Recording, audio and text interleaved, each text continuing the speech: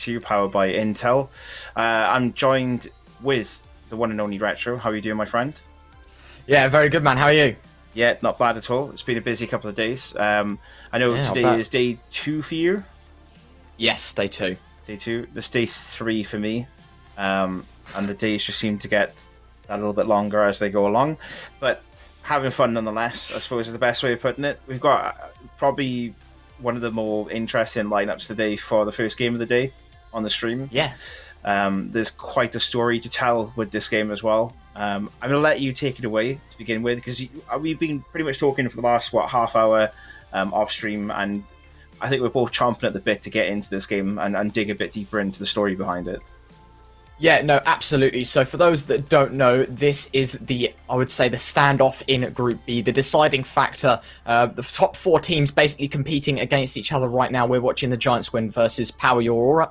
Obviously, the CEX roster that have moved on to a new organization. I was talking about, as we mentioned, talking before the stream even started, that honeymoon period that this team are now on, a new organization, new faces, new game, and they seem to be performing very well. I mean, currently 2-1 overall, round difference of plus 16. So a very strong roster. We know they are. They've played in main. They know what they're doing. They are definitely dominating in terms of that front. One of the better UK teams out there. But of course, against a team of the Giant Squid, currently undefeated in the group, it's going to be a tough one for them. And obviously, we were talking as well that basically, if Power Your Aura lose and Wellard win, then Wellard push Power Your Aura out, and then it will be Wellard that go through. So technically, if only we could go dual stream on these 2 games, because of course it's quite literally the standoff between the top 4 teams playing against each other, completely deciding. There's so many different outcomes. If Colombian Talent lose and Power Your Aura and Wellard both win, they push Colombian Talent out. If either Power Your Aura win and Wellard loses, then there's a lot of,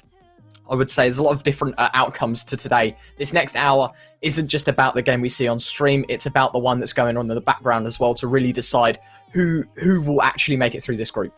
We're really fortunate in the sense that this isn't just the story from Group B, this is the story from a lot of the group stages at the minute.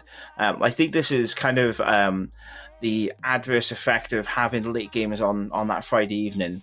Starting at 7 o'clock in the night, you have teams that are ready and round to go at 7, but then as you step forward into like your 8:30, 9 o'clock, 10 o'clock games, teams start to lag a little bit, and then you get into situations like this where we come into day 2 and you're basically, you have to win your must-win game. Your first game is always a must-win game the next day, because you're in that stagnant position of being in possible 3rd, possible 4th, based on points and based on round difference.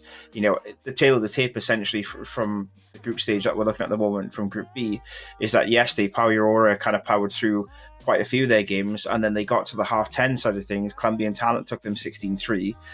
Giant Squid powered through the majority of their games yesterday, in the end finishing at 16-4, but they lost one or two, they lost a couple of round differences that they may not have wanted to have lost. So it's kind of, it's an open book essentially when you look at Group B, and you can tell quite a lot from the timings and when these games are being played. Obviously, in another world, post-apocalypse, we wouldn't be having it at a 7 o'clock start on the Friday. We'd have an earlier start on the Friday, but realistically, I think it's interesting to see how that transpires into the group standings. Yeah, absolutely. But we have the map vetoes ahead of us. We were talking in the pre-stream. Ideally, that we, at least for Power Your Aura, they'd love to see a nuke pick, but I know that isn't going to really slip past. So the Giant Squid banning out Dust 2. I think that's a fairly bog standard, the insta-ban of Inferno for Power Your Aura.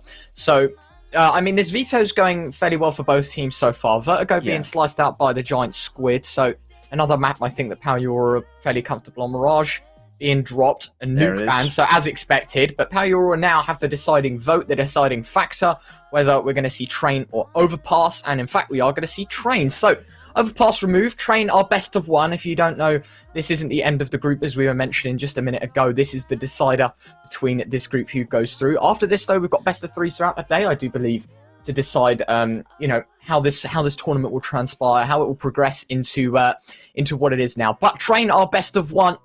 I'm very excited to jump into this one. The Giant Squid versus Power Your Aura, of course. Power Your Aura, they need to win this one to jump through to the top 3, unless Wellard lose, in which it goes down to round difference, and it's gonna be tough. So basically, Of course, both teams, they're going to be playing for the win. There's no doubt about it. You're not exactly coming into this tournament expecting to lose. So both teams going to give it their all.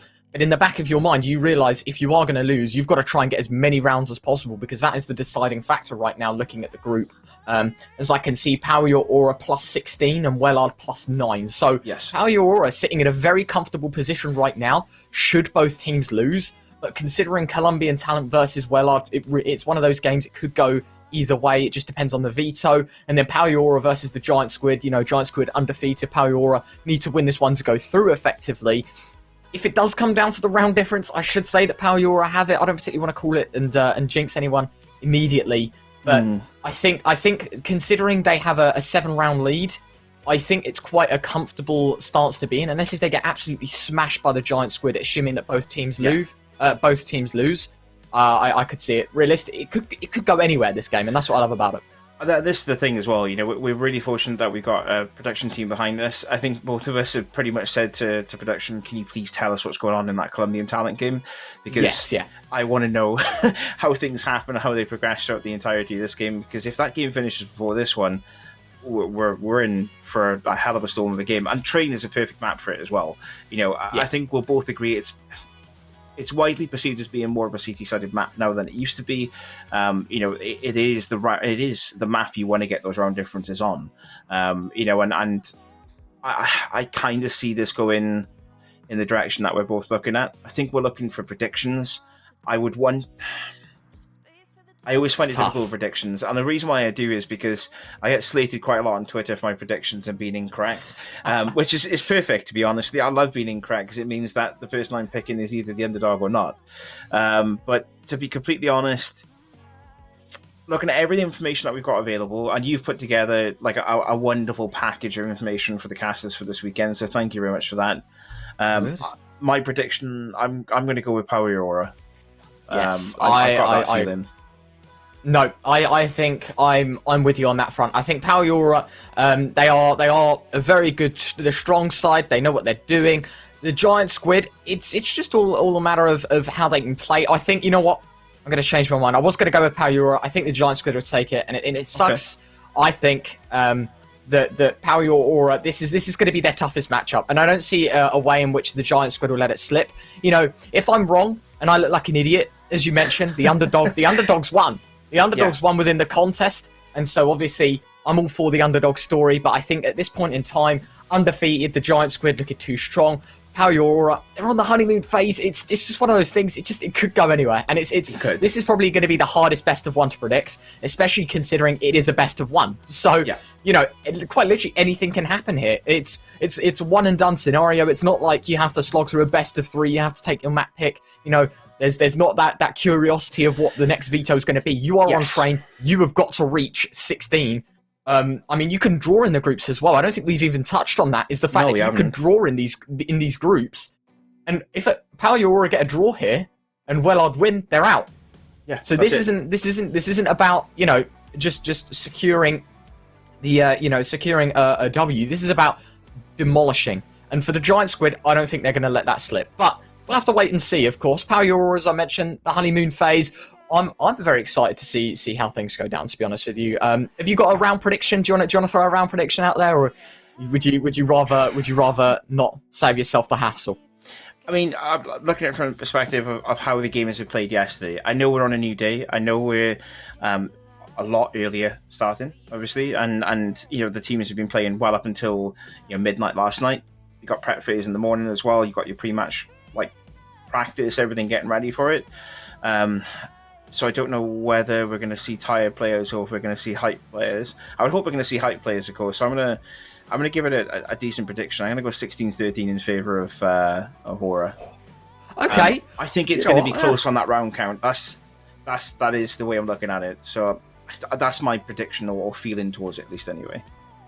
Yeah, I think 16-10. I think that's where I sit, 16-10. But of course, 16-10, Wellard would have to, being 16-10, Wellard would have to draw, but then again, they'd be out. So with the 16-10, and if both teams lose, Power Your Aura still make it through. So if my prediction does come true and both teams lose, that being Wellard and Power Your Aura, then it's very possible that Power Your Aura make it through.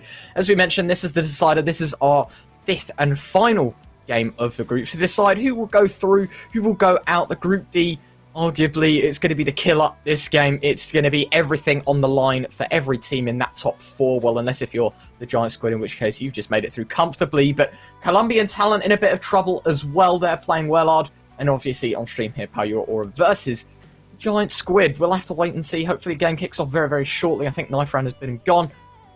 And so I'm wondering who's won that Knife Round and what sides are being picked. I think that's going to be a crucial factor as well. If Power sneak in that knife and pick CT first, I mean, we could that could tee them up very nicely. It could indeed. And I mean, you as a player, previously as well to this, you would go CT immediate, wouldn't you? If you win that knife round, CT is 100% the pick every single time. And we do see Power Order and CT. Yeah, I mean, that makes complete sense. They want to take as many rounds as they possibly can in the first half. They want to put that domination in place ready so that when they go to when they switch sides to go to T side, they've got that comfortable amount of rounds to work off. That's if everything goes their way, of course. Absolutely. Giant Squid, first round, they're going to shoot out towards the A site. iFan going to spam on through, nothing too successful with the USP. Prinny pump in those digits, get that bomb planted, nade on through, Sean to find first blood as he drops iFan towards the heaven area. Jin's on low HP though on this retake, so Power not done just yet as Jins will be shut down. Dexter to find a quick kill, back in response, Mano to find another, and now we transition the man advantage, falling in favour of Power as they double down on that factor as Impact finds a swift headshot onto Penny, Mirez to drop, and it seems to be the pistol. It's going to go in the way of Power. Alright, it will be the dual Berettas, and then an X out to find the last. And the pistol goes in favour of the underdogs. Bomb plant is in place though, so that will bring a bit of extra cash in that we can both agree is much needed when you do lose first round. I'd be interested to see what kind of buy we see coming in from Giant Squid off the back of that. We do see a Galil and an AK picked up, bit of utility spread across as well for them, but Power Aura are going to go straight into this round with pretty much a decent first or second round buy, I should say. A couple of MP9 spread across, a few FAMASs and a scout as well in the hands of Dexter. Yeah, absolutely. But now, as you mentioned, 2 AKs and a Galil for Giant Squid, 2 Desert Eagles to accompany them with basically nothing. It is just the Deagle invested. They drop the AKs across, and so this could be quite scary if you're Power Aura. You won't know that there's going to be AK armor full utility to back it, and that is a nice shot from Impact to kick things off, nailing Rome as he tries to skip across to the wooden stack, but will be decapitated in the meantime. So early man falling in favour of Power Aura. 1 minute and 10 on the clock still. Yet to make a true move in this scenario. Bomb will be scooped up in the hands of Sean by the looks of things.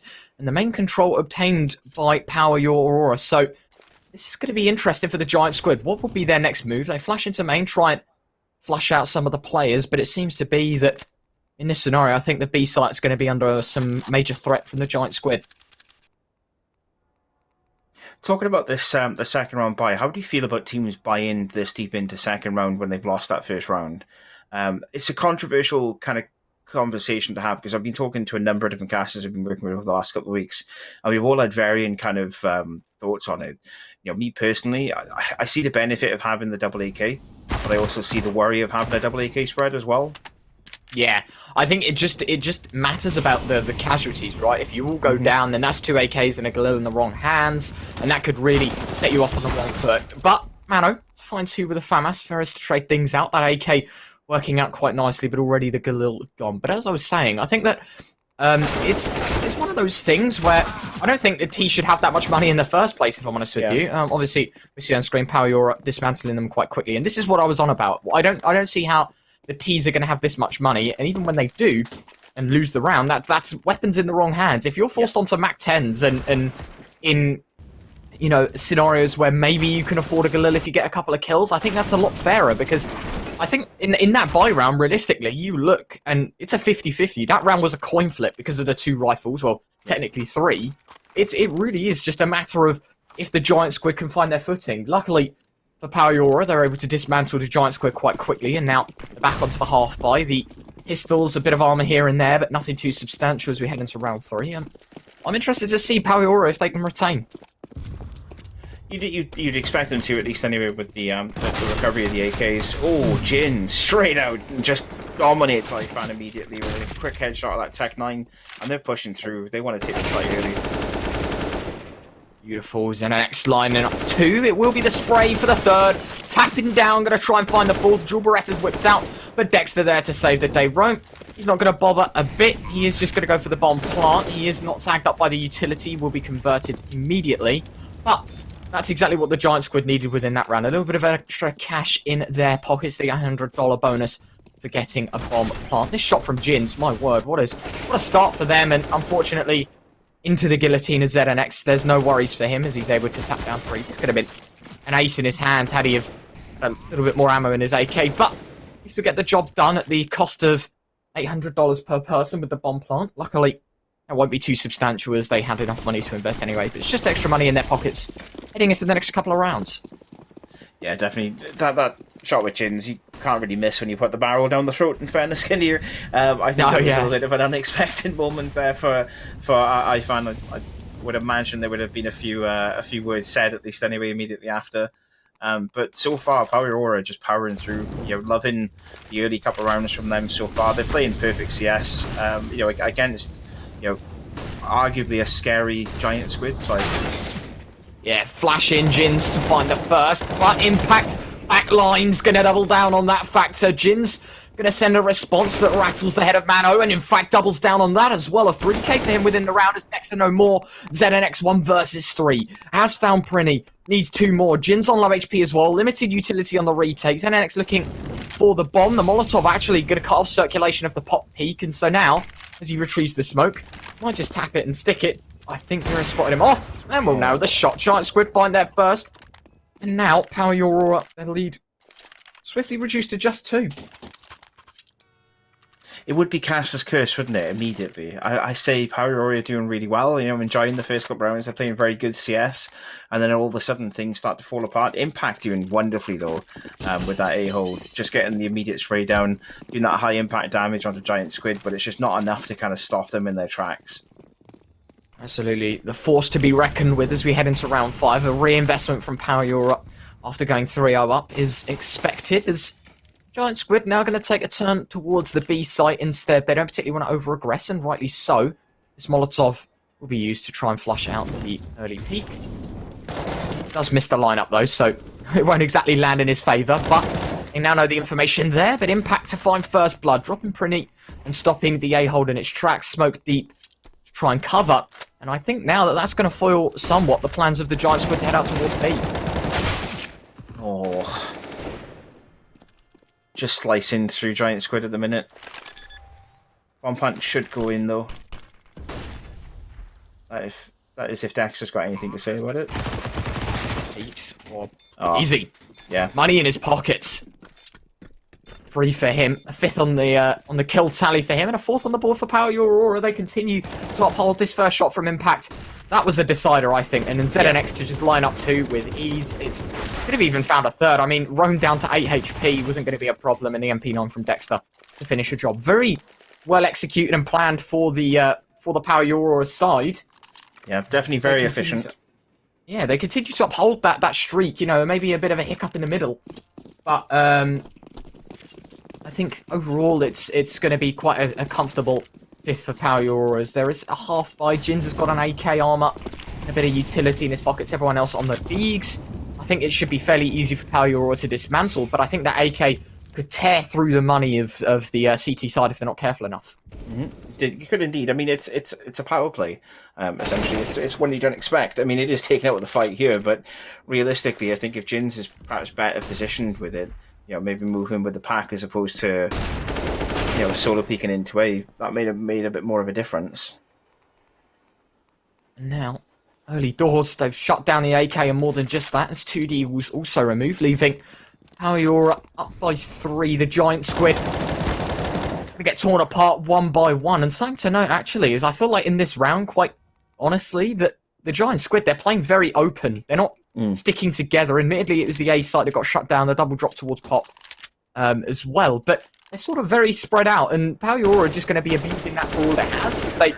There is no trade coming out for the Giant Squid. They just walk in one by one. Admittedly, as I mentioned, the Pop drop, the double drop, was the only realistic form of trade. But then again, it was only 2 Desert Eagles that were up against a rifle, and they'll have no problems shutting that down. And so, a 5th on the board, but the Giant Squid, I feel like, They're going to try and up the ante in this one. They've got to find a couple of rounds and piece them together. Of course, we were mentioning CT-sided map, and so for Power Aura to get it first is going to put them in a great position, but whether the Giant Squid can claw it back, I guess, in their half, I think that for the T side, this is their fight for survival. Definitely, we're a long way from finished. That's the most important thing to say, and you see it quite eloquently and perfectly. At the end of the day, getting that CT side first half, that's big from Power Aura in the sense of having that ability to go, right, we can go, 10 plus rounds maybe. We can afford to lose up to 5 realistically on CT, and still be able to bring it back into the second half. But realistically, and this is going to sound really awkward to say it, but every round that Power Aura win on must-win rounds, they have to get those round counts up. God. Wow. 7x. An absolute machine. Just going to mow down 3. Didn't check Jins, who actually slipped through the smoke behind him, and we transition to a 3 versus 2. As you were mentioning, the Giant Squid need to piece together a couple of rounds. Dexter missing the ult shot, but the P250 there, I found with a trade, but at the cost of 3 plus a bomb plant, the round loss a bonus going to tick on over as well. The Giant Squid can reinvest, and looking at the money of Power Your Aura, it's good. Don't get me wrong, it's great. In fact, they are stacked in that front. But I think it's certain to note that Giant Squid, yes, they're not converting, but they're still finding 3 plus kills in their buy rounds, which slowly will take a toll on that economy. You're dropping more than you're saving. It's slowly going to wear down the balances. And here we go. We actually have a bit of a new one. We have the second game on stream where Wellard have actually taken the pistol and Colombian talent starting on the CT side of Overpass. So this is going to be good fun. If we have this a little bit regularly, I'm very excited to see how that game will progress. Yeah, same. Because, of course, if you missed the pre-game, I think it's safe to say that one is also part of this story. But actually, the Giant Squid, 1-for-1 out towards 8. Let's cut back to the action here on train, as the Giant Squid might be able to piece together a second here. But he's holding that off angle. He will take Icon down. ZNX has just been a powerhouse so far into this game. He's just picking up kill after kill. Doesn't really have that too much of a worry in the way of facing off against players. That is beautiful. Yeah. Triple kill for him. Double for Dexter. The retake makes it look too easy. They will hold off on the defuse, try and allow the time for an NK to be scooped up by ZNX. And I thought originally this 1-for-1 trade, Impact goes down, pretty holding the pot peak, gets the kill. This is a 4 versus 3 scenario. ZNX, an absolute machine, just a double for him. In fact, it was a triple within the round. Jins was able to cut things back and try and pull things back in the Squid's favour, but just nothing went their way in that retake. As Power Aura dominate once more. It's 7-1. I'm gonna do the plan. They're powering through. There you go. It's been on the tip of my tongue for like the last 5 minutes. I couldn't get it out of my head. Anyway, yeah, they're just powering through the rounds, and that's kind of what we. Oh my god! Movement god. Unreal. I can't believe you just hit that. Neither can I. That's speechless, to be completely honest with you. He's managed to pull that off. I don't know how that's happened. Very late with his response, but it works. Ifan sliced out of the round. Pyrenees picking up his first at the cost of 70 health. That shot, that was unreal. Jins, there was no recovering from something like that. You just got absolutely deleted towards Pop Dog. The movement, the strafe into the shot, and the thing is, he pre-fires it as well. That's the most concerning factor. Is that he usually just jumps forward and just slams a bullet to his head. It's just disgusting. But right now, up by 6, and Power Aura looking to convert once more, but man disadvantage, 50 seconds on the clock. The Giant Squid, I said it before, and I don't want to jinx them. It's shaping up to be as if they're piecing together their second, and hopefully it does work out in their favour, because I think this is a very unjustified scoreline for this team right now. Power Aura doing exceedingly well. There's no discrediting that, as Dexter will find one, but the Giant Squid, I don't think this reflects truly how good they are on a map like Train. Opening pick there from Dexter as the push into B-site starts to make its maneuvers. ZNX. Just ZNX. 17-3. 17 kills, 3 deaths in 9 rounds. This man most certainly is delivering. Yeah, we're gonna talk about this one very quickly. That's a hands-off keyboard moment for me right there. That it's the moment Jins has just sat there. He's gone. I'm gonna sit back a minute. I'm just gonna let that one sting for about 5 or so minutes, then we're going to crack back on with the rest of this round. But yeah, that was insane. Oh, pretty. Showing us the Juan League with the Prince stream. Unluckily for him, he will be cut out by the AWP. That nice shot for the first, though. Definitely rattling the Power Euro side a bit, though. These Desert Eagles doing a bit of work, but Mano there to cut things back into their advantage. Impact gonna nail Jin through the smoke as well. And overall, this should be a fairly easy round for Power Euro. There should be no worries at all. But something to note, actually, this is their 9th. And so if the Giant Squid piece together every other round of this half, so all of the rest of this half, you're looking at a side now where, in fact, it's Power Your Aura that are actually going to take the half 9 to 6, and the Giant Squid transition to the T side. I think that Power Your Aura, even if they are to lose the rest of these, I don't think it matters. They've won 9 on CT side train. They've already got what they came for. Now it's just about trying to even emphasize that lead that they've got, to try and overextend. Virus to find the first. Prinny holding towards upper will find the head of Ifan, and already a 2-man advantage in their favor. Going to slip away as ZNX claims, I do believe that was his 18th. Jin's sliding down the ladder in Pop Dog as the A split comes on out. Execute on forward. Smoking towards Sandwich. Sean to find one more. And there you go. The Giant Squid 4 versus 1. It's ZNX alone. And the man has got to find all too much within this round to win. And I think it's safe to say that Giant Squid finally can get their hands on a second, as he might aggress on through. The bomb will go down either way. Roan tapping in those digits. ZNX. No way. Finds a second. Okay, Jin's. The knight in shining armor for Squid, yeah. But that got very, very tricky there. I was going to say, if there's ever a man that you expect to do it, ZNX at the minute is the man you expect to do that. Absolutely. Genuinely just pieces the first kill together, isn't able to get the third out of that one. He's actually got 2 man out of that. We can see from the bottom, Colombian Talent are currently losing 3 to 0, while the immediate even, I should, intermediate, get my words right around here, winning 3-0 at the moment. We will try and bring you more from that game as we go along, but right now I think both of us will be quite content with sticking with Power Aura versus Giant Squid, because this is heating up. Yeah, absolutely. This is a dominating start for Power Aura, but as we mentioned, CT start, it's every opportunity for the Giant Squid, because now they're not riding on the fact that they've got a half ahead of them that's going to be quite difficult. They're riding on the fact that they have CT, which is the easier half. But when Ifan lands a double kill like that and sends a shiver, down your spine, it most certainly will not be a comfortable position for the Giant Squid, because that's the AWP and a rifle fumble. But not only that, it's the bomb in the wrong grip as Oran out. They're just going to slide into main and take control quite easily. And now in a 3 versus 5, the Giant Squid, I mean, you're looking at a 10th on the board for Power Your Aura here. I think both of our predictions are completely wrong, by the way, at the minute. The way things are going. I find we'll pick up first. Yeah. Jins will drop. Sean is still there. I don't think he saw the second player. You've got to expect it, of course. Bomb in the position that it is, at least, of course. Yeah, with the utility being thrown around as well, I found actually getting blinded by it, even though it landed behind the box. And there you go. This is the guillotine, I call it. It's the A main control. You can't stop it. Sean, he'll get a kill here. I found no more, but already the damage has been done. And attempt on the board for Power Aura. So for my predictions to come true, the Giant Squid will have to win every single round from now. And I don't see that happening. I think Power Aura actually.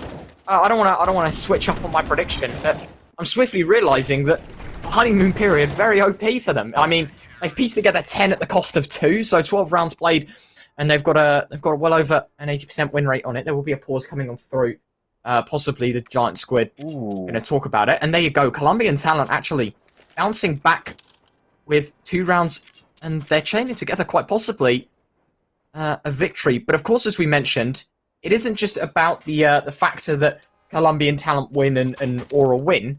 It's Wellard that have to win here. So if Colombian Talent win, then, they're through. It doesn't matter. But it's also that Power Your Aura at this stage, if both teams lose, Power Your Aura already have 10 rounds. I don't want to be the guy to mess the math up in my head, but I do believe that no matter what, even if the Giant Squid win here at 16-10, they are still through. Yes, unless, of course, the Colombian Talent choke and lose out their map. If both teams lose at this scoreline, Power Your Aura will go through. So now they're just riding on the fact that Wellard will lose. And Pretty is going to open things up in round 13. Nails the headshot. Dexter, ZNX, organ hand, rattling heads left, right, and centre. That is a meat grinder towards B. There's no stopping Power Your Aura right now. No. As they exceed all expectations at 11-2. 22 on the board, yeah. ZNX is just having the game of his, just having a fantastic game. And I mean, you can tell he's enjoying it because of the way that he's playing. You know, he's pushing those awkward angles. He's making the most of the space that he's been allowed by Giant Squid, frankly. You know, and it's again, I hate to repeat myself, but it's exactly the kind of CS that I think you and I both really want to watch this weekend. Absolutely. I think you could tell as well, it's that morning, you wake up, first game on, you're alert, you're ready, and he's just destroying on the server right now. 22 and 7, I think, right? Yeah. Or maybe even less than that. 22 and 7. Yeah. So no, it's going to be 22 and 4. Yeah, he's only had one death since we last checked, so yeah, it should be 22 and 4. Just, there you go. Yeah, 22 and 4. Just unreal. And here you go. It might be setting up for a 23rd. It's pretty decapitated towards upper. This is a masterclass performance. I mean, he's even going to jump. He doesn't even use the ladder. Doesn't need his legs. He knows at this point. And this is just an obliteration, to say the least. The Giant Squid, you know, this is frustrating, I feel like, as someone that wants, you know, the best of the Giant Squid. This team is unbelievable, but you're just running into a guillotine. Manos to pick up 2. 14th round done. 12-2 the scoreline. This doesn't reflect the Giant Squid, but my word, Power Your Aura demolishing right now. Yep. And I'm going to say this now, but they're peeking dry nearly every single time when they're pushing through positions like that.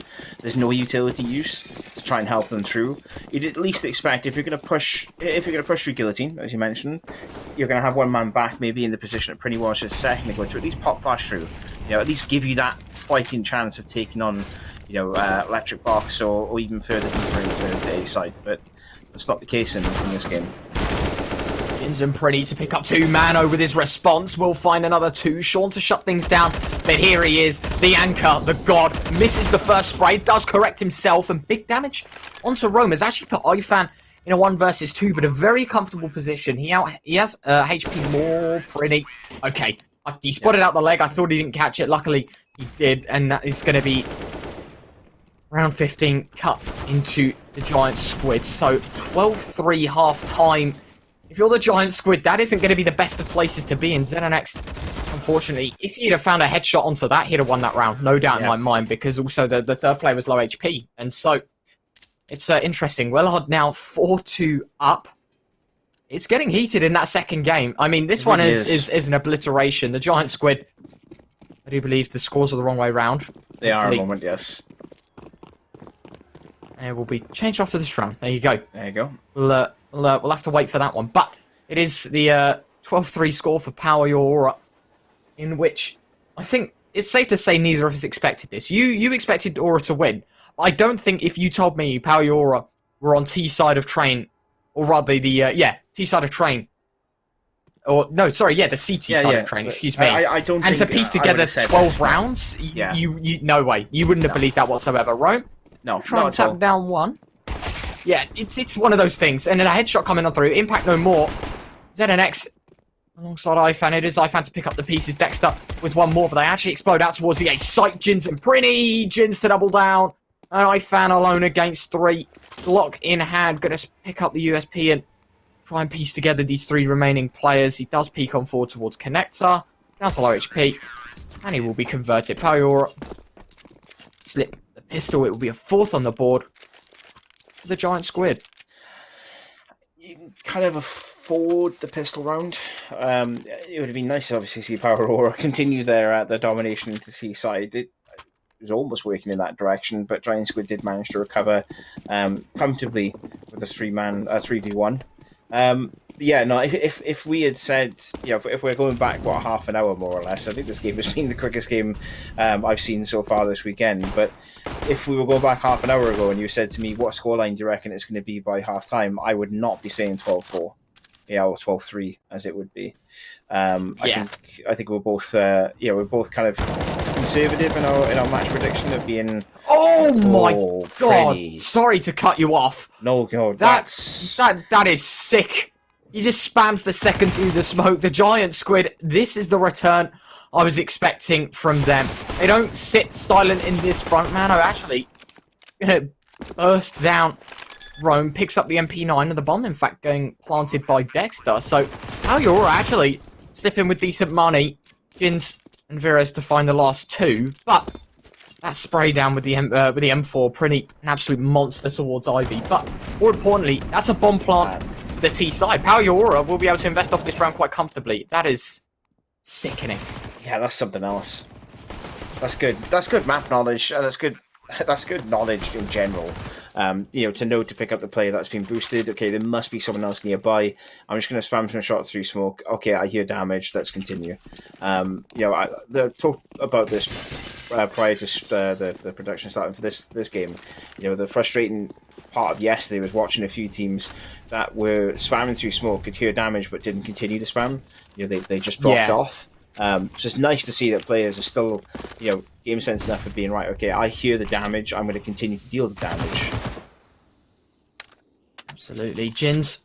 Now's the first headshot. ZNX removed as the giant squid actually piecing together possibly a fifth. That nade as well. Big damage could be done, and there you go. IFAN drop to 74, but the MP9s will be a detriment to them in the later stages as the B site, quite a narrow but lengthy one. It's most certainly not going to be too suitable for the MP9s. Luckily, an AK in the hands of Jins will go quite comfortably, but Dexter to find the first impact with a second, and Aurora explode out towards the B site, and they just destroy 4 versus 2 after plant, and I think this is going to tee off a very nice 13th for them. Yep, indeed. This is the power, the burst damage that we kind of see quite a lot on T side on train, is that burst damage of just exploding out into a site, picking heads, you know, checking your peak angles, making sure that you're picking up the players that you should know are already in, you know, specific positions. I'm watching, you know, Power Order kind of swing through into site and do that piece by piece. It's quite nice to watch. We will see a save though from Jins and Prinny. Jins managing to recover an AK, swapping that out from an MP9 as we saw earlier on.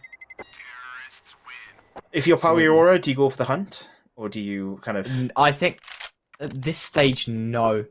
I think it's more suitable for them to just build up their economy, right? Because say they ran in with the last 3 AKs and lost 2. Looking at the money, Impact can only buy, well, he's minus 700. So originally he was at 4.2. So he could have bought AK armor, limited utility. You know, ZNX probably had AK armor for utility. God, IFAN not as much. So realistically, you're cutting it fine. You probably could have invested a buy, but you have not great utility. And also no money to back yourself. So, for example, if they are to lose the next round, you will see a buy. IFAN probably going to pick up a Mac 10 and the rest of the squad on AKs. And so it will be a comfortable buy heading into the next. So I feel like it does better than it does worse right now, considering it's fresh on the half. You know, we've only played a couple of rounds. ZNX. He was going to play the trigger discipline. The man is a machine as he's able to take down Prinny. The giant squid reduced to just 4. And they execute on out towards the site. Mano to take the player out towards Heaven. Vera's AWP back at the site does not matter. Jin's going to hit the deck, but the AWP still ringing true as it finds a second within the round. And make it a third. It's a shooting gallery for Virez as they finally piece together their 6th. And actually, take the one off of Power Aurora, and we're at that of the Colombian Talent and Wellard game. Something to highlight, though, Colombian Talent CT side of Overpass, losing by 3. And so, Power Aurora, they're going to comfortably be in the front seat here. But also, there's that possibility if both teams win, Colombian Talent are squeezed out of the top 3. Yeah, indeed, and this is, you know, what we talked a little bit about earlier on in the pre-match. You know, this is the scenario that we both want to see, but also kind of we half want to see it, half not want to see it. There's a lot of drama that can come out as a result of this. So, that is just what is it? Power Aurora, man, they're just lasers through smokes. Any utility you throw at them, they just beam you through it. But luckily, it seems to be everyone right now very relaxed in this attempt. They are going to execute on out towards the B site. Power Aurora channeling through this lower smoke, and it would be the order to pick off the first, but Dexter going to silence it quite quickly as the snipers dropped. Swing on out. That, I think, was bomb. They're now in a 2 versus 3. It should be no problems at all. Jin's going to tap down one. Impact spotted. Doesn't find the shot on Prinny. The aggression. And he'll slice him out. The Giant Squid now 7-13. Let's not count them out of it just yet. Yes, they demolished on the CT side. But now on the T side, the Giant Squid seem to be piecing together a couple of promising rounds. And that can only go without saying that if they continue with this, we could be looking at a very, very scary scoreline. Yeah, indeed, and you know, I'm loving the replays because it's really just putting that little bit of extra accent on what we're talking about. You know, the high impact damage that we're seeing from all these players, and you know, it's spread across the entirety of the match. It's not just, you know, one player doing one thing, one player doing another. It's every player throwing everything out on this match. Just seen the update there, of course, from the other match that's ongoing as we speak. Again, Group B is heating up. Yeah, it is. The pot is being stirred ever by the round, and now Power Aurora, I was talking about this not too long ago, their money suitable for a buy, and unfortunately they will decide to eco. I guess the first round loss bonus most certainly hits home. Sean will find the first, so a nice headshot onto Impact to cut him out of the round quite quickly, and in fact, I'm quite entertained to see now. Power Aurora down by a man. This will buy, it's exactly going to be all too much. Dexter able to retrieve an M4, but at the cost of the majority of his HP. A deep as well. Sean's finished the job. 2 men remaining. 1 man remaining. No men remaining. Sean to line up. A triple for him within the round. In fact, a 4th, actually, being found. They do find 8. But still, we were talking about this. Power Aurora, plenty of chances for them to just to take this one home. But the Giant Squid, as mentioned, they're starting to piece together a couple of rounds. And their puzzle is becoming a little more apparent as they continue to solve it. Yeah, I get now why we didn't see so much of a buy in the last round into this one as well. 13-8, they kind of want to, they got to choose their moments when they full buy into this, especially with them being on max loss bonus as well. Also, something that a lot of us talk about, and I think we'll all pretty much agree with it. You can sustain max loss bonus, but not for too long. Yeah, there's got to come a point where there needs to be a change up or a pause to kind of reset yourself. But at the minute, 13-8. Yeah, I think we were very correct in saying that this is now going to spice up the group completely, right? Because this isn't just about now, you know, one team winning, one team losing. I do believe on the other game it was a very tricky, tight scenario. Dexter. He's going to continue to try and rattle a couple of shots on through, but Sean already taking a bullet through the wall. The concrete not going to stop that round. Hitting his chest as he is dropped by 75. The flashbang as well will cut off Jin's vision for the time being. But no, as I was saying, Power Aurora obviously are going to win this, and there you have it. It was 6-3. It's now 6-all. Colombian Talent have tied up the game. And that's going to emphasize that Power Aurora needs to piece together a couple of rounds. Or rather, sorry, Wellard needs to piece together a couple of rounds. Because Colombian Talent currently are safe. They win the game, they're definitely through. And it doesn't matter, Power Aurora win or loss now at this point. They go through. So, Wellard, they're riding on that win.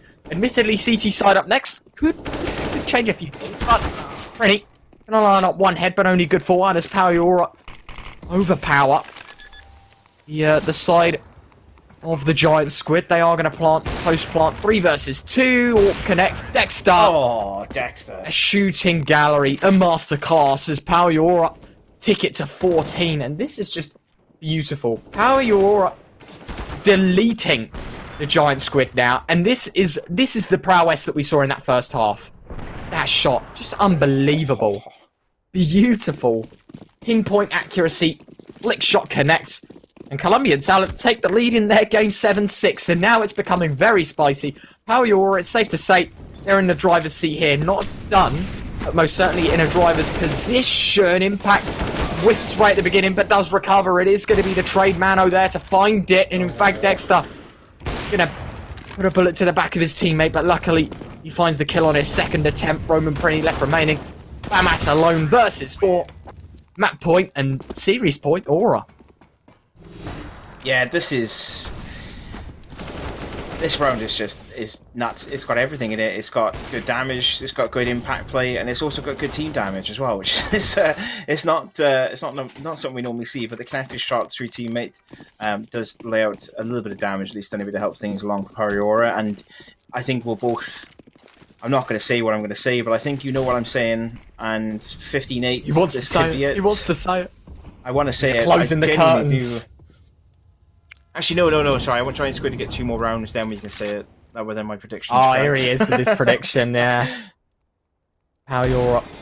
I don't regret my decision in the Giant Squid, but I think it's safe to say that me and you, neither of us expected a performance like this from them. No. They have slipped a couple of rounds on their T half, which is expected considering it's the least favoured side. But as we mentioned just a moment ago, when you expect someone to say a 12-3 half, you wouldn't piece it together that Power Euro would be the team in front. At least the group table would speak otherwise. Dexter, now's the shot onto Prinny, and the bite from the Giant Squid whittled down to just 4. And admittedly, these rifles, it'll only be a matter of time until they absolutely rip through these pistols. Unless someone can pull off the unthinkable, it will be as simple as anything. And in fact, Power Euro, look at this. They've just slipped right on past. Yep. No one's holding B. No one's holding it.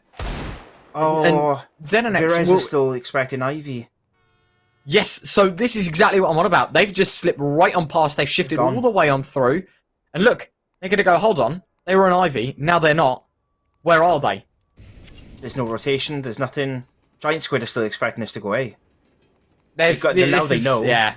They've now realised, but it's way too late. The bomb is planted. Dexter is going to pump in those digits for quite possibly the last time. Rome going to retrieve an AK, so it's not all over just yet, but I think it's safe to say that we're in quite a comfortable position where Power Euro are just going to deliver. Rome towards upper. Dexter rattling shots off of the AWP as Rome, the last man left. 1 versus 4.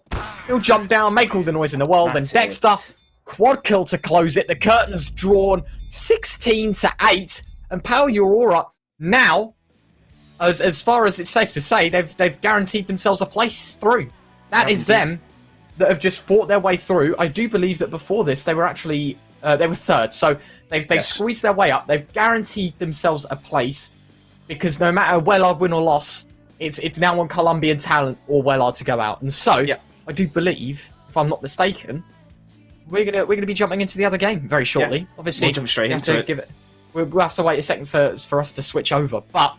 That is a good start if you're Power Euro. They have guaranteed themselves a place. Round difference doesn't matter. They got way too many rounds. You know, they're already through, I think, 3-1 now, or I do believe. Yeah, 3-1 overall. 3-1, yeah. No problems at all. They are through. So congratulations to them. They move forward.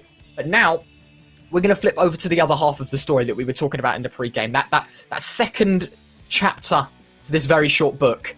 But in fact, it's a lengthy document to read through. Because now, Wellard, if they win, they get Colombian Talent completely out. Colombian Talent are out completely if they lose this game. Because round difference won't matter. They go 3-2 and Wellard will move to 3-1. And so now, Colombian Talent 9-6 up on the CT half. And in fact, it is going to be Kerem and Synergy against Silent, who has gunned down the first. Doesn't have a kit. We'll have to stick the 10-second defuse. And Kerem alone, I'm actually quite comfortable with this Colombian Talent side.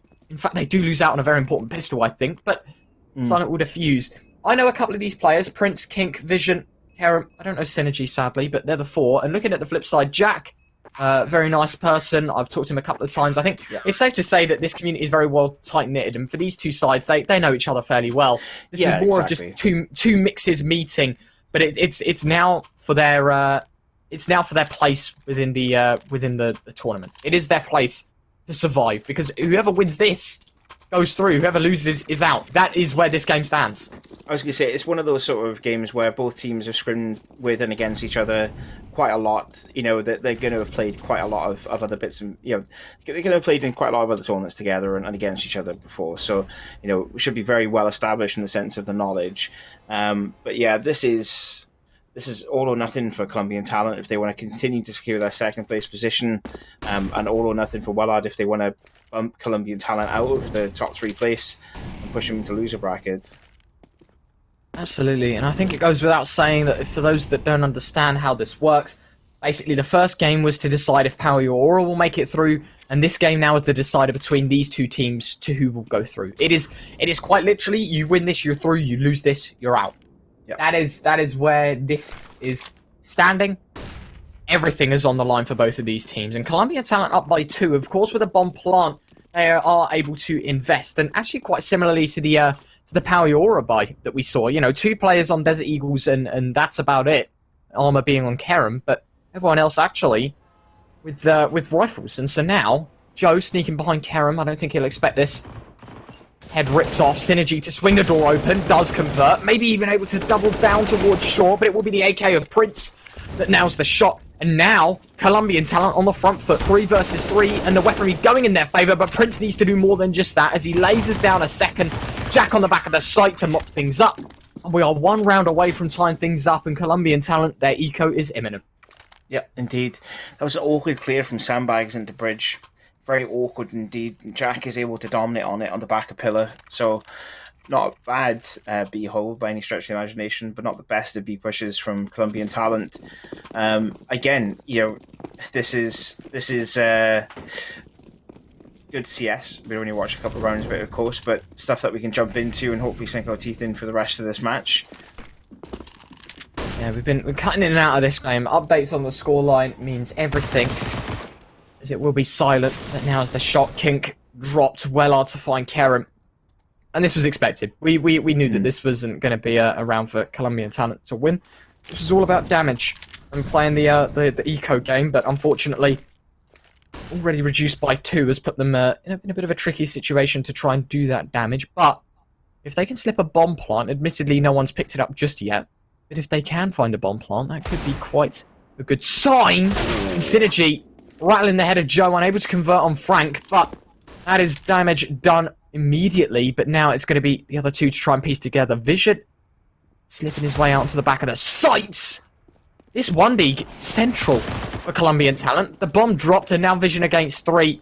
If there's ever a man to do it, it is the aimer.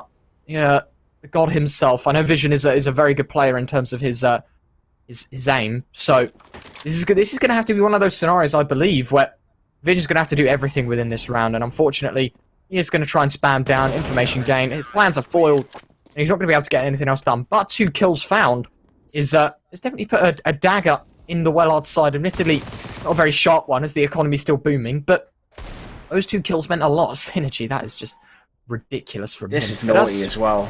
That is... Yeah. As expected, it is just going to be the win for Wellard in that round. But yeah, something to highlight, though, is the damage done. Because now you look at the economy of Wellard. Yes, they've got a couple of weapons. They've got an AK and a Galil saved, but realistically, in the next round, only 3 people can buy if they lose this one completely. Like, if they drop all 5 players. And so the word save is going to be in their back of their minds right now. They're going to know, at this point in time, we have to save. Because if they don't manage to find themselves some early kills, get themselves an early lead, whatever it may be, however they want to go about winning this round, if they can't get that done, then the money isn't going to be good for them. Frank will be able to invest basically nothing. And Silent... I mean, it's going to be 2 FAMASs effectively. Jack's going to be able to afford an M4 utility. You know, he's going to be in a throne effectively. But the other 2, no money at all. It's going to sting. Heading into round 19, it's all tied up at 9 apiece. And Vision to find the first has really opened the gates for Colombian talent here. Yeah, and you want to kind of piece more and more of these rounds together as we go along. And Colombian talent, as we said, fighting for survival into this one. While I'd obviously doing a lot of damage in that first half to them, that's got to have an impact as far as the player mentality is concerned as we swing into the second half. But so far, again, it's just round for round. And at the minute, everything's gone very, very quiet. Absolutely. I think that right now it's just Colombian talent. They're going to just try and take the map control. They know with the man advantage, they play the trades, they win the round, right? Math would dictate. But there you go. That's going to be a trade in which they're not willing to get back the AWP, to pull things back a level. And now, Colombian talent, they're definitely going to have to halt and rethink. With 40 seconds on the clock as well, time is going to be a problem. Utility going to be dropped towards the A site. They've got to be careful though, because there is a triple stack waiting for them on the other side. Yeah, that kill is great, but it's also it does put a damper on things, and it does make Colombian talent second guess themselves as far as pushing through into A site. The rotation is going to come through into B, and it has to be pushed through Molotov essentially. Oh my god! Vision just doesn't care. No, he just walks through, finds the kill. Synergy going to hit the steps, and now's the headshot as well. Lightning fast reaction. Wellard with his response will drop Kink, but has lost 80 HP in the process. A 2 versus 2. One player on low HP on either side. It will be Synergy cut out. And now Prince, the Dane, has to pull off a 1 versus 2. Both players low HP. Will face the first towards short. Knows that he's there. Spots the leg. Nails the headshot. Taps him down. And Frank now with the AWP. One bullet either way will do it. But the AWP has to connect. And Prince, more than just the Prince, he's the king of the B site as he slices down Wellard. And Colombian Talent are first to find double digits. And now this is where the economy is going to sting. We were talking about this just a moment ago. I was saying that the money isn't going to be too great. This shot from Vision, it's just effortless. Just runs through the molly and finds it. But now, coming out of this replay, you're going to quickly see that they're not going to be in a great position. I wouldn't be surprised if they take a timeout here. They don't. And there you go. The force by 2 Deegs and AWP, M4, MP9. That's all they can afford in this round. Oh my god. What is going on? That's such a big kill. That's a huge kill for Frank. Because look what it does as far as the right. Oh, well, just, yeah. They've already This cut is down going well, players. even with a poor buy. Strangely enough, they're not getting.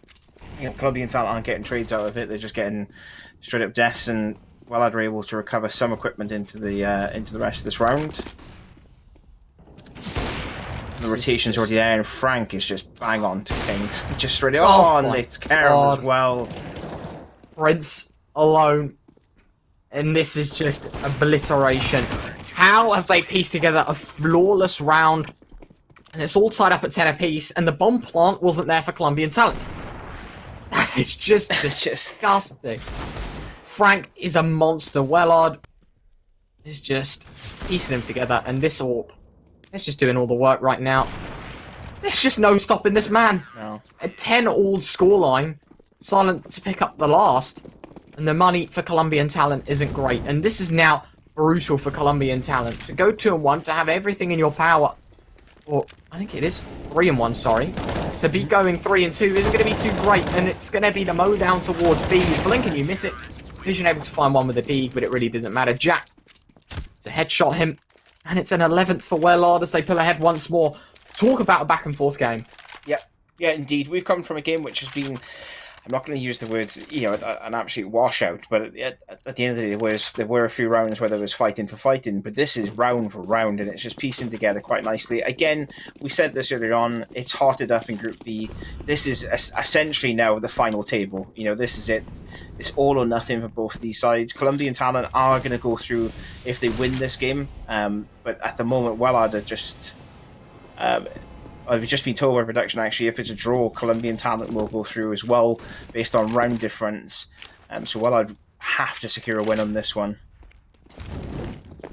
Yeah, it's safe to say that Colombian Talent, I do believe, as mentioned, they will, will have to fight for glory, but if I haven't got it the wrong way around, it is Colombian Talent that can afford a draw as well, right? So... Yes, yeah, exactly. If Colombian Talent, if this is a draw, Colombian Talent go through based on round count.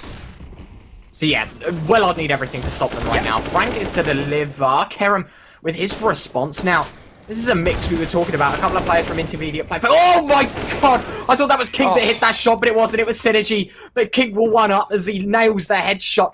Oh my god, I thought that shot was mid-air. Prince with the opener, and this is where Wellard were in a bit of a tricky situation. Kerem with another. This is the shot I thought King hit here. That shot while jumping onto the box, I thought he landed, but fortunately, they are able to close things out completely. And it will be, they live to fight another day. 11-11, Colombian Talent take the lead. Or rather, shaping up to take the lead, because the money on Wellard isn't too great. It's not favourable, and the more that Colombian Talent can do damage, as I say it, Joe takes down Prince, but the more the Colombian Talent can do damage, the more impact that has in the economy on Wellard. And again, it seems to be, we have 2 or 3 rounds where there's just high damage, high kills immediately within the first minute of the round, and then we go to a round like this where there's a trade, and everything slows. It's like an instant turn off. Okay, we're just going to calm things down a second. Let's build our time up. Let's build our position play up. Vision knows someone's in park with him, and he will clear out Joe.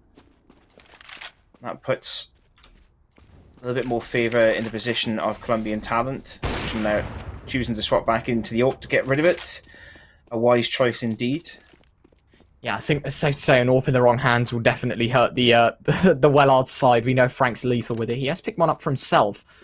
but I think it's safe to say that money is the aim of the game for Wellard in this one. I think even if Colombian Talent are to tip this one over the line, it's going to be tough because CT economy we know is forever a topic in which it's immediately discussed by everyone on every level because it's brutal. You lose a couple of rounds and you will not be able to piece together two for yourself. As King finds the first, Wellard, oh my god, nice snapshot to find one in response. Synergy will cut him out, and Colombian Talent up by a man in this retake.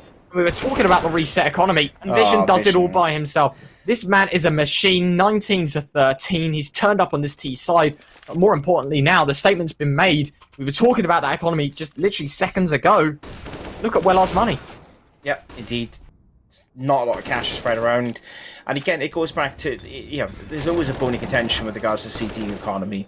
I think that's safe to say as far as commentators are concerned, as well as players are concerned. And it kind of goes back to what we were saying there on in our earlier match. You can only survive for so long with that little cash coming into you. Karam just slices Joe in half, essentially there, taking the head off the neck. That is that one over and done with. Something to note though, if you have a look, player 6, Jack, he's actually slipped his way past the smoke. He has. Right beside Karam. Look on the right-hand side of the map. Here you go. He's there he is, tucked in close. And so if Karam pushes, this could be problematic. Vision actually finds a quick kill. Jack, edging on forward. Karam, oh, the timing. This is Bomb as well. Oh my god, he just slips out. Fortunate to say the least. Synergy to find one. Silent back at the site. P250 finds a dink onto Vision. Does convert 2 versus 4. Try and tap down Sprints, but he's too strong. Frank alone, 1 versus 4. Does find one an AK in the wrong hands, but Zeus as well for good measure, but it will not matter. Double Molotov flashes him out. Synergy to find the last. And Colombian Talent 13. Now, this is interesting because arguably this is the penultimate round of the game. Because as mentioned, it doesn't matter if this goes to a draw. Colombian Talent, they don't have to win 16-14. They don't have to win 16-11. They only need 15 rounds. So this game is over when Colombian Talent hit 15, no matter what, no matter the scenario. And so it's the thought that it's forever closer. Forever closer. I don't think Colombian Talent will know this. Of course, they'll still be fighting for the win, no doubt. No, or for seeding's sake, I do believe. But it's just one of those things I think that's quite interesting. That Colombian Talent, got to be careful. In fact, it's an absolute mow down towards the B site. They all run right into the guillotine. Wellard and Jack mow things down. 5 between the two of them. It's 13 to 12. Just an absolute bloodbath. Pushing into that B site. And it's well defended by Jack and Wellard. They've got crossfire on each other immediately. They can swing out and they can play advantage positions on each other and work off the back of each other. Exactly what you want to see from a B-site hold, in fairness, especially when you're playing towards pillar or barrels. This is just round for round, and us two knowing the potential outcomes based on if it's a draw or not adds to that a little bit of extra factor into it, but knowing that these two teams don't have that understanding, it's just making it wilder and wilder. Vision taking down Joe, getting the trade off. Frank comes off the bat against Karen, but Vision's there to get the get the refrag, I should say. We're gonna go 3v2. Bomb is recovered by Prince. Yeah, sorry. I was gonna say, the thing is as well, we were talking about the money not too long ago, right? And the fact that now Colombian Talent win this round. Look at the money of Wellard. And they're on a first round loss bonus as well. Good check by Synergy. And yeah, so now I think it's safe to say that the curtain is starting to close on this map as well. Because it's not just the fact that unless if Wellard can pull off the unthinkable, my word. I nearly ate my words there. Wellard is an absolute monster, kills off 2, but Prince holds his nerve quite nicely. But as I was saying, the money now for Wellard will be awful. You'll notice in just a second here as we cut back off from the replay of the round that this isn't just going to be about the fact that Colombian Talent are at 14 and they've got the money in the world. Look at the weaponry. The knife as well into the back of Wellard not going to be doing them any favours. But a Mag 7 and AWP and 2 MP9s alongside a Deagle against 4 AKs and a Mag 10. This is going to be an absolute grinder unless the worst happens. The Mag 7 nearly connects. Vision to find one, Karen with another. Joe going to put the kill in between has put things into a 3 versus 3, and Colombian Talent will push on out towards it. Side good for 1, Synergy, low HP. Gonna dip away, both players very low HP, in fact, in a 2 versus 3, and Colombian Talent making me eat my words once more, because it might be that Wellard can just about survive here. It's how long you can keep this survival up like this, though. You know, like it's just it's not meant to be feasible to survive like this. 14-12. Yeah. We'd expect it to go 14-13 based on what players are left at, what health pools are left available for CT as well. But realistically, how long can you stave off that last round? You know, that 15th round for Colombian Talent. That is the deciding factor into it. Frank there will pick up 1 against Synergy. That leaves Kiram in a 1v3. Has been spotted by Frank as well, of course. Has bomb as well also, so we would expect some CT players to come and help Frank out. Or at least get ready for a push from Karam. This is Jack inside A site. He will spot the player out. And it's now back and forth for a moment as we play Ring Around the Rosie. Dancing around the dice, Karam. Cut down eventually. That's just very well played from Jack. Just outmaneuvering Karam on every front. There's just no problems at all, as they are able to shut things down. And now, Silent doing very well with this MP9 actually towards the B site. And Frank, of course, nailing the shot, knew where the last was. It was only a matter of time. And they were able to pick things up 14-13. Colombian Talent invested. Look at the money. It is in fact down to the wire. It's a polar opposite of what we've been seeing for the last 4 rounds from Wellard. You know, we look now at Colombian Talent with absolutely no cash at all. Oh, look, oh no, this could be bad. Karam lines up the first headshot, could be a second as well. The flashbang's so good, but Karam turns away from the angle. Synergy with a response, and we're in to a man advantage for Colombian Talent. It's literally been every round the worst buyers won. And the most devastating factor about this is Wellard, if they can't piece together this round, Colombian Talent have won. They hit 15. Yep. No matter draw or win, we know Colombian Talent win. And so this 1 minute and 10 dictates the entire game right now. And so now, at this point in time, they're just simply going to hold on and wait. They're going to try and work it out. Because now utility will be dropped. East site. Push in. Jack swings. Oh my god, doesn't light up anything. No. Prince to find it. And I think that's well and truly cost them the game. Frank 1 versus 2 has found one with the AWP. They'll level it to it. Originally the 1 versus 3 as he pushes on forward. Just going to be pushing on. Oh my god, does he not check the player behind him? Is it going to be a knife? Synergy? No, he's going to gun him down with a Deegan. Colombian Talent won't know this, but they have now won the game. No matter what, Colombian Talent are now through. Wellard will just be obviously having fun fighting for the draw. That is devastating, though. But this game was all about devastation. This was the decider. There was one team that we're going to go through and one team that goes out. That from Jack has quite literally cost them the entire thing. That has cost them everything. I just can't imagine what it would be like if Wellard can pull back 2 rounds here and they draw. To think that they may have a chance into it, but then to find out they don't, that's going to be devastating. Oh, the boost, they're having fun with it. Jack nails one while sliding off his teammate's head. So early man advantage given the hands of Wellard, but now back into a bit of a tricky situation. We know we're going to be in a pretty place. Joey going to gun down the back of Kink as we're back into a 3 versus 5. Karam, Vision, and Prince against all 5 players of Wellard. Karam lightning fast responses to pick off Jack, but only good for 1. As the remaining 2 players will gun out towards Monster. I think they know at this point, at least Colombian Talent should. They've done their math correctly. They'll know that this is, if they know at least, they'll know that this is done. And so for them, this is all about having fun. Wellard, they're going to have some fun with it as well, but they are trying to get a draw because they might think they still have a chance. It's so unfortunate knowing that as well, because it's just coming down to the wire. And it's so unfortunate that Colombian Talent have got 15. It is very tricky to say the least. Wellard to pick off the last, so 15-14. Again, it's always the worst buy that's won rounds. Yeah. Every single time. Yeah, same. It's just it's been like it round for round. The way again, I think Colombian Talent would have already realised this, but I don't know if Wellard have. Wellard could still be playing for the draw with the expectation that they don't know what's happened in the game that we watched earlier on. I hope they've got someone that's told him at least anyway, so it isn't as dampening on the mood. But realistically, still good CS that we're seeing from both sides. And Colombian talent on the worst buy again. Are we going to see a repeat of worst buy wins? Who knows? This game's wacky. Anything can happen. I think something to highlight as well, though, is that I'm not sure if it works like this, but in the intermediate tournament, right, which is the one where basically all the losers, they're not done just yet. They still have a little tournament that they can compete in for free. Just have fun with it. Yeah. I'm not sure if this will dictate seeding in that. I'm not sure how the admins will get that done.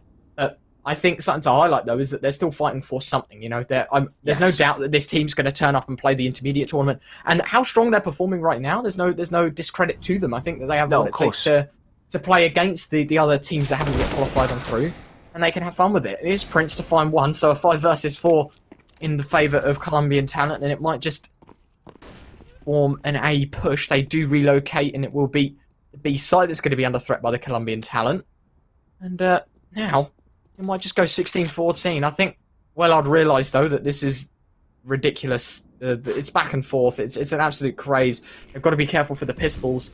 And Wellard, at this point, they'll be thinking they've got to draw. They can't afford to lose as they push on forward. Jack to find one. Synergy, the man to get dropped. Vision will find one. A second. Oh, Vision.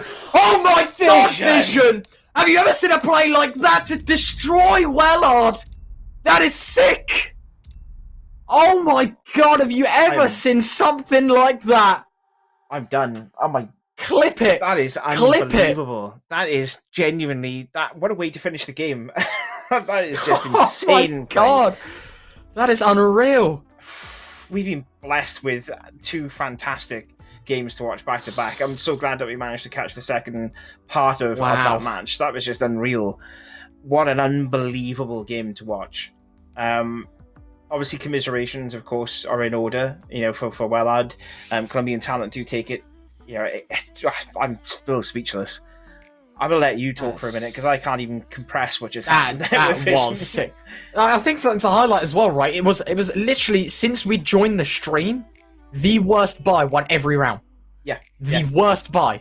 Meaning that, M4s meant nothing, Deagles meant everything in that game. Mm-hmm. I mean, Vision just rattled the side of Wellard in that last round. That was absolutely disgusting from him. So, as mentioned, well played to Colombian talent. Commiserations to Wellard, who unfortunately do drop out. But of course, they are still fighting for something. They're going to have fun in the lower tournament. I don't have a doubt in that. And something to highlight as well is that 3 of that 5 from Colombian talent are intermediate players. We were touching on that just a moment ago, playing for Glitch Tech. And that is, for Wellard, which I do believe are a mix, right? I think they are just a complete mix. Yeah, they just... Some players past open experience, some with intermediate experience here and there. But other than that, these players, they're a complete new 5. And so to take a 16-14 against a team with a 3-man core that are in a team actively playing in intermediate, I think is something that you shouldn't sleep on. That team is definitely... It's got potential. If it was a team, it's just a mix. They're here to have fun. But to get 14 rounds shows that it doesn't matter. They're here to compete and they're here to have fun. Very well played. And that has got to be one of the sickest clips I think we've seen in this tournament so far. I think that has got to be the sickest 4K I've seen in a while as well. That Vision's just a clean house. It's just how big the momentum is with it when you piece everything else together on top of it. They already won by this point anyway. We both know that. But realistically, if both teams are playing without knowing the scores of the other teams and the other matches that have happened around them, that is the biggest finish that you could potentially get as a player. You know what I mean? To take that last final round and to get that 4-man spray through, that's just insane. I'm done. I'm done with it. I'm so I'm only here this weekend to cover one match. I've got other stuff that are on over the weekend myself with Epic. And to come in and cover those 2 games like that's genuinely made my weekend. I'm not gonna lie, that's just fantastic to watch. I'm flabbergasted that we managed to get these 2 games in the way that we did. Group B was by far the hottest group of the day so far for me to watch. Absolutely, yeah. I think wow. Yeah. Something to highlight as well, right, is that game didn't just mean Colombian talent go through. They actually won with a 4-1 scoreline, meaning that now that actually placed second in their group, and so that affected seeding majorly. Power Aura, they were through in second place before that game ended. A draw would have dictated that Power Aura actually would have slipped into second place, but a win, Vision actually clutched up big time there. And now they're second place in their group. So that's going to put them even higher in the seeding. But of course, we're done with the groups, and that can only mean one more thing. We're going to jump now into a break, but when we are back, the best of threes begin. It's been a pleasure, Reef Steve, for having you on. It's amazing. Go and enjoy your desk duties here at Epic.LAN. It's a pleasure. It's an absolute pleasure. We're going to throw it to a quick break, but when we are back, we're going to jump into the action with our first best of three of the day. Don't go anywhere. See you in a bit.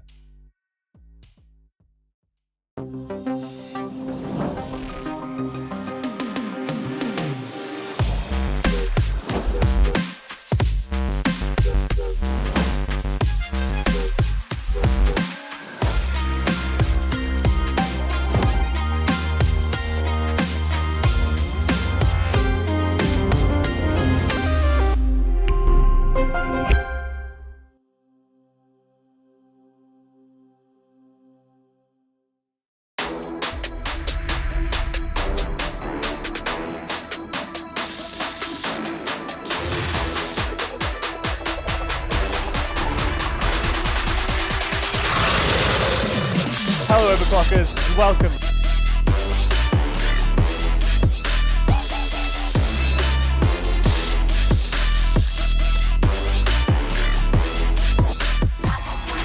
Oh, screw this. Where's ATAC when you need him?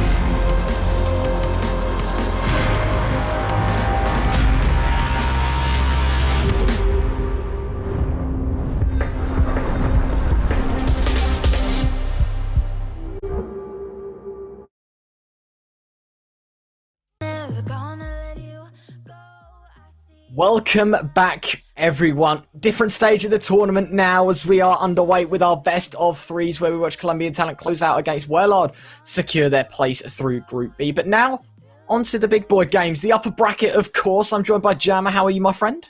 I am good, thank you. Super excited for these next few games. Ready to get things going.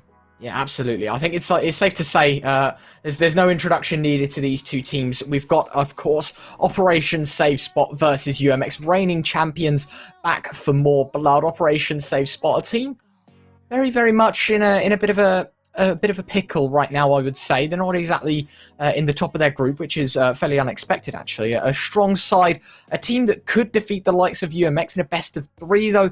UMX, we know they're a team that love to edge out these best of threes. They demolish UK teams left, right, and centre. But if there is a team, I think, that could take on UMX, it would be the Operation Safe Spot guys.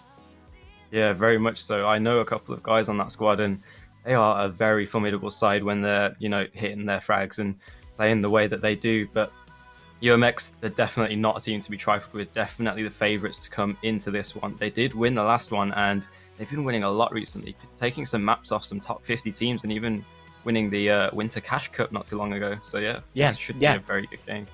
Right, of course. You were mentioning, the top 50 teams. They beat out Sinners on ago. They've beaten some actually tier 2 teams. I think they just got invited to the Pinnacle Cup, which is basically a team corner, $100,000 prize pool. Like, this team are going places, and the fact that they come back to their roots to try and defend their title once more, I think is awesome.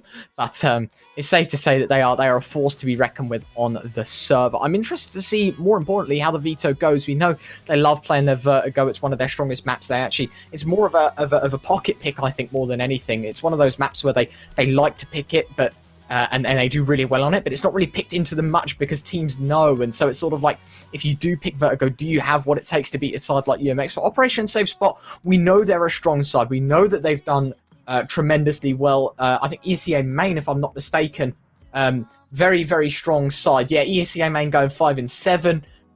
They also play Vertigo, but not a great success rate on it. So I think it's safe to say that they'll be looking possibly Nuke, Inferno, Train for their map picks. We know UMX, as I mentioned, Vertigo being one of their best maps, but in fact Nuke as well. They're 4-0 on it in ESEA. They're a very strong side. I'm interested to see where it goes. Yeah, absolutely. I mean, these two teams do have a fair bit of overlap in terms of map pool. Like you said, Nuke, both a very strong pick for these teams, and I would actually love to see a Nuke going on here because I want to see really where these teams can peak and how well they can do when they're playing a map that they're both comfortable on. Again, you were saying Mirage, Overpass, Inferno, these are all all maps that all teams play, and so I expect maybe one of those to come through, and then Vertigo, as you said, that's also a map that both teams play, but again, I would side with your prediction there that would probably go to UMX, so yeah, it'll be interesting to see where this map veto goes. Yeah, absolutely. And the veto is actually ready to go. We're going to throw it over now and see where this goes. Because, of course, we were mentioning, that Vertigo pick for UMX, I think, is something to save. So, Operation Safe Spot, they're obviously going to have their insta-ban. And it is, in fact, Vertigo. I was literally going to say, I was going to be interested to see. Because UMX, I think we've glorified it to where it should be. That their Vertigo is unbelievable. As mentioned, they toppled Sinners on it. They know what they're doing. It is in fact the pick on the Overpass. So Operation Safe Spot picking Overpass as their first map. UMX banning out Dust 2. That's a map that I absolutely despise. It will be Nuke that is picked second, so don't be fooled. So Overpass first, Nuke second. There you go. Lovingly changed. And now Operation Safe Spot, their turn to ban. Train removed, another map I think UMX wouldn't have particularly wanted to play, so that's worked out perfectly. And the decider being Mirage. Now, you were talking about that, Jammer, how that is a map in which both sides absolutely love.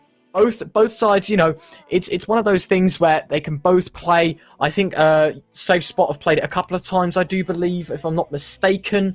Yes, they haven't, in fact. Maybe it's something new that they've got in their I guess their ammunition to throw at UMX. But Overpass, Nuke, Mirage are our three maps. Obviously, Overpass being picked by Operation Safe Spot, so I can only guess UMX starting CT side. Nuke, UMX pick, so I can only guess the Operation Safe Spot starting CT side. And obviously the knife on Mirage, the decider. Jam, I'm interested to see, what do you think about these vetoes? Yeah, not surprised to see the Nuke there. We were kind of calling that, but it is interesting to see Operation Save Spot pick into Overpass. We do know that UMX can play this to a decently high level, although they don't have the best record on it. I mean, they've played it twice in recent memory, and they have lost both times. So maybe Operation Save Spot are trying to read into that. Maybe they're doing their research, and they've got some strats to pull that map ahead. And if they can pick up that Overpass, then Nuke could really be up in the air. Yeah, absolutely. I couldn't agree more with you. I think that Nuke is one of those maps that UMX realistically, having picked it, it's one of those things. Okay, it's going to be an easy map in their heads, but Safe Spot, they might have stuff prepared. There's no saying no to this best of three. There's no saying that Operation Safe Spot literally went away and worked 12 hours on their map pool to completely basically rebrand what they play and to try and deliver something new. Predictions are in. Jam up. Let's get your thoughts on this one. I'm not too sure if we have to. I think we just throw in a name, but if you want to give it a series prediction as well, go for it. I want to hear your thoughts. Well, I picked the underdog every time throughout this tournament, and I've got nothing for it. But I can't turn my boys down. I know a couple of the guys on Operation Safe Spot. I know how talented they can be when they're hitting their peak. So I'm gonna have to go for the Operation Safe Spot. Stay true to your guns. Fair enough. I think it goes without saying.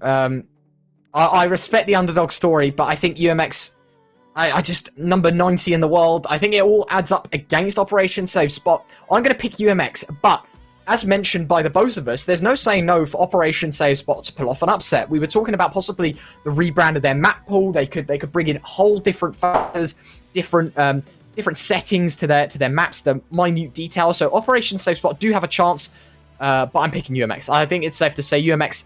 I'm gonna go 2 or. Ooh. I'm stuttering here. I don't know if I'm gonna go 2-0 or 2-1. I think UMX, they have what it takes. I'd love to see a third map, but Nuke in the map pool as well with UMX. I don't see it happening. I think it's 2-0 UMX. What do you think? What series prediction are you making? Operation Safe Spot. You 2-1 in a 2-0. Where are you at there? I think Operation Safe Spot. I feel like if they can get Overpass, then they've got themselves a real fighting chance. But I think it might be a 2-1. Absolutely. I'm excited to see where we go. Hopefully we're going to go in game in just a moment here. I'm very excited to see how things plan out. We are waiting on a singular player now. First map in mind, UMX, not their map pick. They are going to be starting on the CT side of Overpass, I do believe. It's one of those maps where it's kind of like they've really got to push for it. I feel like they start on the CT side, arguably the easier side. The T side going to be harder against a team like Operation Safe Spot, who I do believe have some experience on Overpass. It's going to be difficult for UMX. It's going to be difficult. There's no saying no about it. Our predictions are made. Chat, let us know your predictions. What are we saying? What are we saying here? Chat, let us know. 2-0, 2-1. Where are we at? Let us know who's taking this one home. I'm excited to see. I cannot wait for the action. Yeah, I don't think it goes without saying. Undefeated, reigning champions coming back for more. Operation Safe Spot, a team in the ESEA main, looking to try and make their way on through the upper bracket. Of course, there is a lower bracket to this tournament, so it's not all over just yet for either of these teams when one of the teams do eventually lose. I can't wait. I cannot wait. Yeah, you've totally called it, man. Like, I'm so hyped for this matchup. I know I did call a 2-1 just, but if Operation Safe Spot can pull off the 2-0, that really mixes up how things will work going forward, because UMX getting knocked down, I still fancy their chances to winning the whole thing, but like, it really can be anyone's game. Of course, Operation Safe Spot do need to pull the upset here for that to happen, but I'm living in a wonderland, and I hope it comes true. I mean, I don't blame you. I don't discredit that whatsoever. I feel like that it's one of those things that, as I mentioned before, if there is a team to take down UMX, it would be the likes of Operation Safe Spot. They've had that experience. They know what they're doing. They aren't exactly in an org, but they're a team that have fought their way through ESEA season after ESEA season, made it all the way to main. Not exactly a positive rating, like in terms of score, but I don't think there's a way that we can discredit the fact that it's one of those things. It's hard to convey, but we know, both of us. I think the whole chat understands as well. The whole scene will understand that UMX are a force to be reckoned with. But I feel like Operation Safe Spot are the people that you shouldn't sleep on. They are a team that can play this game. We see it time and time again. We know that they deliver. UMX coming off of great victories in the last couple of months. But Operation Safe Spot, they have what it takes. They have what it takes, and I cannot wait to get into this one to see how things play out. Hopefully, we are just going to see the last player join now, and we'll get things underway very shortly. I think it's the cherry is already on the cake. There is no describing this game otherwise. It's quite literally going to be a battle of two beasts to see who will make it through the upper bracket and who will drop out. We've made our predictions. Chat, you can vote. UMX or Operation Safe Spot. There is a poll running in the chat right now. I think it lasts for a couple more minutes. I think 5 or so minutes. You can vote who you think is going to win. There is no series, but just vote on the person you think is going to win this one, and hopefully we'll have that prediction in very shortly. I'm excited to see this jam. I hope you're ready. It's gonna be definitely a firework display. Absolutely, man. I'm so hyped. I cannot say how much I want to see Operation Safe Spot really show us what they're made of, but like you said, I'm scared a little bit of seeing what UMX can bring to the server. And speaking of the server, we will be hopping into it very shortly. Yeah, I'm very excited. It's one of those things. It's one of those games where you just got to watch it for what it is. It's not one of those games where you can sit there and go, you know what, these people are going to win. absolutely demolished them. Like, you don't know that with Operation Safe Spot. They are the dark horse in this competition. I've labelled them that ever since looking at the team signed up. I thought to myself, this is a team that has what it takes. They're not a team you should sleep on. They're not a team that will get easily aggravated or annoyed after a couple of rounds. They are a team that will play it out till the final bell. And so the metaphorical klaxon in that sense has already started for Operation Safe Spot. They're already on their way. They're ready for this game. They're ready to go. UMX, we know they're ready to go. We're going to throw it to the game. Get ready, chat. We are going to go underway with our first best of 3 of the weekend. I'm Ryan Rushburn, joined by Germa. As we jump into the action right here on Overpass.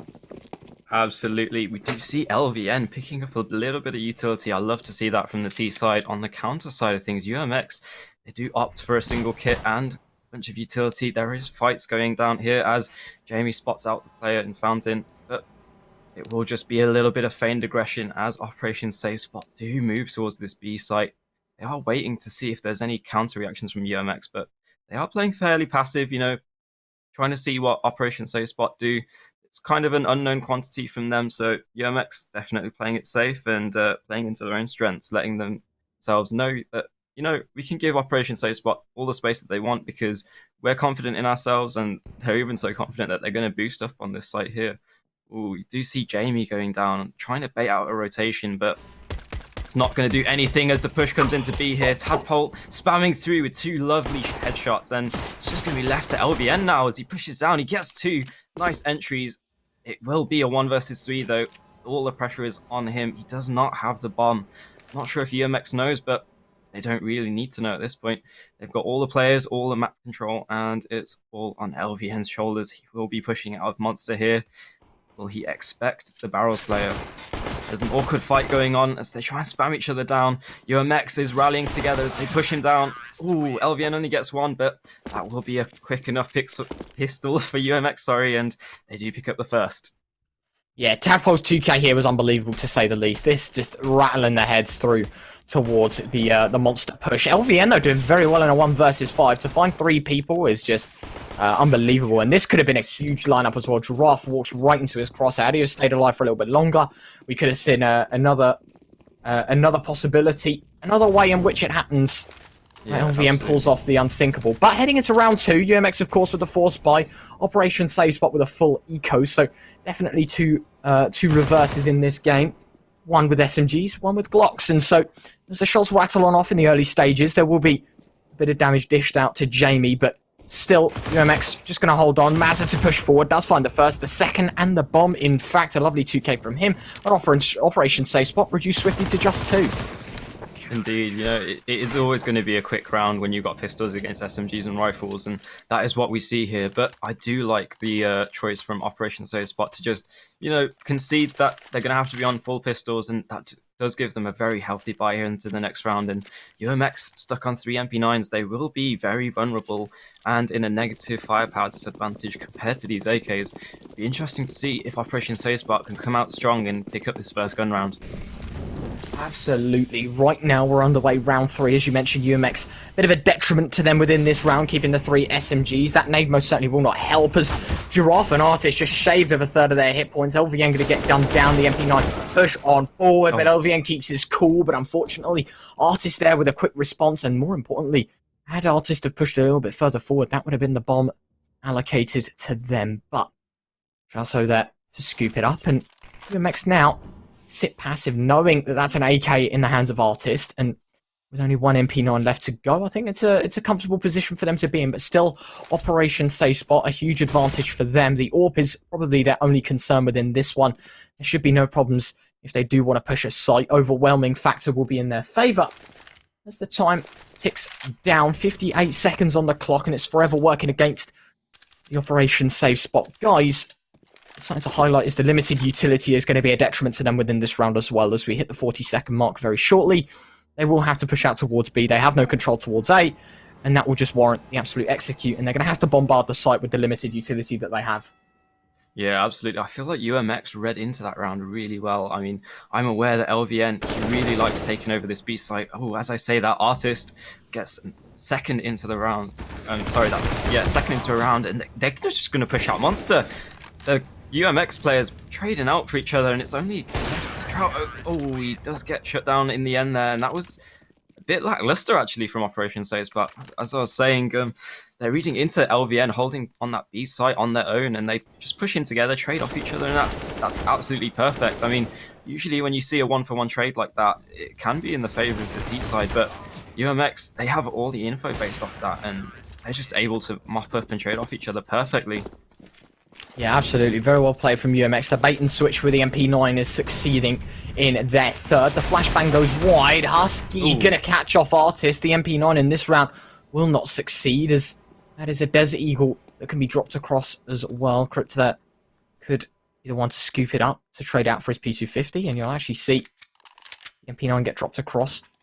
And in fact, there's just all sorts of trading weapons left, right, and center. Sharon is caring in this sense, but an MP9 is retrieved, of course, and that's going to be the highlighting factor. Mazza towards the A site. AWP posted up, holding down Banana, expecting the push, but instead, he might just look to go elsewhere. Awkward out, ready to roll. An Operation Save spot. They hold on for a little longer as the minute mark hits with one gun in their hands and the man advantage. This is a very possible round. Upgraded pistols as well alongside the armor. It's definitely a scary factor. Tadpole going to take a shot to his chest. The nade goes high. Tadpole going to take one back in his response. Drops to 50. LVN tries to sneak out B, and Giraffe will catch him towards Monster. Mazza picking one off with the AWP, looking for a second. As we transition to a 4 versus 3 Operation Safe Spot. 35 seconds to make their response. And Tadpole to silence half of the roster already. He might just be able to gun down his second. Will convert, and Husky alone. Indeed. Ooh, just as I was going to bring her close to that round. Oh, Lovely wow. 2K from Husky, putting 3 on his name for this round, but there is only 18 seconds left. He will need to sprint back for that bomb.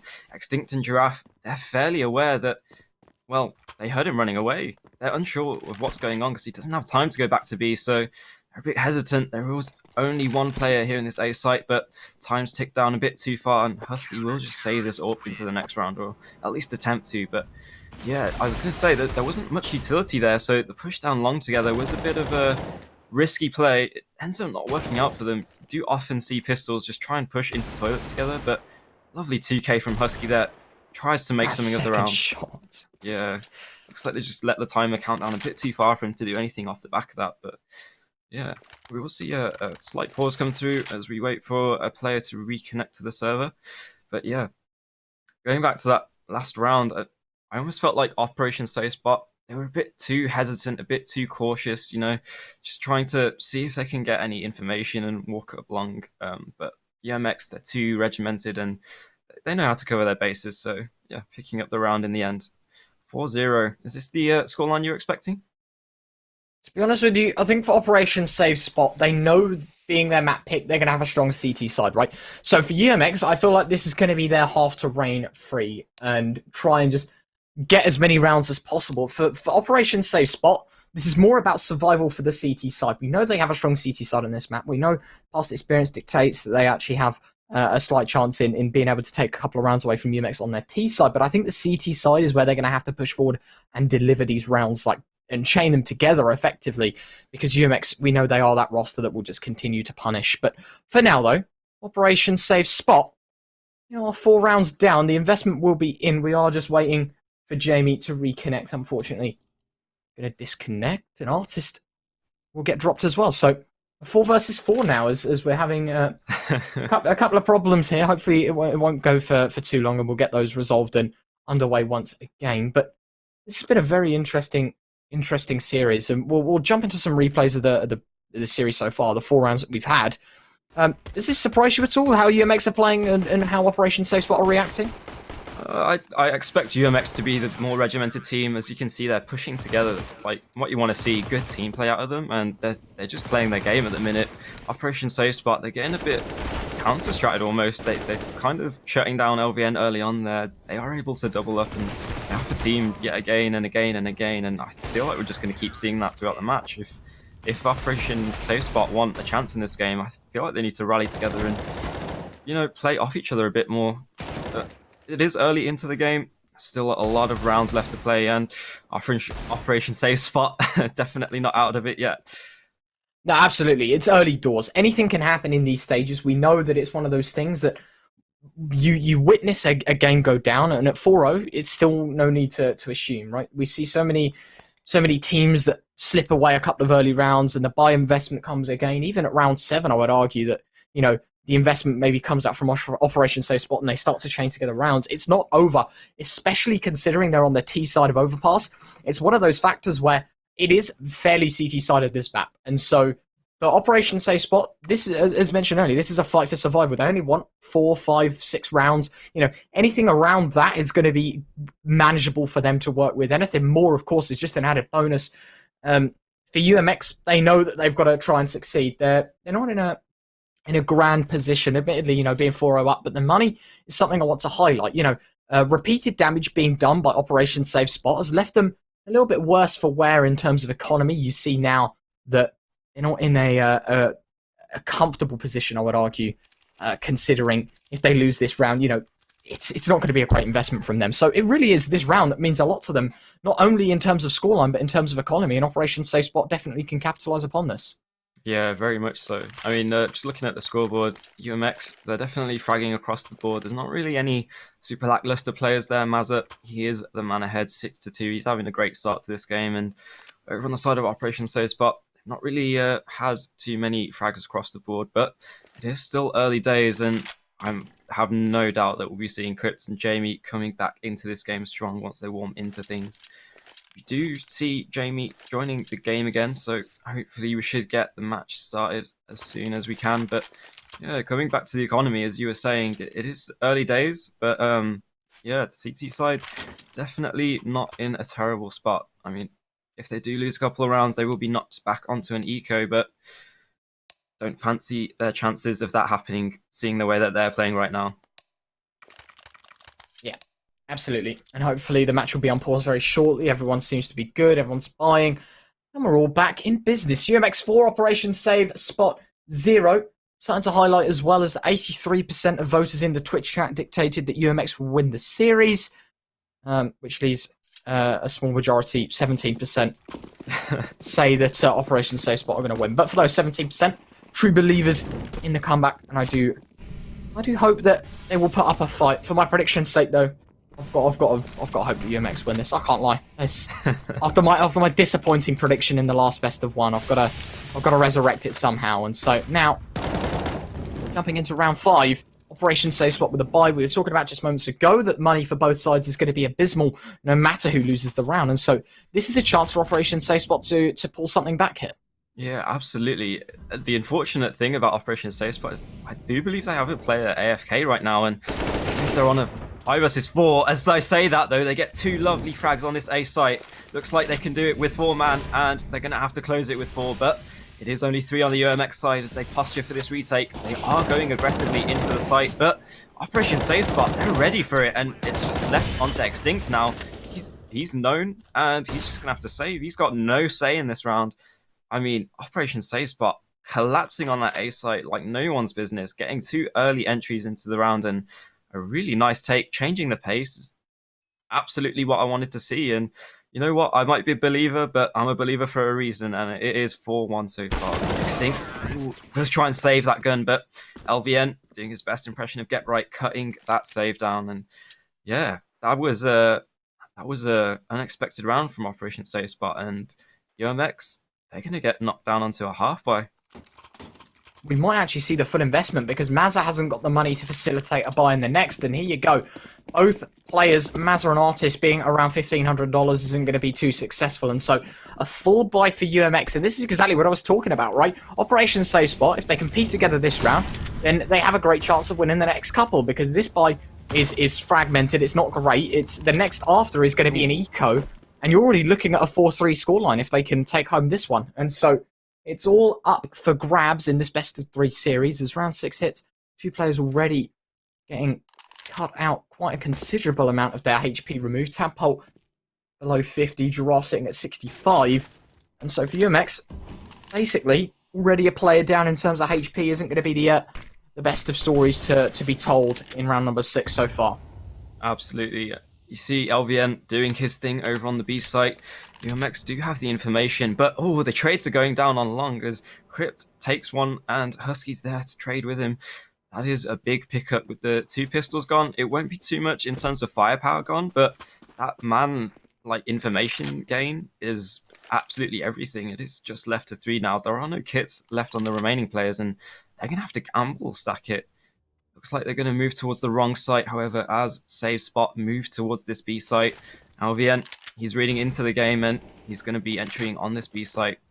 Does get blinded, and that's it. The jig's up. Save Spot, they're going to push onto this B site. There's only one man in the form of Extinct, but he drops immediately. Giraffe can trade off that frag, but it's not going to get much else. Ooh, LVN. Lovely shot onto the Heaven player, and it's just left to Giraffe. He's got 1 frag to his name, but only 62 HP. He's going to sneak down bridge, but Jamie cuts him down, and that's a really good round from Save Spot. That was sick. That shot from LVN, deleting Tadpole towards Heaven, and now a third round, is imminent. You know, you see right now that UMX, they're in a position where they have to eco. In fact, this isn't a great scenario for them to be in. Tadpole has bought a Deeg, so he'll be flushed onto a FAMAS. Same with Artist, or possibly M4 limited Kevlar, no utility. And so, for Operation Save Spot, you couldn't have asked for a better round to win. The money is still good. They're going to continue to build their empire with the economy.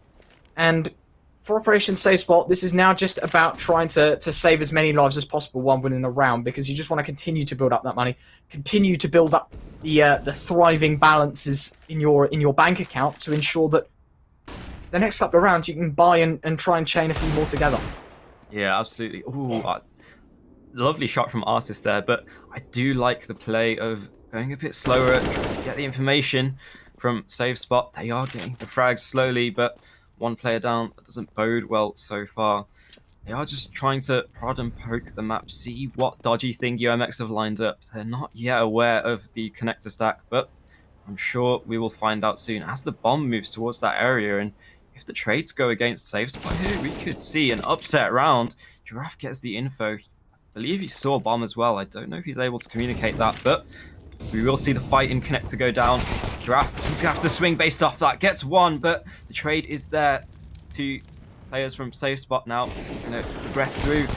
Ooh, Crypt gets cut down low. Oh, it's just Extinct, and he does get bomb control. It's just LVN and Extinct now. 2 danger men from both these sides. Extinct, he's just got to hold on for 20 seconds, and LVN, the prowling has begun. He's going to sneak up behind him. Oh, he does make sound. 10 seconds left. He needs to find this kill. Oh, and he's able to pick it up. That is a big round for Save Spot, but so costly for them at the same time. UMX doing so much damage with those pistols. Yeah, 4 kills out of 5 for UMX. That is going to be a heartbreaking round for them in terms of the fact that they were quite literally 100 HP from scooping up an eco win. But it's more going to be a victory in their heads, because having invested in the pistols and to take 4 kills from Operation Save Spot, to take 4 lives, you're going to be very chuffed with that result. You're going to be extremely happy with that as the peak comes on in. In fact, it is going to be Artist that slips in towards Party. So for UMX now, their buy, it's going to be fairly level with the side of Operation Save Spot. They do have money to reinvest, of course. Operation Save Spot having plenty of cash in their pockets. The push on in. Artist will catch out the AWPer. Doubles down on the fact as well as he continues to reload. The M4 slips out of cover. Oh, no. Tadpole to save the day as well. Mazza going to shut one down with the AUG. And it's all down to LVN in a 1 versus 4. A beautiful display of frags towards middle.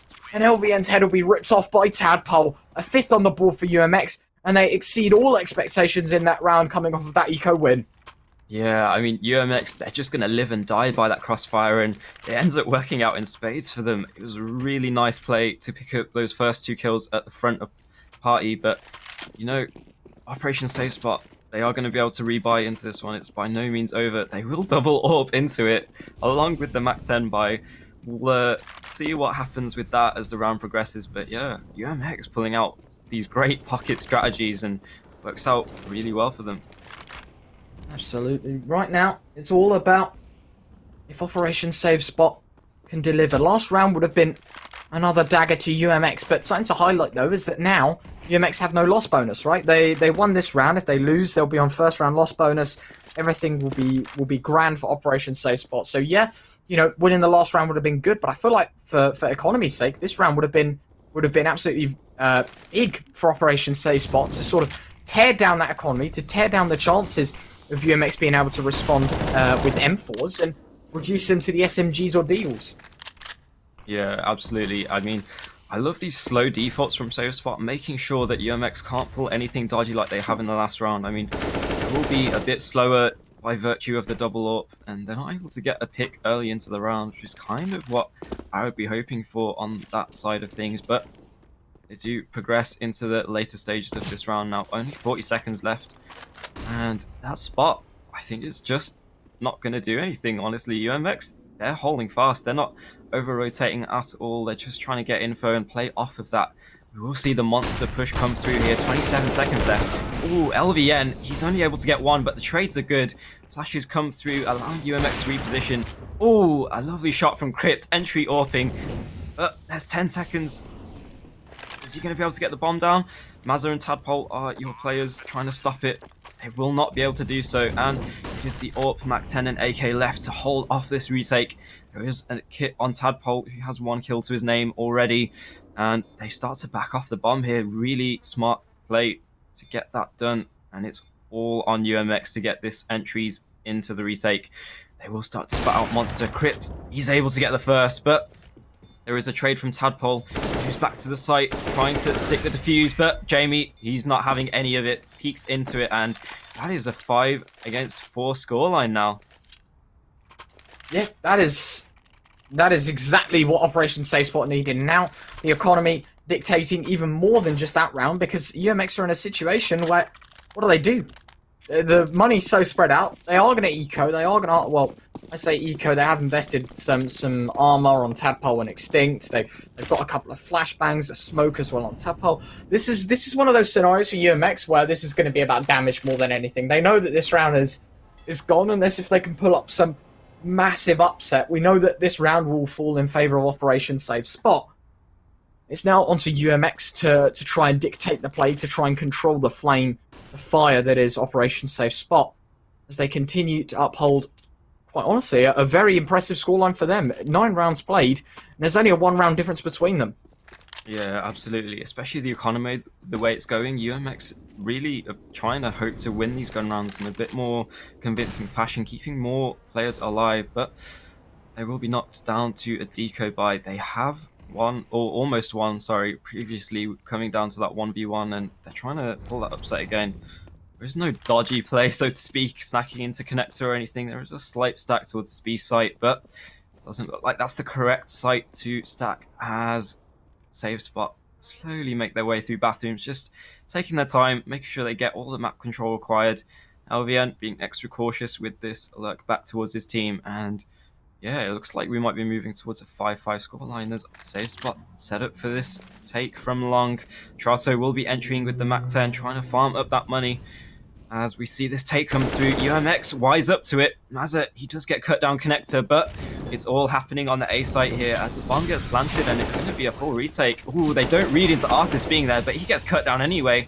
The trades are going all in the favor of Safe Spot, just as they should, but there are still 2 Deagles alive, and they're going to try and do some work. As I say, that Giraffe takes 1 scalp, and he's trying to get a couple more.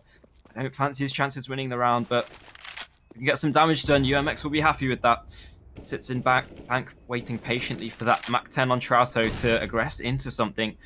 Does get flashed off an angle, and seems like sharks smell the blood in the water. Trato, he's just going to push into him, holding W, and it'll only be 1 dropping. That's a really nice round, again from Safe Spot.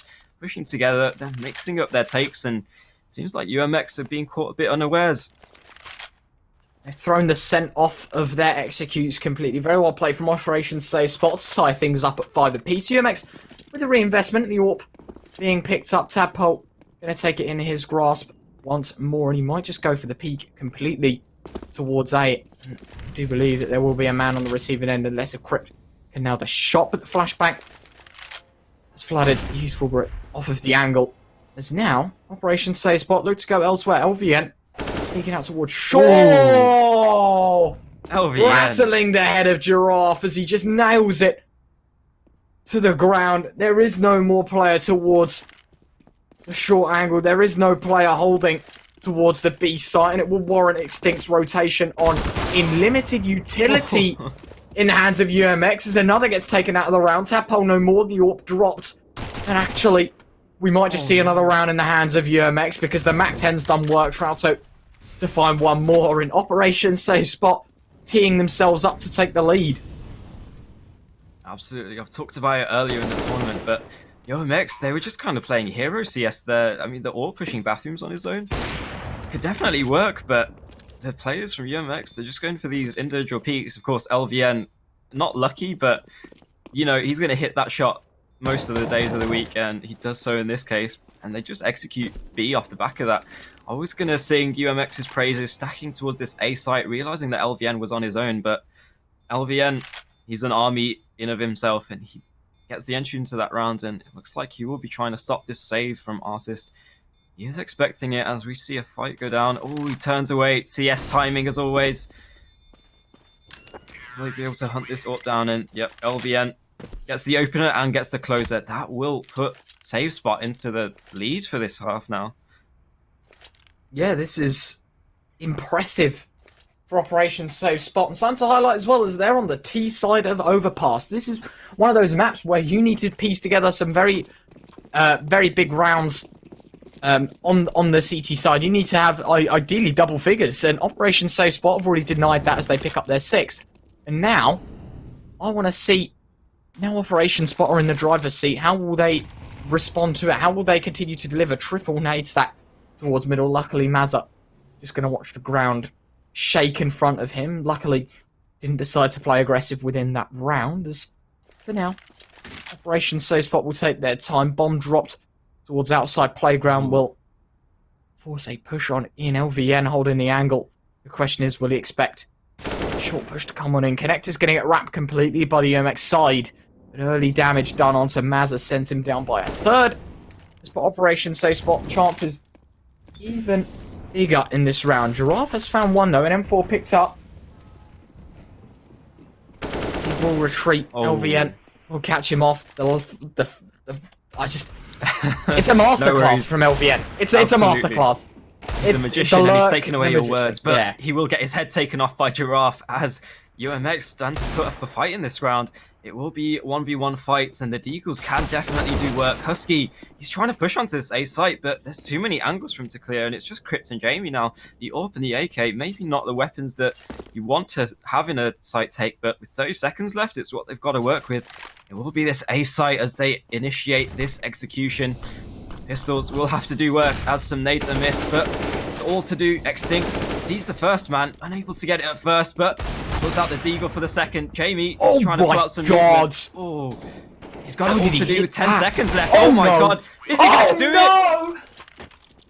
Jamie, 4K to drag Safe Spot through, kicking and screaming. I'm just having a voice break. That made me have warm fuzzy feelings inside. Jamie, do that more, please. Oh my god. What a flick shot with the AWP to kick things off, and he manages to gun down 2 with a Glock. UMX will be kicking themselves over that as Operation Safe Spot actually declaring more than just war against them right now, as Molotov will deny. Artist posted up on the boost, holding, patiently waiting, but Trouto, clean headshot, tearing down an Artist, and already they've bought themselves the man advantage. They triple down on that fact as well, as Tadpole and Maz are the last 2 men remaining. An Operation Safe Spot, they're making this look way too easy. Absolutely. I mean, UMX, they are the heavy favourites in this game, and to be manhandling them almost, taking the lead on this T side of Overpass, it's really not what anyone expected, really. I mean, I picked them into this map and I wasn't expecting it, but I love to see it. I am a believer, and you know what? I'm glad I am. They will be trying to hunt down this AWP on the hands of Mazza. LVN, he's just doing so much work on this lurk, and he's going to do a bit more. I do believe he's top fragging in the server, just absolutely demolishing this UMX side. Indeed he is, 15-7, head and shoulders above the rest. say that there are other fraggers on the server. Tadpole 10 and 9 on the side of UMX, trying to do his best to pull them through, but Husky, Trouto, and LVN tripling up all over double digits. This is unreal. Operation Safe Spot guaranteed themselves a half win at a minimum. And that's something to highlight. Is that UMX now are in a situation where they're fighting for survival on the CT side of Overpass. Which is quite unheard of considering it is going to be one of those scenarios, I think, where I don't think that UMX will be able to piece together a couple of rounds. Operation Safe Spot seem to have everything in their favour. Momentum, money, ability as well. We've seen they can just perform. I mean, you said you know a couple of these guys mutually as friends, and I'm seeing right now that Operation Safe Spot are more than just the main team that are trying to survive to keep their main spot heading into next season. This is a team that actually are dictating play very well. They're manipulating UMX into positions that they want to be in, and they seem to just have an absolute grasp on this game. And what a clutch from Jamie to kick things off as well. An 8th on the board for Operation Safe Spot. They take this one quite slowly with 40 seconds on the clock. Mazza going to try and go for the information towards long. It will be LVN that's going to take some shots towards B. Then Nade to finish the job as Extinct is dropped immediately. Artist going to go for a trade. LVN won't check this angle quite clearly. Artist to pick things back up, but is the lurk gone and the execute inbound is Operation Safe Spot have 20 seconds to make their mind up. It might just be too little too late though. Mazza not checked, but it's fine. Jamie ultimately getting the kill. It's Husky that finds one. Giraffe and Artist back and forth as Giraffe lands a second shot. Will hear Crips up close and he will be able to take the kill. And now in a 1 versus 1 has to plant the bomb. Minimal time remaining as 4 seconds strikes. He finally gets those digits pumped in. Swings wide, AK connects and Crypt with a 1 versus 2 to give Operation Safe Spot their 9th. Yeah, these clutches, they're all falling in favor of Safe Spot here. LVN, he's getting these entries on B, and that means that UMX need to respect that. I mean, Giraffe is doing his best impression of Scream almost with these headshots, but yeah, Safe Spot, they're just winning every clutch, and UMX is starting to crumble at the face of it. They will have one final buy at the last round of this half. They used their economy well in the last round, and they're going to go for this A peek here. Ooh, just spat out the top of the head, unable to take that scalp quite yet. But yeah, Safe Spot coming out strong here, 9-5 already, trying to bring it to a 10th. Absolutely, and as time winds down, it will be Operation Safe Spot looking quite simply to continue to uphold that streak at a 10-5 half. That is something I think we neither of us would have expected. It's like the last game, right, where in that best of one that me and Reaper on, the fact that we didn't expect Aura to take so many rounds, and now I'm looking at Operation Safe Spot, and in fact I didn't expect them to land a 9-5 on T side of Overpass. It's definitely a statement sent to many as we do hit the minute mark. UMX holding on for the last round of the half. A 6-9 would be very much underwhelming for the UMX side. A 10-5 would be even more detrimental, as they are onto arguably the harder side. That T side is most certainly a place where nobody wants to be in. Jamie getting the information, just leg shot an Artist. He can't put a shot to his chest, and so he will try and do as much damage as possible. Tadpole sneaking in the back lines. So Trouto doesn't hear the steps behind him, and Tadpole to pick up the first. Spots out the second, tries to gun him down, but Husky, the flanker, becomes the flanked, as he will be able to take Tadpole down. And now in a 4 versus 4 scenario, Artist low HP, 20 seconds to go. They have to go somewhere, and it will be towards A. But Maz is going to have to be the man to hold things down. The B site is out of equation, as the remaining players will have to push on forward. Extinct to find the first. The bomb still yet to go down. Jamie finally going to get it in. Just enough time to do so. Indeed. Do move to this 3 versus 3 retake. Artist is low, but he does have the kit. Oh, the spam. Extinct getting the first into the round, and that is critical on this retake. There are no more nades to speak of apart from one flash on Artist, but he's on the flank. He does get the first, and it's just left to Crypt to clutch this 1 versus 3. He's able to get the first, and that is the man with the kit. They do tap the bomb. Oh, Crypt. He's going to do it. 1 versus 1 against Mazza now. Ort versus AK. Oh, Mazza. He whiffs, and it's 10-5. My word. How has that just happened? Back-to-back clutches, basically, for Operation Save Spot. Jamie's god tier play with the Orc Glock combo. And now the AK to tip Operation Save Spot to 10. And it will be Operation Save Spot move over to the CT side. UMX on the T side as we get things underway. Absolutely. In the second half.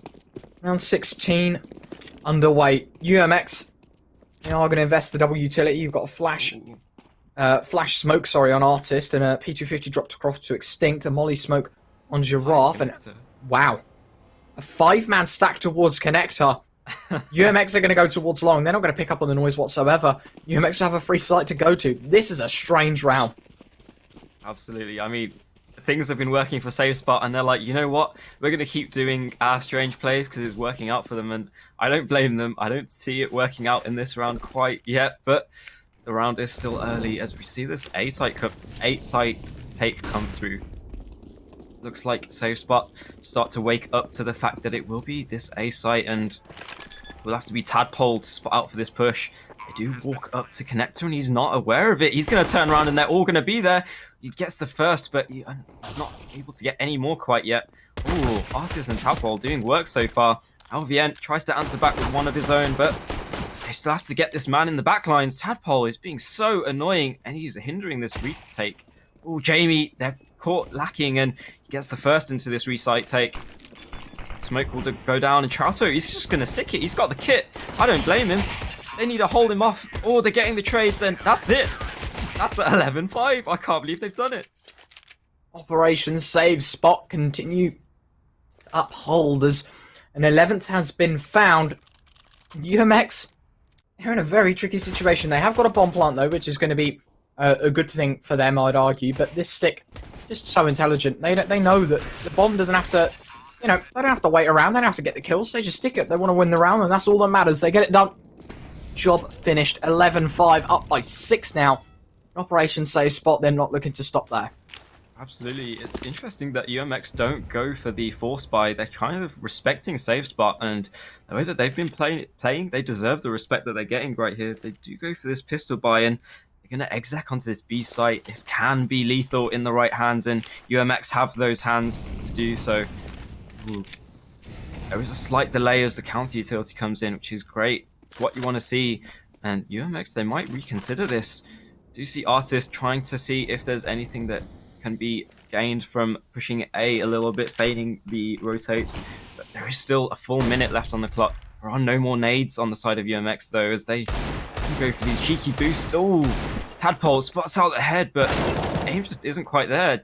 Jamie gets his bell rung, but he takes Artist in exchange, and that's kind of unfortunate here for UMX. Spelling kind of like the rest of the map. They're kind of getting in these good positions, and they're getting cut down just as Trouto cuts down Tadpole.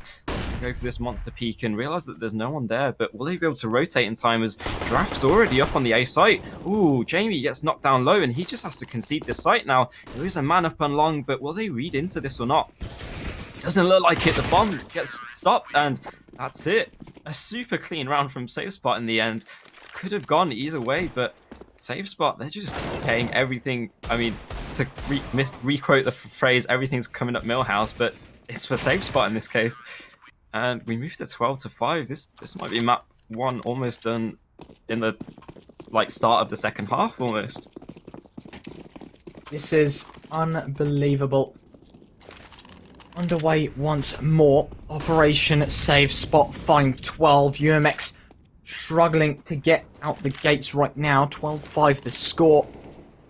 And I think you're quite chuffed with your prediction, right, Shamo? I think that it's safe to say that I certainly did not expect this from a team like Operation Save Spot. I knew they had what it took to pull off an upset, but this convincing, it's just beyond me. But Artist will have something to say about it. Does find the first. LVN flashing everyone by the looks of things as 2 teammates and 1 enemy get blinded. Luckily, there is a response, but not at large, as Operation Save Spot looking to hold on to this B site as the remaining players execute on out. Jamie going to drop the molly deep, flashes in towards Monster as well.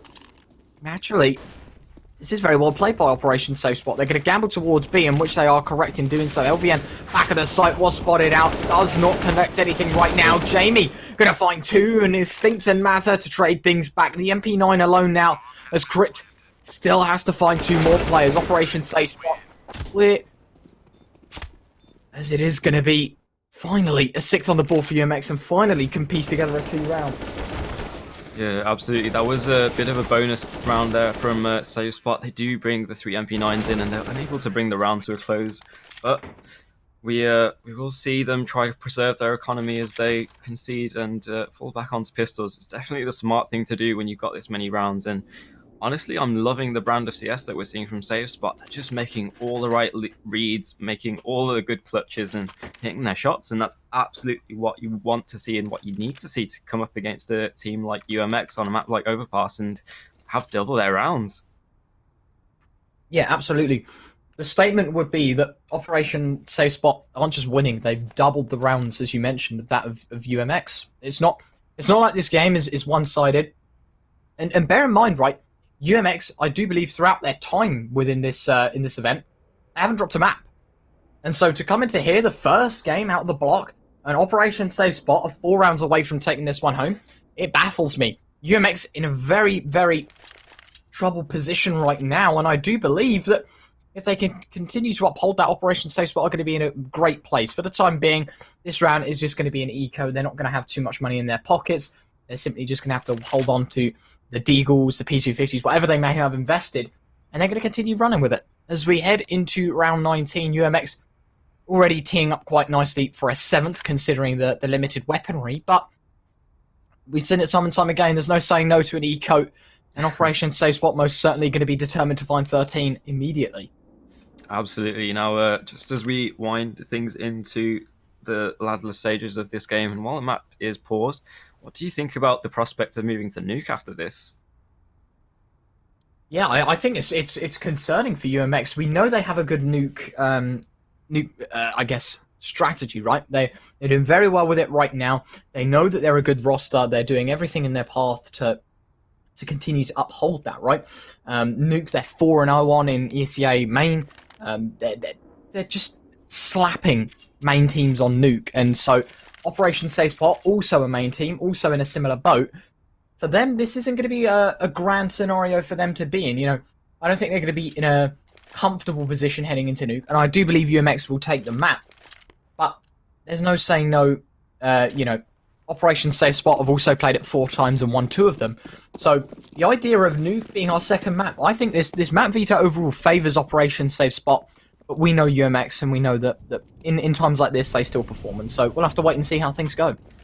Yeah, absolutely. We will see these pistols come out, but just as UMX, well, almost attempted to do, or almost did fulfill Safe Spot, ooh, they do get this cheeky boost. I was wondering why we were seeing so few players on the minimap, and Albion, he gets up to 20 now. That's absolutely outstanding play from him so far in this map, and I want to see a bit more work out of him. Maybe get a couple more kills in this pistol round, and we could see a dangerous scoreline moving to 13.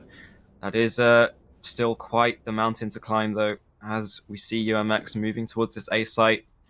Safe Spot, they don't have the info on it quite yet, but they will start to rotate. Oh, this is a quick execute, a minute left on the clock, so they're definitely pushing things ahead and making sure that Safe Spot know what's happening, but it's just left to Crypt. Oh, he gets a first. Is he able to get more? He's lurking around in the smokes. Will UMX see into this Artist? He gets to bank, and they don't expect it. Takes 2 for his trouble, and UMX starts to close things down. Oh, Jamie, lovely deagle shot. The UMP tries to do a bit of damage, but it's just Husky. Oh, the trade's going back and forth. Jamie, he can make this work, but in the end, Extinct can trade them out. Playing well together, UMX at the end there, but that almost got a bit too close to call.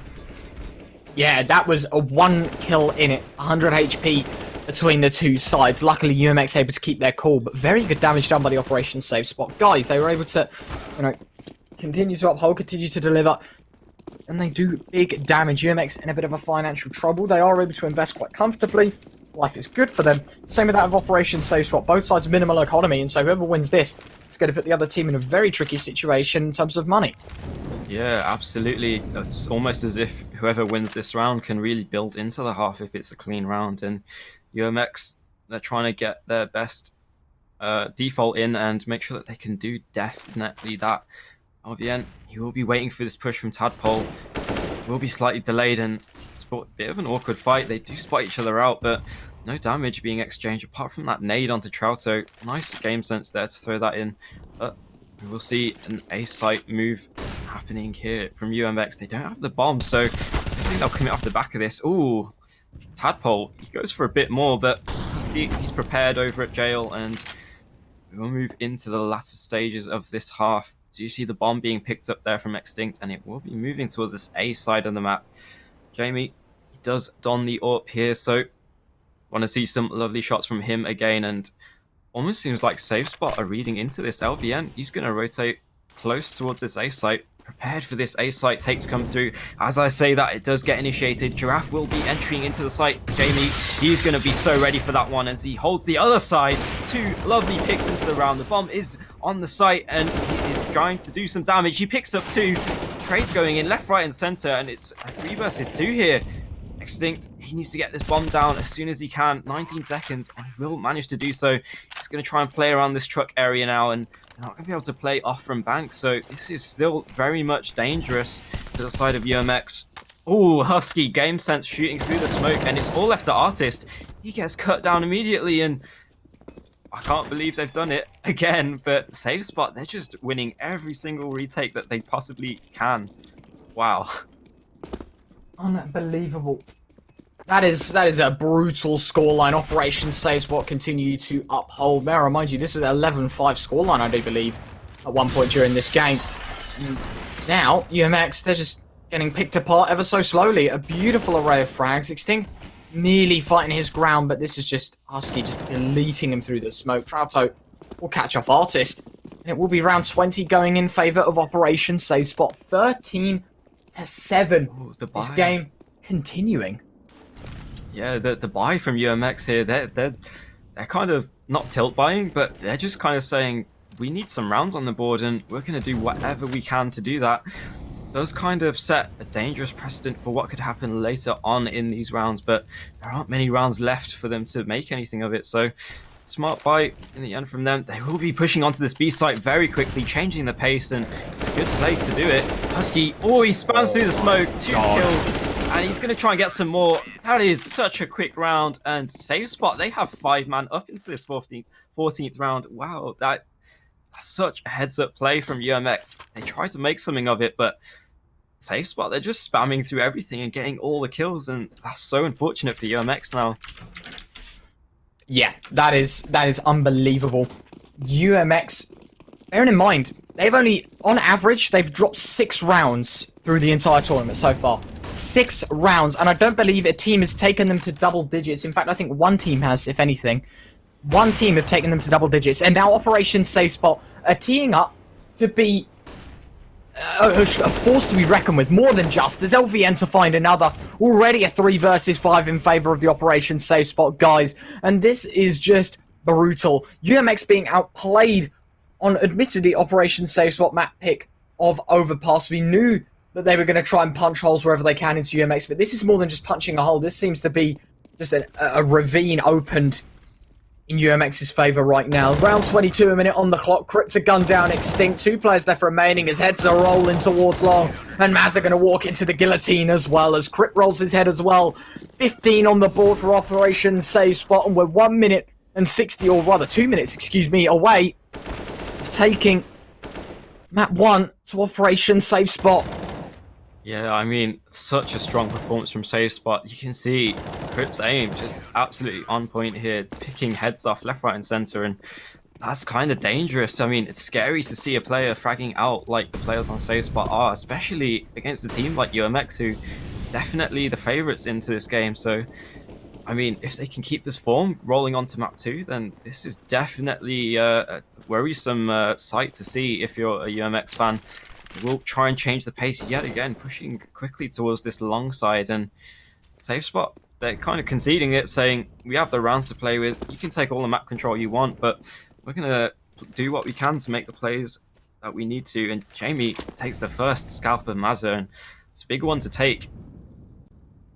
UMX already reduced to 4. Artist burning in the Molotov, burning alive. He's down to 3 points of health. An operation save spot. They're 4 kills away from taking this one home. Giraffe gonna launch a smoke on over. Jamie to find Extinct's head. This man is just sending UMX to another realm right now. Tadpole gonna continue to try and jiggle the angle. Does know that the players in the corner might try and relocate, but instead opts against repeat of the angle. 45 seconds on the clock. UMX 2 men down, and Artist on 3 HP. This looks like this game's all written off as Jamie hits a third. He's teeing up for the ace. Both players going to be heading out towards the ace site, right into the guillotine once more. And with 30 seconds on the clock, Crip to find the first. It's Giraffe alone. 1 versus 5. Ladies and gentlemen, map 1 winners. Operation save spot. 16-7 they take it, as LVN will put the final nail in a very convincing coffin for Operation Save Spot to gain 16-7. Admittedly on their map pick, let's not forget that. You know, this isn't like a steal, but 16 rounds against UMX is unheard of in this tournament so far. Absolutely. I mean, Save Spot, they just come out of the gate swinging and they're just hitting haymakers left, right, and center. UMX were just not prepared for what they had on the server, and that's kind of scary to see. UMX definitely favourites in this competition, and if they can't wake up into this second map, we could see a quick 2-0 here. Yeah, that's a scary thought if you are UMX, but of course, it is their map pick up next, Nuke, to decide if UMX will be able to path themselves to the reverse sweep, or whether it'll be a clean 2-0 victory for the Operation Save Spot guys. Very interesting map 1. I'm very excited to see whether the direction of this game and where it goes. UMX, this originally was a fight for just sit 2-0, move on, simply move forward. This is now a fight for survival. They cannot afford to drop another map, being 1-0 down. Operation Save Spot in the driver's seat, well and truly heading into a map like Nuke.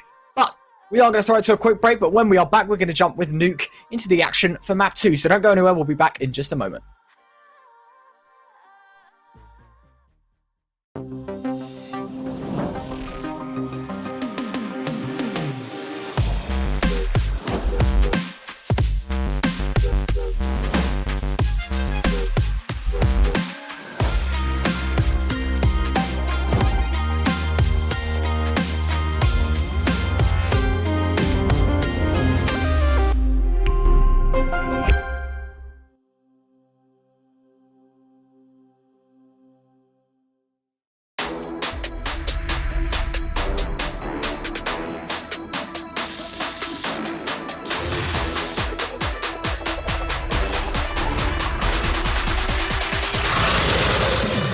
Hello, overclockers, and welcome.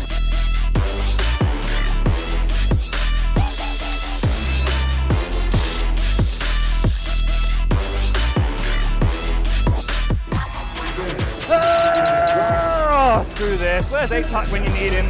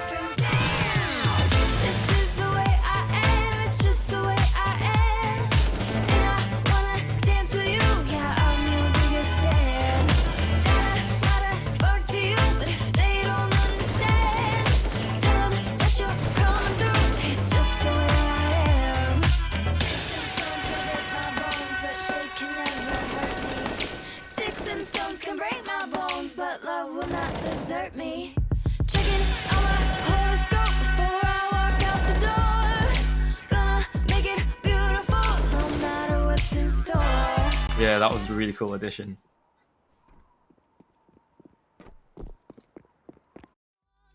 I'm free on Saturday. You're feeling yourself tonight like we wouldn't believe. So get up off your feet, we're dancing to a different. This is the way I am, it's just the way I am. And I wanna dance with you, yeah, I'm your biggest fan. Got a attitude, but if they don't understand, tell them that you're coming through, say it's just the way I am. You think you know me? Yeah, you think you know me? Read the sign of my heart, real bitches only. Ain't got no time for your bullshit. I shoot for stars cause I'm worth it. I bring the heat cause I wanna. You start the beat, then I'm gonna. Ain't got no time to explain myself to anyone else, I'm me. Six and six the way I am, but she can never hurt me. Six and six the way I am, but love will not desert. Welcome back, everyone. Overpass claimed by Operation Save Spot on the home turf of UMX is going to be Nuke up next, in which they have to fight for survival. Of course, I'm Retro, joined by Jam. We just watched probably one of the more interesting maps of the tournament so far. The first map to get dropped by UMX so far. What are your thoughts coming into this one? You know, 1-0 up, Operation Save Spot, great chance, great opportunities. Now's their time to perform. Yes, absolutely. Operation Save Spot, I mean, going into this, we knew they had the skill to contend, but we just weren't expecting them maybe to be as regimented as UMX were, but they just absolutely had an answer for everything that UMX brought to the server. I mean, UMX definitely did start a little bit strong. They did go 4 up at the start, but after that, it was just back and forth all across the place, and Save Spot, they were just winning every single clutch that was going their way. Like, I don't know how else to phrase it other than Save Spot just played out of their minds. Yeah, absolutely. There's no discrediting, you know, Operation Save Spot in that sense. But as mentioned just a moment ago, this is now UMX's home pick. This is their home turf. This is their soil. Nuke is their bread and butter. Undefeated on Nuke. This might be another record in which Operation Save Spot will break.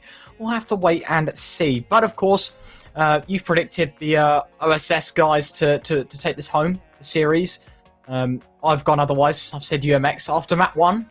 I'm not doubting myself, but I am slightly nervous, in fact, about how Operation Save Spot, they are delivering majorly. They've upset probably one of the more interesting maps of the map pool for UMX. 16-7 on Overpass is a statement to be made, but now will they be able to do the same on Nuke, and will UMX be able to come back? This is going to be a game in which UMX, they're feeling a little bit nervous, don't get me wrong. They're going to be slightly nervous, you know, losing map 1, they've got to win. Do you really think they're going to have that nervousness heading into their map pick of Nuke, the well-rehearsed, well-structured, well-formed Nuke that they have undefeated in ECA main? This is one of their maps, as I called it, their bread and butter, effectively. It is like Vertigo for them. They just play it, they win, they don't stop winning on it. But Operation Save Spot, they're all about breaking records, and we'll have to wait and see if they can do the same on Nuke.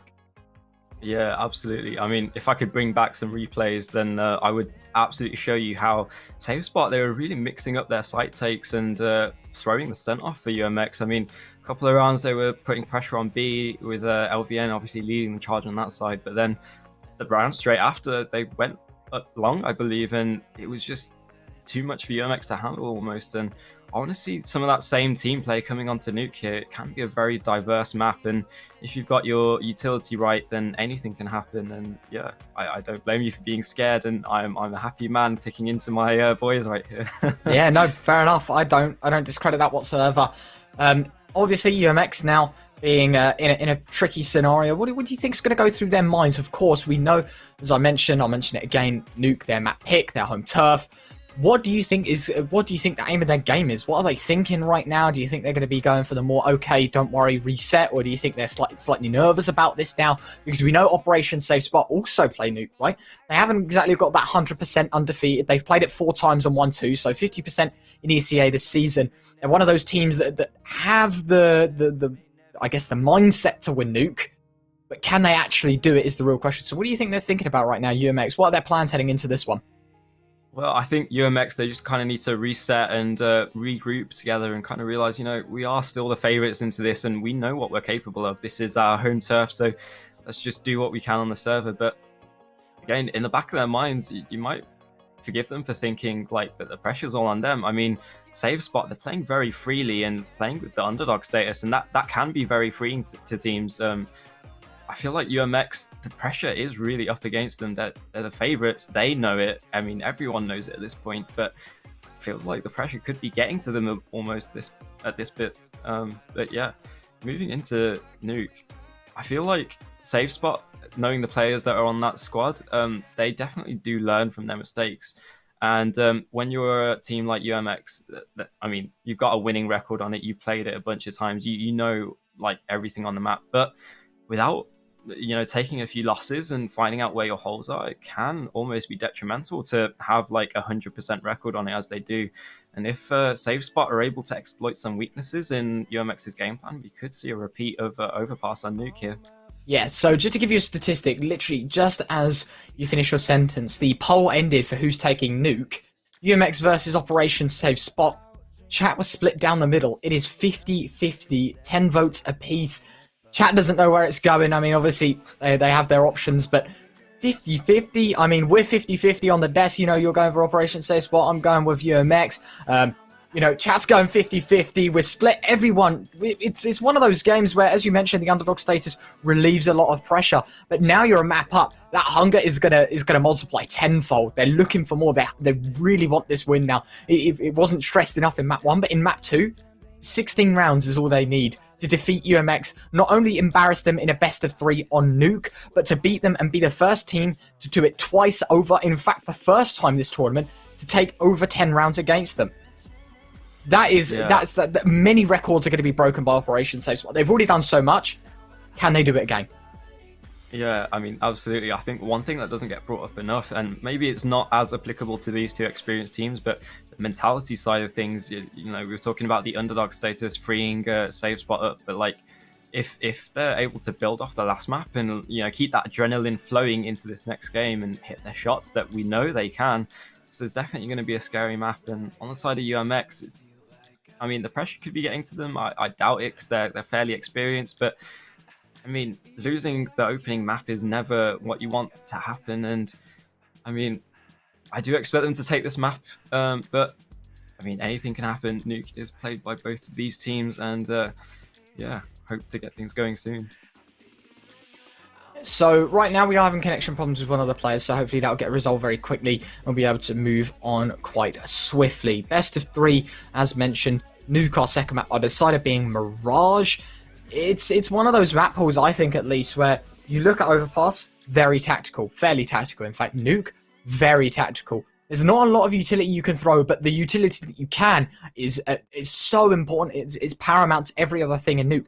And you just have a map like Mirage, where utility is more of like your second priority, and your aim is more key and more important to you than that of Mirage, or rather Nuke and Overpass. So I'm very interested to see how that dynamic will change if UMX can keep up that pace if we do go to a third map. Even then, if we don't, I mean, it's going to be Operation Safe Spot that take it 2-0. So all the glory right now is in Operation Safe Spot hand. They are holding it. They're like, you know what, we've got the power here. We are the map up. We are, you know, we have played Nuke. We've rehearsed this map as a team. Insta-banning Vertigo was a great option from them, I feel like, because we know for a fact that UMX are one of those teams where you'll just get obliterated on Vertigo. So for them to ban out Vertigo, to pick Overpass, they've already, in the veto, they've beaten UMX. Got rid of their worst map, forced them onto a map they're not very well rehearsed on. The second map being Nuke, which is a map that Operation Save Spot are comfortable playing, as we've seen in ESEA main. And then our third map being Mirage, and I don't believe UMX have played that all too much either, if I quickly double check. I do believe, no, they have not. They have not played Mirage in ESEA main. And so it's going to be 2 new maps to them, Overpass being one of them, Mirage being the other. And Nuke being a very well-rehearsed map for Operation Save Spot. So this heavily favours Operation Save Spot. Looking at the veto, I feel like UMX, they're going to have a little bit more to it than just that. Yeah, absolutely. I mean, as you were saying, that they were a bit of a dark horse coming into this tournament, and I'm glad that they're almost facing each other here, because I might envision, this is a very like bold prediction and thinking very far into the future, but you could envision almost a final of these two teams coming up against each other later on in the tournament. As you said, there is a lower bracket or a losers bracket. So yeah, I mean, if we are seeing a premonition of the future final of this tournament. I can't wait for that to happen, and this matchup is very, very spicy indeed. I mean, Yeah. glad to see what I'm seeing and excited to see what we can see in the future. Absolutely. Right now, this is one of those scenarios where we're sort of like, okay, now Operation Save Spot, they're on the front foot. They've lined up all that they need. They've got their first map in the bag. They've comfortably won it. And now Nuke is one of those maps where, quite honestly, it's a flip of a coin. We know UMX 4-0 undefeated on Nuke in ECA main. They've played very good teams on it. They've played some of the best in the world on it. You know, those top 100 teams on HLTV. They've played Nuke and rehearsed it. They're 4-0 undefeated in main. And you go to a team like Operation Safe Spot, and they haven't had the best of luck, I would argue. It's one of those things where it's like, they're a 50-50. It is a coin flip for them in terms of actual racing. You know, 50% 2-2 overall, played 4-1-2. I'm interested to see where this goes, but we are still having some problems. We're going to throw it to a quick break, but when we are back, hopefully, all shall be restored. Map 2 of Nuke up next, pre-game done and dusted, so when you see our faces, we'll be very ready to jump into the action. Give us a moment and we'll be right back.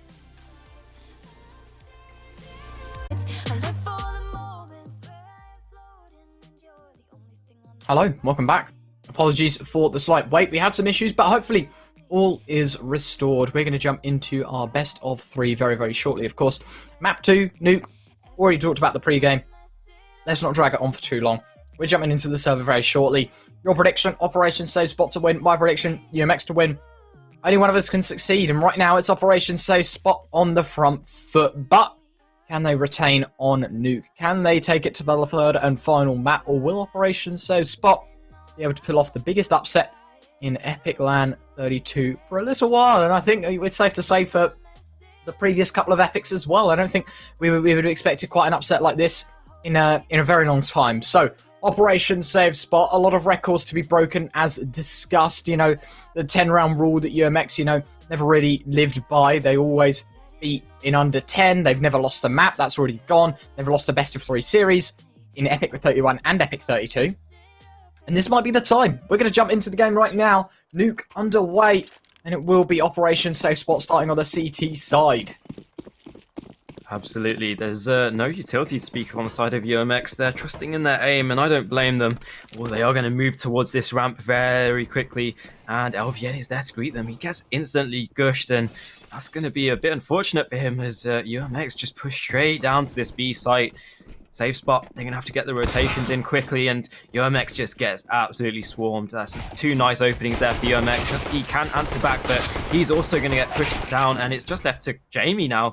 There is no kit on him, but I do believe there was a kit brought up. The bomb has been planted. Oh, he's going to get that early info and try and go for the aggression. Gets the first. I don't know if he reads into the second, pushing up to the rafters, but he does have a USP, and he has the ability to win this. We'll push round to radio as Giraffe and Tadpole set up this crossfire. Giraffe peeks in for that kill, and it's 1-0 UMX. Nice strong opening from them. Tadpole ripping heads off left, right and centre towards double door. Jamie, beautiful adjustment there with the USP, but unfortunately it'll be Giraffe to finish the job quite nicely. The first on the board for UMX, pistol win their favour, and being on the T side winning that, it is one of those things that I think is quite interesting. I do believe that this is a scenario in which, you know, Operation Save Spot, they invest. If they lose, you're already looking at a 3-0 scoreline. You know, ecoing the next isn't going to be too great. You have to reconsider a whole lot. Your whole formula is basically changed up to how you play the round. And somehow, there has been 1 kill and the bomb's gone down. Extinct and Tadpole, and Extinct once more. Jamie to rattle the head of Extinct as he dropped towards outside. The scout doing some work, but it will be UMX eventually to find their second.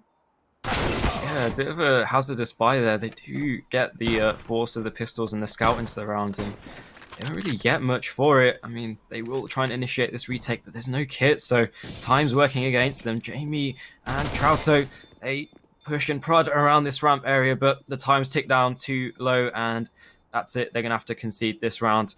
Tadpole and Mazza, they will be pushing into ramp here. They're going to stop these saved weapons coming through. They're able to get the first and the second, and that is a quick 2-0. UMX abusing this ramp side, I believe, and they're just coming out the gate swinging and showing Safe Spot that they are the force to be reckoned with. They are the favourites, and they're going to pick up the first 2 rounds. I mean, going back to Overpass, they did pick up the first 4 rounds, and it's kind of back and forth from there. So it'll be interesting to see how this map fares.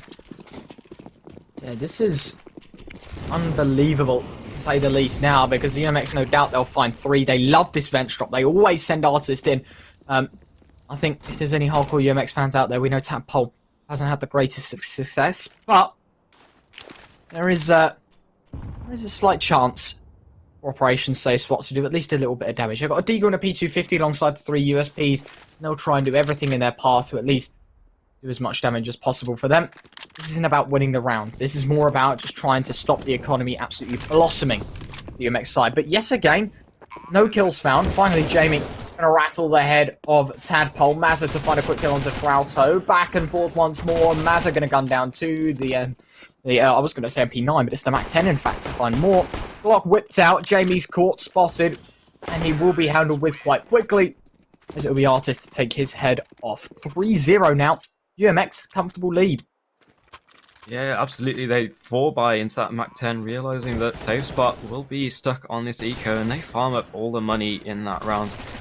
Economy is a very big factor, especially on a map like Nuke, and I kind of want to see Safe Spot try and build their economy into the game. I mean, UMX are going to start to have their economy swell, bring 3 Mac 10s into this sort of bonus round, and you should expect a faster round. As I say that, they will push into this A site, try and attempt a vent drop. Artist does manage to get down, but he is literally on 1 HP. You can sneeze on the man and he will go down, but he's going to try and be as annoying as he can on this bomb site down below on the vents. It will start to slow down here as UMX try and buy some time for Artist to make some plays, and Husky, he's going to make some plays of his own as he pushes through the smoke slightly. UMX, they fall back to this outside control. Do you know that they like to pull this off, especially when Artist can make his way down, and I'm not sure if Safe Spot are actually aware of his presence down there on the B side. Might just be giving him all the leeway that he needs, where that he will probably be on that Mac 10. Will be Jamie on the AWP holding this outside push. Don't believe there'll be a gap in the smoke, so he just has to concede that, and Safe Spot, they start to realize that, hey, we're hearing nothing, and this B site's awfully open. There is 40 seconds left as they initiate this push onto the B site. They will make their presence known now as LVN creeps around on the B site, trying to get some work done as UMX push the site. Ooh, he gets nothing, and Extinct and Tadpole double up for the clean entries. Husky can answer back, and it's a 3 versus 3. Artist is low on this site. Ooh, the bomb doesn't go down quite yet, but it is just Crip left in this 1 versus 3. And kind of unfortunate for Safe Spot. They put themselves in the right positions to do so, but unable to get much more into the round. And Crypt, he will go for this retake. The money is low, so if he goes down without a fight, then that kind of lets the economy swell on the side of UMX. A couple of players pushing towards that 10k range, and nice 4-0 start from UMX. Yeah, great start for them. T side is the harder side, and now they seem to have absolutely destroyed the economy of Operation Safe Spot once more. 4-0, they take the lead. And this is one of those scenarios that I think that it's UMX all over. They've got plenty of utility to work with. The money isn't too great for Operation Safe Spot. They're not in a great place in terms of weaponry as well. And when Mazza hits shots like that through the top of the HE smoke, it will be no problems at all for them. Trauto edging his way through Hut though, and this could be big damage done as he nails the headshot onto Extinct, pinning him to the vending machines. But the push towards heaven, Artist, good for 1, but Crypt lightning fast, able to take him down, and it transitions back level into a 3 versus 3. Jamie gonna dive down the vents, Tadpole waiting for the flank, and it was an imminent push for Trauto to make, and he might even be able to double down on the factor. The shot rattles past him, he will slip away, and it seems to be that UMX have got the 5th well within their grasp. Yeah, UMX are playing really well around this outside and ramp area. They're just putting pressure everywhere across the board, and it's kind of caught Operation Safe Spot out. They're kind of stuck not knowing what to do exactly, and I mean, round after round, they're getting down to this B site and getting the bomb planted, and it seems like UMX have read into the fact that these entrances to the B site are kind of vulnerable for Safe Spot. They're going to keep putting pressure on the wound, so to speak. Bring it to a 5-0 scoreline. Very impressive opening here from UMX, and this is kind of what we expected to see on the first map. Lovely shot there from Mazza, getting the opening onto LVN, and Trouto tries to answer back, but will be a UMX round in the end. Oh, Disgusting. these shots.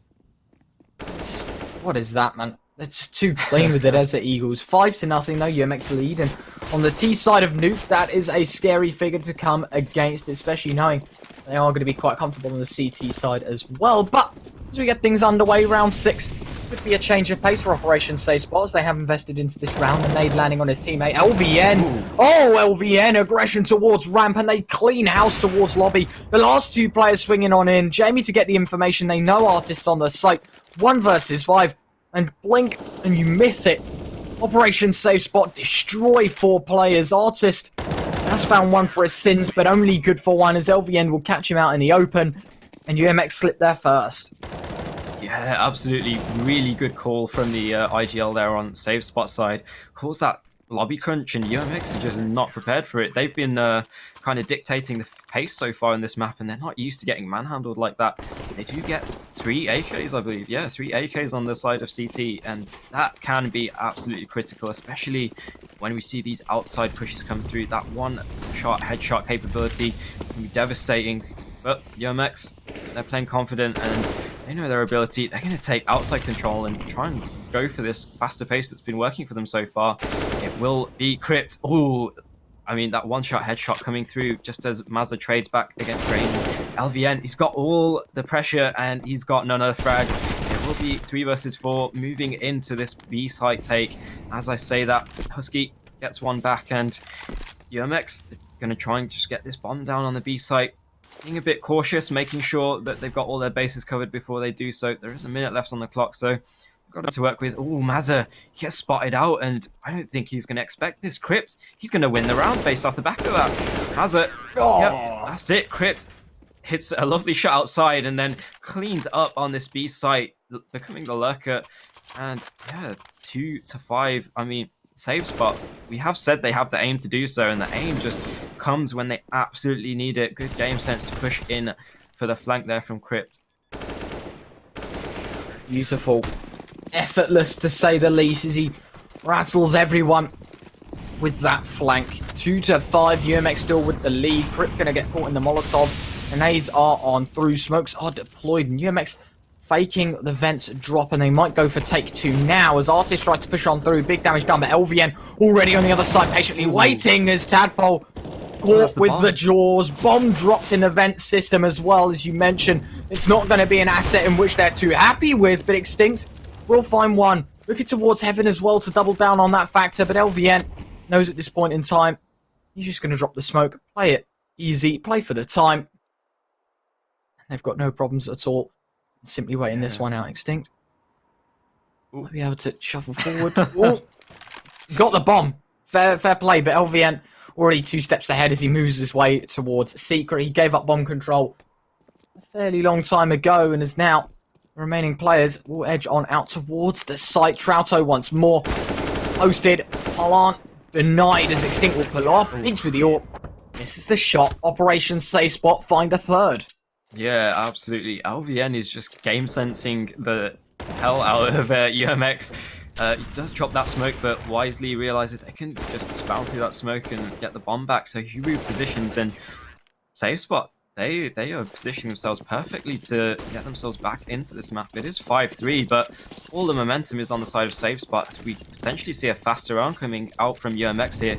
They are knocked down onto this pistol round by, and they will be sacking into the lobby, but see if they can make something of this round. They are slowed down by the good counter utility of Safe Spot, but they're just going to push through this squeaky, and they get out, but the trades aren't going their way quite yet. Oh, the vent drop tries to feign them out, and they will get the bomb down from the looks of things as 2 players push through ramp here. Pistols might be able to do some work as the CT's positioned for this retake. Oh, the shots are awkward, but the trades are still going in favor of Safe Spot. They're going to push through and get these frags. Mazza is the only one left on the Deagle. He's got 1 kill to his name. He's trying to get a few more. Ooh, slightly catches Trouto off guard, but that'll be it for this round. 5-4, and Safe Spot, they're definitely showing that they're not going to slow down too much off the back of the last game.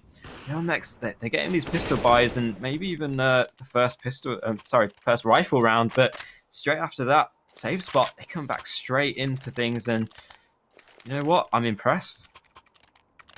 I'm as well. I'm very impressed. They somehow pull back the 4 rounds and piece together an unstoppable CT start, but already Operation Safe Spot, they've got themselves 4 rounds, but on the CT side they're going to need more than just that for the time being. UMX are just going to try and apply some pressure towards outside. 4 players posted up and waiting. Crit getting spammed down through the smoke and falls to the hands of Giraffe. UMX early frag in their favour. Extinct going to continue to push on round as he will be pushing in towards the locker room, looking at his entryway back in.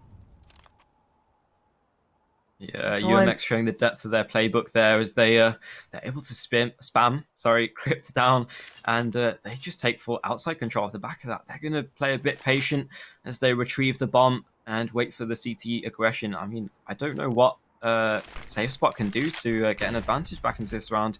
They do clear lobby out from the looks of things, and I'll give them all the information they need. LVN gets the first. He's trying to get another, but he gets traded out, and that's a 3 versus 4 in the favor of UMX. Ooh, Jamie, lovely timing play. Gets the first and almost gets the second through the wall. It will be this A-site take. 47 seconds left on the clock. Jamie is trying to spam through. Oh, he gets the kill. Jamie is fragging out of his mind. It's a 2 versus 2. 38 seconds left on the clock, and Safe Spot, they're giving themselves every opportunity into this round. Bomb goes down, and Safe Spot, they're going to reposition for this retake. They do boost on the middle of the bomb site. It's a smart play to do so, but Safe Spot, they're going to play fairly passive, wait for their AWP in the form of Jamie to push back through, and we start to get towards the latter stage of this round now. Artist is a bit low. There is no utility on this T side. They're just going to swing. Husky loses his head. Jamie, he can't quite get the trade. He's not going to expect this close player, but he might be able to spam down Artist. He does expect the close push, but doesn't know which side it's going to come from, and the time's ticking down a bit too low. Jamie might have to concede this round as he just tries to get the exit frags. Artist is low. He will get the exit frags. 5 seconds left. Oh, he does quite save the AWP, and Safe Spot, they're unable to initiate that retake, and UMX moved to 6 rounds. That's such a close round there. Yeah, that is as close as it could be, but UMX do retain their lead and double up as they do hit 6. A 2-round advantage now heading into round number 11. This time continuing to be a constraint against them, but as mentioned, their map pick, they're on the T side. This should be no problems for them whatsoever, realistically, because, you know, CT side, arguably the easiest side, and so UMX, they only need 6 or 7 rounds, and they're in a great position heading into the CT side if they live up to the hype. Push on through. Artist he died to it once, but he's going to expect it the second time. The MP5 whipped out, and he lands the shot. Mazza might just peek right on around. Husky tries to spam Mazza. Quick flick, lightning fast response, but Trouto lines up one, denied of a second. Extinct with the flank. Beautiful execution from UMX. Giraffe gonna burn LVN to death, and Tadpole might be able to catch off the last headshot there. Jamie no more. AWP retrieved. A 7th on the board for UMX. Yeah, indeed. I mean, UMX are making these fast rounds work. That MP5 getting an entry, I was a bit suspect of that buy, but he makes it work, and UMX make a quick go of that round. I mean, when they're having these fast-paced rounds, they're definitely making Safe Spot pay for them, and kind of a bit worrying, because if they can't hold off these quick rushes, then UMX might just opt to keep doing that, and it looks like they might do the same thing here, getting this quick trade of utility around the lobby area. Jamie not quite fast enough, but he does get the repeat, saving that AWP. Oh, Trouto having an awkward fight with Extinct. They do win the health advantage there, but not able to clean up the frag. Oh, Tadpole spamming through, and going to push out the squeaky door. Oh, Husky, he's not been spotted quite yet. As I say that, Artist will pick up the frag, and they're just going to push down vents. There is a dink coming through, but that's only a USP and not able to clean up on the frags. The B site is going to fall yet again in this half as UMX tries to push to this 8th round. LVN, he's going to try and walk out, try and pull some dodgy plays, but can't do anything quite with it yet. And Jamie might just opt to save this AWP. It's definitely not the gun you want in a retake. Extinct. Beautiful headshot, nailing Crypt, and as you mentioned, the ult not exactly fit for a retake on B, and so Jamie will run away, trying to escort himself towards control room. He will be looking to try and make his mark, possibly get an exit frag in his favour, but all in all, this seems to be a fairly comfortable round, and even more comfortable half, because UMX now guarantee themselves 8. They push forward, they continue to win, they continue to uphold this streak that they've now set themselves on. And the bye round, well and truly disrupted, as Operation Save Spot will have to rethink and plan out what their next round is going to look like. But an AWP saved is definitely going to be a valuable asset to them. Yeah, I think UMX have started to read into the fact that Crypt is often holding the backside of that garage area, and they're just trying to put a pressure on him, and by virtue of that, take advantage of this weaker B site. We will see a 4-buy coming in from both teams, and hoping to see Save Spot come out strong in this one, as they will be knocked back onto another eco if they lose this. So very critical round moving into the latter stages of this half. Round 13 it is. Minute 30 left on the clock. UMX slow things down. It's a bit of a slower pace, and they haven't been winning these rounds so far, but they are looking to change the tide of that.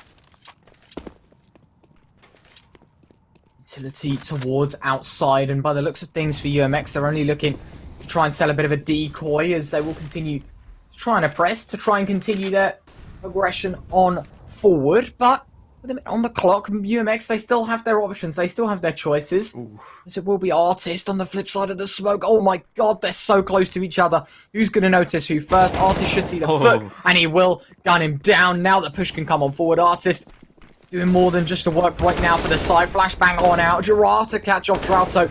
And now in a 5 versus 3, UMX continue to blow past the Operation Safe Spot guys. Crit tries to get a flank, but Extinct reads into it quite nicely. And now in a 4 versus 2, UMX is shaping up for 9. Yeah, absolutely. I mean, it seems like Save Spot, they're trying to play a bit too individual, trying to do these cheeky plays, and UMX are having none of it. Absolutely prepared for almost everything that Save Spot can throw at them, and much like Intel Overclockers and Noble Chairs, UMX are just a step ahead of the game. Yeah. I mean, right now, UMX are in a scenario where, you know, money is booming. They don't have to worry about anything like that heading into the penultimate round of the first half. It means nothing. They lose this round, they can buy the next comfortably. So money isn't their problem. Operation Save Spot now in a position where, okay, we've got no money. This buy means everything. We've got to make this work at all costs. And so for now, UMX definitely in the forefront in terms of weaponry, armor, utility, all of it. But in terms of actual accuracy, it will be LVN that lines up too, but as a back and forth round, you blink and you miss it, that kill feed absolutely stacked. We're into a 1 versus 1 immediately. Absolutely, as is the 1v1 Jamie against Giraffe, 2 very capable players, and I mean, it is a very capable round for either side. I feel like it's a must-win almost for Save Spot. CT side is the stronger side. Ooh, timing. Spot Giraffe out. Oh, and he hits the shot. What a flick from Jamie. Oh my god. A critical round and a critical shot. That is wonderful from Jamie, and they will move to 5 rounds. Necessary round for Save Spot, and Jamie's trying to keep them in it. I'm still a bit shocked from that. Yeah, that was a beautiful shot from Jamie to keep the dreams alive. Because right now, it's only a matter of time until we see the last round unfold. And this is a crucial one for everyone right now. You know, this isn't just about the victory to make it a 10-5 half. This isn't about the victory overall to allow, you know, Operation Save Spot to have a chance. This is the make or break for UMX. If they can find double digits, they can start to piece these rounds together. This will be great for them heading into the CT half. Already big damage down. Trouto down to 7 with that HE grenade. Now, will be a heavy HP disadvantage falling in favour of UMX for the time being. The nade might just do a bit more. Extinct shut down to 71, but still very much within the round. Right now, it's all just about the control that UMX are willing to take. Ooh, Extinct getting a nice entry onto this A site. He's there to trade, but it is important to note we have a double AWP setup on the T side here. Not something you see every day, but UMX, they're definitely making it work in this 4 versus 4 now. Crypt will be low, and UMX have almost all the map control they could want. They're watching for this. Oh, Crypt, he gets the kill there. You almost expect Mazza to take that scalp, but the frags are just going so back and forth. It's honestly unsure where this is going to go. Artist with a nice shot, 3 HP onto Husky, and one will go down on this A site. Crypt and Jamie will be the men left to retake, and just falls down to Crypt as UMX move towards this 10-5 scoreline. I mean, it was almost expected. Crypt, he's going to try and make some magic happen. Obviously, no point in saving, but walks through this lobby. Tadpole is making noise. That doesn't mean that he's a bit vulnerable to this flank because they don't expect it, but the time is ticking down low. He does have a kit, but he might not have the timing as he just kind of walks out this hut area. Oh, Giraffe doesn't spot him, but he is able to still clean up the frag. 10-5 is your scoreline as the favourites take the advantage into the second half. Beautiful for UMX. 10-5 at half time will continue on forward, and they'll continue to try and uphold that. But at one point, actually, Operation Safe Spot had a chance at winning. They were in a 4 versus 3 scenario, man advantage, but Artist. Look at this, man. Beautiful array, double kill there. And that basically sealed the deal. Giraffe swings wide, he swings home. He connects. 10-5 now. UMX lead. And they're on the supposed easier side, that CT side. Yeah, absolutely. There is no kit buff in this round, and the trades are just going to go out on the outside. What on earth has just happened? That is one of the biggest memes I've seen. They all turn with their backs to try and hide their heads, and fair enough, it's worked out. But you can't turn your head away from Tadpole. USPS whips out in his hands as he nails the second shot. I still can't believe they just did that. Jamie, one tap. Oh, Jamie! A second denied by Mazza. And LVN alone. That was one of the weirdest plays I've seen in a little while, by far. Indeed. I mean, Safe Spot, they did have a bit of utility that they could have worked with to get down on that B site, but they opted not to use any of it. Bunny hopping across together with their backs turned to UMX, and they ended up getting a loss in trades for that. LVN will be trying to activate on this alert, but doesn't expect Mazza to be that close, and UMX will bring it to 11-5. Almost needs Safe Spot to win that one to bring it to a bit of a closer scoreline, but map is not done yet. There are still rounds to be played, and with the bomb going down, I feel like Safe Spot would be wise to save into this next round. Indeed, they do so, and yeah, move to round 17. Unbelievable, as they are now only 5 rounds away from taking the map home. And the full buy most certainly going to put out an extent of damage, as Tadpole and Artist will clean up 3. Tadpole might make it a 4th, a double for him within the round, as he will gun down Jamie, leaving Husky alone. 1 versus 5, and he will be no more. Operation Safe Spot 5, UMX 12.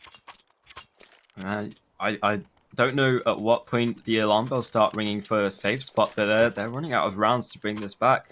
Not counting them out just quite yet. They have all the aim and the struts to do this comeback, but it's going to be a very uphill battle so far as we move into round 18. There are 3 MP9s that do leave UMX susceptible to this buy from Safe Spot, and the chess battle of utility will go down towards this hut area of the A site. Right now, it's all about... Go on, sorry. Sorry, no. I was going to say Safe Spot, they're just slowing things down in this default, waiting to see if UMX try and do anything dodgy with these MP9s, you know, try and go for one of those risky plays like we saw in the last map of Connector. But, ooh. Trade's going down at ramp, and Mazza's able to utilize the scope of that AUG to take the scalp of Husky, and that is a big one to take. Not quite sure what the objective of that was. Ooh, bit of a miss nade there from UMX, but they're not going to mind too much. They have the opening into this map as we move the clock down to 1 minute. Safe Spot, they're going to posture towards this A site take. And Retro, why don't you take us away? Utility on out. UMX looking to hold on. Giraffe swings wide, gets the information, finds the first. Trouto no more as the vent drop comes on in. Mazza quickly his response on down towards this B site. Will rip off the head of Jamie. Beautiful from him. And now in a 2 versus 5, they continue to oppress and continue to rattle down Operation Safe Spot. Crypt alone. Oh, a lovely double from him. So he's not done just yet. Damage being inflicted heavily towards him, though, as he's down to 7 HP. Tadpole in a similar situation, but arguably it should be no problems for UMX now as they swarm towards the area. They know that he's trapped. Mazza holding the double door, patiently waiting, possibly for a peek, and it will be the tap crypt trying to do his best. We'll peek on out, and Tadpole will eliminate him. 13-5, UMX take the lead. They continue to uphold and continue to deliver in quite dominating style. This isn't exactly what we saw on Overpass from UMX. This seems to be a reformed side, and as expected on Nuke, undefeated. We talked about it in the pre-game so much. It's one of those things where it's sort of like, okay, cool, we're going to just continue moving on forward. We're going to continue trying to do our best. We're going to do our thing and try and extend this to a third map, and that's exactly what they're up to right now as they continue to deliver. Yeah, absolutely. I mean, the depth of the strat book on UMX is really problematic for the side of Safe Spot. There are bullets exchanged outside as Safe Spot make their way down Secret, but Tadpole, no one expects him to be there, and he takes one for his troubles. It seems like UMX are just kind of getting into their rhythm and doing what they need to win this game. I didn't realize the bomb was dropped outside there, so Safe Spot, they do have to push back, and they get a loss in the round for it. 14-5, UMX are really trying to close this one out quickly here. I mean, what a round. Absolutely demolishing Operation Safe Spot, and I don't even think they're able to get much out of it. I think they got one kill on Tadpole, and that was it, I do believe. So, at the end of that round, an unsuccessful approach from Operation Safe Spot.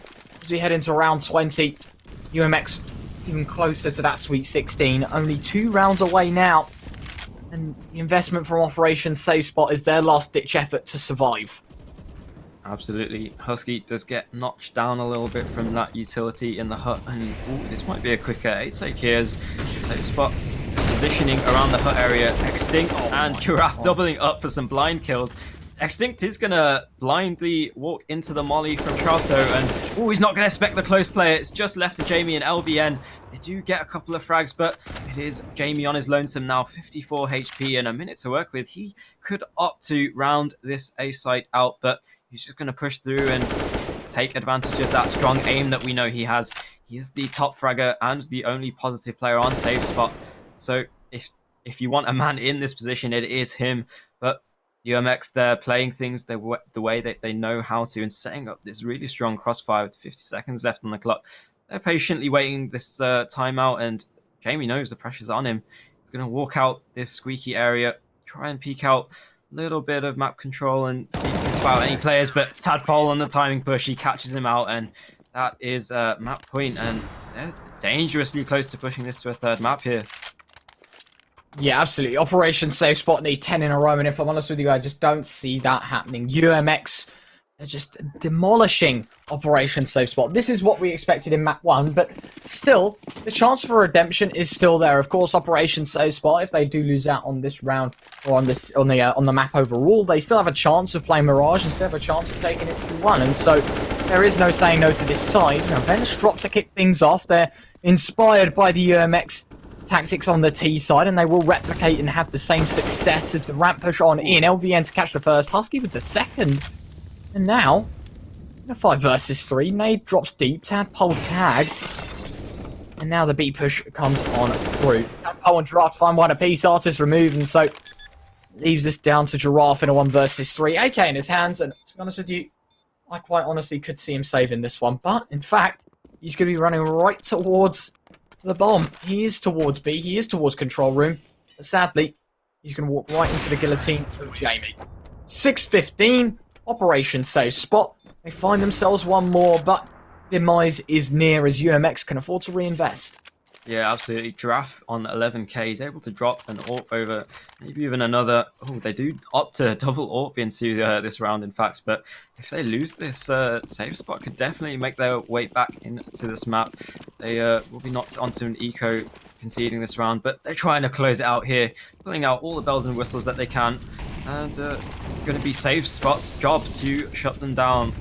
It will be the trading of utility that we're used to in this hut area as the smoke goes down, stopping LVN from aggressing anymore.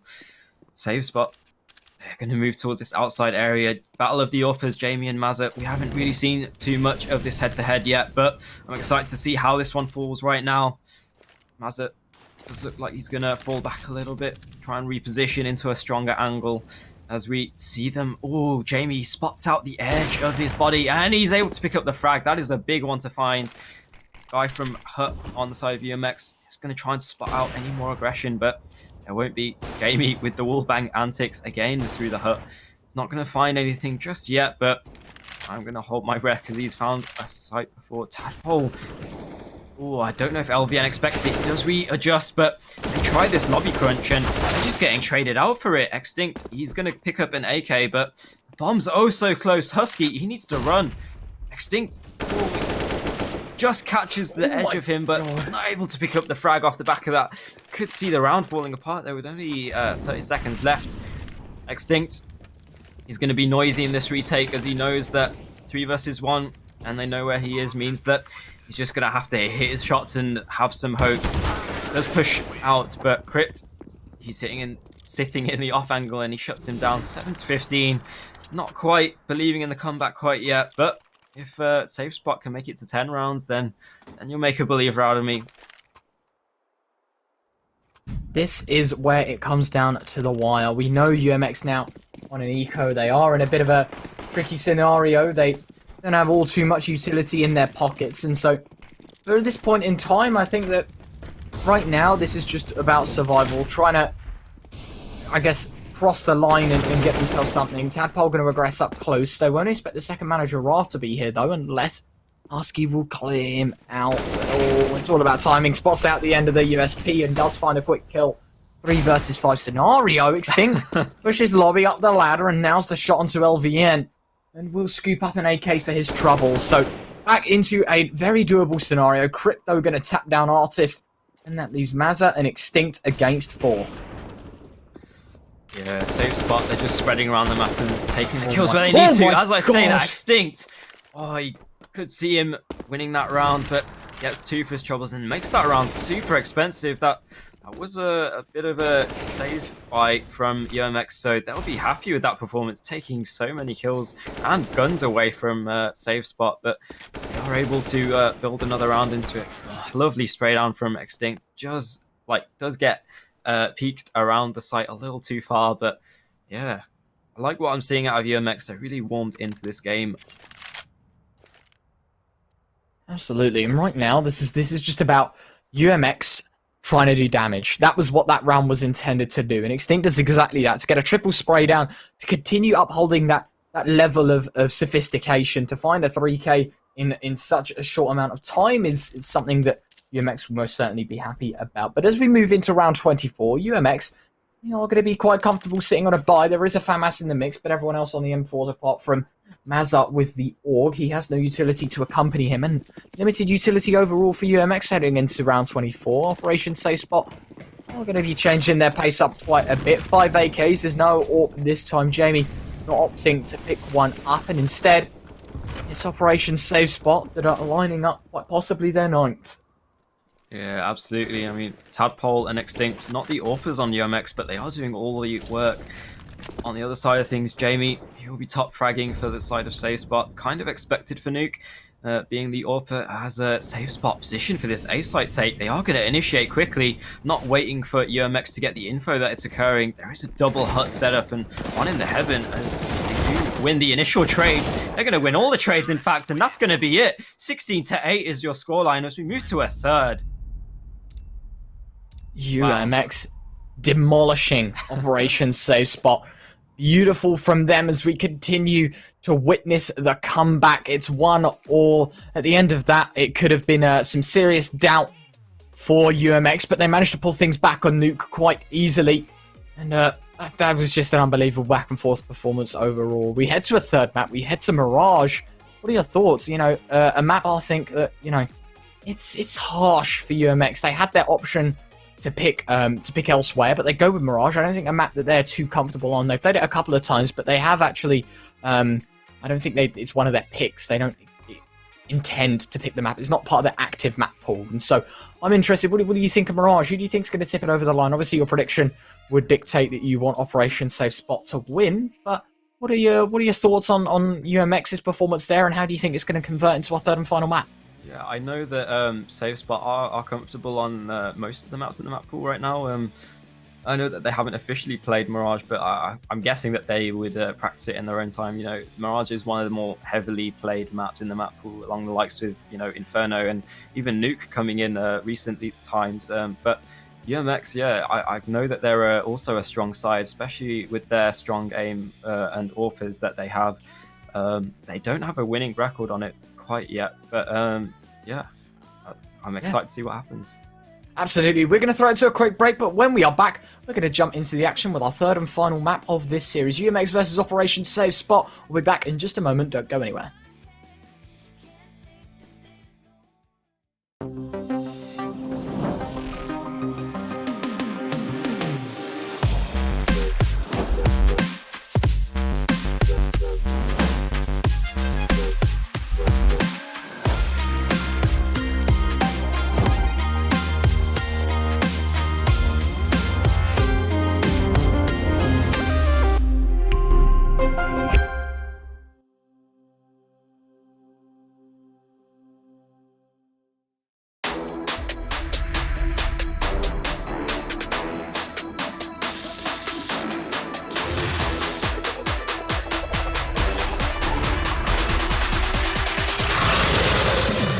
Hello, overclockers, and welcome.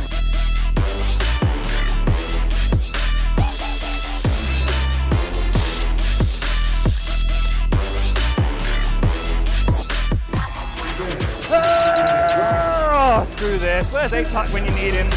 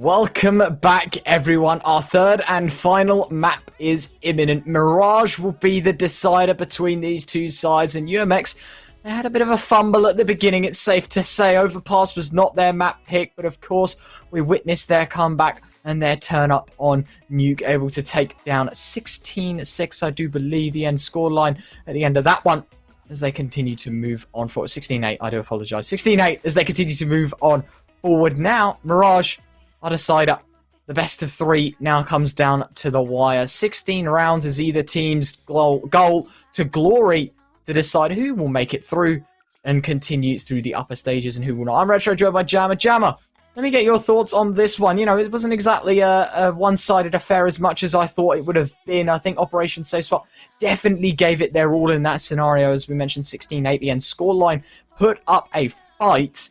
But can they do the same on Mirage?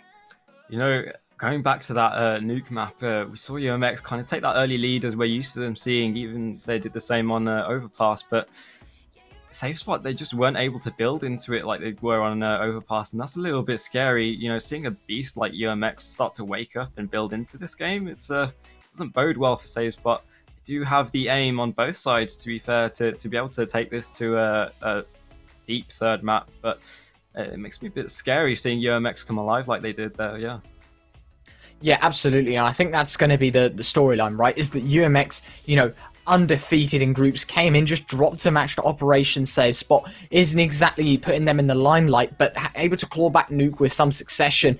Now, down to the wire, down to that third map, and they need to perform once more. But Operation Save Spot, We know they have it in them. They've done it once. They did it on their map pick of Overpass. There's no saying no to a map like Mirage either. So what's stopping Operation SafeSpot to go out there and grab 16 rounds and snatch it out of UMX's hands? I have no clue. Hopefully we'll get into the game very shortly and see exactly what's going to go down. I'm excited to see what goes down. Knife round underway. Jammer, do you want to go and witness it? Yeah, why not? Love a good Let's knife do round. it. Into the knife we go.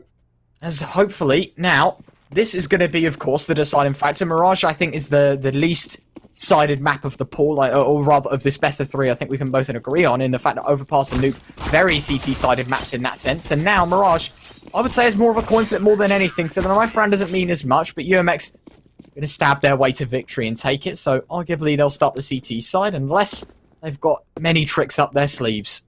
Absolutely. Do you have a favourite knife? What's your favourite knife, Retro? Currently, I can't lie, I have three. I have Shadow Dagger Stained, I have Shadow Dagger's Forest DEPAT, but my favourite right now is the Talon. What about you? What skins are we talking? Give me a specific skin as well. All right. Well, recently I've been building a black and white inventory as we load up the map. But yeah, black and white inventory, and I've got the bayonet black laminate and the default falchion skin on each respective side. So been really enjoying the cleanness of that loadout. I also have a flip knife black laminate actually that I let my girlfriend use on her stream. So yeah, definitely a big fan of these black and white skins.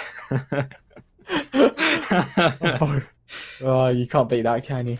As our producer Jake just says in our ears, simp. It's a nice thing. It's a nice thing. It's money though. That's where I stand with it. But underway once again. Our third and final map. Mirage is our decider right here on the epic.LAN 1 stream to decide who will continue their run through the upper bracket and who goes down to the lower bracket. What I was going to say in a pre-game before the knife round commenced is that considering no matter the outcome of this, we know both teams are super strong, and so the lower bracket run is very doable for either side. But as we get underway with our first round, LVN going to sell the fake towards A, and it will be the B site that will be emptied out, and UMX they fall for it. But in fact, the double back Extinct drops the flash in. Slips right past. This is big. He finds a first kill. Extinct finally going to take down Husky, and Tadpole there to save the day. It could have been poor for them, but luckily enough, Trouto, the only man left to stand in the way, and UMX diffused the situation quite quickly. Yeah, the way that worked was so interesting because you could see all that utility brought up and committed to the A site, and when you see that much utility going down, you really don't expect it to be a fake. UMX do fall for it initially, but that experience kicks in. The player down at CT does call that, oh, guys, I'm not hearing much, so they decide to double back, and they get back just in time to close that round out. Very clean in the end as they make some good plays, and some good plays are what we want to see a bit more of as we move into this second round here. Underway once more, of course. Round 2, Operation Safe Spot. Not going to be in the best of places financially, no bomb plant, and so for them this is just about the eco, stick with the Glocks, try and do the damage, basically go back to the chalkboard and figure out what they want to do next. The flip side, for a team like UMX, they just want to continue to uphold, continue to deliver. Right now, Artist gonna catch off the bomb, reloads too early, pulls his gun back out to cancel it. But already the damage has been done. Jamie shut down from the FAMAS towards middle. Artist gonna tap down one, switches over to the USP, taps down a second. And now it's all down to LVN. You blink and you miss it, UMX, they're gonna scoop up a second, and it could be in flawless style. Yeah, indeed. I'm not sure how LVN managed to get there, but it doesn't look like he's going to do much with that map control. And yeah, UMX pick up a nice clean round, 5 players alive, and that will really help the economy side of things. They won't opt to upgrade any of these MP9s as we move to a pause here. But yeah, nice play from UMX to go aggressive with it, show a safe spot that, you know what, we are the favourites, we're the big dogs, and we're not going to give you the respect that you maybe garnered in the last few maps. And based off that, we move to a second round.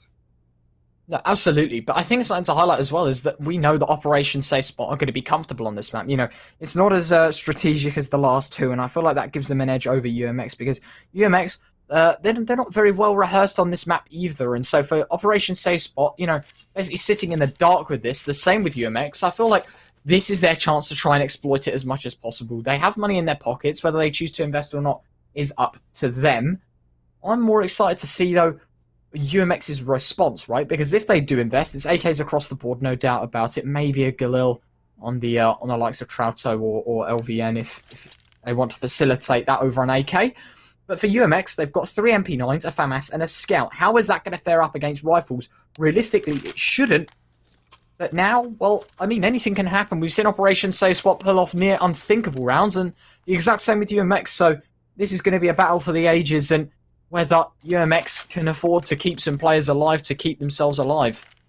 Yeah, absolutely. We do see Save Spot buying into it, full AKs across the board, and they have enough utility for a site take. They do opt for almost flashes completely across the board. There is that singular molly from Husky and then 5 smokes, so they can definitely do some damage with those guns and possibly see an execution come through here. Looks like they will be posturing towards middle with the middle side smokes flying over. They do stack towards this B side here, and we might see some fights going down as 2 MP9s get boosted into the apartments.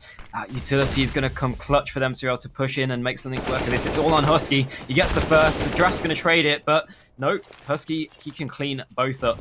That is unfortunate for UMX, and that's kind of the... Ooh, Artist, I didn't even notice this. He gets 2 for his troubles, and that completely swings things out of order. LVN can get a pick onto Mazza on the A site, but with that information gained from Artist and the play, it's definitely doable for either side. 2 versus 3 as Tadpole and Artist reposition for this retake. LVN, he's not watching jungle. Oh, Trauto, he's prepared for that, and it's just Tadpole against Jamie and Trauto here. They will try and move towards getting this bomb planted. There's not much utility left on either side, but there is a kit to speak of. Bomb will go down as Tadpole spams through the box, giving his position away, and you know what? There's no player low to receive that spray, so unfortunate for him. Just pick up an AK, so upgrades the firepower, but with this bomb down, the pressure will be on Tadpole to make the play and push onto the site. They can play a bit more passive as Jamie and Trauto try and jiggle in for information. Ooh, Jamie spots out the shoulder and spams Tadpole down through the edge of the box. Nice first round picked up from Operation Save Spot. 2-1 is your scoreline. Yeah, very well played. And right now, this 2k from Artist, that could have been the real upset. But damage has been done, right? UMX still have money. They still can reinvest. They still can afford to buy these rifles, or supposedly they should, I do believe. Especially off the back of Artist, a couple of kills. Exactly that. Orps invested. There's FAMASs. This is a fairly even buy. There's a Gillen and the hands of Husky, which is going to be a detriment to them within the round. And UMX running a double Orp setup could cost Operation Save Spot a lot of money. And now, this round doesn't mean, you know, putting things level or extending your lead. This is now the fight for, can you actually continue with this, continue with the AWPs, save possibly an AK, or for the flip side, Operation Save Spot, save the AWPs and destroy the money of the opposition. Extinct, lovely boost onto the first, nade deep. Jamie tagged by a quarter as well. Actually, it's going heavily in favour of UMX as a second player tapped down, in fact a third to low HP. Crips and Trauto very, very low. And then a 4 versus 5, that is a huge fumble, because now Tadpole, if he swings, he can take down Jamie. High health player eliminated, and now it's LVN, Trauto, and Crips to deal with it. And they've got about 140 HP between them. Yeah, absolutely. Amazing play from UMX, just playing absolutely heads up and getting all of the trades in middle there. Save Spot were not prepared for any of those aggressions whatsoever, and they get taken out for it. They will reposition towards this B site, and it was previously slightly more vulnerable as they reposition from the boost up short with 30 seconds left. The push is going to come through. Crypt, he needs a big opening, but Giraffe gets the first. LVN gets taken out, and it's all on Trauto. He will get cut down as well, and that is a very clean round from UMX.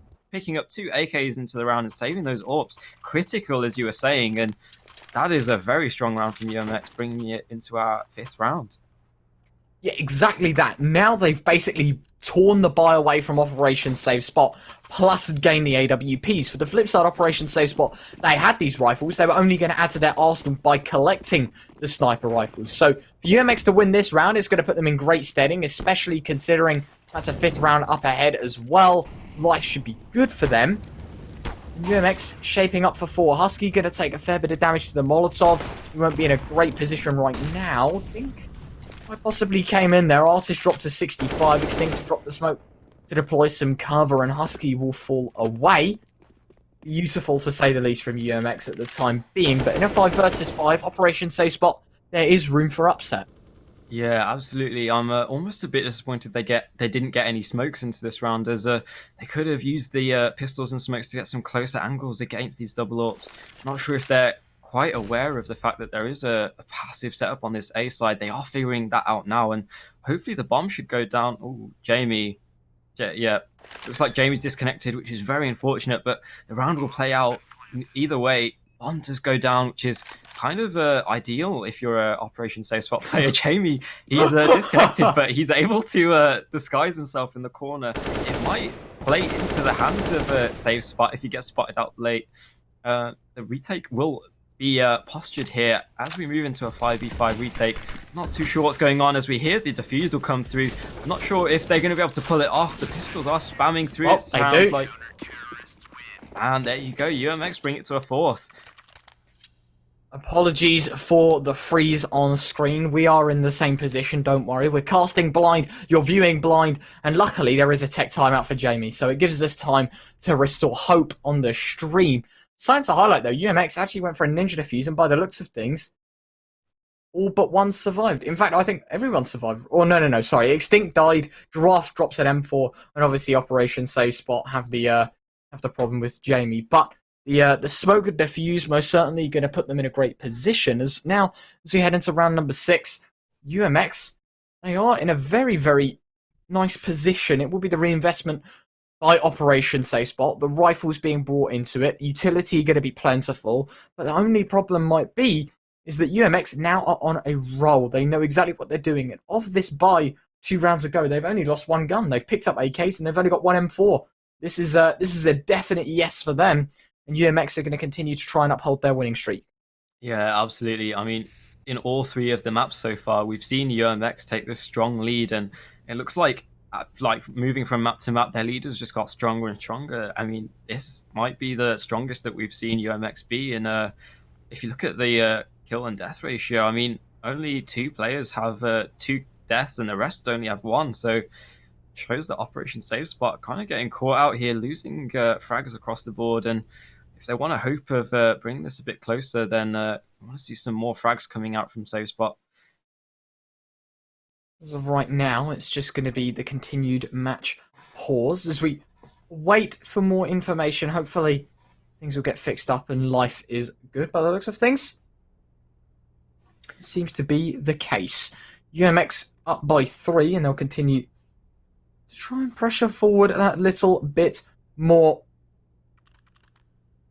And right now, we're going to have a little look and have a recap of the first couple of rounds. Operation Safe Spot to only get 1 of these rounds to piece together, and I do believe it was the first buy.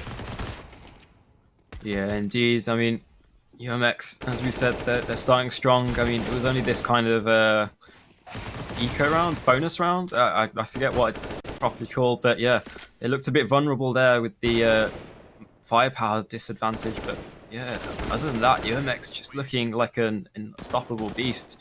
David Goliath's story is definitely paying off for Goliath in this case so far. Yeah, absolutely. And UMX, they're just going to continue to uphold, continue to just try and do their best, to try and do their bit on the servo right now. As we continue on forward. Hopefully, this tech timeout is most certainly going to be over with quite shortly. UMX, they're doing wonders right now. They're delivering on every front. You know, 4-1 up. This is a comfortable lead for them. A very, very suitable lead. For Operation Safe Spot, this is their chance to bounce back. Their revenge story can start now. The reinvestment, as I mentioned, utility, all of that is going to be on the line. And Operation Safe Spot need to piece this round together quite quickly. Yeah, absolutely. I mean, we've talked about it in previous maps, but the economy is definitely a factor for Mirage, as these quick executes and default plays can like hemorrhage money from either side.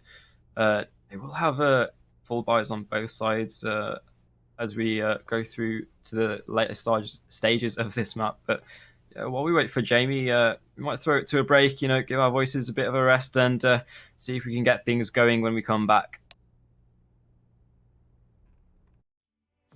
Mess it up sometimes, we're bittersweet, but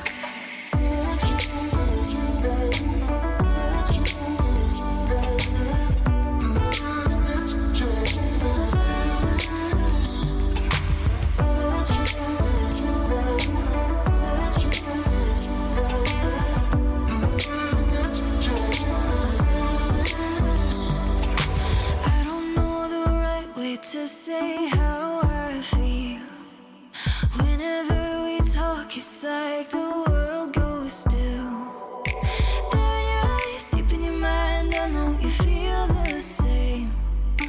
Running the red things that you say don't always come out clean. You and me, we can really mess it up sometimes. We're bittersweet, but I think about you all the time. It's addicting, loving something wild inside. A masterpiece, yeah, work of art that's come to life.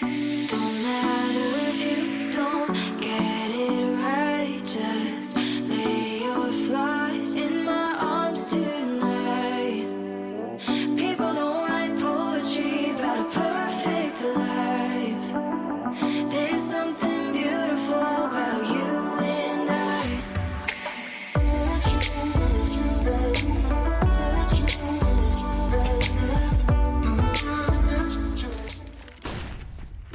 Welcome back, everyone. We're back live. We're underway with round number 6. Everyone seems to be happy. Everyone seems to be good to go once more. Crit pushes forward. Giraffe to find the first, while Blind Mazza actually catching one with the AWP as well. As he'll continue to rip through the side, completely obliterating Operation Save Spot as they continue to uphold their streak and they continue to destroy the side, and the continued force from UMX has tipped them to their 5th in unbelievable speeds. Absolutely, that strong mid-aggression coming out from Safe Spot. Yet again, they're trying to initiate their default, and UMX are having none of it. They're just pushing and getting all the frags that they want. I mean, Mazza hitting some lovely shots with that 3k in middle, and these orbs are proving to be a bit too formidable. LVN even losing his face to Mazza's bullets, but yeah, a strong start from UMX, and they're starting to build up their economy based off these strong rounds where they've got so many players alive. Yeah, absolutely. Shots. Mazza's just destroying the competition. A 4k for him within the round. He's 6-2 right now, and UMX tipped to their 5th. That's certainly going to put them in forefront. Pole position resumed. The driver's seat obtained by UMX's Operation Save Spot back on the pistols, back into a bit of a tricky scenario, and it is most definitely going to be an even trickier scenario for them to slug themselves through and to get back out of. Right now, Absolutely. though, go on. Oh, no, go on. I was going to say, right now, though, they're on the pistols, and it's not going to be the best of ideas for them to try and take these gunfights, especially with the WAWP setup. We were talking about this, and the fact that UMX are confident, they run the double AWP setup, they continue to destroy, they continue to plant bullets in every direction that Operation Safe Spot are from. It's proven to be a formidable force that they can't control right now. It's a flame out of control. It's more than just a fire. It's just an absolute teardown. So true. I mean, Save Spot, they are only knocked back onto these Deagles, but kind of wants some... Ooh, as I say that, Mazza, he's going to hit some insane shots on this A site. They might only have Deagles, but Mazza's going to show that the AWP is the only weapon that he needs. As he cleans up that round, 4k from him. He is playing lights out on this map. Back-to-back 4Ks, 8 kills in the last 3 minutes, and UMX continue to uphold this. Mazza, so sick with the AWP. This man does not stop for anyone right now as he continues to absolutely blast through the terrorist side. Operation Save Spot no more, and UMX pole position resumed. They dominate once more, and this is just going to sting even more. Yeah, I've talked about it previously in other matchups that maybe were a bit more one-sided, but when you've got a player that's just playing lights out, confidence peaking and hitting every shot, I mean, even going to 10-2, I mean, 5 KD, that's nuts. Like, there's not much that you can do. You just kind of have to sit there and go, well, he's having a great game, and we're just going to have to deal with it in any way that we can. I don't even know what they can do to bring this back. I'm kind of hoping to see the Battle of the AWP is maybe a bit more Jamie trying to open in, or doesn't quite catch Mazza there, but yeah, a bit more from Jamie, and we should see this scoreline come a bit closer. Not opting for the middle control that we're used to seeing. Oh, Giraffe gets spotted out and tagged up a little bit from Chato. Does look like a bit more promising. from safe spot, but it is 6-1, and ooh, Artist going for the confidence play, pushing through the smoke. LVN, there's no way he expects that. He is able to get Giraffe, but Artist can trade straight back with the AWP, and 4 versus 4 usually favors the T side, but with the information gained from that play, you almost favor UMX as they postured towards this B site, understanding how safe spot, they're kind of cornered here, and they're just going to have to push off the back of it. They will retrieve the bomb with 1 minute left to go, and they will dictate the pace at which they push this site, but push this site they will nonetheless. Ooh, Extinct. Oh my god, finds a 2k. Beautiful from him as they continue to tear down the forces. Operation Save Spot. They continue to try their luck, but they cannot get anything done. It is just absolute blow after blow. The Orb's not really doing as much as the rifle within this round, but Mazza, he's not done just yet as he peeks on out towards middle. The M4 of Extinct to find a third within the round, and Mazza might just have the information that Jamie's towards middle. Peeks on out, he does not know, and he'll walk right into the AWP, but unfortunately, in a 1 versus 4, 15 seconds to go, he has nothing better to do. Yeah, absolutely. At this point, he's just kind of padding stats with 10 seconds left to go. If he can keep that open to the next round, it will hopefully help them into building more rounds off the back of it. But the economy situation that we're in right now is really worrisome if you're a Save Spot fan. 3 players above 10k on the side of UMX, and Save Spot, they're possibly looking to force around this open, being a kind of quasi-buy almost. Lovely highlights coming out from Extinct there, getting the 3k, but it will be 7-1 so far. UMX trying to win the half when only 9 rounds have been played. Yeah, I think the highlight reel is just filled with UMX right now. Back-to-back multi-kills. It was the quadra from Mazza 2 rounds in a row, and now we have the M4 of Extinct turning up in round 8. But round 9 underway, and Husky going to try and silence that. Jamie going to find one as well, but Mazza's nade does a quite phenomenal job. Artist up close, here's the scope, peeks on out, finds the man. A second, in fact a third with the AWP. 2 on Mazza, 1 on Artist, and now LVN alone with the Khalil. And UMX, I said that their Mirage wasn't great, and I know that their Mirage isn't great either. But they seem to make it look all too easy.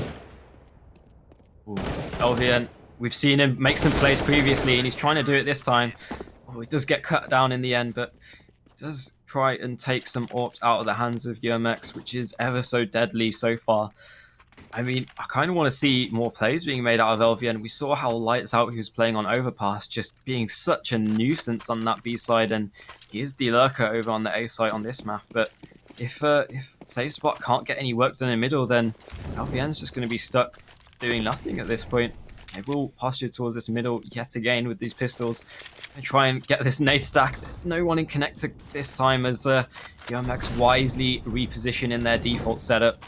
But yeah, it's almost worrisome at this point. 8-1 is your scoreline, and stuck on a pistol buy, you're going to have a hard time getting the frags. Trouto is able to chip down Extinct as pistols swarm through middle. Extinct will be able to pick up 1 on Jamie as he pushes through the window. He's going for more, jumping the shots coming out, and trades are coming through.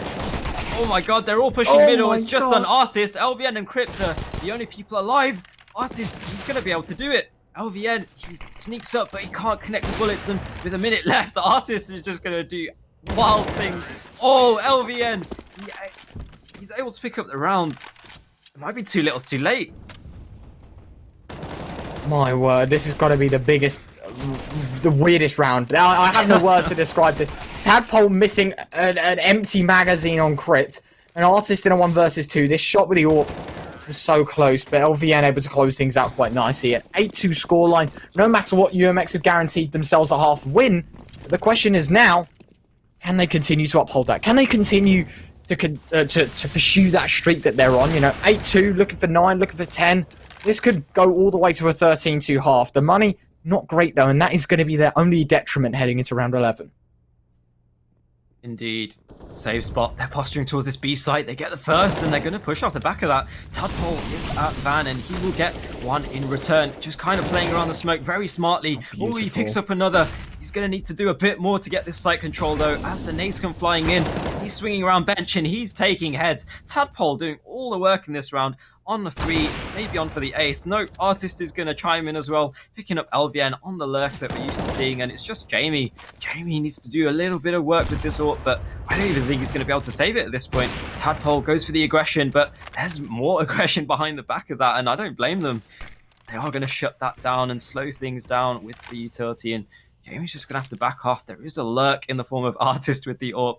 It's doing wild things with that weapon, but yeah, going to move towards a 9-2 scoreline, and I feel a bit bad for Safe Spot at this point. They're trying to make things happen, but just as we come to the end of this round, we might see a repeat of the last couple of rounds. Jamie playing around the edge of this smoke. Mazza spots the very top of his head, it looked like. Maybe not. They're just letting time tick down. They're going to take him down after time. Jamie, he needs to make something happen. This is smart. He's going to continue to try and rattle off a couple of shots. Jamie looking for the head of Mazza. They are going to push on forward. 7 seconds left, 6 seconds left. Giraffe will slice him out of the round. But you were right. UMX, they didn't want to over-oppress. They didn't want to peek. They didn't want to push forward. They were simply waiting till after time. Tadpole, an absolute genius on the back of the site, using this smoke as his only form of cover, just manipulating the players to walk right into his crosshair. And he continues to deliver. As Artist finds one with the AWP, it leaves Jamie alone. And while he's able to find a couple of kills, he pieced together a quite promising start. You know, at the end of the day, there was no way that they were going to lose out on a very important round like that. UMX 9, Operation Save Spot 2. I'm very pumped to see how UMX can take the rest of this half out. Can they continue to uphold and deliver heading into round 12? Can they find double digits? If so, what will be the convincing scoreline? I called a 13-2. It could have been possible. An Operation Save Spot. Their time to respond is now. Absolutely, the pressure is on them. I mean, we did say they had the freedom of being underdogs, but being a map up in the first, you almost hope for them to show a bit more of a dominant showing here on Mirage. We know they have the aim, and we kind of guessed into the fact that they do play this map, so they would have some strats, but nothing's been working out so far. They will move towards this underpass area with the bomb, a slight variation of their default towards middle, and I gotta say I'm a fan of it. UMX are playing aggressive into this B side. Tadpole donning the AWP in this case instead of Artist, who we've seen use the AWP almost like a rifle. But yeah, this passive setup, I think they've been really dynamic with their CT side calling, and it's been working in dividends for them. Safe spot. Posture around middle as they push up connector. This will be an A site explode, but UMX are perfectly positioned for it. They're going to push through the smoke with 1 minute left on the clock, and the nades will go down. Tadpole pushing through a molly, tries to get a kill, but Artist will do the killing instead. Oh, trades are just going all in the favor of UMX as Jamie's the only one. Sorry, Jamie and Husky double up for the 2 frags each, but ends up being far too clean for UMX. I mean, it's getting a bit worrying now, seeing a 10-2 scoreline as we move into the latter stages of this first half of Mirage. This is an absolute obliteration. The scoreline dictates all. Right now, it seems to be that UMX doing a great job. Mazza peeks out, AWP spots the man, does connect with a second shot with the assistance of Artist's flashbang. It's right now. Operation Save Spot looking to try and continue to deal damage with these pistols, but Artist to deny a second. The nade goes deep. Husky going to watch him push through and takes him down immediately. And this works out quite nicely now for UMX in a 4 versus 2 scenario, but still a gun in, or rather a 4 versus 3, excuse me, but a gun in the wrong hands, Husky could cause some serious problems.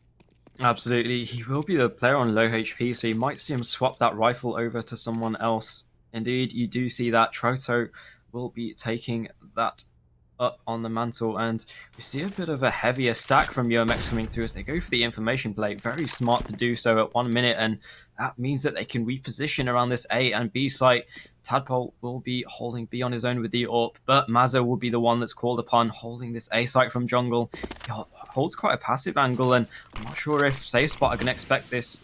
Ooh, they do put the smoke in the necessary positions to get this bomb down, and we'll be in this post-plant scenario. Feels like we haven't been in quite such a strong post-plant in the point of a Safe Spot.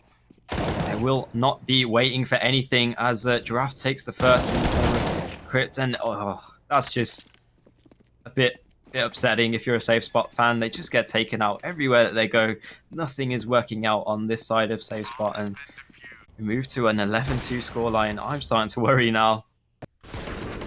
Absolutely. UMX just a near flawless round. Artist gets a little too over aggressive, but arguably after nailing shots like that, there is no saying no to that. And then this second shot, Giraffe, the flank outmaneuvering Safe Spot once more. And as we head into the penultimate round of the first half, UMX, they are 5 rounds away from victory after a sliding slope, I would argue, into a spiraled loss on map 1 of Overpass. They seem to have this one very much under control. Yeah. Ooh, Extinct's getting a bit overzealous there. He believes that his utility... Ooh, as I say that, Mazza, fast as you like. Trades are going round everywhere. It's a 3 versus 3. Ooh, Tadpole just pushing in with the AWP. Jamie's ready for it, and LVN gets another as well. It's just left to Mazza. I don't know what happened that round, but trades are just going out left, right, and center. Jamie's able to wake up with the AWP and get a 3k into that round, and that's 11-3. If they can get 4 and the pistol going into the second half, then maybe you can still believe in the Safe Spot hope. Quite possibly so. As we head into the last round of the first half, the buy for UMX isn't great, and this is what I was talking about. Operation Safe Spot, they're doing enough damage to cause long-term money loss, I guess, but when it comes to short-term, it won't matter too much until Jamie hits a shot like that to rattle Giraffe and send one of the Desert Eagles home already. Artist push forward, and Trouto will nail a headshot, so UMX reduced to just 3 in immediate effect. And that is a beautiful start from them. Operation Safe Spot retain a 2-man advantage and will continue to try and pursue with it. But with 1 minute and 20 on the clock, they've got decisions to make, and they've got a fairly long time to do it in. Yeah, it feels like forever since we saw Safe Spot have the man advantage into these slower late rounds. It's either just been quick back and forth, or UMX just picking up the frags across the board. So seeing them come into the map a bit later on is promising. But we see the bomb site take go through from short here. UMX are able to trade in their players to the site and position themselves well. Ooh, one going down through the smoke. Jamie's hitting stuff that we don't see every day, but it will be just left to Mazza now, trying to get this retake initiated almost, but Trouto, he's having none of it. 11-4 is your scoreline. Very promising from UMX, and Safe Spot start to warm into it at the end there. Yeah, absolutely. They're slowly building it back up. Slowly trying to build back their empire, but it's right now, it's one of those scenarios. Well, how are you gonna come back from an 11-4 half? It's tricky. It's very, very difficult to say the least. But as we kick things underway, round 16 up ahead, UMX, they've only got to win 5, and they take this series home. And by the looks of things, they're ready for anything. Giraffe got some utility. The P250 dropped across towards Extinct as well. The smoke flash combo, 4 players on armor. Utility will be needed when Husky's around, though. Beautiful shot for the Operation Safe Spot guys as they open up with their first, and he even tucks away. Oh, Extinct reads into it perfectly, though. Headshot back. Could have gone for a knife, but desired style points outweigh that of a very important pistol. And with 1 minute and 20 on the clock, we transition into a level 4 versus 4. Yeah, we've said time and time again that these 5 versus 4s very often favour the T side as they try to wrap around this A side. The bomb just managed to cross jungle safely, but he gets cut down in the end. LVN shutting things down on this A side. There's one more man to find at ramp and one flanking, but what they read into that, there's a fight going down at ramp as the 2 CTs from Safe Spot try and cut him down, but Giraffe is staying alive for the time being. Trouto realizes that there could be a man in CT, so he smokes himself off as the Safe Spot guys try and move towards this pistol round. Oh, nice shot from Trouto, and it moves on to Artist in a 1 versus 3. Tries to get the initial fight, but he can't get anything going quite yet. It's awkward for him. He's trying to play on the edge of the smoke, and gets the gush onto Jamie. If he had a better pistol, he might have made something of that, but 5-11 is your scoreline. Now Safe Spot need to build into this.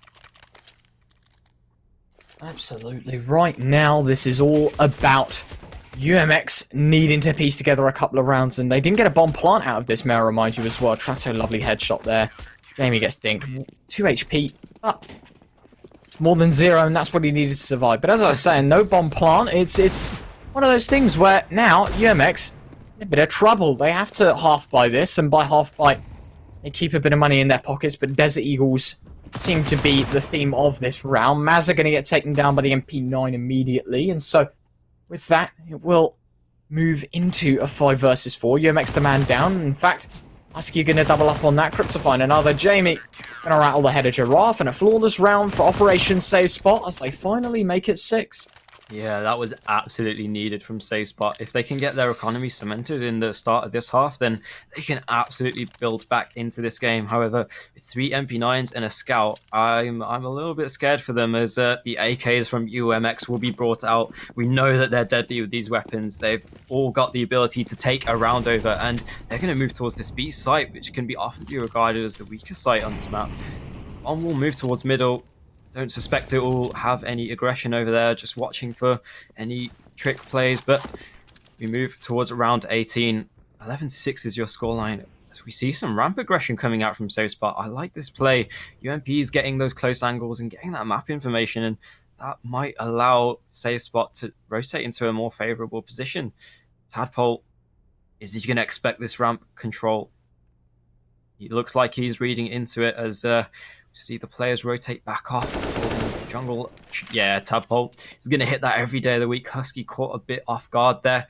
As you see the lurk from Artist. I don't know if Save Spot are going to read into this. They should be aware, being the players that they are, but we're going to see this bomb move towards the B site. There's a player up close in the form of LVN. He's able to get first and a dink onto the second, but he wanted a bit more there. Crypt is there with the M4. He's up close trying to lurk around. Oh, they spot the back of him. He gets one, but that's all he can do, and it's just Jamie on the scout. That lurk is going to activate, and that might... Oh, Jamie, lovely shot. He might be able to pick up the AK off the back of that. He doesn't have a kit, so the pressure will be on him to get this bomb site control again, but looks like he's just going to save, or... maybe not. Reconsiders. Going to move towards this short area. Giraffe and Tadpole will be holding him off on this retake. They do have nades, but they're going to play off each other and try and get the info. First goes towards Jamie. This is definitely doable now. The time's ticking down. He needs to find a kit or get on that defuse. He's going to walk around, try and spot into Giraffe. Gets the kill, but... he has the time. Yep. Just. He picked up a kit. I don't know at what point he picked that up. Probably when he went towards the van. That was an absolutely must-needed round for Operation Save Spot. They don't have many players up into the round, so the economy is going to be a bit weaker, but rounds is what the name of the game is, and rounds they do get in this case. Jamie with a lovely 1 versus 3 clutch. That's the kind of play that you want to see from a player of his caliber. Beautiful and effortless is the story of that one as it moves into round 19. An Operation Save Spot slowly closing the lead as Husky to find the first, the AWP of Jamie to connect on the second, Trouto with one more, and they're just getting obliterated at their own ball game. Another flawless round. You blink and you miss it. Operation Save Spot, they found 8, and more importantly, they closed the gap even more in UMX's favour. Yeah, absolutely. Save Spot having the perfect counter to that quick ramp aggression. I mean, that's a really good repositioning and calling from their IGL there to call that particular round. I don't know if that was a read into it or luck, but that's sometimes the way that things go. And we see UMX being knocked down to this pistol buy. They are favouring this B side with the pistols, and I don't blame them. It can often be the easiest to get the bomb plant on. And yeah, we're going to move into this latter round as they wait for the nades to come out from the side of Save Spot. Maybe even a run boost. Husky, he does have the info and he has the spray control. That's 2 down, and that's a strong start for Save Spot in this anti-eco round. Very, very well played. Right now, it's all about UMX. They're just trying to control the situation. It's getting very much out of hand right now. And I think for a side like Operation Save Spot, this is their chance. This is their way of getting back into it. There's Eagle spam on out. LVN to find the first, the second, and the third. It's a shooting gallery as LVN lines up 3. Operation Save Spot close the lead to 2. Absolutely. I mean, I was calling out earlier, you know, LVN, Jamie, they're players that you really want to stand up and pull this back for their team, and they're managing to do it so far. Nice ADR. Jamie with the highest in the server, in fact, with 87. Standout play from him so far. I want to see a bit more work from him, and hopefully we can see Save Spot build back into this game and make it a bit of a closer affair. We'll see a slower default round come out from UMX, just letting the nades come out from safe spot. Wise play from them. Extinct does get a bit of chip damage from that nade, but you won't be too worried about that as we see the potential jump boost come back in to Frey. 1 minute 23, there's no one there to greet them, so it'll be fruitless, but it's fun to see regardless. UMX picking up the bomb now, deciding how they want to approach this round. It looks like they will be posturing towards this A site, and there are 3 players there to greet them. In fact, there's no one in the window room, and safe spot just conceding that area of the map control and just hoping that UMX don't opt to push in that direction. Oh, in fact, UMX starting to push up short. This could be promising. Husky up close.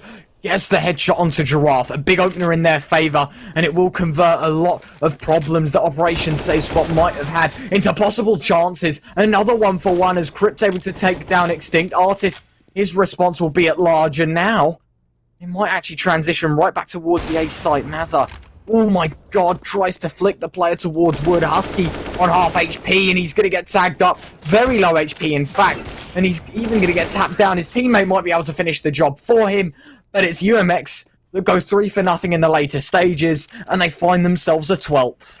Yeah, almost seemed like a little bit of lack of discipline from save spot. They were definitely panicking there in that latter stages with their teammates losing health to spams through the wood, but they decided to push out almost 1 by 1, trying to trade off each other. I could see what they were going for, but a bit of a desperation play ends up not working out for them. 12-9 is your scoreline, but don't be fooled by that. This is very much up in the air. Either side could take it, as we see the economy being pushed deep for almost both teams. The double up setup is brought out on the side of Save Spot. We've not seen it, I do believe, from their side. So if they can replicate the success that UMX had on this CT side, then we could see this map going into the end of the rounds. 22nd round is imminent, and UMX up by 3. As you mentioned, this game really still up in the air. It could go either way, but right now, this is all about chances. Can UMX convert yet another very important round? And Extinct will be the first to find a kill within round 22 as he takes out Jamie, a very important piece within the Operation Save Spot puzzle. Broken, bent, and snapped. Right now, it is going to be wind down, and simply UMX going to hold on to this man advantage and try to look elsewhere. Tadpole going to throw his utility out and try and throw off the scent that the remaining players are going to be in towards this B site. And look at the flank from Artist. This is beautiful. LVN hasn't spotted him. Artist peeks. Poor timing though, and it's unfortunate. LVN caught half health, and now he knows the B execute is imminent as he rolls another head clean off of Extinct's shoulders right now. Giraffe going to try and mask the sound that he dropped, and it's worked out temporarily. He's able to find a kill onto LVN, but he's taken a shot to the chest for himself. As we're in a 3 versus 3. We're in an afterplot, and this is probably the most important round of the game yet. Yeah, very much so is. There is one AWP on the retake. As it, does try and spot out the first player. Doesn't quite get the kill, but he's going to go for a bit more. Trauso able to spam him down. That is a much needed kill. Trauso going for more. Tadpole is knocked down so low, and the time's ticking down. They're going to have to initiate this retake a little bit quicker. They get the accelerator on the pedal. The bomb tap does go through. The trades are going back and forth. Giraffe versus Crypt. He's going to stick it. Giraffe, he pulls it out of the bag, and UMX moves to 13. Just. Incredibly well played. LVN tried to hold his ground, but Operation Safe Spot short on a very important round, and it's all in the hands of Giraffe. A 3K turned 4 with a very important 1 versus 1 victory. And right now, Operation Safe Spot. Back to the pistols, back to the chalkboard, and they need to figure out what their next steps are. This information play from LVN is really good, and it's so critical. However, Artist, he snuck up short. He might be able to put a wrench in the works as, oh, he catches Jamie rotating off, and that might call a rotate. Yeah, it does. LVN might be able to catch the bomb. Oh, he's running around. This is going to be awkward. He gets the bomb, but there is 3 more players left to find, and there's the quick trade. A bit unfortunate for them as a save spot. They're going to be caught with nothing. That could have been so promising for them. As we've seen time and time again, they put themselves in the best spot to succeed, and they're just not able to convert off the back of it. It will just be Crypt now, left to do whatever he can with this Armored Eagle. He might try and opt to save the gun that was left on Giraffe's body as Tadpole rotates away. And we're going to move to a 14-9 scoreline.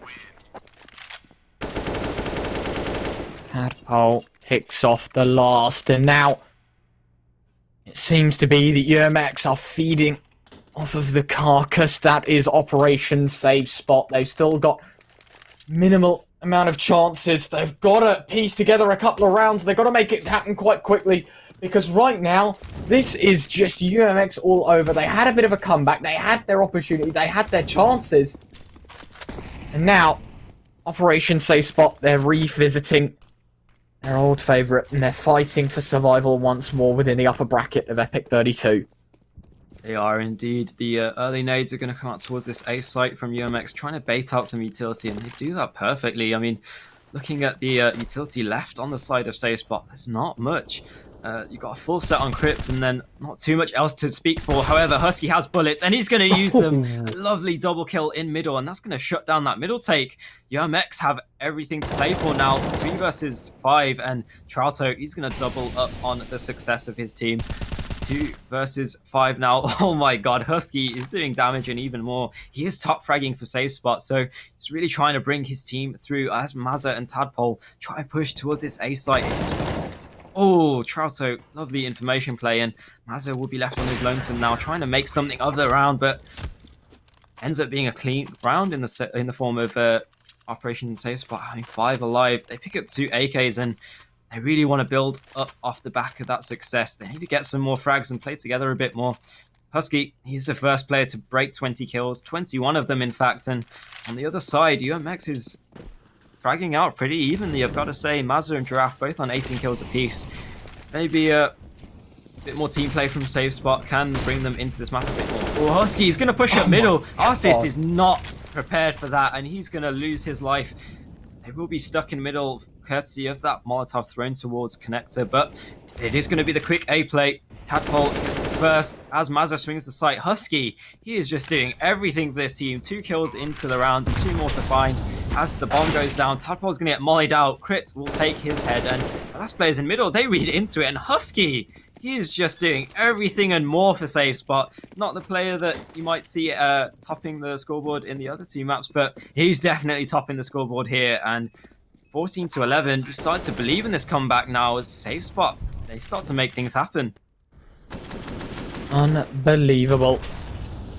Beautifully executed. Crit just rolling heads, and Husky, he's the main man right now for Operation Save Spot. He's the man that just kept the dream alive, and it's more than just a dream now. It could just turn into reality, because they're 3 rounds behind UMX, and it's 3 rounds that all they need to piece things back together and to try and push Operation Save Spot into a very, very interesting scenario. Round 26 underway, UMX on a half buy. This is getting closer by the second. They've got rounds to mess with. And oh, Extinct, a beautiful first. An AK in the wrong hands, and now the execute on out. Crypt has to go nuclear on the back of this bomb site as he pushes through the smoke. 1, 2, nearly a third. Crypt, that is a beautiful play. Trouto from behind to execute Extinct. An Artist alone against 3. Operation Save Spot, 1 round closer to tying things up. And with 1:10 on the clock, Artist has got some very big decisions to make. So true. The bomb is down on the B site, but Save Spot are saying, you know what? We're confident in ourselves now. We're building into this game. We're going to give you the bomb. We're going to execute as a 3-man, and they move to a 12th round. Such good play on that B site. They do get traded out a little bit, but the frags are all there. Extinct gets a really good opener, but his teammates can't replicate that on the B site. Just getting sprayed down from that game sense play from Crypt. LVN takes all the attention away. Almost too much attention, you might believe, and UMX get cut down. They're going to have to force buy into this round, and if they lose this one, they're going to get knocked down onto another eco. And I mean, SafeSpot could take full control of this map based off what happens. They will move towards this B site early on, trying to bait some utility out, maybe use a bit of their own, but yeah, such a close game, and I'm loving what I'm seeing out of SafeSpot here. Ooh, the jump boost.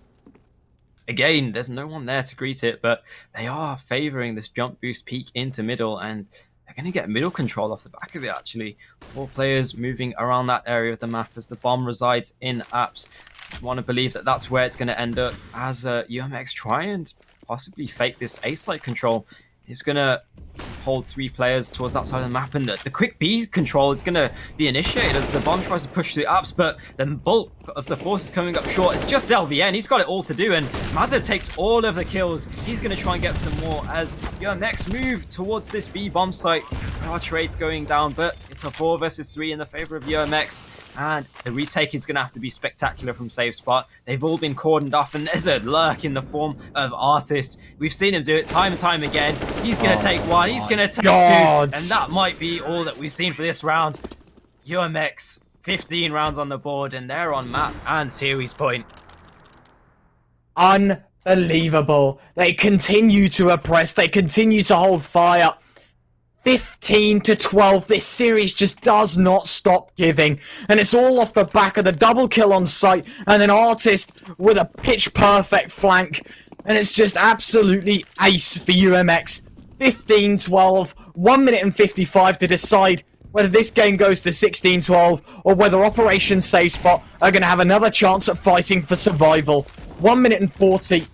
As time will tick down, it's going to work against UMX, and it will go in a blur, because this is one of the most important rounds so far. An Operation SafeSpot know that they need to find the opener, and it's Husky to deliver onto Artist. A 4 versus 5 scenario, UMX down a man, and limited utility will paint the picture as Operation SafeSpot have deep control towards Palace, and LVM might be able to capitalise upon this as Tadpole spotted, but that's information gained. LVM now knows A is going to be clear, the rotates can be warranted back towards B, and UMX are going to run right into a stack that will send them into absolute nothingness. Crypto line up 1, nearly a second denied, extinct down to 28, but the damage has been done. We're looking at a 13th for Operation SafeSpot as Trouto rattles 2 head, make it a triple. Heads are rolling. UMX 13, Operation SafeSpot 13, and it really is coming down to the wire in round 29. It really is. I mean, we talked about the balance, and I mean, these teams look perfectly balanced right now, trading rounds back and forth. I mean, this is such good play. I love to see this brand of Counter-Strike from both sides. So exciting, and I can't wait to see what happens next. We will see a pause come through, and that's very smart to call a pause at this stage of the game. You know, going back and forth, you want to try and capitalize and see if you can get that advantage and pull ahead. I mean, it's just outstanding CS so far. Right now, UMX, the brink of overtime is in sight for Operation SafeSpot. This is the do or die moment for UMX. They're fully invested into this round. Their loss bonus is at 2.9k, which means they're going to bail out an SMG buy in the last if they lose out on this. So one of the most important rounds now. Forget the others, forget the last 28. This is going to be the deciding factor whether we see an overtime or not. And the push out towards middle early stages, and Husky will be caught lacking. An opener goes in the favour of Operation SafeSpot, but low HP on Extinct could mean problems. As Quick with a trade nearly doubles down on that fact as well. But he's unable to convert one more, and we transition back into a 4 versus 4. Yeah, this definitely favours UMX as they prod and poke towards this B site. They have favoured to do so. We've seen time and time again. They're harassing this B site. It's not been working out in recent memory, but it wasn't so long ago that UMX were bullying them. They will slow things down, try and make SafeSpot second guess themselves, and that they do. Starting to reposition and rethink their positioning almost. Will be one player in the form of Trouto trying to hold this A site. Looks like people aren't believing in the comeback, but I know I definitely am. Ooh, UMX, they're reading into this very well, and they're going to reposition toward this A bomb site.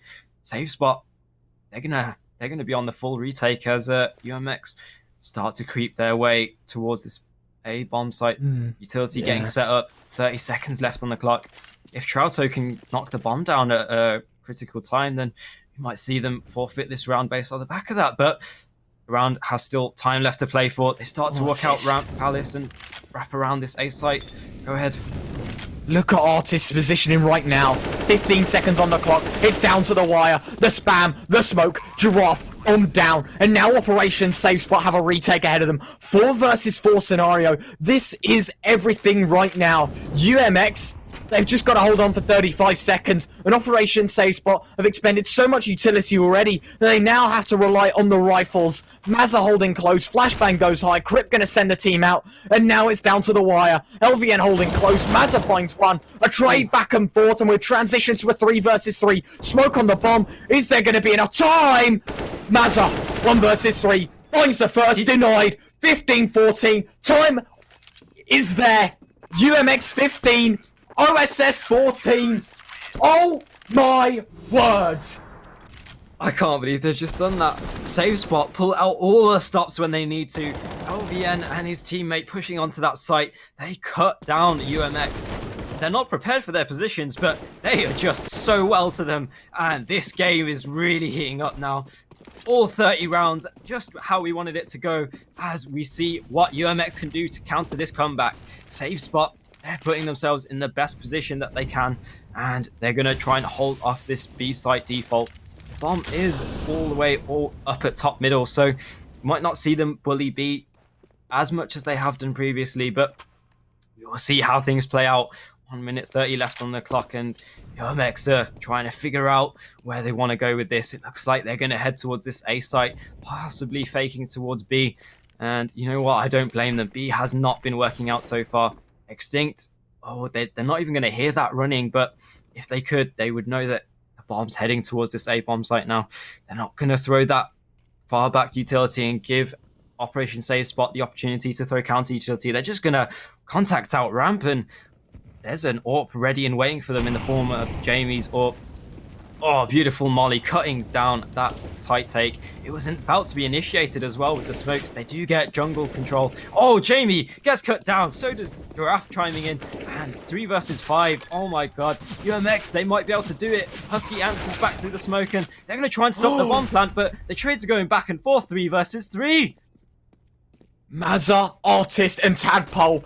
Husky, LVN, and Crypt. A 3 versus 3 to decide whether UMX will get tipped to overtime or not. There's about 25 seconds left on the bomb. Operation Save Spot find the first. LVN, but Mazza with a response. Tadpole doubles down, and it's on Husky, the man, the myth, the beast, against Mazza to continue, but Mazza to deny. 16-14 UMX pinch.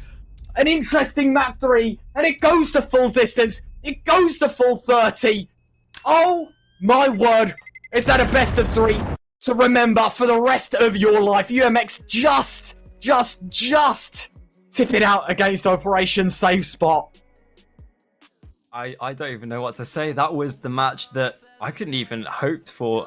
Right down to the wire. Unfortunately, commiserations to Operation Save Spot. Not able to bring it to overtime there, but wow, that was some CS. Unbelievable.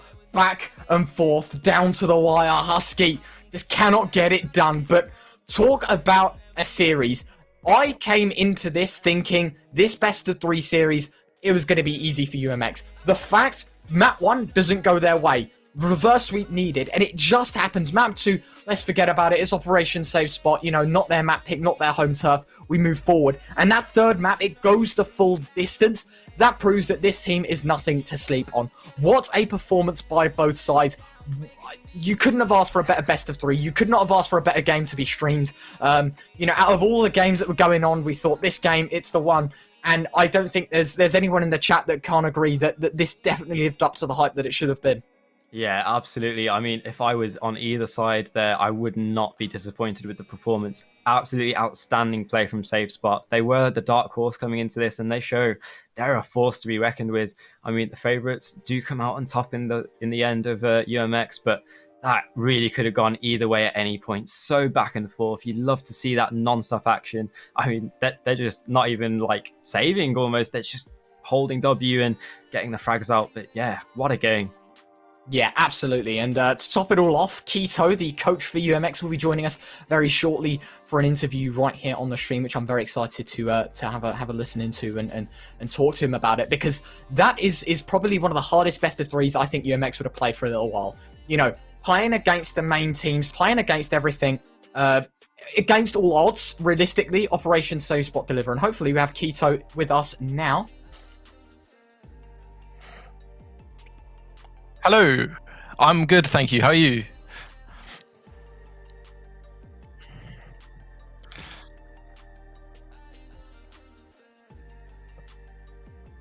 Did so well. Obviously, coming into this best of three, what were your thoughts? You know, they're a main team, similar experience. You know, you're doing slightly better than them in main. What was your thoughts going into this? Were you prepared to the level that you were expecting them to bring? Yeah, man, like, we know those guys are good players, so we're just going into this event playing our own game. We're only really playing this for tournament prep, so going in with nothing to lose. I know we won last one. The goal's not to win. The goal's just to play as much as we can, you know, be comfortable on the maps we're not comfortable with, which is why we're floating different maps. And yeah, just go in, shoot back and see where we get. Yeah, so obviously I would say that it's comfortable to say that the veto actually favoured OSS more than it did for you guys, and now you've just explained that obviously you want to get comfortable on different maps. What's the future reading into those maps? You know, losing out on Overpass. Losing out on Overpass, a very important one, able to take Nuke, which we know is a very comfortable map for you guys at UMX. It's a home favourite, effectively 4-0 in main right now with it, and you're taking that streak with you on forward. And then Mirage to come down to the wire. I remember in the past as well you saying that Mirage was in a map that you guys were comfortable with. What does that speak about your map pool? Are you comfortable playing these maps into anyone, or is this literally just for the experience? Yeah, well, some of our maps we're very 50-50 on. Going into scrims, we smash pro teams and then we lose to bad main teams. So we're just trying to get consistent really with our map pool.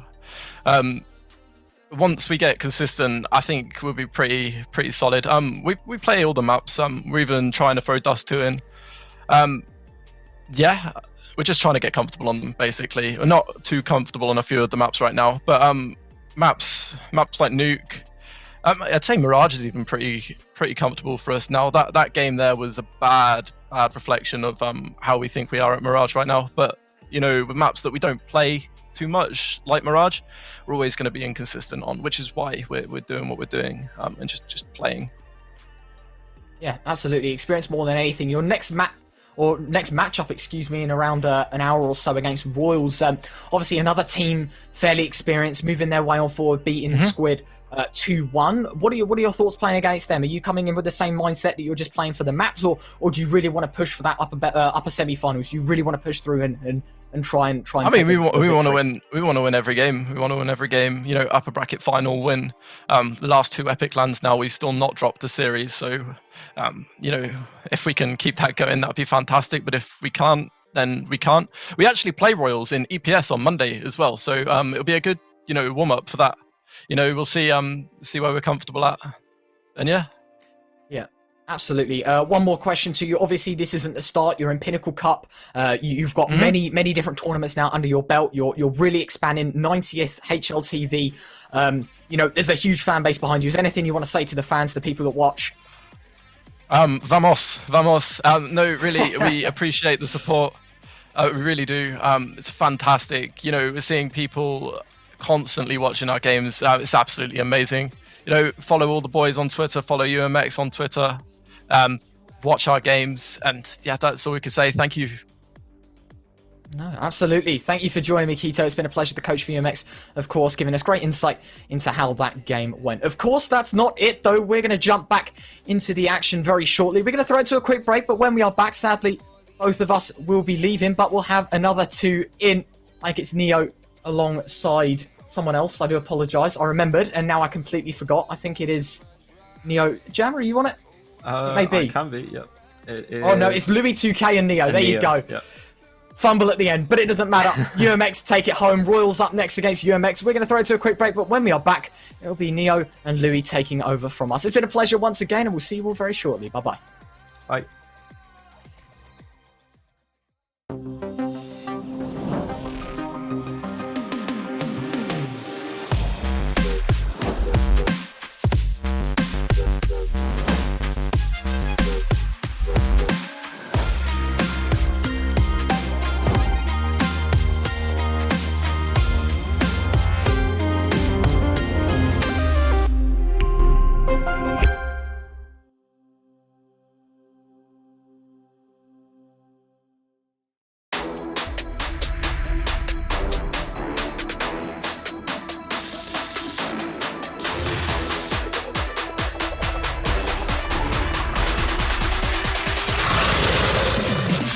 overclockers. Welcome.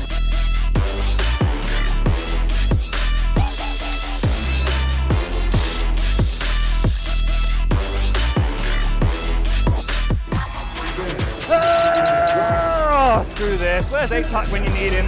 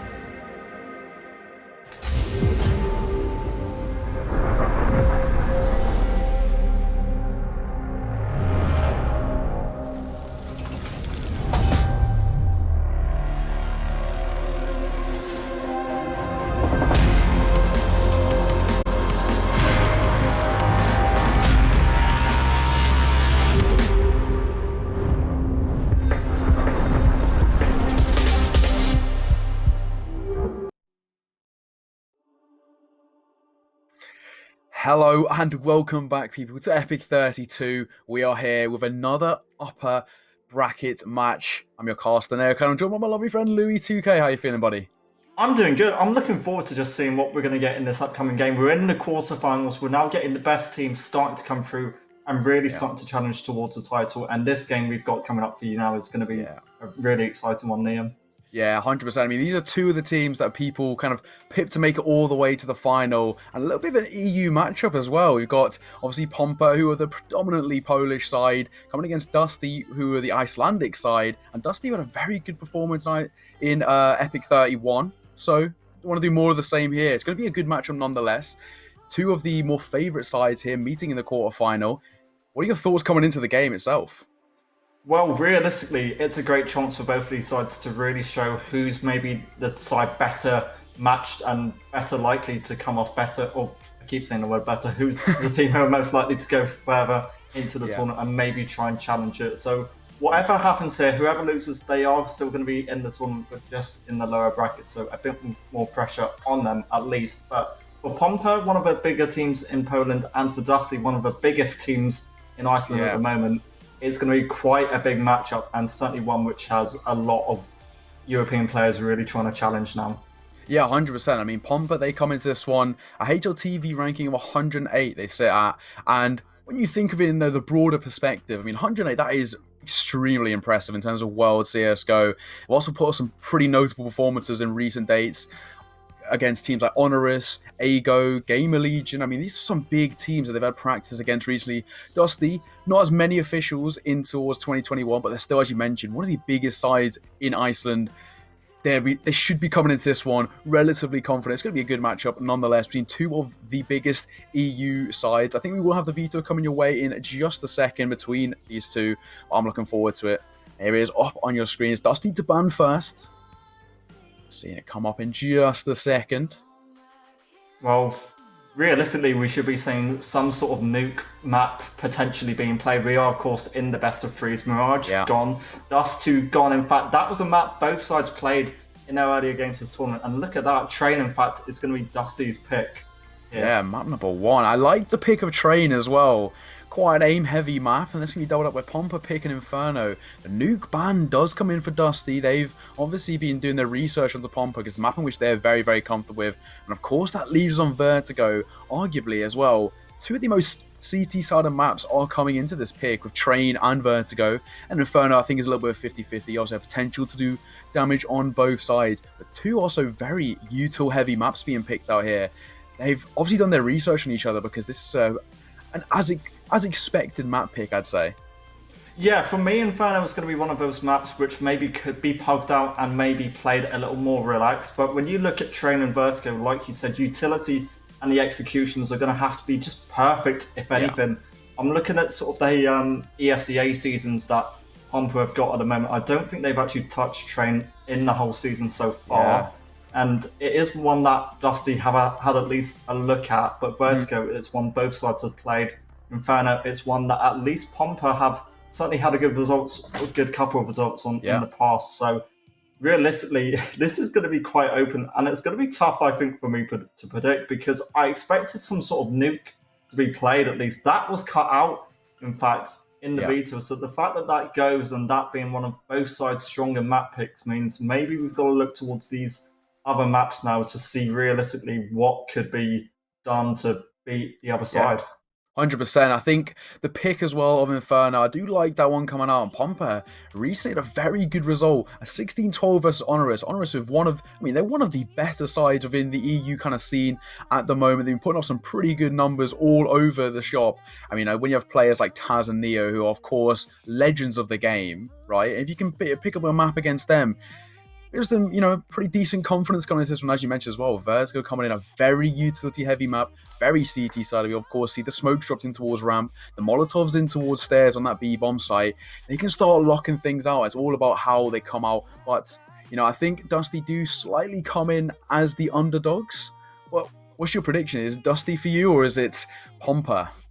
I'd love to say that Pompa could come off winners, because Pompa, technically, they are the team who are higher up. They have got that skill gap, but realistically, if Dusty have been in this tournament before, they came third place last Epic, so they know sort of the caliber and the quality of teams that are going to be in this. For them, this matchup might be slightly different, but I'd love to say for Dusty, it's their chance to really go up and really try and challenge for this. For me, they're going to try and take this. Pompa, they're going to be certainly the team who are trying to win this, and I feel like Dusty will have that underdog's tag going into this one. Yeah, we've seen underdog victories as well already in this tournament. Saw it on game number 1, Gujo and Daniel Gaming, taking down Socially. No one really called that one happening, and a 16-10 on Overpass. You've got to really give it to them. We've seen the underdogs come through, and even in the last matchup, Operation saved the spot. For them to take at least a map away from UMX, who are, I'd say, one of the favourites, if not the favourites, to take this tournament, the reigning champions. So, we've seen underdogs pick up maps and maybe even pick up victories, but for me, I called them in the first time I casted them yesterday. I'm going to do it again here. I'm going to go with Pompa as my pick. Obviously, a very big side. I've watched them kind of progress throughout 2021, picking up, as I mentioned, maps against teams like Honorous and Ago. They have that, the high-level kind of experience, let's call it. But as you mentioned, Dusty, they're a veteran of this tournament, coming third last year, so there's still definitely potential. I don't think it's as much of a kind of David versus Goliath matchup that we've seen. These are two very, very adequate sides who can pull off something special here. Yeah, Dusty, the one thing I do want to point out for them is they didn't win all of our group games. They had one draw. They had a 15-15 scoreline in their first matchup. Pompa, in response to that, they've won all 5 of their group games. And it is Pompa who, despite dropping a map in their earlier game, Dusty, in response, they won their first game 2-0, so we'll head into this one. Pompa will be on the CT side. Dusty, it's for them on the T side, how they start this one off. Yeah, we are going to see, as you mentioned, Pompa coming on the CT, and it will be Grosshog already being tested in towards Ivy. He's good for 1, and maybe that 2 and 3. Shuts things down in towards Ivy. He's made it look so easy. Friend getting one of his own, and just like that, in a matter of seconds, it's Bjarni with all to find in a 1 versus 5. It's a very, very good start for Pompa on this CT side. And Bjarni's got a lot to ask for him here.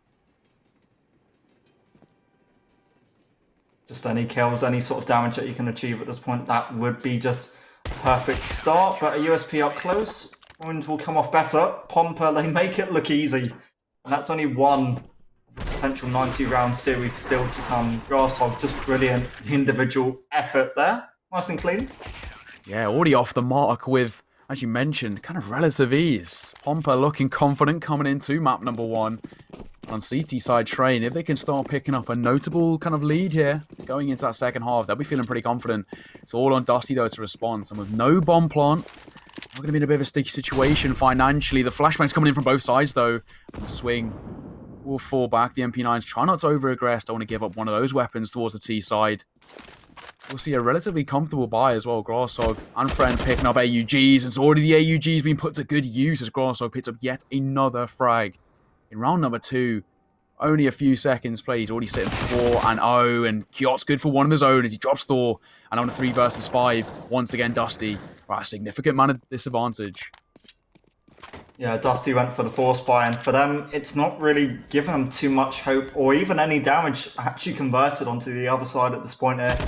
Grasshog will push, and with it, Stebby deleted. 2 players left to maybe make some sort of impact. Yanni and Peter will have to get the bomb first. Essentially, Grasshog just has that covered down in Ivy. M4 taps, the Deagle trying to get something done. And that is the first chunk of damage they've really converted. Beanox finds to go anyway. As you'd expect, Pomper come off clean once again. All 5 stay alive, no deaths yet converted.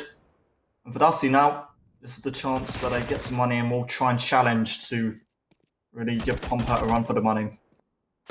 Yeah, already Pomper are looking confident. They're playing with that kind of flair that we know them for. 2-0 up. Dusty, the pressure's on them, and to make things even worse, the financial situation still hasn't recovered. It will be yet again another eco. As you mentioned, they forced into that second round. They're now paying the price. A double eco coming in, but the swinging from Pop Dog will be spotted. Friend luckily to stay alive there, but he gets a nice frag on towards door. As things start off, already a 5 versus 3 in favour of Pomper as Koyot picks one of his own towards Peter and the MP9. Confidence flowing through his veins, he'll swing and he picks up another one. Mickey, one of his own, leaving LeFluff with it all to fight. 1 versus 5. With just a Glock in hand, it's asking a lot of him. Well, if he gets a bomb plant here, that's at least some money they've achieved and probably the best round they've had so far, LeFluff. Can at least get that down. Now it's just looking at what damage can really be achieved onto Pomper, and I don't really think it should be too much. The M4 has little issues. Beanox has a kit, and Pomper, they again have another flawless round. It's a perfect start for the Polish squad. Just easy enough. Honestly, it's already a dominant showing, and Dusty, they need to wake up in the server if they want to get back into this one. This hasn't been the greatest start. 3rd consecutive flawless round for Pomper. Dusty, they're yet to pick up a frag, and we're heading into round number 4, but finally we will see a nice comfortable full buy coming out. We see the 4 AKs, the 1 AWP, but the pressure is on them once again in terms of that financials, because if they buy into this, struggle to pick up kills, they're going to suffer. The flashing towards Ivy, Rossog will spot multiple and he'll just fall back. Doesn't want to over-aggress there, especially the MP9 at that kind of range that we know Ivy for. Supposed to have been towards Hot Dog. He'll pick up 1 frag of his own as Bjarni's dropped. Just get dinked in the making though. It'll drop a smoke. Rossog needs to be careful not to over-aggress. He's currently sitting 6-0 in terms of KD, and then they're dropping in towards Ivy. Won't quite do the damage as expected. Slower take from Dusty. Wants to get out of man disadvantage. Oh, Molotov just gets sent down deep towards Ivy. For Pomper, they haven't really upgraded these SMGs off Grasshog. Him and Mickey still have the MP9s, and their money is certainly building up in the early stages. A couple of bits of utility then sent down. Dusty have to get a response, really. There isn't all really looking for something. Stebby can respond. Finally, something from Dusty. They can wake up. Flash in as they now try and pincer in towards the A side. But an MP9 could really be damaging up close as well. Grasshog, he gets them both. 4 and Stebby, they've got so much more to do. Yeah, they've got everything to find here, and that's not a good start as Koyot drops Thor, but finally we see Stebby. He picks up his 2nd frag now, and despite this not being the best round for Dusty, he can make something of this. He needs an ace, though, to find the round. As we spotted in towards back red as well, and this is not going to be a good one for him. He's being flanked by Grasshog, who's currently sitting 8-0. And he'll finish things off. He picks up his 9th frag. And he's already looking brilliantly confident. To make things even worse, as he picks up AWP, he has $10,000 left. The economy on the CT side is building up so much. I mean, props to Stebby for picking up a couple of frags there, but it is just Pomper who are looking absolutely flawless so far. Only dropped a few frags as of yet. 4-0 advantage already on CT side. I mean, Trinity is a very CT side of map, but not this CT side, to say the least. It's just Pomper who have been on some unreal form as they make their way towards B and in towards upper. They'll be spotted. Friend opens things up. The fluff is dropped, but a nice trade there for Stebby picking up one of his own. Made that 2nd. Friend in from behind though. Bjarni needs to be careful with the bomb. He will pick up that kill on towards Beanox and can make a relatively safe plant over towards B as the rotation comes through. But Stebby's feeling it. He picks up his 3rd frag in the round. First we might see something happening here. Koyot drops Peter. 2 left to find. So it is slightly doable with Stebby on 7 HP. Bjarni in 100. He needs to go nuclear here. He needs a 3k in the round. He wants to make something of this, and he wants to keep Pomper's flawless run so far. Biani can just sitting around the smoke. Kuyot's actually gone for the big flank here. Oh my word. Spots the first. The swing coming through as well. He won't catch the person in the smoke, but he will the second time. Kuyot's gone absolutely nuclear. He's picked up 3 kills in the round. And just like that, it's Pompa team who pick up a 5th. What a round.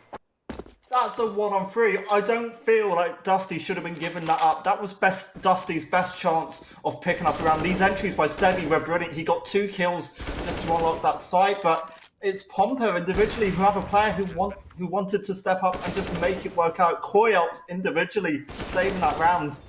It should have been one which he had a say in realistically.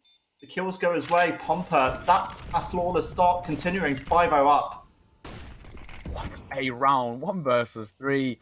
Nerves of steel. Makes it look easy. And I think we're now seeing this confidence build up so nicely for Pompa. Dusty, they're really struggling here. And maybe the lack of experience is starting to show for the Icelandic side. We see a smoke dropped in towards Ivy. 1 player spotted. Yorp not quite hitting his target. And a double little setup coming out. Pompa, they're feeling confident. Beanox as well. Get some information in towards A main. The bomb is still down. Needs to be wary of this one here. One in towards Hot Dog as well. And getting nice and close. Beanox could be good for a kill here. The swing coming in, of course he will. He picks up one onto Biani. And once again, is Pompa team who pick up the man advantage. Relatively, and it could be doubled up as he picks up his second. Pompa are looking absolutely flawless so far. And they're well on their way to picking up a 6th. Stabby just wants something. Dusty, what do they do? They've again been essentially trapped out of the sides. They've got 2 players coming out of the A side. 4 and LaFluff. Oh, they want to work towards the site. Grasshawk already opened things up. Koyot, again, a good combination with his teammates. And it's flawless again. All 5 alive. Pompa now up to 6. I knew this used to be a CT-sided map. It still seems to be the case that they are in control. Dusty. Yeah, I mean, this is, as you mentioned, this is a CT-sided map, but I think this is just a difference in skill. Pompa have been flying through this, and I don't want to make any early predictions, but this could be one on its way to being an absolute massacre unless Dusty wake up. Do you think we could see the first proper 16-0 on the stream here, Louis? I don't want to jinx it because it feels like it could happen. The possibilities there. Dusty finally get an opening Stebby. That's Grasshog defeated. Pompa, they've once again had the full buyout to work with. Koyot back on that second AWP. Oh, in fact, just trying to keep the AK away from Dusty as well. And Mickey, dangerous, perfect. It's Peter who does nothing. Not pushing in. Debbie had a bit of a chance, but not quite converted. And this could be an easy double if Beanox wants to stay around for it. Wing comes through. Biani, good for 1 and towards Beanox. Brings it back to a 3 versus 3, but Thor's taking damage now. Still, Pompa have the slight advantage, especially with the orb still in play. Flashed off that angle, and Thor's going aggressive with the Deagle, making his way. And Thor picks up the frag. Friend is dropped. Biani gets one of his own towards Mickey, and just like that, it's Kyoto forward to find a 1 versus 3. We see them do it, and he's feeling confident. In a 1 versus 3, he's going to go for a knife kill. Of course he is. Of course he is. The Polish are absolutely feeling it, and this flare is coming out. However, the bomb is making its way over towards B. Well, Biani to get it down. 2 versus 1 in favour of Dusty. The bomb planter. The pressure is on the CT side. He has spotted one in towards that train here. He's making his way up from that train position. Thor just posted up in towards ramp. He can just wait hours, and the orb will swing up. Misses the shot. Now it's forced him to a situation. The flashbang's going to come through. He won't be caught by it, but Biani's going to sit himself on that smoke. You can just wait out of time. The bomb is still planted for him as well. Kyot will be aware of this, though, as he makes his way in towards ramp. Swing coming through. Won't spot off the player there. The bomb so far ticked. I think we might see the first round on the board. Let's get 1. I think it might be nothing more than a consolation kill. Bomb's about to go off, and it will be exactly that. Does not have the time as well, and it's going to be Dusty who finally pick up round number 1. Let's say Kyot picking up the knife, feeling confident. Yeah, the thing was, it was Koyot who obviously clutched that round earlier on, which ensured Pompa were able to get this unbeaten start. An easy knife. But in the end, it was worthless. Just a slow and awkward affair at the end there. Leaves Dusty with their first round finally in this map and the series. Here we are. And a Molotov. 2 AWPs back out again for the CT side. Dusty again, they'll be looking for that first kill if they again want to try and get an advantage.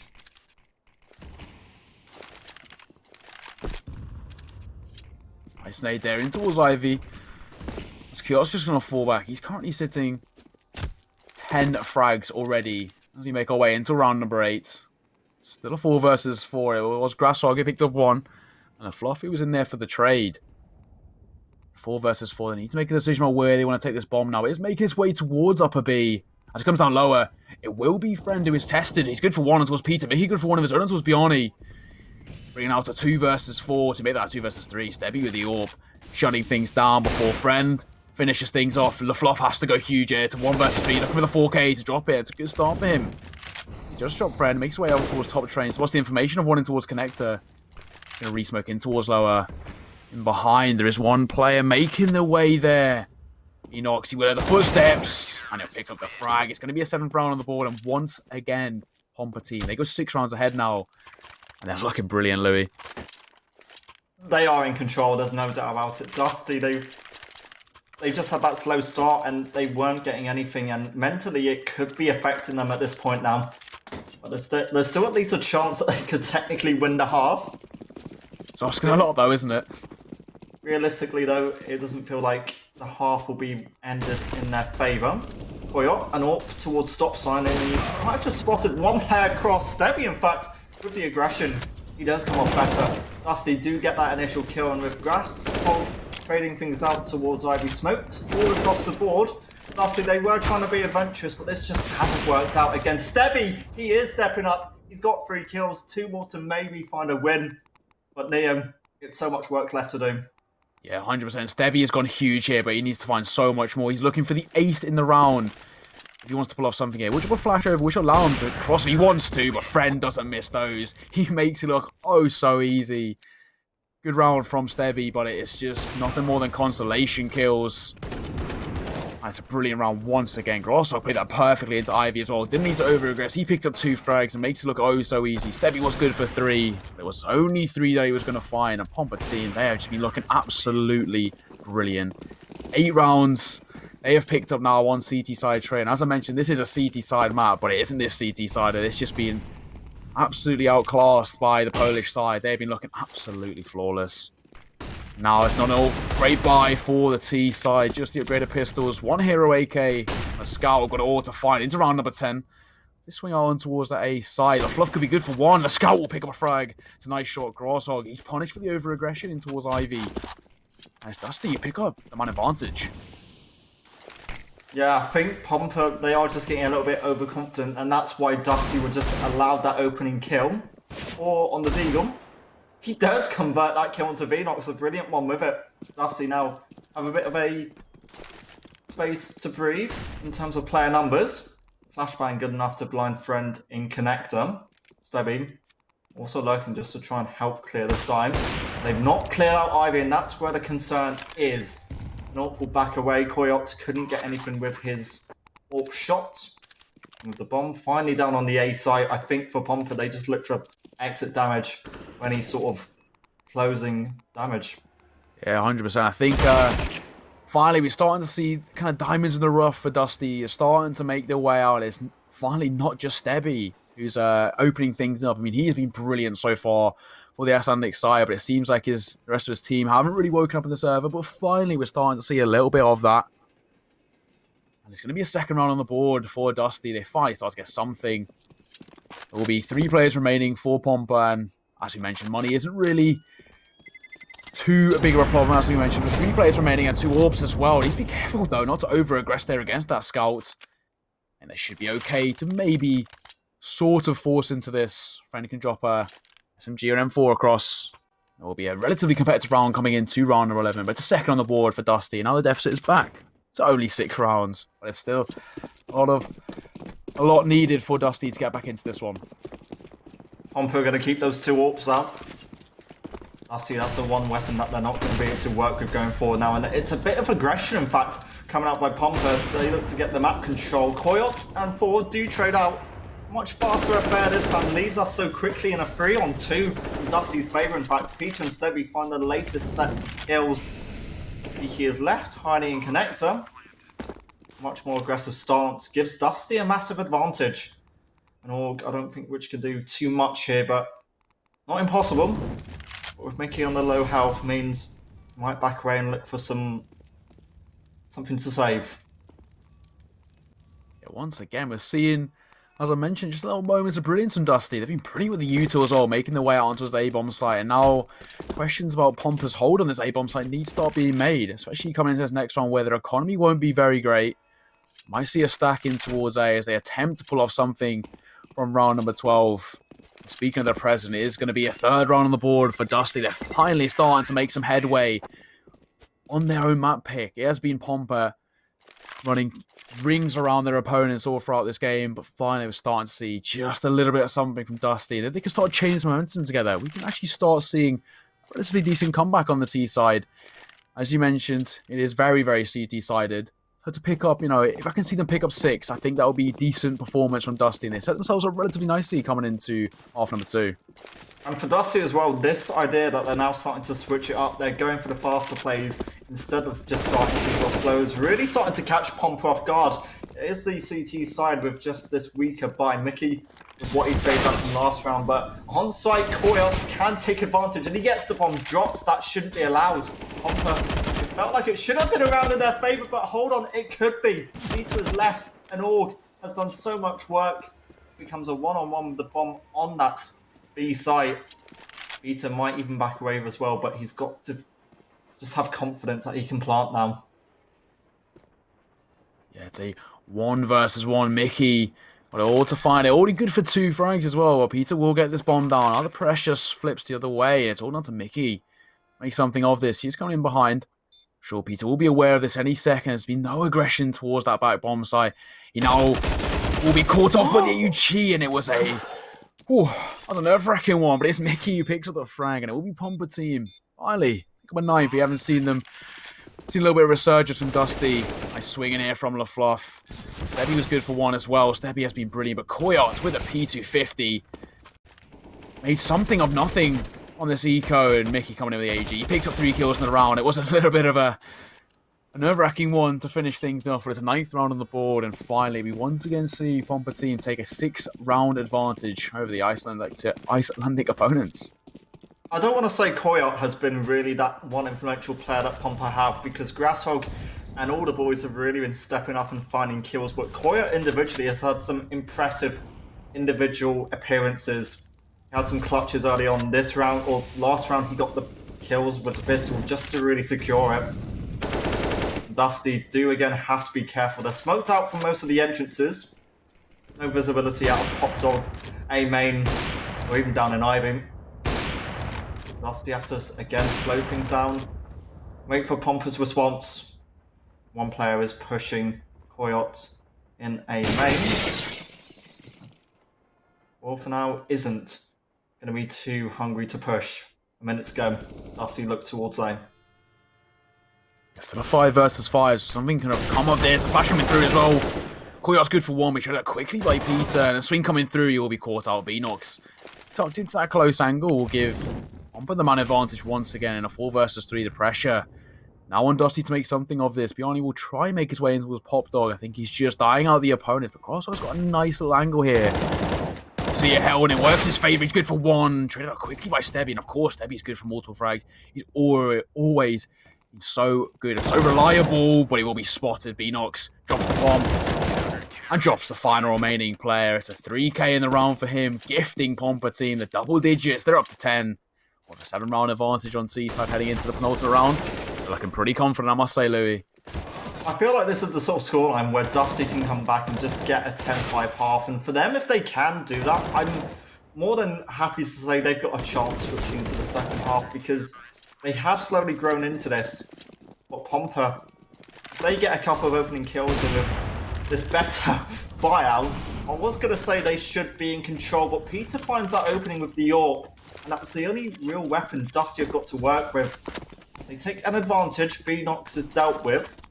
A few players towards Pop Dog. But Dusty again play things slow. They wait to see how Pompa reacts. And for now, this play towards B looks likely, as throwing up close for now can't really do any damage. Smokes now in towards Connector. Mickey will drop one of his own. A nice little angle here could be good for one. He's fallen off though. Now this will allow him to cross friend. Catches one. Catches a second on the left-hand side. Shot though will allow LaFluff to absolutely delete him. A store picks one of his own towards Kiot. Mickey. Beyond, brings back to a 2 versus 3. With the M4s, it's slightly in favour of Pompa, but with Mickey on low HP, they need to be careful. The flashbangs will be their best friend. Making their way through. One spotting towards upper. LaFluff is holding with the Deagle. He could be good for yet another frag. He will be doing exactly that. LaFluff goes absolutely nuclear. It's 3 kills in the round for him as Dusty Coolbet. They pick up a 4th. And LaFluff has gone absolutely massive. I always say when your team is struggling, individual brilliance can be the thing to push you across the line, and we saw it exactly there. What an unreal 180 to delete Mickey from that round. A lovely flick. Dusty. I said they could have a chance for 10-5, and now it looks a bit more likely. Pompa, they don't have an AWP. They've only got M4s, MP9s, and the odd Deagle in their buyout. Utility low. Pompa, they have been a lot more focused on their utility, if anything. They've had lots of smokes go out. They've used their early sets of smokes here.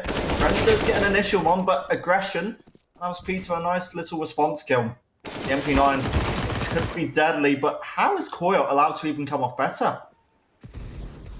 MP9's oftentimes significantly harder. Beyond good for 1 Thor, though. In towards Pop Dog. We'll pick up 1 towards Beanox. 3 versus 2 in favour of Dusty Coolbet. After bringing things back. 4 versus 4. It's now got in favour of the Icelandic side. Flash coming through or swing. He'll clear. He drops Crosshog. Now Mickey's got it all to find. He's caught his knife out. Mickey's good for 1, but the 1 tap from LaFluff is sublime. And you caught him. He did get a 10-5 half here, but it is still Pompa significantly in the driver's seat. What are your thoughts going into the second half? Well, Pompa, I feel like it is going to be heavily dependent on how just the first half or the early rounds start to kick off. Dusty, if they can get a bit of momentum, what's not to say they can look towards that 10-10 scoreline and really start to challenge Pompa, because Pompa in the early stages on CT, they were in control. Dusty, if they can get this early control, they can maybe get an advantage. For Pompa, they will now start looking towards the T side of things. A lot of momentum down towards Ivy. Brent for now looks to open things up, and that's for the first player to fall. Now, with a man advantage, we could see Dusty Coolbet pull off something here. LaFluff's making his way towards Connector. He's just going to hold now in towards lower. Peter's aggressing towards A main, getting a lot of information, despite not being the man advantage. Coyote just holding, though. No over-aggression on Pompa. They're just playing things slow. They know they have the man advantage. They know they have the bomb in hand as well, and this is now forcing all could rotate up towards upper B, and they've actually called this wrong. Stacking towards Ivy could work in their favour, and the bomb is there. They can just wait out and see how their opponent plays things. Just under a minute left on the clock. This is not a bad start for Pompa team. It's his first pistol round.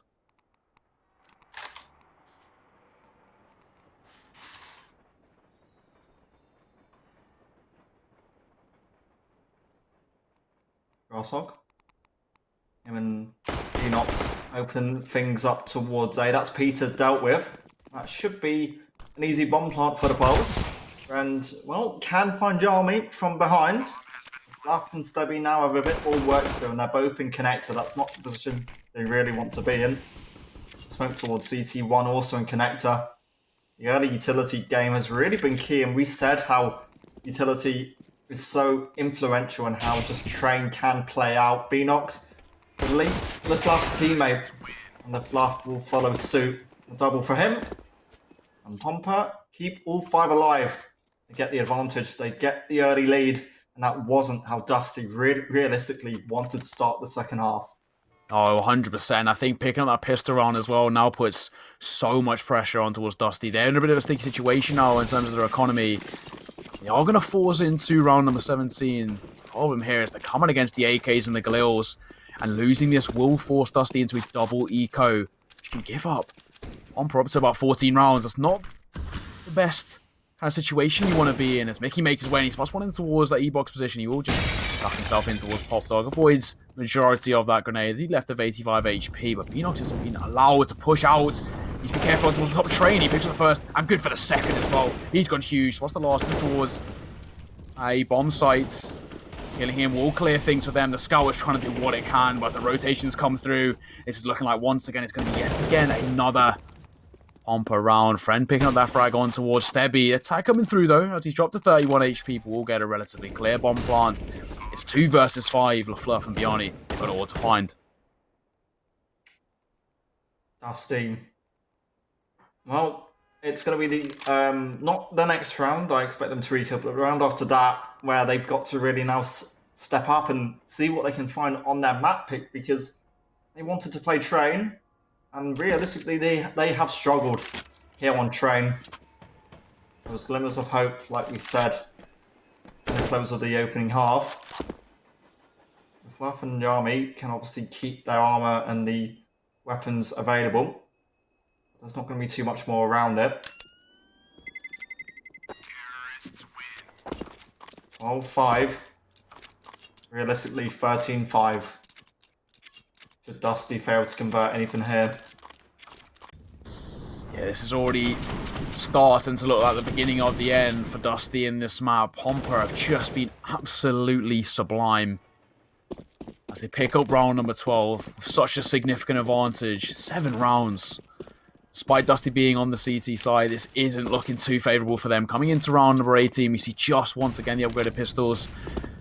And that Scout, we've got it all to find. LaFluff's got to go huge here. He's already been spotted, he's already been dropped. The Scout was out of action, and Koya picks the first frag. All the nade outs. What's one more in behind, and Mickey, good for that frag. Wary of his surroundings, he picks up a second. Peter now got it all to find the P250 has to go huge in, and a 5 versus 1 is looking very unlikely. And Friend will finish things off. It's a 13th round on the board for Pompa team, and they are absolutely flying through these rounds. They make it look easy. And Louis, this could be one of the most dominant performances we've seen so far in Epic. Especially in the playoffs as well. We expected Pompa to really come out and challenge to at least get to the semis or even the final here. This just shows that is possible. This shows that they've got a great opportunity, and Pompa, they are one of the biggest and highest ranked teams just globally within the tournament, so why not try and show your domination here in a mainly UK based event? It's a 100%. European tournament. Dusty, Central Iceland for now haven't given their best shot, I feel. They've got M4s, but they've got to go up against this play towards B. Mickey can get one, while the Molotovs do secure some sort of damage. The bomb is down. But Dusty, they are finding kills. And now the pressure is on the CT side. Steppy is good for 1, but a swing coming through. Mickey shuts down the block. Bill gets 1 of his own, and Mickey's good for a second on this side. He picks up 3 kills in a round, and with low HP now in a 1 versus 2. Beanox does not miss those. It's a free frag for him, gifting Pompa their 14th. The aggression is working all in their favour. And this is just a difference in class and a difference in experience. Pompa, as I mentioned, I mean, they've been playing against some very experienced opponents as of late. And we can see it coming out here. They have been absolutely brilliant. And just to remind everyone, this is the pick of Dusty. We're still yet to see Pompa's pick. And if things carry on the way they're going, we can see more dominance coming out from this Polish side. Heading into round number 20 once again. The money isn't great, but it's LaFluff who opens things up. Up in Grasso, Beanox does get one of his own towards Peter. Brings it back to a 4 versus 4. A little bit of damage has been dropped on towards the T side. As Mickey opens things up on the A side. Takuya gets one of his own. Friend deletes LaFluff, and it's all onto Snebby. Just like that once again, time and time again. We've seen him in these situations. He has the ability to multi-frag when he's got huge. But just the Deagle is asking a lot. Yake spots him in towards backstop. The swing coming through. And he's left with just 1 point of health. Make that 0. Beanox finishes things off as he picks up his second frag in the round. That's a 15th. We're in map point already. And this has been an absolutely sublime performance from Pompa team. Dusty, I wonder at what point they've started thinking about Inferno, because it just feels like they've not really been given a chance. Pompa, we expected them to come off better. They've got that skill gap. They're in the higher ESEA division. Dusty, they've given it a shot on Train, but for now it's not quite worked out. So I'll give it one last attempt. And what I found so funny about that last round was Pompa weren't even on the site and getting kills. They were getting kills on the entrance to the sites. That's how comfortable they've been in the second half. Dusty haven't converted anything. Yami, well, him and Peter do get kills back. It isn't quite done yet. Frenzor does at least give a Polish advantage. Made on a Molotov. More utility reigns in, but it's awkward. Pomper now back out. Peter does see the bomb even. But with Pomper coming from behind in the better angles, Koyot, he has been key, but he can't quite finish this one off. It's definitely about who sees who first, and it will be Friend who does it. Biani's dropped. It's a 16-5 performance. I don't know about you, Louis, but that was one of the best performances we've seen today from any side. They were absolutely dominant. And against a side who we said, were kind of one of the favourites coming into this, that was just brilliant. Absolutely stunning performance from Pomper team. They just made it look easy. It was standard, simple CSGO, executed at the highest level. Brilliant stuff from them. They take map number 1 with ease. Yeah, I came into this probably expecting a lot more from Dusty. It felt like they weren't fully there in the opening stages on Train. When they fell 8-1 down or 8-2 down in the early stages, it kind of felt like even at that point there was a long way back for them to go, and for them to sadly lose their first map against Pomper. Yes, Pomper probably are the better team when you look at it in skill difference, but sadly on Train it just wasn't there. Pomper, I think, Dusty have got to do quite a bit more to really prove that they can stay in the series. Inferno will be the map coming up next, and as much as I'd love to sort of say it can go to Vertigo as well, it's going to be tough. It's asking a lot for sure. We will now just be heading to a break before we head into map number 2, which will be Inferno. So ladies and gentlemen, please stick around. Back just after the break. See you soon.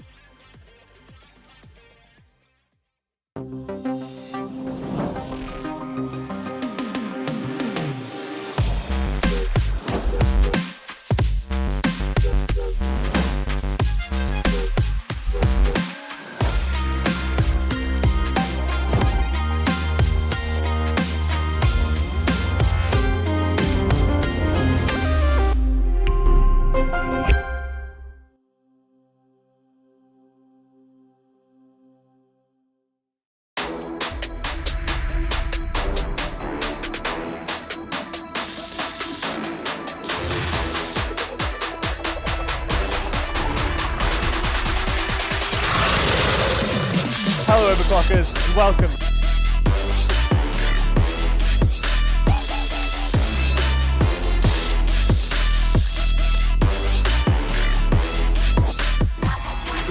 Oh, screw this. Where's A-Tuck when you need him?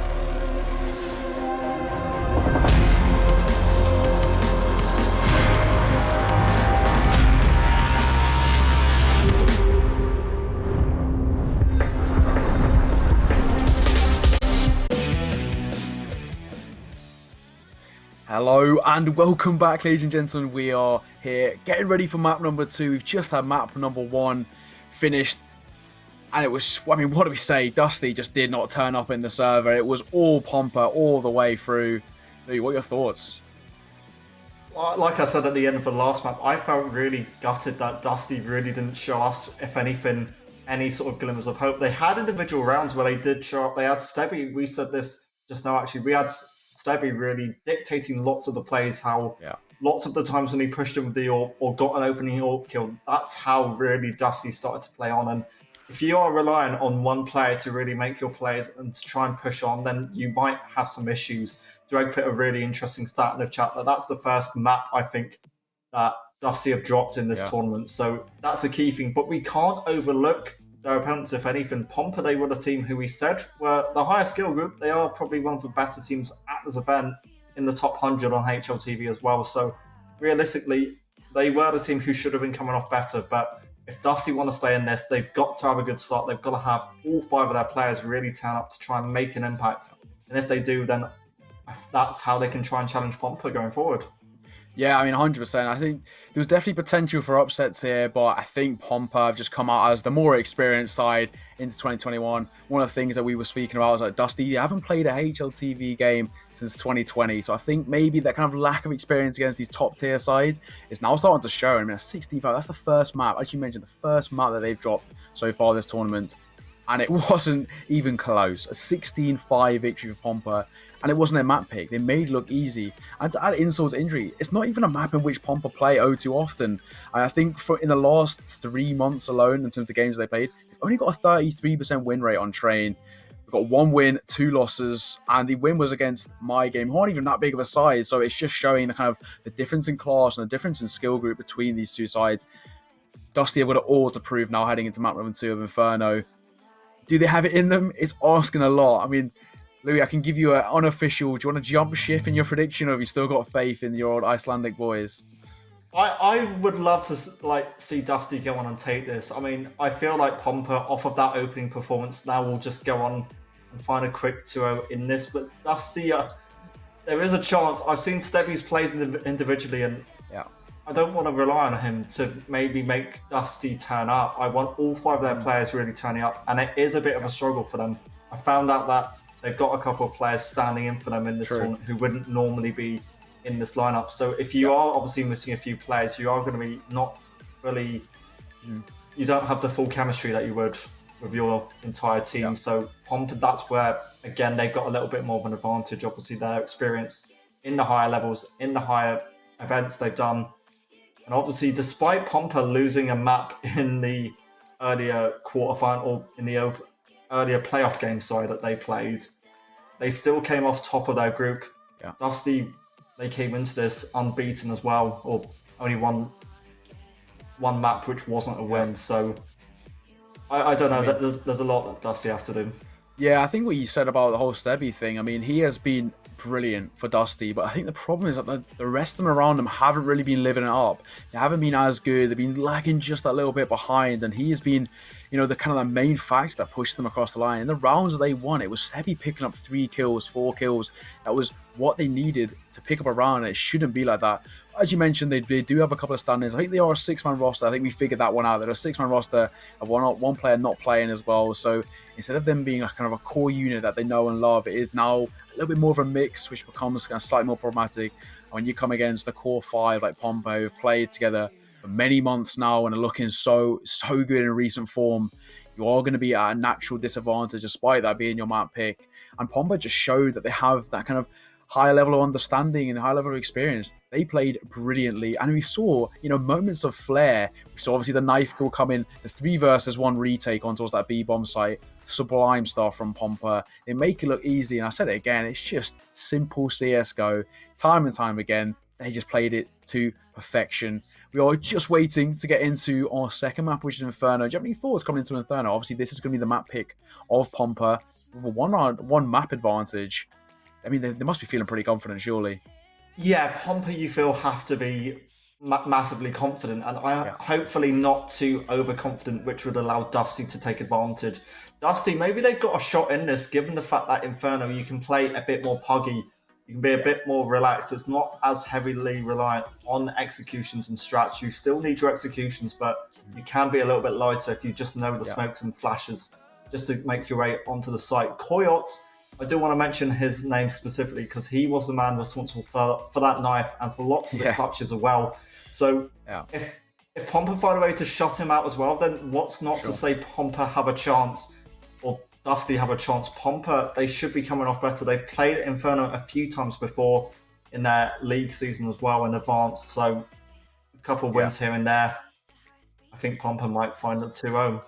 Another thing as well, Koya was so versatile in that game. We obviously mentioned him playing, with kind of that flair. We saw him with the AK being on some unreal form. We also picked up the AWP at times. We saw him with the SMGs looking very confident. The MP9 running into A main. I mean, he had nerves of steel and he was clearing it out with ease. And it was those kind of initial duels. We saw him play the entry role, no matter whether it was on CT or T side. But we also saw him playing that lurk role. He got in behind. Hence, we saw him get the knife. Then with the 1 versus 3, I mean, he kind of played every single role you could play. The AWP, the rifles, the SMGs, whether it was entry or lurk. He was doing it all. And I mean, that's something you want on your team. Pompa must be so glad to have a player like him, just kind of there to fill in any role, kind of plug any gap. And Dusty just couldn't contain him. He was brilliant and an absolute thorn in their side. And as you mentioned, I mean, playing around kind of every sort of position, Dusty can't predict him. I think we do have the poll results, so it's Dusty who are the favourites to take Inferno, apparently due to the votes. What were your thoughts on that? Mate, I'm going to keep supporting them and saying they've got a chance in this. Come on, Dusty, maybe there is a shot in this. Pompa, they are one map ahead though. They should be expected to come off better, given though as though this is their map pick. They start things off on the offense. Grasshog will have a bomb, smokes and flashes for the team on Glocks and looking towards Banana. Dusty for now, not too adventurous, but playing it safe. Yeah, starting on this pistol side, Pompa will be wanting to set the mark and get on the ground running. We see the aggression making their way up towards Banana, and now the rotation has come through. We kind of see 2 players over here. One rotating back towards Archers. It might be caught out here in a bit of an awkward situation. It might be in a 5 versus 2. If he doesn't rotate his way back, Utility is being set up now. We are going to see the smoke dropped across. Oftentimes people call that one the Fnatic. So Fnatic smoke on towards mid side. The flashbacks come in. And in come Pompa T. And they're off to a good start. But damage is still by LaFluff. And thought it's one of his own. Grasshog. What could be good for a second? He will do exactly that. Maybe in a third. One in behind him needs to be careful, but his teammate comes in to support. Friend's good for 2. Now he's got all to find. He needs an ace in the round if Pompa want to pick up round of 1. A lot of work to do as well. The bomb's obviously stuck in a bit of an open angle. Dusty can just kind of wait for this Pompa player to make some sort of mistake. And they don't need to push at all. Yami in Banana. Peter in CT and LeFluff over in Ruins. Friend has been able to sneak his way out and he can maybe go for the one-on-one engagement. It's Yami. It's a struggle, but he can just about convert it. Dusty get the opening start they need. A good one, a better one. Pompa don't even get a bomb plant. Yeah, brilliant start for Dusty. I think they needed that after what seemed like a lack of confidence in the previous game. Now finally starting off to a good start. We can see them now relatively comfortably buy into round number 2. Of course, the M4 being picked up by LaFluff, who did manage to pick up 2 kills. He'll be supported by a whole host of SMGs and a FAMAS being picked up by Biani. Already Yuto in towards mid. Nice flash there. LaFluff and Biani make it look easy as Friend and Coyote dropped. Now to 5 versus 3. Favor of Dusty Colbert. Right move, Dusty back away. Pompa just on these upgraded pistols are really looking to get the odd bit of damage converted. You get 1 or 2 kills, perfect. That's your round essentially concluded. Zebby on the MP5. Not a weapon you see too often. Buff. We was trying to find the timing to take out Mickey. Hog over towards A, does get up towards B, so he does get that initial one.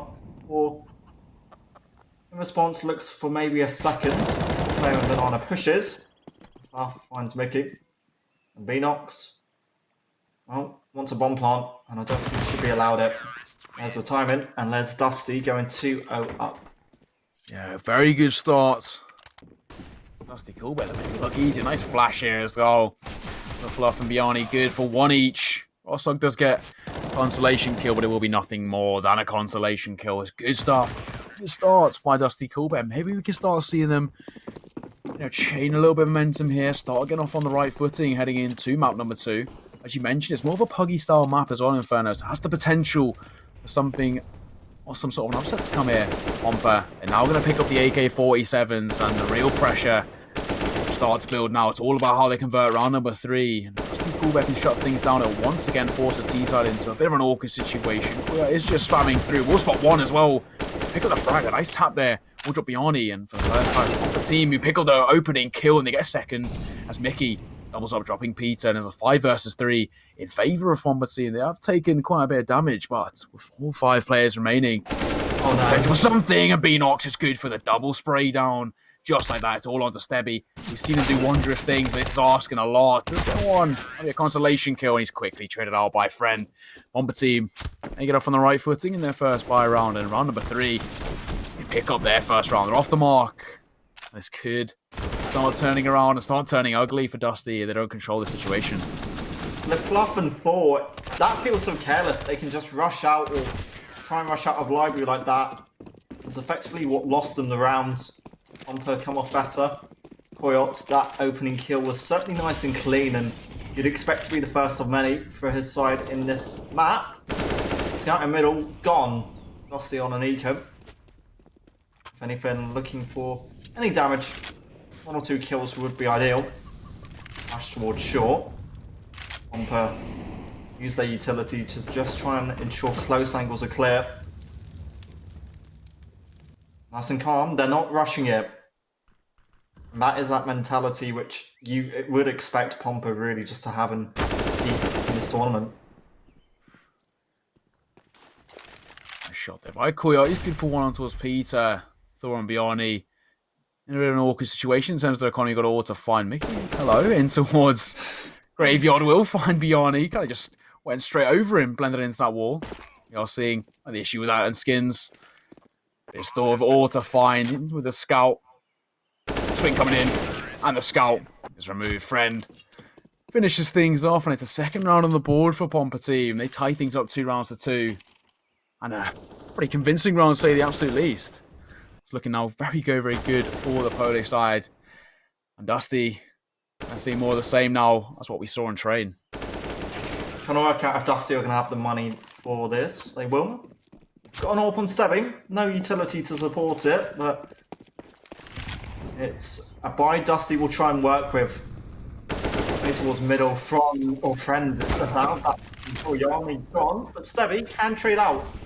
Not peek in middle. Draws Pompa more attention towards this site. Top down, but Mickey can still take advantage. Stebby, maybe that was careless, but he didn't need to do it. And the M4 peaks also. They're looking for the info, but Peter gives them away another free kill. And if those kills found, that should be more or less Pompa on for a 3-0 lead. All good for one, though. Nothing more than a consolation kill, but Mickey is low on HP. Same with Coyote. A couple MP9s could cause a lot of damage here.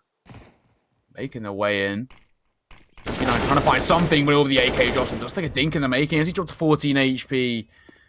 But Fluff, I think he's going to make the executive decision just to keep hold of that FAMAS into round number 6. Money isn't the best at all for Dusty. Take the absolute least. As you can see, a couple of players with 0 left in their bank account. It's going to be a 3rd round on the board for Pompa. After losing that pistol and losing, of course, they're going to force after that. We are now seeing Pompa in their truest form, and they have really got that ball rolling. They once again taking the lead.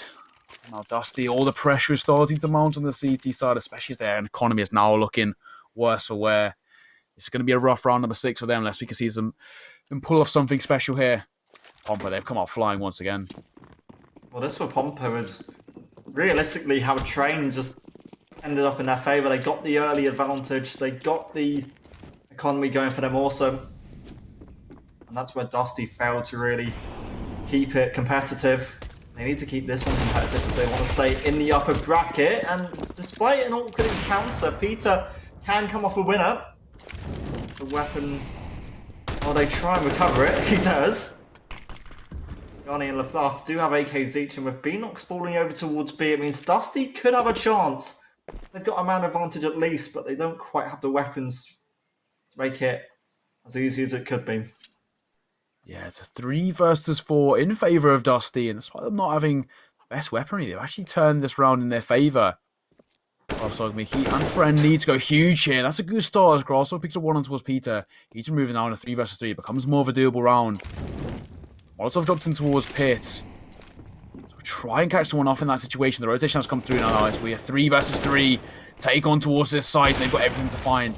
Friend, good start from him as he drops Stebby. That's the big frag you want to be picking up. Bjarni good for one of his own, though. French Fly finishes him off. Fluff spots in the smoke. It's a 4th round on the board for Pompa. They are looking brilliant. Dusty, they made it a doable round, but unfortunately for them, weaponry wasn't really on their side. It was a very nice take from the Polish side. They made it look easier. Nice little stack that was good for a couple of kills. Fluff trying to do what he can with the AK, but Pompa just looking brilliant once again. Now with a 2-round advantage. Pressure is starting to mount on the CT side. And on CT side Inferno, you want to be picking up, at least 7 to 8 rounds to make this a doable on the C side. We're starting to see Pompa run away with things. They could be off to a good start as well. The leg coming in, Bjarni down to 18 HP. They'll be holding as well towards that cubby area, the AWP. It's about who spots who first. And Stebby's in a bit of a left eye peek, so surely this favours him, and it will do. Friend is removed from play, and Stebby's once again going huge. We mentioned how important he was, and how crucial he was to Dusty's performances. Already, they've picked up the man advantage. However, Bjarni is only left on 18 points of health. You can play this as a 4 versus 4.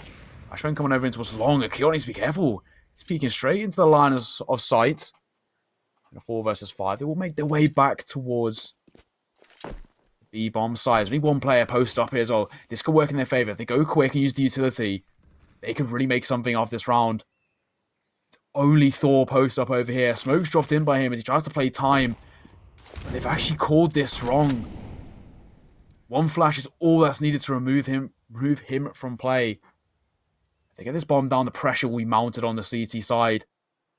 Dusty, the question about rotating now needs to start coming in, may I say. The Molotov is dropped. 36 left on the clock, but the utility comes and the rotations come through and the pressure is coming on. They're making their way out on towards the speed bomb site. Posted behind that Molotov. Nice spray coming through.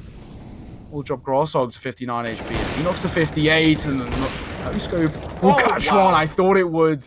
And Koyot is removed from play. Stevie makes it look easy. He's so confident.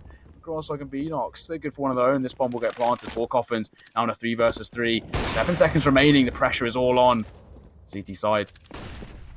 Stebby, this could be an ace for him if he can get these last 2 kills. Pompa, it felt like a struggle approaching the site, but they can at least achieve it.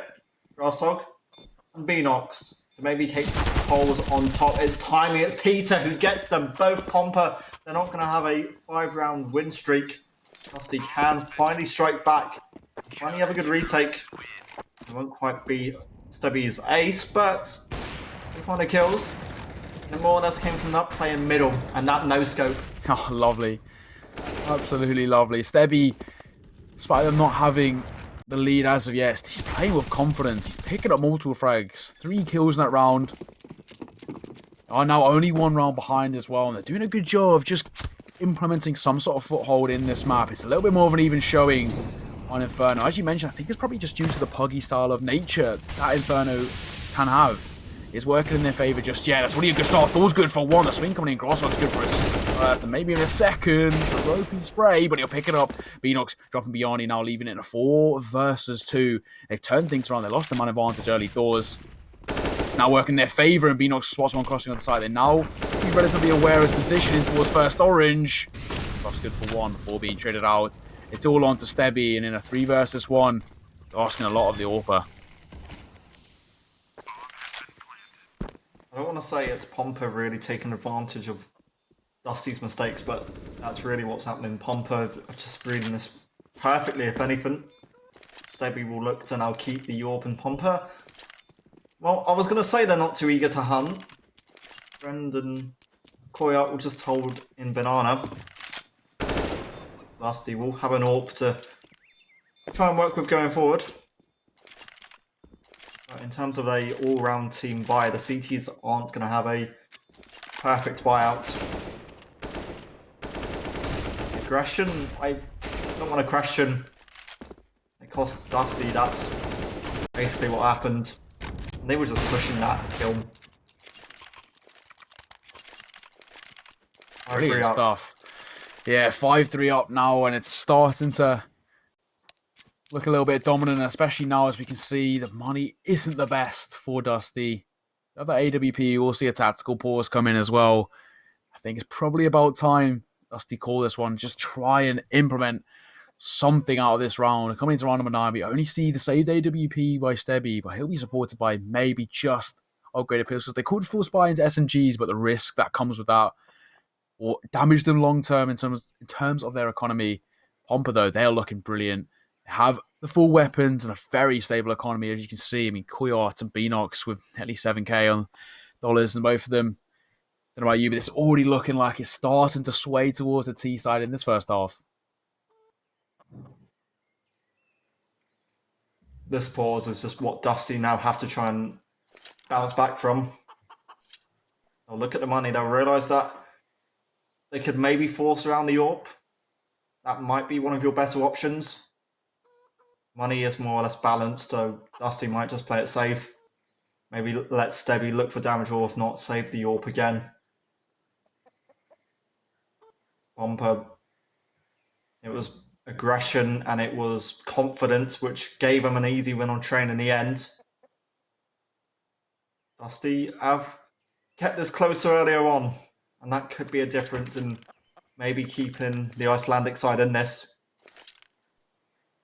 Yeah, 100%. But we need to see something special from them coming out into round number 9. It will be the AWP, just some upgraded pistols brought around.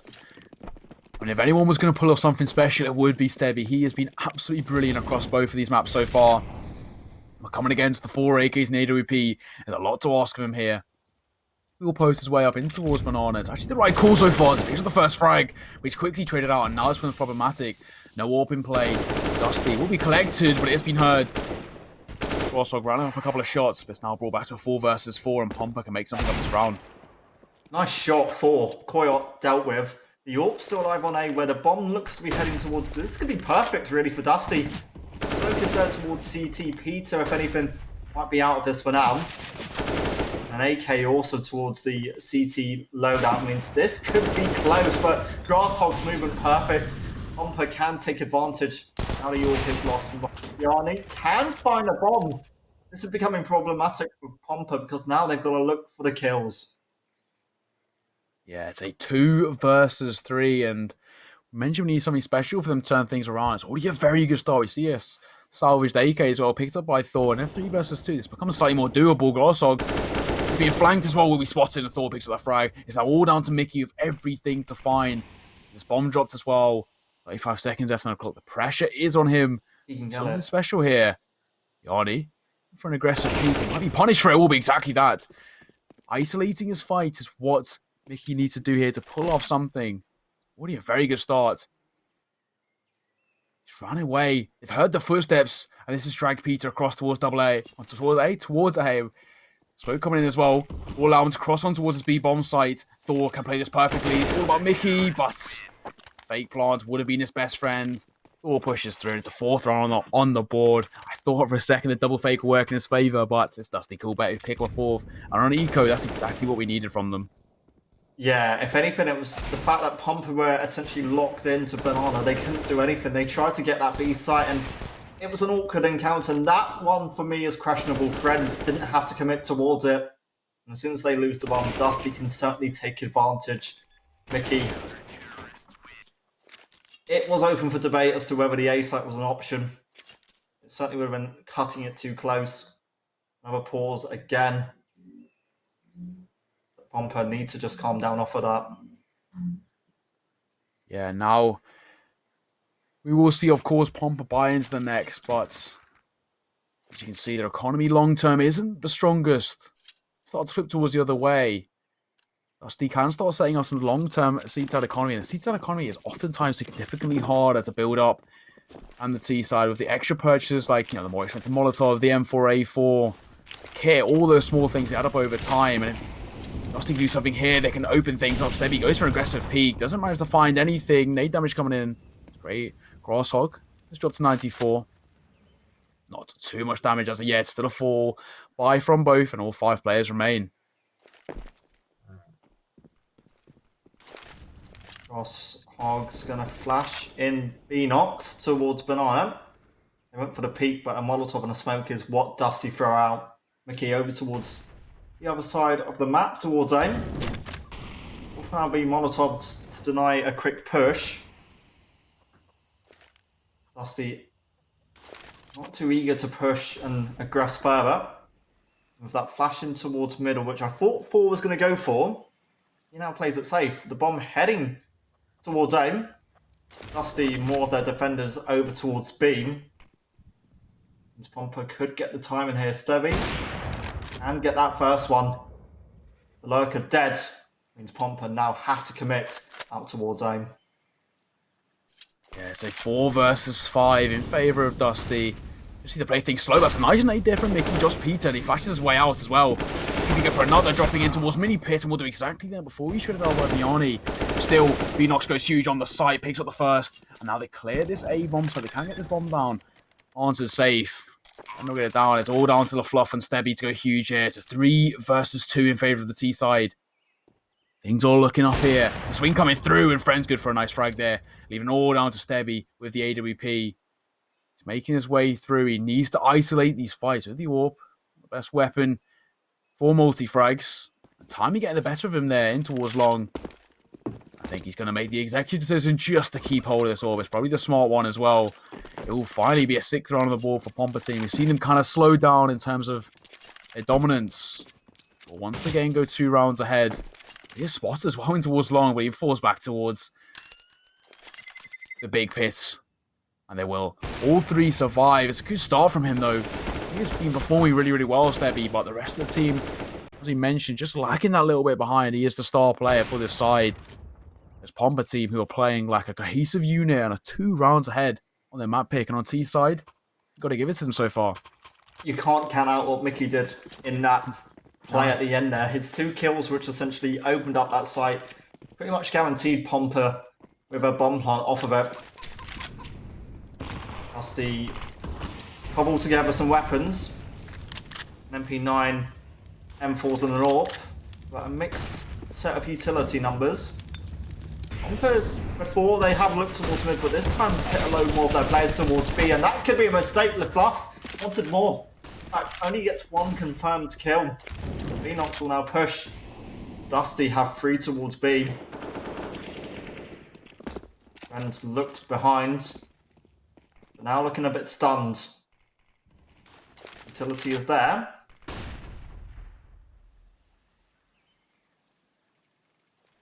All making the way. Still up towards B. Just be careful though, but it's a nice swing from him. He does not care. 12 points of health. Who cares? He makes his way into a CT and drops Biani. Now brings it back to a 4 versus 4. Now they're wary of Coffin's push. And in towards first orange. He's dropped as well as second orange. All does get 1, but he's traded out very quickly. And now it's all down to Peter and Stebby with all to find. The MP9 trying to rattle off something. Kiot will get this bomb planted in 3 versus 2. Stebby's going to make the early decision just to save, especially with this smoke drops into a CT. Brilliant execute once again from Pomper team. They make it look so easy. And with low HP, the aggression from Beanox working in his favour. That's just confidence flowing through his veins. They are looking brilliant, and they're well on their way to picking up a pretty convincing half number 1 as they pick up round number 7. Peter could get an AK out of that, so that would be a better set of weapons that could work with going into the following rounds. York needs to be careful and opted for the spam on the Glock, but nothing does get converted. Coyote. An AK lost? No. Nope, and an AK kept for both sides. Pomper up to 7. And that felt so sloppy. It felt like the Fluff could have had 2. Only 1. Nice play also just to get onto the site. I've got to say, Pomper, they started a little bit slow, but they've come into this now. Was the latter part of this first half, and now with a 3-run advantage, they can start making something of this. Double nade in towards Palmer's. Won't find anyone as of yet, and it will be a pretty comfortable full buy from Dusty. Just that 1 MP9 for LaFluff. It's a nice swing from Coyote. Could be good for 1. He's doing exactly that. He'll drop Biani. Way off to a flying start. Miss Molotov trying to make his way in towards Boiler, and won't actually be caught off by it, but doesn't care too much. The smoke and flasher drops in towards short, so it's allowed to have this nice peek in towards long and make their way up. Off the back of that Coyote frag, in a 4 versus 5, it's looking favourable for Pomper as they make their way up towards mid. He's clearing so much angle and getting map control, and he picks up second towards Peter. Finally being traded out by Thor, who's instantly deleted by the AWP. Stebby's good for 1 though. At 14 HP, he needs to go huge here. He needs to be wary of long as well. He's been flanked from all angles. With Beanox who finishes things off just like that. So LaFluff and the MP9 in a 1 versus 3. It's asking a lot of him. got a flashbang, you've got now an A-came. You've now got to make, or hope Pomper makes some sort of mistake. I don't quite think that's going to be the case. Beanox knows where he is. The encounter not too clean. Mickey can also just grab him from behind. Pomper keep 3 alive. Bluff gone. 8.5 in the Polish side's favour. Yeah, and on T-side Inferno, they are flying through. I mean, of course, some teams heavily prefer the T-side on Inferno, as it's quite a puggy map, and if you're very good at just opening up onto those sides, which we have seen Pompa do really well, it can work in their favour, but it's generally seen as a more CT-sided map, and they're already on a flying start. To make matters worse for Dusty Coolware, they will be coming into this round with just the upgraded weapons. Beanox does not care though, he's good for 1, make that second. He is so confident. Flowing through it, beyond though, good for one of his own in towards the farmers, who be quickly traded out as Mickey drops him. Even out with Fluff and Stebby. Everything to find in round number 13 if they want to pick up a 5th.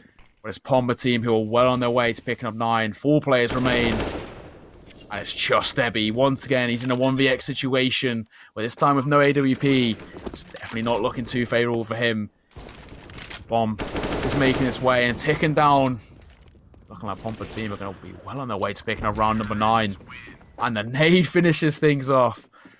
A Kobe in towards long. I was Pompa to pick up their 9th. They now have a 5-round advantage. And Louis is starting to get a little bit of out of hand, may I say, for Dusty. It's starting to feel that way. Pompa, it's been essentially continuous from training in the sense that they keep mixing up their opportunities, their pushes, their executions. They sometimes play fast, they sometimes go slowly. And with Dusty always having to guess, having to understand how Pompa are going to approach it. Anything that's just perfect by the T side, Beanox makes that look so easy. He has been turning up here on Inferno. Gets the opening 2, but there's still 1 player with an M4 up close. Johnny towards Car. His teammate Stebby gets the kill elsewhere. Beanox with 3. Beanox with an open B site. Peter and Stebby. They've got a chance, they've got 2 smokes, an aid, a set of flashes. Is it game over?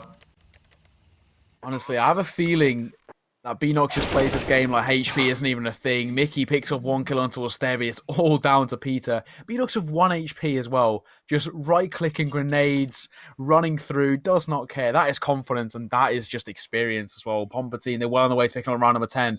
And this is 11-4 half. I don't know if Dusty can come back from this. Peter's trying to make his way in. Does get 1, but Beanox, of course, only on 1 HP.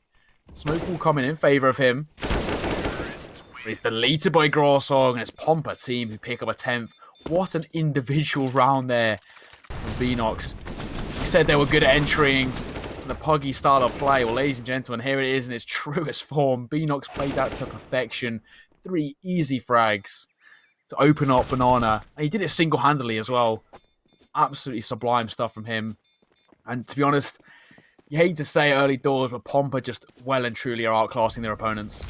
I think we also said going into Inferno that it's a bit more puggy. I didn't expect Pompa to maybe play it a bit more casually, but it almost feels like they are at times because you've just got players pushing like Beanox down Banana and more than comfortably getting the kills.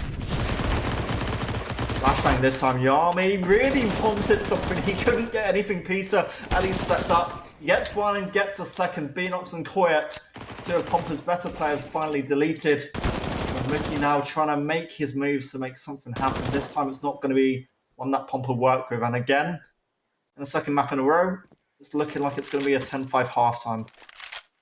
Yeah, Peter's played that really well. So they made the aggression towards mid. He just isolated those duels, picked up 3 easy frags. Now it's all down to Friend with 1 HP as well. There's so much to do in a 1 versus 3. If he manages to pull this off, this will be unreal.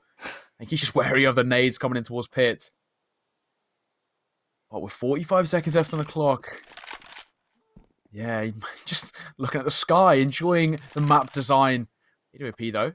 Spot 1. He's actually played this to perfection. He can now get a bomb plant. Rotates. Has made their way towards B, but that will be heard now by Peter. Bomb planted. He isolates his flights. No way he pulls us off. This will be unreal. He's got the perfect weapon for it. I think Peter may have actually just heard the scope as well. They will be aware of his low HP. Repositioned in towards long. Misses a shot there. Repositions to a short. Under the barrels. And he's dropped by Peter. A flying AK allows him to pick up a quad kill in the round. And I thought for a second we would see something special with the AWP. As you mentioned, it will be a 10-5 half in favour of Pompa. And, you know, a little bit of brilliance there. Or individual brilliance, let's say, from Peter. Dusty Coolbet, they pick up a 5th round. And they can maybe start doing something heading into half number 2. But this Poggy style of play needs to improve for them if they want to find anything in from this. Yeah, Dusty Coolbet, not by any means out of this game just yet, but as they switch over, they've got a bit more work to do on the offense. Maybe they are better on the T side. We'll have to find out. Yeah. Pistol rounds. Pompa will look to be converting the second one to get both of them in their name. Gasshog opts for the nade, smoke, and flash. As his teammates will go for the armor and USPs. In the middle, it's Koyot trying to do something against Stebby, but Stebby is lost. And Koyot takes advantage. Peter gone, friend, and Pompa get a 2-man advantage. What a brilliant start. Friend picks up yet another kill. This is confidence through their veins, and Beanox shuts things down. It's 2 in the round for Friend, 2 for Koyot. Brilliant stuff. Nice little duel there in towards mid. Stebby getting the dink, but he's unfortunate not to pick up the kill. And the falling away USP bullet as well. And Friend was good for his second. Brilliant stuff from them. They pick up the first pistol round, and they are flying again. We now will see them able to pick up a relatively comfortable buy coming into round number 2, may I say. We see the M4, the 3 MP9s, and a FAMAS against just the Tech 9s and Deagles. This is what they want here. Coming into round number 17. We've been looking absolutely brilliant here. The swing coming in, and Friend opens things up once again. It's a 5 versus 4 in favour, and this could be made even worse with the MP9 swinging in. Mickey's feeling confident, and the jumping shot picks up that frag. There's 2 players remaining for the T side. It's not looking too favourable for them at all. Easy enough for Koya. Kill number 10. Mickey will look for kill number 15. Peter, the only man left. And Peter, well, made it difficult for Koya. Pompa win another round. 12-5 up. Pretty much in control. And this is essentially how Train's second half kicked off. Pompa just with ongoing confidence and very unbeaten start. Dusty just have to be careful. Yeah, 100%. As you mentioned, this is actually essentially a complete mirror of what we saw on Train. Just brilliant once again from Pompa. Flying starts, and Friend spots 1 towards second mid. And Koya go for that aggressive peek, but it's the bottom of the Arnie who open things up. Koya brings it back down. It's now a 2 versus 2. And the T-side have managed to pick up some weapons. You see now Thor with the FAMAS making his way towards B. He'll be supported by the bomb. The rotation's coming in towards Banana. Nade coming through. It's a big dunker as Koya has dropped to 18 HP. The swing coming through needs to work in their favour. The jumping MP9 picks up that frag as the M4 to finish things off. Pompa pick up a 13th round, and despite them losing 4 out of 5 members, they're looking very, very confident. Heading into round number 19. Dusty Coolbet, they are 8 rounds behind Pompa. It's going to need an absolute resurgence if they want to get back into this game. We're well on the way to picking up an exact same scoreline as Train, unless Dusty can turn things on T-side Inferno. This is the chance Dusty now have. They've got the weapons. This execution needs to be good, and the Bluff already down to half HP. No one from Dusty has even seen anyone yet. Pompa have taken damage. Friend and Beanox in the middle. Both at least below 60 health. Pompa just too strong. And that has been the story of the series so far. Being careful. Silent but deadly. That's how Dusty will approach at least the top of Banana. There's a death. It's an advantage for Dusty. Find both kills. And they unlock the site. Maybe they can convert this one into a round as Thor makes his way in towards... Well, as they make his way towards Church, he's instantly deleted by Friend. A nice frag from him, bringing it back to a 3 versus 3. Peter from behind will drop a flashbang on towards top site. Won't catch off anyone as of yet. Still needs to get this bomb planted as well. LaFluff will tap it. He's wary of a player just hiding in that smoke. And Kio's actually played this to perfection. You can just wait here. The only problem is that from behind, but it's Friend who misses the shot. It's unfortunate for him. I think he saw 2 players in the crosshair, and that's a questionable All decisions. Koyos in the smoke. He will be dropped by Peter as he picks up his second frag. And it's all down to Mickey. He's got it all to find. The bomb we planted safe. He's looking on the way to pick number 6 round for Dusty. And as you can see, Mickey go huge here. But he's dropped instantly by Stebby. He's good for 1 kill in the round. It's 2 for Peter, 1 for Fluff, and 1 for Thor. It's Dusty. Round number 6. And maybe this could be the start of something special for them, but it is asking a lot, especially with how big this deficit is. It's a 7-round deficit. Louis, do you think they have it in them? Yeah, there is a chance. I'm going to say that. I did want to point out how Stebby, though, he actually lurked from all the way behind towards CT there, so it felt like as soon as he got behind in their spawn, where Pompa weren't entirely looking, that's where Dusty just were allowed to convert the round. Dusty aren't out of it yet. It's not over until it's 16 for Pompa. Now 4 on the Fluff. Aren't quite going to get challenged on the top side of Banana towards Car. An AWP is Pompa's best weapon, and it's what Friend has to work with. Now Mickey has support from Beanox. The double peak works out for the poles. Now the advantage traded out. The Army finds 1 on short. He'll drop a smoke as well, and allow him to kind of reposition to new area. Dusty will be aware of that, but they're making their way back towards this B bomb side. The bomb will be collected as well. Now the decisions can be made with 50 seconds left on the clock. She mentioned just an AWP as the main real weaponry for Pompa, and he's left alone on this B bomb side as the rotation comes through. They've actually called this perfectly. It's 3 players now stacked over towards A. 2 on towards site as well, and 1 in towards long. Rotation's coming through, but they could time this to perfection. They've rotated away, and this has been caught really badly. Koyot will spot 1, he spots loads, and he will be dropped. Beyond, he picked up that frag. If they had just remained for a few more seconds, it would have had an easy defuse way in from behind. Enox is good for 1 towards their B, but it's nothing more than a consolation kill. So the bomb will be planted by Bjarni in towards safe. It's 2 versus 3 retake, and this is looking favourable for Dusty. Pompa at this stage are just looking for some damage. I think Grassel will be the player who they look to make an impact with a Deagle. Doesn't really achieve too much, so there's the cue for Friend to back out and go for the save. 13 to 7. And all. Pompa are not going to retain that weapon going forward.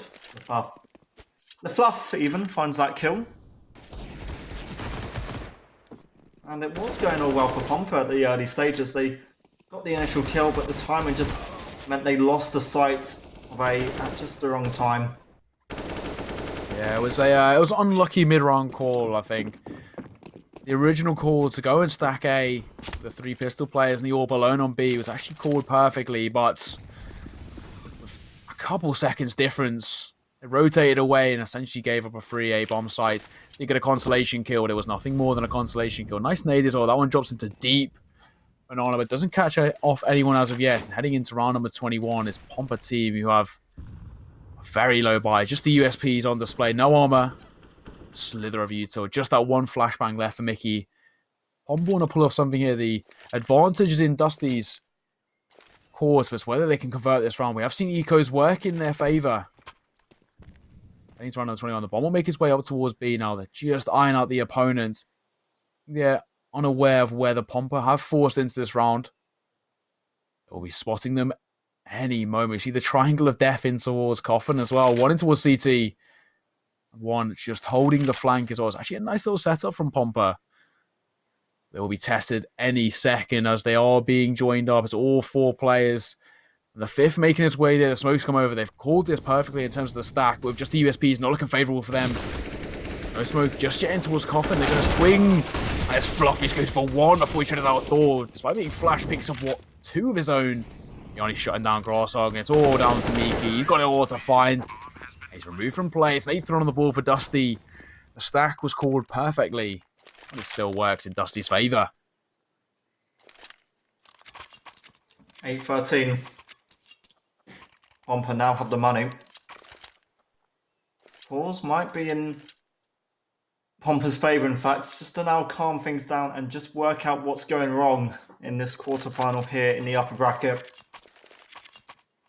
It is an advantage for Pompa. Dusty, now on his T side, have shown a glimmer of hope. It isn't game over yet. With a full buyout and with the utility even going to be in their favour going forward, what's not to say Dusty can pull this back and even look to tie up the scoreline. Pompa have times struggled in the second half. Yeah, agreed. Do you think they have it in them, though? I mean, they've already done a pretty good resurgence, I must say. I mean, they lost the initial pistol round. I look like Pompa might just run away with things. It was 13-5, may I say. And we thought it was going to be a 16-5 once again, but I see they picked up these last 3 rounds. They're starting to look relatively confident, and to make matters even better for them, the economy is on their side. Do you think they have it in them? Can they tie things up and maybe push this towards an exciting finish? Fluff and Thor picking up 2 initial kills. Friend does get 1, but it's a man advantage in hands of Dusty. Now with this, they can convert this one into a round and pick up a 9th, and now there will only be 4 rounds behind. It's all down to Mickey. He swings in and he's punished. Stebby picking up that frag with the AWP. 2 players remain for Pompa, and this is a very, very good resurgence from Dusty. Look at Stebby's money as well. Dusty, that economy, like you said, in their favour. It is building up. Pompa, well, they've got 2 M4s in play. They've got 1 player still towards the site. This round, so influential in how the series, I think, is going to be dictated this point forward. 2 Molotovs in, but they don't clear the angle towards Graveyard. Grasshog, it's only 1 second, and maybe there was a chance. But now Beanox has to find 3 of them. He goes to the save, doesn't even want to challenge this whatsoever, and rightly so. Dusty, they've woken up. They're now trying to cut this close. They've got to tie it up. 4 rounds. Make it a levelled playing field. Pompa now look towards an eco. Yeah, we actually have a bit more of a game in our hands here. It's not as dominant as it was in map number 1. As the bomb's about to go off. It will be a 9th round on the board for Dusty, and they've actually pulled off somewhat of a comeback here, because I really honestly thought Pompa would run away with things. Bjarni will go down to the bomb. Oh, and Stebby just about staying alive. It's a 9th round, and now they're only 4 behind. This is starting to be a decent little comeback for them. However, that was an eco for the CT side. I think we will see another one coming in. The money isn't the greatest. Pompa be playing out the second part of this double eco. Just the M4 in hands for Beanox. He's got it all to find if they want to pull off something. He's going for the aggressive mid-peak as well. Molotov dropped in, LaFluff. Also, expand one of his smokes to keep him alive in that position. It's just an eco for Pompa. The upgraded pistols around that M4 have got it all to find.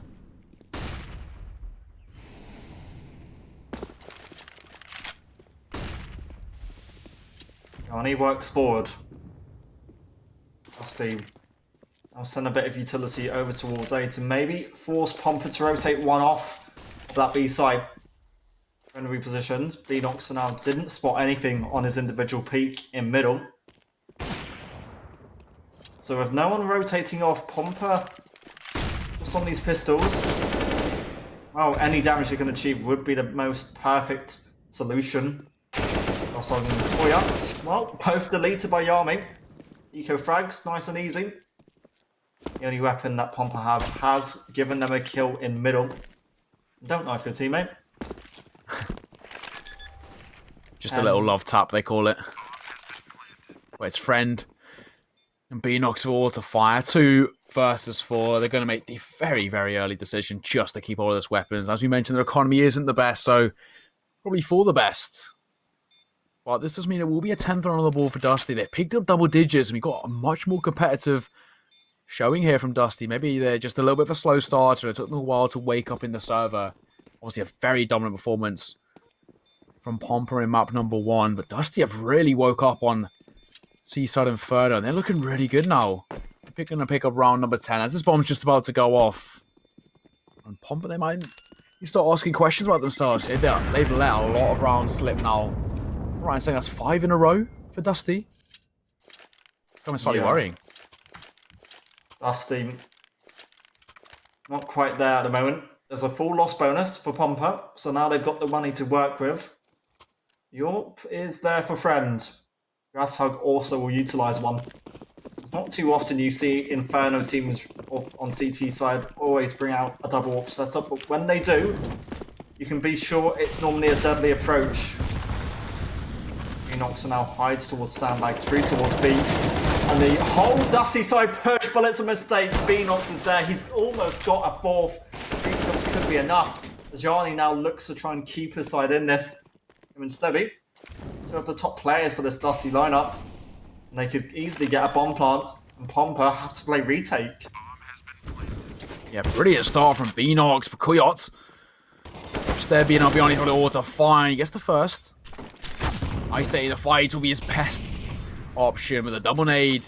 Going in towards Nubox will finish things off. And finally, for the first time in 5 rounds, we see Pompa pick up round number 14. They just double check. If any spare utility left lying around, it will be the defuse coming in. It'll be Pompa team. We pick up a 14. They're 1 round away from map and series points. They're 2 rounds away from the map and the series. Pompa now put the pressure all back in towards Dusty's court. On the C side, they need to be near on flawless if they want to take this map away from them or force one into an overtime. Well, this time Dusty and Co don't want a AWP to work with. They all want the AKs. Pompa kept those 2 AWPs going into this one. And it is 1 AWP towards mid, the other towards Carl and Banana.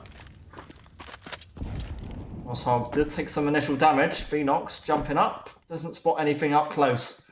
And Dusty, they have been quite influenced by what they get down Banana. But this time, a bit more interested in seeing what apartments and what the A site could have on offer.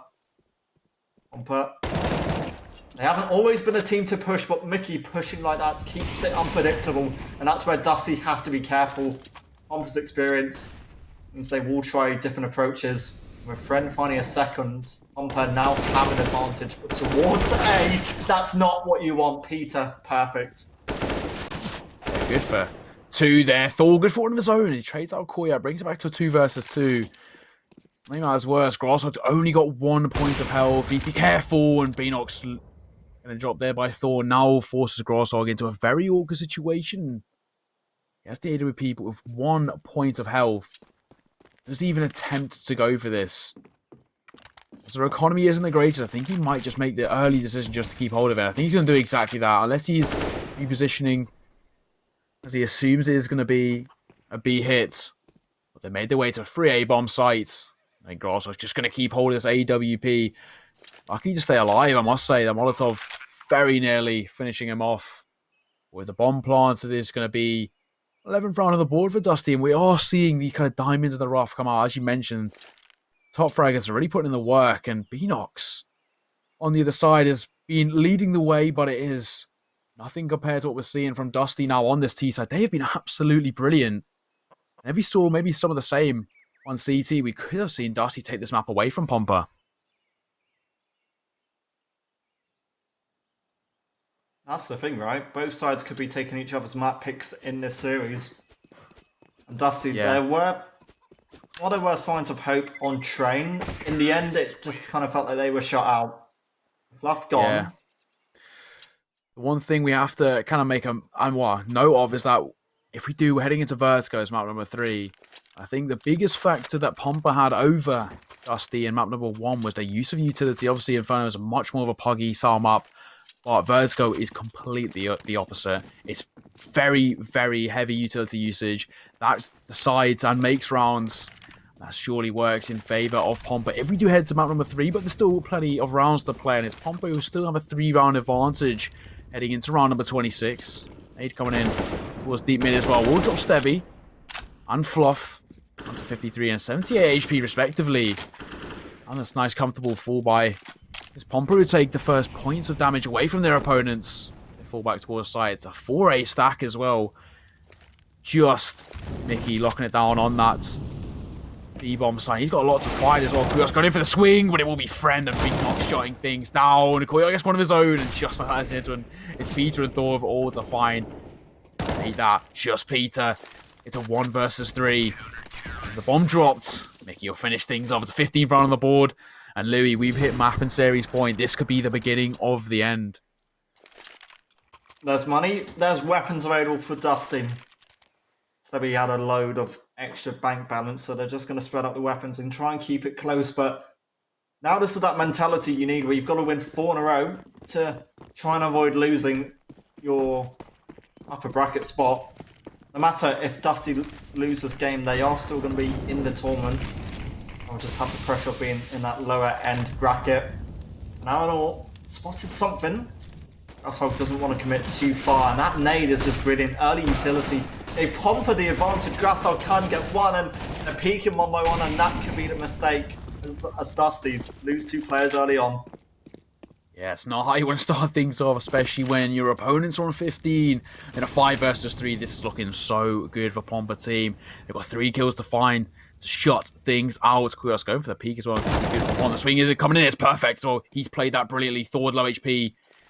The inspect and the swing could work in his favour. He goes on the other side of this wall. Thor's good for 1. But he's shut down by Beanox, and ladies and gentlemen, it's the 16th round on the board.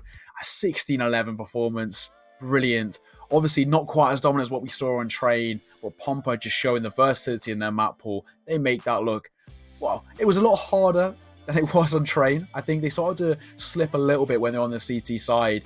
Maybe that puggy style of play favours them on the T side, but regardless, I've got to say, really, really well played from Pompa. We did see moments of brilliance from their opponents, but it was the Polish side who take the 2-0 victory. Louis, what's your thoughts on what we've just seen?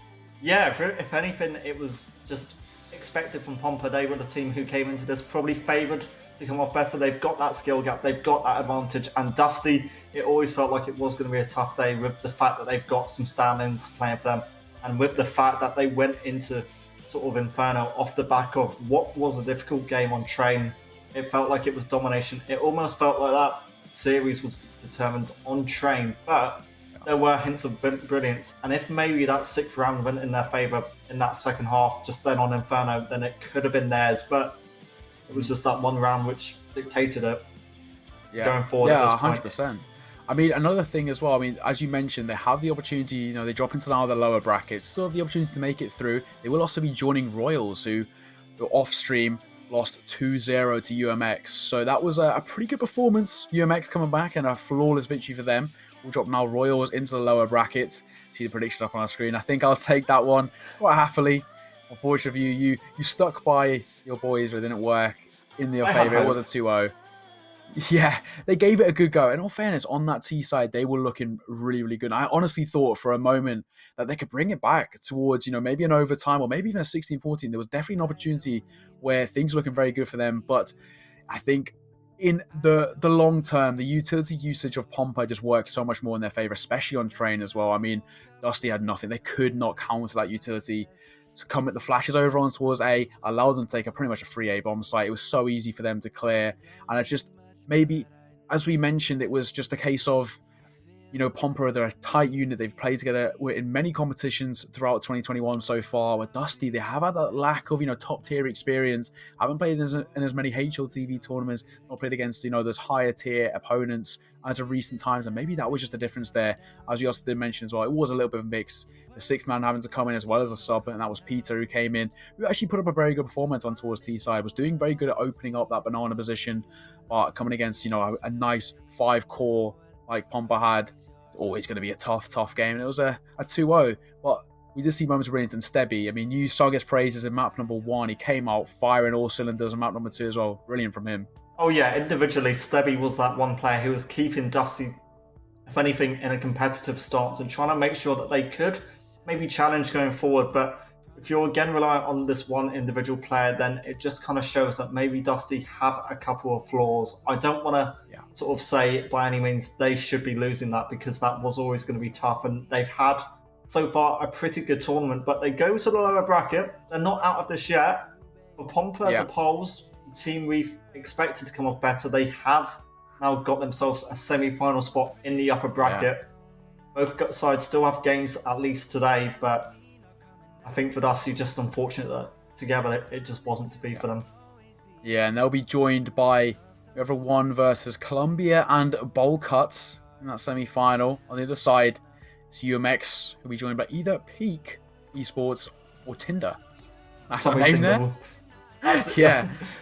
Yeah, that's so, sexy, Sammy's team. Don't be thinking, right, there we go, exactly. So, you know, there's still a lot of opportunities to kind of make your way through. And I think no interview going to be coming this way for after this game. So just like that, ladies and gentlemen, we are going to head. All right, I have the voice on my ear saying we might be having an interview. We are going to send to a break regardless, like we would anyway. And if you have an interview, stick around. You might see my lovely face back in your screens interviewing our winners. However, ladies and gentlemen, thank you very much for joining us for this matchup. Congratulations as well to Pomper, a 2-0 victory versus Dusty. And now knock Dusty in towards the lower bracket. An absolute pleasure. We'll see you all very soon. Right over to the break now. Peace.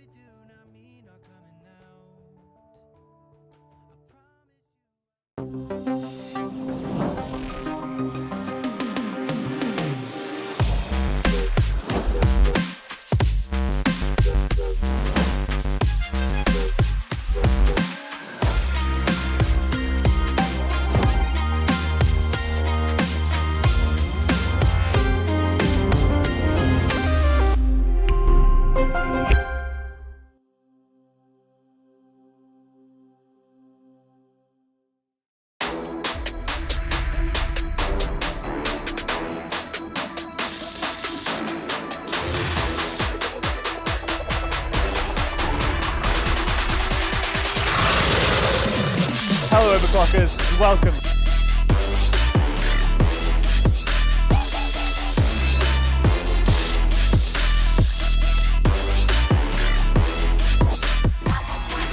Oh, screw this. Where's A-Tuck when you need him?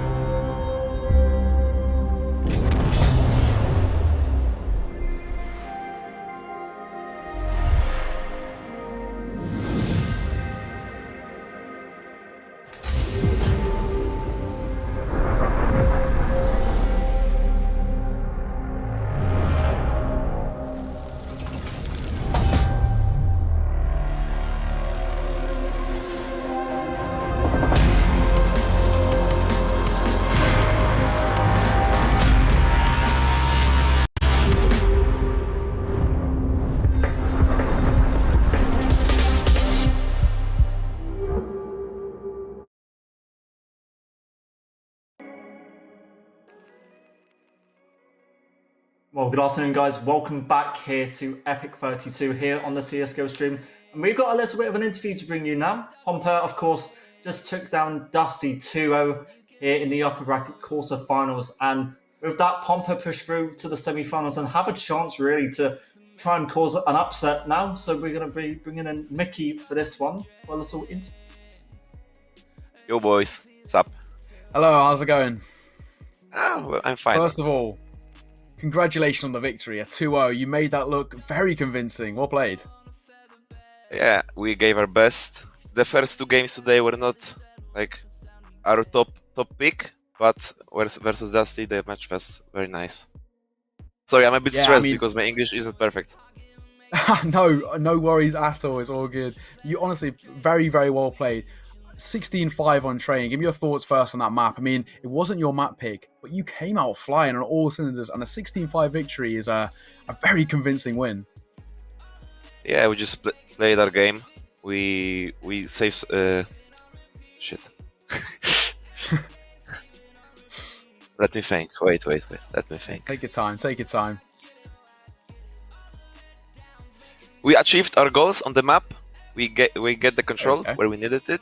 Yeah. And we knew where the entries were going from their side, the city. So the half was very nice. At T side, we won the pistol. It's rarely that we win a pistol, so it gave us like more confidence in the second half. And we just finished it. Like first map was no history, I think. Yeah, I mean, you look brilliant coming into map number 2. First thing I wanted to ask is, how did you think the map pool worked in your favor? I mean, you had the 3 map picks. Obviously, Train coming in was the pick from Dusty. Inferno was your pick, and then Vertigo. Do you think those 3 maps kind of favored you coming into this best of 3? I think yes. Grasho did some research about those guys, and we thought that Inferno would be easier because we didn't see them playing this map, and we had an surprise coming in because the Train was easy and the Inferno was harder, and I don't know. Yeah, I Still mean 2-0. Yeah, it's actually a 2-0 and a convincing first map, and then coming into Inferno a little bit closer, but you still looked very, very confident. Some brilliant performances, and from yourself especially as well. You looked very, very confident. Thanks. One thing I wanted to ask, so of course, you've played a lot of tournaments over the last couple of months into 2021. You've been playing parts of Snow Sweet Snow against some, pretty big opponents, Honoris and Ago, a couple of those games that I've covered as well. Do you think playing against these, top tier opponents has helped you coming into this tournament? I think yes, we gained some confidence. We are not stressed on officials like we did before. We play our game. We try to not make the same mistakes we did. Like we practice every day. I think it's all I can say now. Yeah. We have the confidence now. Yeah, well, No it works stress. in your favor. A lovely 2-0. And to us, it looked like you were having fun. It was a brilliant performance. Yeah. Thank you very exactly. much for joining us. I mean, just a lovely little quick interview. You did a fantastic job as well. So no need to be nervous at all. But brilliant, well played. You will be now moving. By the way, into Nyoka, the you are next round. very nice man. Very nice man. Since I first Love heard it. you on the stream, I know you're the guy, man. Keep your job. Thank you very much. the I work. appreciate the compliments. You've a fantastic performance. Good luck in your next game as well. It might be on the stream. Who knows? You'll be joined in the next round by either Columbus Crew or Bowl Cuts. Whoever wins out of that matchup. It should be a good one nonetheless. So good luck in the rest of that, and we'll see you in the future, hopefully on Epic LAN 32. Yeah, I hope so, man. Thank you. Sounds good. See you soon. Just like that, we are back, Louis. Yeah. That was brilliant. No, thank you to Mickey for joining us for that one, and brilliant stuff really for Pompa going forward. That's them now heading into the semi-finals here in the upper bracket here in 32, and unless you've got any other thoughts, I think that's going to be it for at least this matchup. Yeah, we're going to have some more games coming up. Honestly, all I can say, fantastic performance on both sides, but it is Pompa who just edged out the victory there in map number 2. Did look a little bit closer, I must say. Dusty did wake up towards that kind of latter part, especially on the T side. And it was, definitely an opportunity there to push to overtime, but it was all Pompa. They look brilliant. And they're looking, I mentioned them when I cast them yesterday in the second game on the stream. I said, they're a bit of a dark horse to make it towards the finals, and they're well on their way now. The entrance to the semi-finals of the upper bracket, looking confident. I guess with that, we will be heading to another break before we have another game coming your way in just a moment, or in a little break after this break. So, first of all, thank you very much to Louis for joining me. It's been a brilliant game. I had the pleasure of watching 2 of the EU's finest. And just like that, we'll be heading to a break. So stick on, ladies and gentlemen, for the next game coming your way very, very soon. See you all very, very soon. Peace.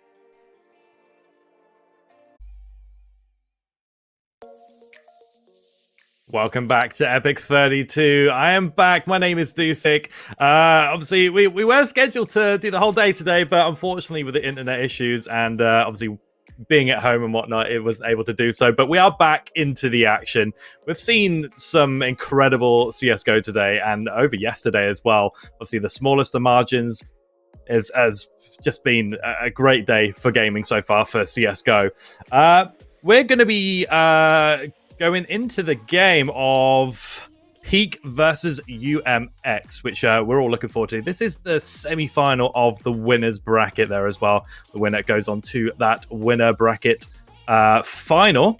Obviously, the loser will still have another chance to live another day in that losers bracket to get some as well. Obviously, the top prize, which will be up for grabs tomorrow, is the lovely £1,300 top prize there as well. I'm hearing that we're actually nearly about to go into it, to be honest with you, but just a few minutes. We're going to bring in our casters. Thank you very much. And joining me is Dweg and Nyokai. Guys, welcome in. How are you guys, firstly? Yeah, doing fantastic. Thank you very much for that. Good to see you back on the stream as well. Missed you for most parts today, but good to have you back. I'm excited to get underneath this one. UMX and P, 2 big teams. You've got a banger matchup on our hands. Fantastic. It's, and we've got it's one of Fleggen as those well. one of those games where you've kind of got two different flights of teams, right? I think that for UMX, we've seen that there've been some very courageous performances from them in Epics over the past.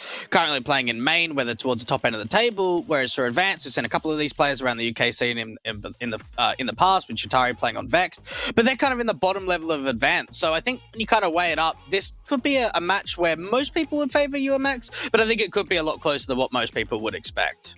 Absolutely. So we have Peak in the advanced ESEA circuit, and we have obviously UMX in the main as well. As we've witnessed over the weekend as well, we have the teams going in the different leagues and brackets, and obviously you would imagine the higher obviously up that you get, they're going to pull out the wins, but it's not really been the case so far, has it, Neokai? Yeah, I mean, we've seen... I mean, this is the beauty of UK CS, isn't it? Or there's more base UK tournaments. You have these underdog victories. I mean, it happened all the way in the first game. Gushon Daniel Gaming taken down socially. We're not expected to win that one, but 16-10 on Overpass, and it's kind of made its way through. We have, of course, seen the kind of bigger names that we just saw earlier on stream. Pompa, they were sort of the favourites coming in to that one against Dusty, and it took it in a 2-0 fashion. And as you mentioned, UMX, they were the favourites, and one of the favourites to take the entire tournament. Dropped a map earlier to Operation Save Spot, and it started to look a little bit shaky, but they pulled it back. So I think the favourites are still going to be the favourites coming into this matchup. You never know. Peak, if they have an opportunity to pull off a little bit of an underdog victory here. Love to see it. And obviously we're looking at UMX right now, and obviously they're 7-3 in the ESEA right now. Obviously Nuke is their home turf. Where are we thinking in terms of the maps here? Because obviously Peak and going to be watching on that as well, and they're going to be doing the research. And obviously to take it away, Dweg, I mean, where are we sort of leaning towards this one? Yeah, look, I think for UMX, they've probably got one of the deepest map pools in all of the teams here in Epic. So, maybe if they slide in a nuke, maybe if they get a Vertigo in there as well, could be pretty decent. I know that normally we do see at least Vertigo and nuke being banned out very early in the ban process. So maybe it does come through as like a third map sometimes, but a lot of the time teams don't really lean into it. But I think a great opportunity to, rather than just kind of speculating about the maps, to actually see what we've got on offer. All right, and looking at it as well, we now have the map Veto come in. So let's take a look and see, because obviously we were predicting that one as well. So let's see what happens. We're in a best-of-3 format as well. Obviously, don't forget. And we have the bans in. Yeah, I mean, the ban of Nuke, it's known as UMX's home turf, so I completely agree with Peak's decision to get rid of it. You don't want to face them. We saw what they were like against Operation Save Spot. It's so comfortable for them. But you see the pick of Train, though, one we've seen a couple of times already throughout this tournament. Big fan of that, and this allows UMX to pick Vertigo. As Dweg mentioned, they do have a very deep map pool, and the pick of Vertigo allows them to be relatively comfortable coming into their own map pick. If we get there, Overpass is the decider. One thing to mention, though, they did drop this Overpass to Operation Save Spot earlier, so they would want to kind of revitalize themselves on the stream. I think they did pick it up in their victory over Royals, so they're relatively confident on it, but three kind of varied maps, I must say. All right, so your maps will be Train, Vertigo, and the decider will be Overpass. So we're going to look forward to those ones. I'm hearing that it's not too far away. It's in the very short future we're going to be witnessing this game as well. So obviously, in regards to the map picks there as well, like you were saying, I think as well with those picks, you're not really going to be getting those kind of, that Mirage and the kind of 50-50 swinger maps. They're very much going for comfort instead of this. So they're picking more so for themselves and not really for the opponent, which is what we have seen as well. So obviously based upon that as well, we're going to have our predictions now that we have the maps. So firstly, Dweg, where are we going with this one? Yeah, look, you've got to go UMX on this. I know that they had quite a close 16-14 end to their game against OSS, but when I look at their result against Royals and I look at where they've been able to progress over the last few months, I just can't see it going any other way. And the Yokai. Yeah, I mean, with a 100% win rate within the last 3 months, may I say, for UMX on Vertigo, I think I've got to go with UMX. They are the heavy favourites coming into this one. I mean, obviously, you love to see an underdog victory every now and again, but I think Peak have got a big task on their hands if they want to take down these giants. Yeah, and make that a 3-stack, because literally, I think these two guys took the words out of my mouth, literally. And we're going to go for UMX, all three across the board there as well. This game is going to be absolutely incredible. And we're going to hand it over to you guys to break all of it down just a little bit more before we head into the game. You are free to go. It is Neokai, it is Dweg. Take it away. Thank you very much. Dweg, I'm looking forward to this one. As you mentioned, we said how deep the map pool of UMX is. I mean, they've obviously the ban of Nuke coming in from Peak. We kind of expected that. It's known as their kind of home turf. But the Vertigo pick, they must be feeling pretty confident with this map pool.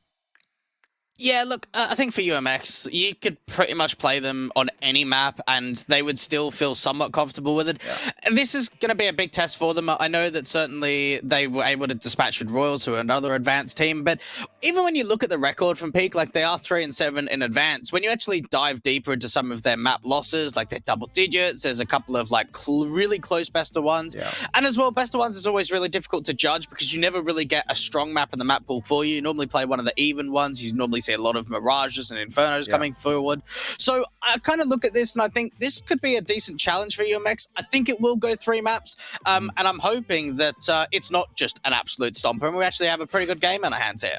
Yeah, 100%. I mean, as you mentioned, the best of ones are really hard to judge on because, as we saw earlier, UMX, they lost map number 1, but reverse sweeped it, and pretty comfortably, I must say, in this final 2 maps against Operation Save Spot. Then got a 2-0 over Royals, as you mentioned, another advanced team. So they must be feeling relatively confident. Now they're on a best of 3 against Peak. I think it's going to be such a big task. Peak, they need to come out all guns blazing in this one if they want any chance of taking them down. They will be starting off on their own map pick, so they can maybe build a little bit of momentum there. But if they start to drop it and head on to Vertigo at a map down, things will start to look pretty problematic, I must say. You've got to think as well for UMX, like there's probably a fair bit of pressure on them to perform in this kind of event. They're starting the Premiership up next week. They're starting to get some HLTV recognition. They're starting to play in some bigger known events. So for a team at this kind of caliber going into an Epic event, they're certainly going to be the heavy favorites to win it out. I know that they didn't even drop a series. They went all through the upper bracket in the last event. There's a lot of prize money on the line. There's a lot of teams that have come through for this Epic event. So for them to like even lose a series and go into the lower bracket would be like a disappointment for them. So facing off against a tough competition like we've got from Peak Esports, there's going to be some pressure on them and hopefully see whether, do they buckle under pressure? Do they able to sort of get their way through and how they react against a strong team?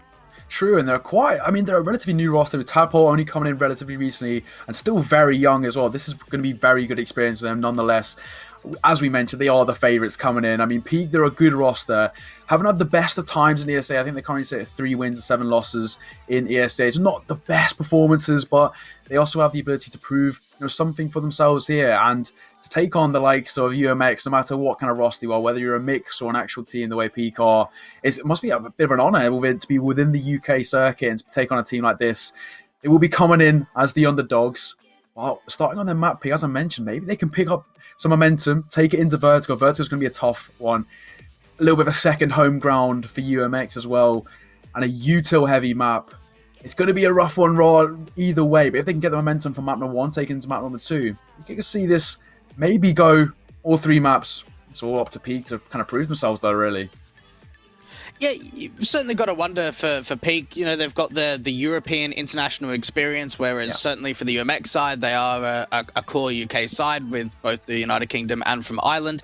They're a team that play a very different play style than most of the other UK teams, very aggressive. A lot of double AWPing ends up coming through from both their in-game leader of Artis. Mazza picks it up a lot. And, certainly starting off with Train, this will be the interesting to start. Peak starting off over on that T side and fast Ivy control coming through from Peak. Yeah, already here, but Artist opens things up. Picking up that first frag. Freddy, though, good in for one of his own. On towards Mazza, brings it back to a 4 versus 4, and Giraffe will be tested here, and Giraffe will be dropped. As Maze gives Peak Esports the man advantage. Coming in through, Artist will be dropped now, and it gets another one. It's a nice shot from him as a sink. Removed from play, leaving all onto Tadpole. He's got 4 players to find. He's a quad in the round. Doesn't even manage to get one. Shattery. A very good start for Peak Esports. They pick up the first round. It's an aggressive Ivy take, which allows them to just flood into that A-bomb site. And UMX just seems to be a little bit caught off guard. A bit of a bait and switch play coming out from UMX, just trying to have a jiggle peeker out from Ivy to try and get them to fall in towards that Serverax player, but a couple of whiff shots start coming through. Peak turn up the acceleration, end up going quite quickly in for that split. P250 out from the pop player was able to get a couple of great domes, a couple of great kills on the rotators as well.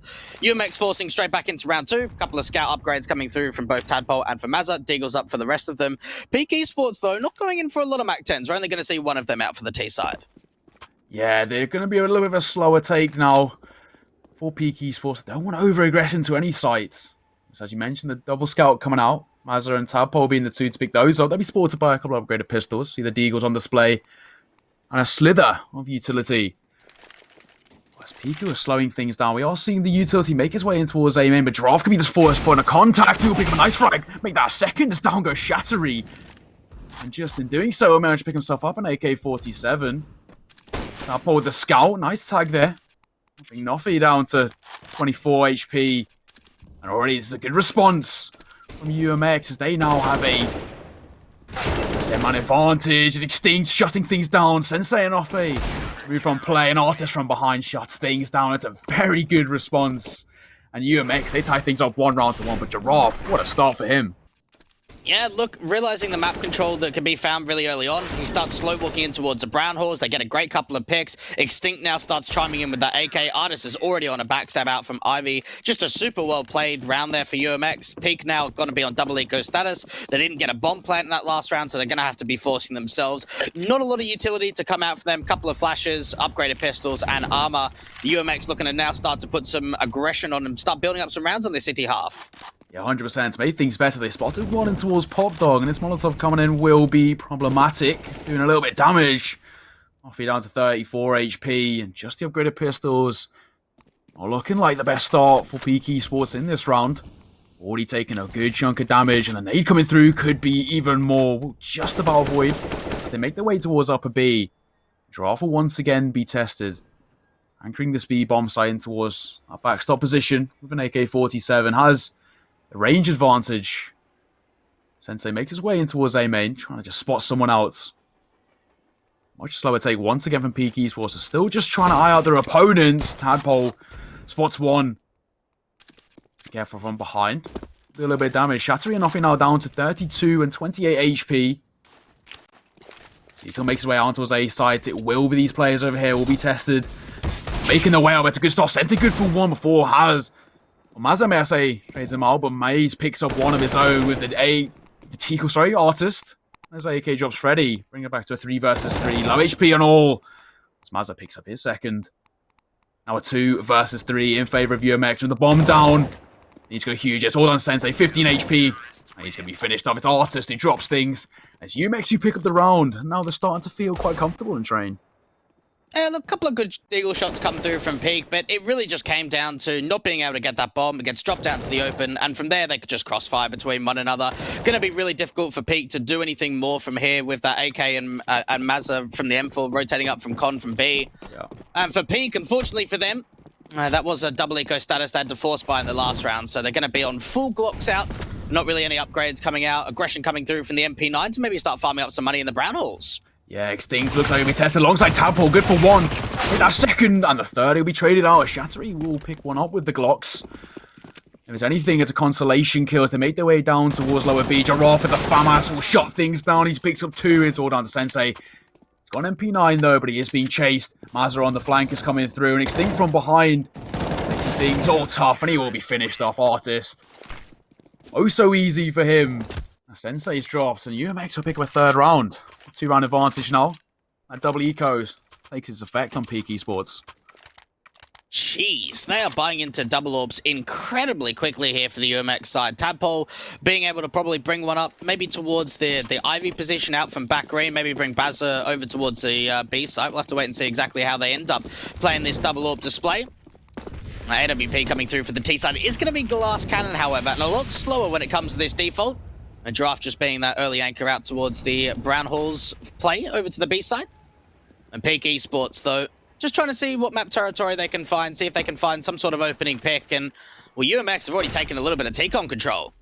Yeah, 100%. I do like the double AWP setup, though, on CT Train. One of those maps with the longer lines of sight. Maybe Mazza and Tadpole can put these to good use. Sensei will pick up an AWP of his own, but he'll be supported by 3 AKs and a Galil. Freddy already taking a little bit of damage as well. On to 96. Nothing to write home about just yet. As the bomb makes its way towards Ivy. That's a double setup in towards B. Tapo will fall away now towards A site. Just under a minute left on the clock. Nothing has been heard as of yet. Just that one flash that made its way in towards A main. Tapo's now holding. Again, we're seeing Peak with these slower takes. A little bit of nade damage there in towards A main. So again, it's nothing too considerable yet. Mazza holding with the AWP could be good for one, but he's pushed away from that smoke. Forced to fall back. Shatu makes nice advanced position. Fee and Sensei, though, making their way up and draw for once to get me tested. He's good for one. Good for a second here. Swing coming in. He's good for two. Be shredded up quickly by the no-scope of Sensei. Shatu getting one of his own on towards Mazza. It will allow Sensei to make his way down now towards his B-bomb side. He's holding in towards Connector. From behind. Nice kill from Extinct. Watch the bomb as well. The information is there. It's 3 versus 2 in favor of the CT side. Swing coming through, though. Shatu good for yet another kill. Always a flash, and he picks up his third. He's looking brilliant so far. 3 kills. And Tadpole just forced into an awkward save as timing. Well, gets the better of Peak Esports. They just left it a little bit too late, I must say. Yeah, look, what it came down to for UMX is just a really good read. Giraffe was jiggle peeking out from ramp, ended up going up to the Heaven sight line, starts pushing forward, and as soon as he gets a couple of kills, spots out that bomb, they start pulling the rotations over. Even a player from Extinct starts pushing up from Pop, drops that bomb, and even the backstabbing players do a decent job of trades. Without that bomb in their control with the time so low, there's just no way you're going to be able to win out that round. UMX putting a lot of early pressure forward, finding a lot of success, and even an opening pick coming through from Mazza. Yeah, things are looking good now. They've got the ball rolling and UMX are feeling confident. Already with the man advantage and the weapon up advantage. We see the double max 10 coming out. Oh, just holding in towards that sandwich position. Bomb is still down as well. Needs to make a decision about where they want to go with the man at disadvantage. You have a little bit of utility, but it's not looking too favourable. So Molotov is dropped in towards lower ramp. And Giraffe will reposition on towards that B bomb. Sting holding in towards Pop Dog. May hear a couple of steps on the ladder. Still holds in the box. Swing coming through. We'll spot one. And we'll pick up the frag. Once again, flawless so far from UMX. Swing coming through into his E-box. And Shatu finally dropped that man into his E-box. And in above, the Mac 10's good for one of his own. Artist removed from play. Tadpole. Got Shatu as he brings it back to a 3 versus 2. Double up setup still on for UMX. Azure and Tadpole picking those up. It will be the Mac 10. And they gave it all to find. Nuffy's down to 52 HP. He needs to be wary not to over-peak or over-aggress. Tadpole holds in towards nice pop dog position from Ivy. Bomb is actually making his way around towards Ivy. He will be tested any second. But is he aware of them on the flank? They don't expend any utility. They could get a free kill on towards him. There's one more in towards CT. It's all about who spots who first here. And it will be Nuffy who spots one. He will manage to pick himself up an AK if he wants, but it will be Mazza. Quick trade from him. Good for one. Well, it whizzes past Freddy's head, but he will get this bomb planted. He's been aggressive from all angles. That's a free kill for Mazza. UMX, they're making this look easy, and they are feeling confident in the server. That was a bit of a unique hold, I want to say, out from Ivy. They really had absolutely no idea that there could have been a bit of a wraparound coming through. Decent trades and entries come out from the T side. Tadpole just holding out from Ivy, ends up getting traded from Mazza as well. So it's not decent, but like it is decent from UMX. They're able to get the retake together. The bomb plant does go down, so it is a little bit of extra money. Max round loss bonus now starting to come through from Peak. They get the AKs forward, and I mean, it could be a decent opportunity to go for a bit of a tactical pause. They are running out a bit of steam here for the T side. The last thing they want to do is give up a lot of rounds very early on to UMX. Yeah, 100%. I think you hit the nail on the head there. UMX, they need to make sure, obviously things are going very well for them now. Over peak and over aggressive. If they start giving up this momentum towards peak, they can start running away with it. There will be a full buy coming out from peak. We see just the 5 AKs and a whole host of utility coming out for them, supporting the armor. He will be tested already. He's off to a good start. Artist removed from playing for the first time in a while. We've seen Peak Esports pick up that opening frag. Bang. Coming in towards AMA, and he will be able to escape relatively scot-free. Takes a little bit of damage down to 68, but 5 players alive. Round number 7. Things are looking pretty good here for Peak Esports. The retake and the pressure is all on UMX as they make their way towards upper B. See a smoke drops in towards lower, and Freddy's off to a great start as he drops Giraffe. Low HP, makes his way out onto sides. Tadpole gets one of his own, but it's Mazza The lead by Maze, he is feeling confident that AWP will be picked up. I think they're going to make the early call just to save those orbs. Money isn't the best for the CT side. I think it's probably a smart decision. Certainly, they're on double eco status, right? Like single round loss bonus. Yeah. They've got no money behind them. Save the double AWPs in. Maybe Giraffe gets thrown over a Fama from Tadpole, but really, like the money's very limited here for UMX, and that's kind of what it comes down to with the double AWP investment out on train. If you're not winning those rounds successfully with 3-4 players staying alive, really starting to farm up that money, and you're finding a bit of a streak, as soon as you end up losing one, if you don't have the economy behind you, that could be the way back in for the T side. They're going to start to realize that with how close some of these rounds have been, how many minimal players have stayed alive for UMX. Yeah. But at least they've got the double AWPs. That's what they've got going for them.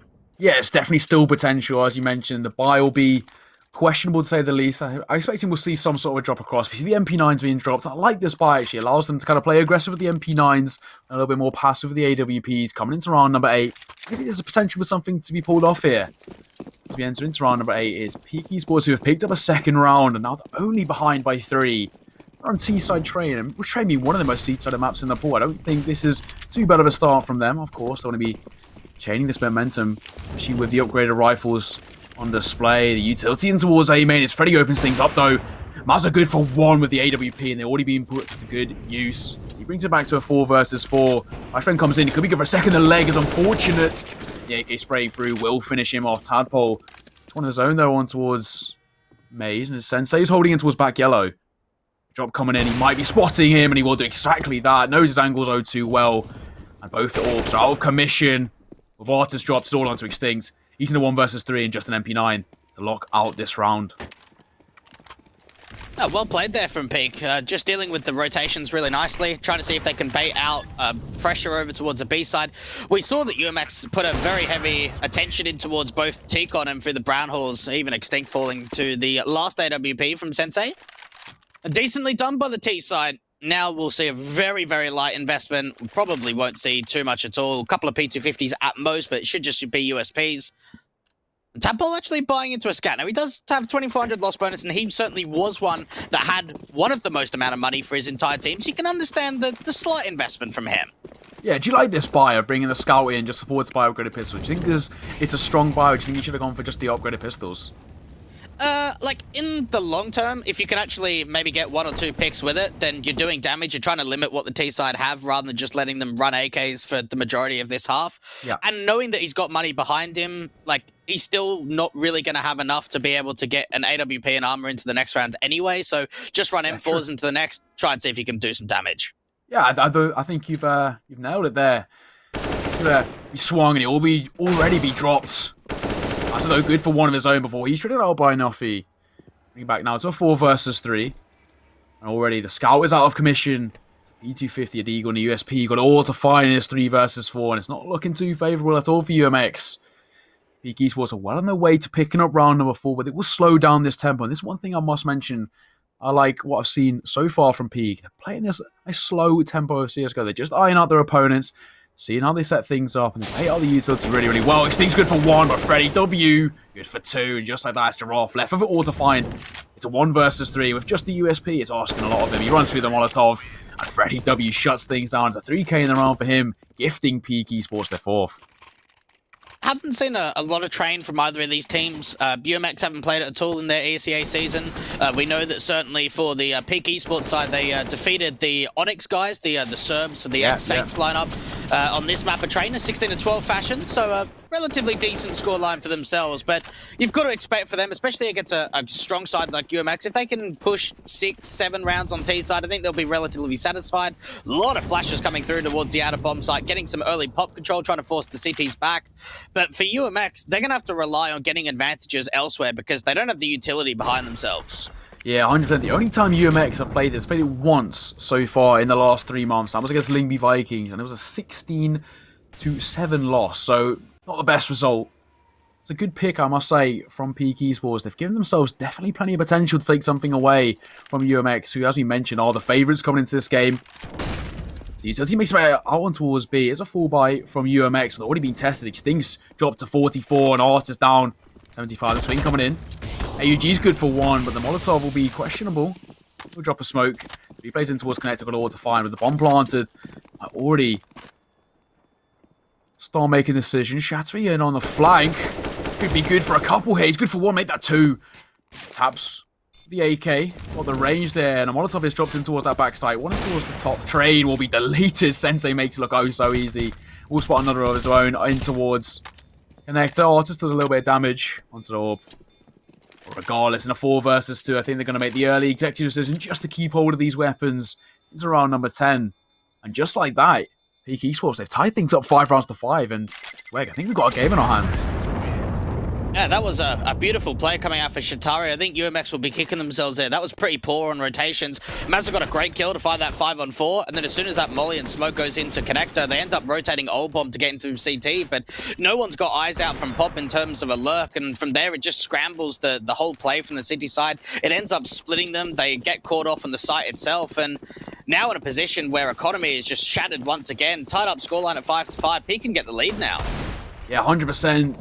Bit of a slow start from Peak Esports, but they woke up now and they are looking brilliant. Coming into round number 11, we'll see 5 AKs, 1 AWP. Shatty needs to be careful, he will be tested. They'll pick up the frag nonetheless. Tap off through the smoke though, drops Sensei. It's a nice frag from him. The AWP is out of commission, could be picked up. Shatty needs to be careful on this ladder. He makes his way in towards Hell. We'll clear out Ivy as Freddy W is just pushing up slowly, tentatively in towards that upper B position. I've seen aggression in towards upper B multiple times come out from UMX. That's worked in their favour. Yeah, the swing coming in. Tap hole's good for to get another frag. He picks up his second in the round. Just like that, UMX taking the man advantage, despite this being a low buy. It's one in towards Ivy. Work, isn't he? Yeah, he's been looking good. One in towards Ivy. Extinct with the Deagle. We gifted a frag there. Freddy W just overextending and paying the price. Oh, just gets one of his own towards nothing. And just like that, Major 16 HP. It's got it all to find. Yeah, 1v4, I mean, it's not going to happen. There's already a backstab coming through from Extinct. He thinks that his best bet is just to try and save, but already Extinct's going to make sure that that's not even a possibility. AWP gets recovered for the CT side. They pick up an AK-2. Don't quite get away with any more T-side weapons than that, but look, it was Tadpole playing on the mid-bomb itself that was able to get a lot of damage, able to get a couple of kills, and Extinct getting a couple of great shots. This Deagle out from Pop to not only get that AK, but then start to swing around. And UMX, I mean, that's one of those feeler rounds where it's very, very brutal, and it's very confident for the CTs. 100%, and it's really important as well. I do oftentimes think that the battle of the 4 spies can make or break a game. And it's very well played from UMX. They pick up round number 6, and once again they regain this lead. And coming in with just that low buy. We still has 2 saved M4s coming in. Pretty well played from them. They'd coming through in towards Ivy. Won't quite catch anyone as of yet. It's still a full buy from both. We see the ult's being picked up now. Mazza will be the one to don the big green on the CT side. Of course, he'll be coming against Sensei. Bomb. Still just playing around A main. They're just waiting. And actually, it's interesting to see that Peak Esports, pretty much every round they give up A main. Obviously, there's a standard lineups of HE grenades and Molotovs in towards A main. But do you think that giving up A main every round could end up biting them in the back? Not necessarily. Like, they're putting anti-rush nades in, so it's one of those areas on train that you don't have to take, but what you do have to take is Pop Dog with potentially a flashbang. The double boost comes down, Extinct gets a couple of kills, an entry comes back from Ivy, but that's really all Peak have got to work with, and now they've got no map presence in the split. It's got to be the Ivy play. Yeah, 100%. With the smokes in on either side, they are trapped in there like animals on a farm.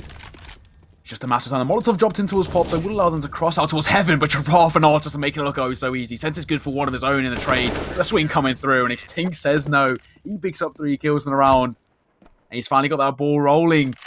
Brilliant stuff from him. UMX, they got 2 rounds ahead. As you mentioned, you can't take Pop Dog like that. You're going to be punished, and especially when you come against UMX. I think what's very interesting too from UMX is we had a bit of a period, I think towards the end of last year, where they actually ended up benching Extinct to bring in, I think, Biscuit, which was an Israeli player, and they ended up playing a couple of games of Extinct filling in and realized actually we want to bring him back to the main roster, and since then they're now bringing Triple Ops into the 13th round, and one of them is already going to find some success. This is a little bit BM running Triple Ops on CT. I think is this overconfidence? Will they be punished? Who knows? I mean, they're already off to a flying start. Picks up that first kill. Extinct will spot one of his own. The Molotov will force him back. A triple orb setup. I think that's extremely risky. Once again, seeing this double drop though towards the smoke. One fails to make their way down, and then we'll just double back up towards that upper B position. Flash comes over. Will allow Noffy to peek in towards A main now. Still, it's a slower take once again from P. They're already at man disadvantage. No need to overextend it. They need to isolate the fight actually with a man disadvantage, especially against AWPs. The trades will be their best friend. Potential here. 50 seconds left on the clock in round number 13. Mates is just making his way out towards upper. He's just trying to eye out the opponents on Maz holding. Could be good for one. Well, of course he will. He picks up his second kill in the round. And Mazza making it look oh so easy with a big green. Maze has dropped. It's a 3 versus 5. And this is looking very, very favourable for UMX. Artist, he may have just spotted the back. Doesn't miss the second time though. Noffy's removed from play. 2 remaining players. The AK on the ladder picks up 1. Make that 2. Extinct is loving live. It's 2 kills for him, 2 for Mazza, 1 for Artist. The UMX pick 1-8. They go 3 rounds ahead. Well, they made the double orbs work really well, but Extinct has been a great multi-fragger out from that pop dog position. No matter what kind of pressure's been going his way, he seems to always be delivering in the right moments. Peak Esports, the one thing I am seeing from them on the T side in terms of a negativity point of view is just no change of pace. Like, they're just running slow default after slow default. We haven't seen the quicker take towards outside, fly a player in sandwich or 5-6 or whatever. It's just been very slow over and over again from them. Yeah, I 100% agree, actually. I'd love to see just more of a full rush or aggressive take, and well, Shattery's been punished for exactly that. Artist pick up the first kill, Sting swinging in. Zeus not quite reaching that distance. He'll drop a smoke in, and he repositions. We'll hit the footsteps as well and get to second. An easy frag for him, and it seems like Peak are just a little bit lost now. All down to Noffy, all to find. I think, as you mentioned, the changes in tempo, they're playing this very slow. It's allowing UMX to rotate pretty easily. Yeah, this round's finished. I mean, it was only an eco, so you can't expect that much. A little bit of over-aggression comes through from Giraffe, but look, it's up against Eagles, so you feel confident to go in for those kind of a peaks, just get the round over and done with. But for Peak Esports, like, look, 5 rounds on T-side in your own map pick a train, it's very, very doable to come back, but you've got to make sure that you get off to the right start in the second half. You've got to set yourselves up nicely. And unfortunately, they're not really finding too much success towards the back end of this first half. Yeah, 100%. I mean, if this ends as a 10-5, then Peak, things are going to start looking very questionable for them. We'll see the full buy coming out. I'd love to see a bit of a change in tempo. Molotov dropped in towards Pop Dog, Freddy W. Be careful not to over-aggress. Already down to 68. The double Molotov does double the damage, and he's down to 68. The flashbang coming in will allow them to retake this position. Stinks. So again, he's playing very versatile around this position and becoming an absolute nuisance for Peak Esports. It's one in which they have to be very wary of. They're making their way out lower. 3-player stacked here. Made's good for the first drop, good for 2 though. He shuts things down and drops the bomb as well. The orb in from behind. Mazza, of course, picks up the frag even all. Now it's Freddy and Sensei all to find. Spray coming through Extinct. Finishing off Freddy and Sensei. We've seen him do wondrous things. It's asking a lot of him now in a 1 versus 3. Just the AWP. He's trapped in towards that position. The flashbang coming over could be problematic, and he picks up a no-scope on the ladder. How? RNG is his best friend, who will be Mazu, who finishes things off. What a no-scope. Look, I've got to be honest, like, UMS have played some really solid CS. Like, their rotates have been great. The economy, certainly towards the end of this half, has been phenomenal for them. They've had T-side weapons as well. But just that read in round 15 to triple stack up towards a B-side, like, that's a really big call from their in-game leader of Artists to realize the situation. And anytime you're running into a triple stack of B, unless you're getting immediate entries, there's just no way you're going to be able to get a post plant that easily. And, well, for UMX, they just clean it up. The AWPs get involved, the rifles too, and they end up finding themselves a 10-5 half. Yeah, 100%. Heading into this one, pressure's really on Peak Esports to pick up a pistol. That's a very good way to start it. Extincts, left, right, good, nice. See you in the next round. He's removed from play. Mace can be good for another, and he's going to do exactly that. But Noffy is shutting things down. He's finally traded out by Mazza. In from behind, Noffy's good for 1, maybe make that 2. Finally finished off, and it'll be Peak Esports. He pick up a 6. And now, by picking up this pistol round, they can maybe start chaining some momentum on a CT start. And train is relatively more of the time seen as a C-side map. You've got to think for UMX, get that force buy in, try and put the pressure on straight away. Maze, great shot coming out from camera, and then even out from Ivy, gets that second. And just a little bit of self-confidence coming through from those shots. Nicely done from Noffy as well. UMX now still got a decent lead. And actually, no, it's not a forced buy. I saw that scout upgrade coming in straight away from Artist and thought to myself that there might be a full investment by the T side. But it looks like they've just got that single scout up against some pretty basic eco pistols. Yeah, Freddie W has a big opportunity to pick on multi-frags here. See him playing in just around that ramp position. He'll reposition towards that back bomb site. Maze in around Pop Dog. He's just holding, but the bomb are making their way towards Upper. Freddie's good for the first, but Tadpole quick in the trade. Sensei. Let's trade him out though. The scout whistles past as he is. Lucky to still be alive, but doesn't miss a second time. Nice shot from him. He's good for one. Eager for a second. The bomb we planted on this eco, that's really the priority for UMX. One remaining player. It's all down to the scout. He has been spotted. He has been tagged. 26 HP. He'll be removed from play. Maze finishes things off, and it will be a 7th round on the board for Peak Esports. But getting this bomb down does allow them to relatively comfortably pick up a decent buy into the next. Yeah, maybe Artist goes for a scout again, and then everyone else bites AKs. Like, to get 2 kills and a bomb plant, you'll be pretty happy with that. Great shot comes out from Con from Artist, but knowing the lack of investment when it comes to this eco, it's a simple cleanup coming through from Peak. Maybe they'll be a bit disappointed that they allowed that bomb plant to go forward. They didn't quite have anyone in aggressive positions to the back of White or out from Summit to be able to try and push forward and deny that bomb. And instead for Artist, he's going to go for a Mac 10 actually going into the opening gun round. No AWP potential for the City side as of yet, so they're going to keep this as a little bit of a bonus round. Still have a couple of FAMASas in play, and that MP9 out for Maze. Yeah, they can maybe pull off something here. Peak do have decent buy themselves, and already Shatter needs to be careful. He will be testing his head, the footsteps. Artist just running through the smoke, running through the Molotov, does not care, makes his way out. Now he can just sit in this smoke. He will fall back, join up with Mazza. Slower take here. They need a flashbang to support him through, and it will be coming through, but Shatty already picks up the kill.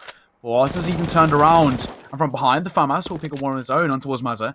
Now it's 5 versus 3 in favour of Peak Esports, and already on the CT side, off to a flying start in towards Upper. A few are spotted. Tadpole's good for 2 though. That's Freddie W and Sensei are absolutely deleted from the round. Draw for Extinct, need to be careful, both low HP, 13 and 3. Respectively, one spotted in towards a backside. The nade coming over as well would allow them to set up some sort of post-bomb positions, but with low HP.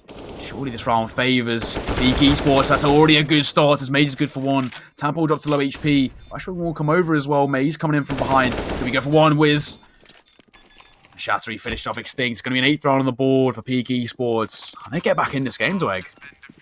Oh, really nice retake there from Peak. Like, you could see what UMX were trying to set themselves up for, trying to see if they can get some alley control to get all the way in past Old Bomb to CT and split into B, because as soon as those 2 players from Ivy went down, it was just a heaven walkout for UMX, but it was the HP numbers that just made it so incredibly low. Great crossfire being set from both the player towards the back of Oil and out from ramp, and for UMX, they just can't quite hold on for long enough, so Peak continue their streak. UMX yet to get around over on this T side.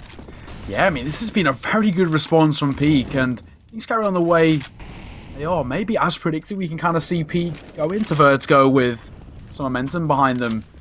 Draw 40 down to low HP, needs to be careful. He's down to 20. Will be Extinct who opens things up. Sensei's dropped, and he gets a second on towards Nuffy. That's a big frag for him. Plus one jumping in towards Connector, and he does not miss those. Of course he doesn't. The swing coming through will finally be deleted as Freddy picks up his second. He's traded out, and just like that, Shatty's galore to find. He's good for 1. It will only be 1. He's traded out by Tadpole, and finally, we see UMX pick up an 11th round and a first round on this T side. Oh, these entries, I mean, even this 3rd kill, just a brilliant. ridiculous crosshair placement. Predicting the peak to come in from Con. Shatari tries his absolute best from the back bomb position just to try and see if he can recover the rounds, but without the assistance of his teammates, without just being pressured by so many of those T-side players, then he's just got really no hope of bringing that round in their favour. And look at the economy game. UMX have kept these rounds close. They've taken a lot of CT presence with them, and now going into round 20, it's a very awkward buy for the CTs, but they have turned it into a couple of kills and even upgraded themselves to an AK. Turn this one around quickly. And a little bit of damage there on towards Tadpole. He dropped to 49 HP. On a 4 versus 3 in favour of the CT side. Despite them coming into this round with not the best weaponry. They're looking pretty comfortable now. Molotov will be dropped towards Pop Dog, and this will force Maze off that angle. With a 59 HP and an AK in hand, though, he must be feeling relatively confident. The flashbang will be dropped. And an A coming out through A main. Such little HP, but nothing from behind. The MP9 good for a frag there. Tadpole gets one of his own.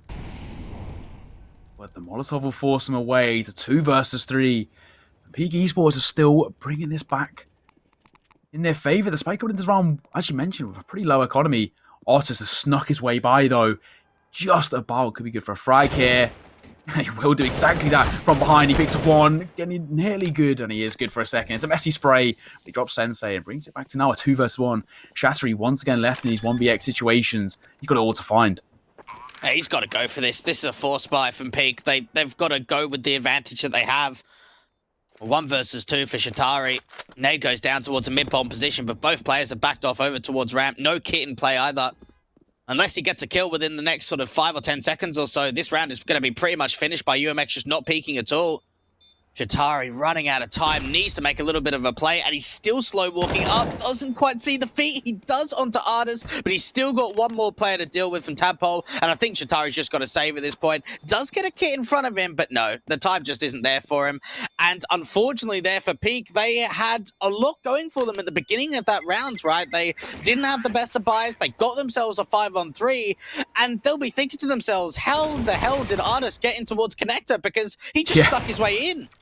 Yeah, completely Hitman-esque, I must say, sneaking his way in. Made it look oh so easy, coming in from behind, picks up 2 frags on, opens up that B-bomb site, and allowing them from that man disadvantaged position to pick up a round.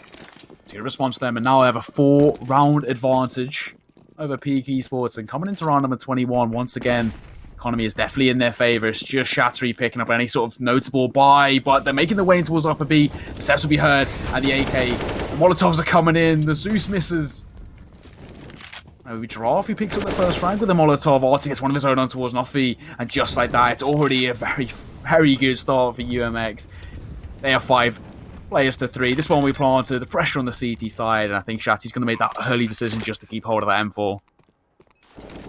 Yeah, hold on to it. Bring it into that next round. You know that you brought it in from the last round, so it's just going to help build your economy. Tadpole might go a little bit hunting out towards the city spawn. Well, doesn't quite see that player as of yet, but we'll see him on the Jiggle Peak. UMX getting closer and closer to 16, and I think this was the very scary factor that UMX brought into this game, was knowing how one-sided their performance was against Royals just earlier in the evening, is that they go into train, they take it, Peak can pretty much say goodbye to this series because there's no way they're winning Vertigo. Yeah, Vertigo is... We said Nuke's their home ground, but Vertigo is just in there at the second. They loved Vertigo, and they put up some unreal performance on it. Last player, well, 1 player spotted. The M40s, be careful. It will be Shattery, though. He does pick up 1. Nothing more than a consolation kill, though. It's UMX who pick up round number 13. They go 5 rounds ahead. And the pressure is really starting to build on Peak. And as you mentioned, if they go into Vertigo and map down, may as well say goodbye to this series, because you know UMX do love good old Vertigo, and I love casting Vertigo. A very utility-heavy map. I'm excited to see that one come up next. We are in the present, and it is Train. Coming into round number 22, we will see Peak Esports. They got relatively confident, full buy. The Sensei opens things up. Artis removed from play, and already a good response from them. They needed an emphatic response, and we got exactly that. The Sensei opens things up. Shattery spots one of his own. Will just fall back. Doesn't need to over-aggress there. So he plays in towards Ivy now, trying to just get as much map control as they can. Ace and Noffy. Noffy playing anti-flash as well. Alongside Shattery, both of them can swing. There's a smoke blocking the way, though, in towards CT. And Molotov drops in towards Pop Dog. Keep them behind on that position, but it's Extinct who's snuck his way out towards Hell. But he will be punished. A nice reaction there from Maze. To one of his own. The swing coming through. Mazza good for 1. Stays alive as well, as he could pick up a second on towards a bomb site. In from behind, though, Maze dropping Giraffe on towards top red, and this is all starting to fall apart for UMX. It's a 2 versus 4, and despite them being low HP, looking unlikely. However, that's a good way to start things off as Mazza drops Maze. Getting back to a 3 versus 3 with Sensei and Shattery on low HP. This becomes a more doable round, and that's exactly how the week started. Freddy W finally trading Tadpole, now to 1 versus 1. They got the information on that last remaining CT side player, so he can run knife out all the way to B, and now he can get a plant down. The rotation is coming through, though. He needs to be careful. Freddy W he's double guessed himself, and he's paid the price for it. The bomb we planted, and now the pressure's on the CT side. That's unfortunate, isn't it? It looked like he had the right read over towards the B side. AWP underneath him if he just wants to save, but go for this 1v4. Perfect chance to at least try your luck at it. Mazza and Tadpole have brought this back from just such a huge disadvantage for them. Some, massive overpeaks coming through from the city side, and now for Freddy, he's got a smoke. Maybe try and put that down onto the bomb itself. Couple of flashes to work with as well. Right-click the smoke, tap the bomb, try and draw Mazza out to the open. Needs to maybe stick it. Actually ends up tapping it again. Mazza, Jiggle peeks out, and Freddy's actually going to be able to win it. Get that defuse together. A great retake coming in from Peak Esports, just managing to keep their survival for a little bit longer. Yeah, I mean, they gave it a go, but I start here from Sensei, though. Look at that aim. The action's so good, but from the brink of nothing, I didn't think there was any way they could get back into this game. When this round, may I say, Mazza, he picked up 2. Tap off him behind. Reaction so good. Nearly the third there on towards Freddy. Peak Esports, they pick up a 9 for the starting to kind of implement a little bit of a foothold back in towards the CT side. The swing coming through with the open. What a shot from Mazza. He's good for one. Noffy out of the round. We'll see you in the next one. What a shot. What a flick. And just like that, UMX have already got the man advantage. Heading into round number 23. Flashbang make his way out towards A, but it'll be Giraffe. Alongside the artists who make their way from Pop Dog. Sensei coming into the retake. He makes his way towards Old Bomb with the AWP. It's a perfect position for it, but it's Mazza who picks up the frag. Artist gets one of his own towards Maze, and just like that, Shattery and Freddy W doing a 2 vs 5. They've got it all to fire, Shattery's gone. Freddy W, he may as well just make the decision just to save and keep hold of his M4. That's got to hurt mentally from Peak Esports. Like, you win a round off a 1v1, you're getting hyped. You're going, right, guys, we're back in this. You know, we're not in a massive disadvantage. It's only 4 rounds. We can bring it back. And then all of a sudden, UMX just hit the outer bomb site and no one falls at all. A great start comes through from Mazza out towards a Brown Halls to that ramp position to get the first kill. But just from there, the entries are fantastic out from A. Freddy's just got to try and hold on to this M4. Money is in a pretty awful state here from Peak, and they might just have to eco around it. I mean, look, in saying that, they go up to 14. Do they want to play for overtime? Maybe they do force, but I think it's a risk that's not really worth taking here. Yeah, agreed here. What a shot from Mazza, though. He has been feeling so confident. One of the main performers for UMX. So much fragging ability, and they've been looking absolutely brilliant. It's Tadpole and Extinct who sit at the top with 19 frags. I'll say though, Shattery also got 19 of his own, despite like a 5-round disadvantage. Has been looking very good on that CT side.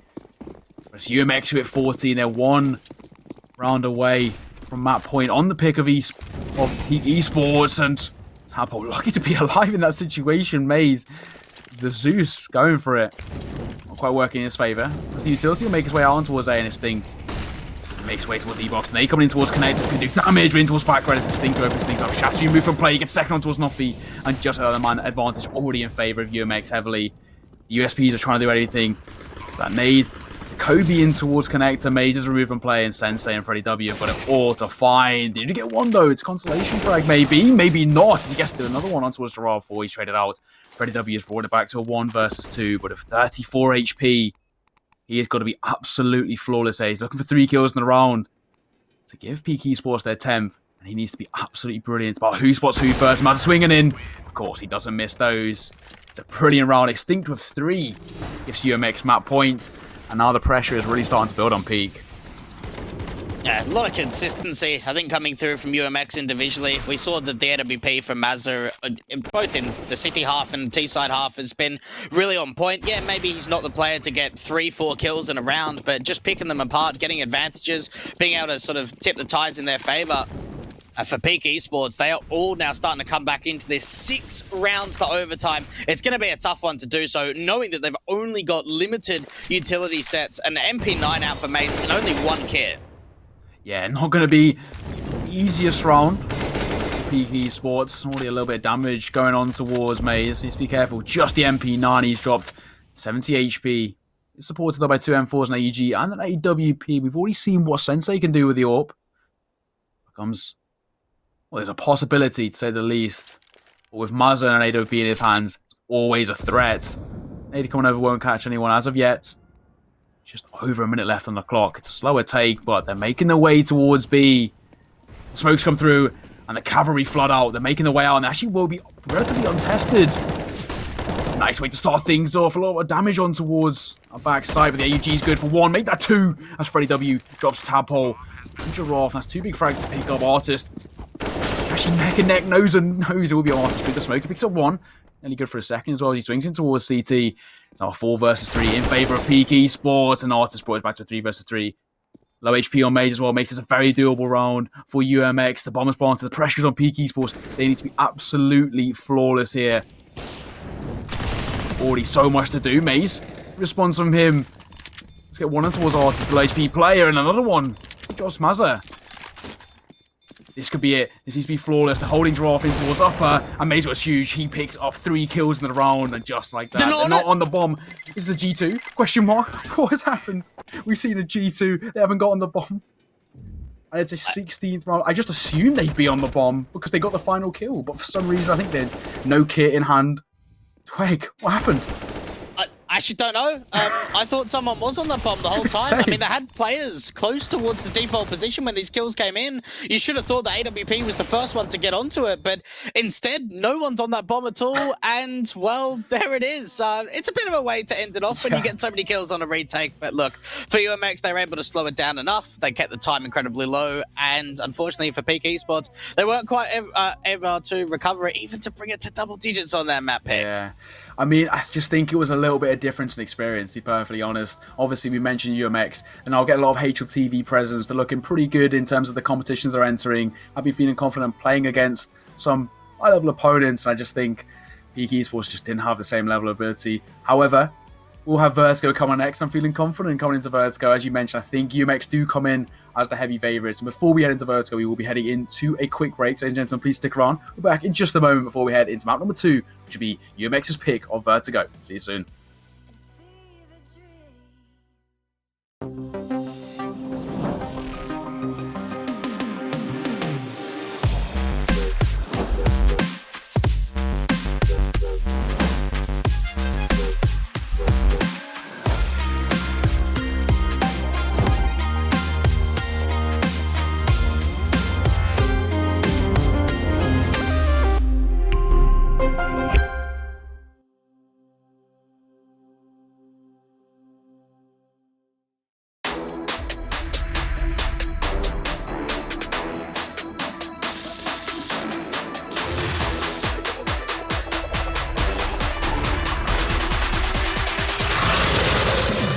Hello, Overclockers, and welcome.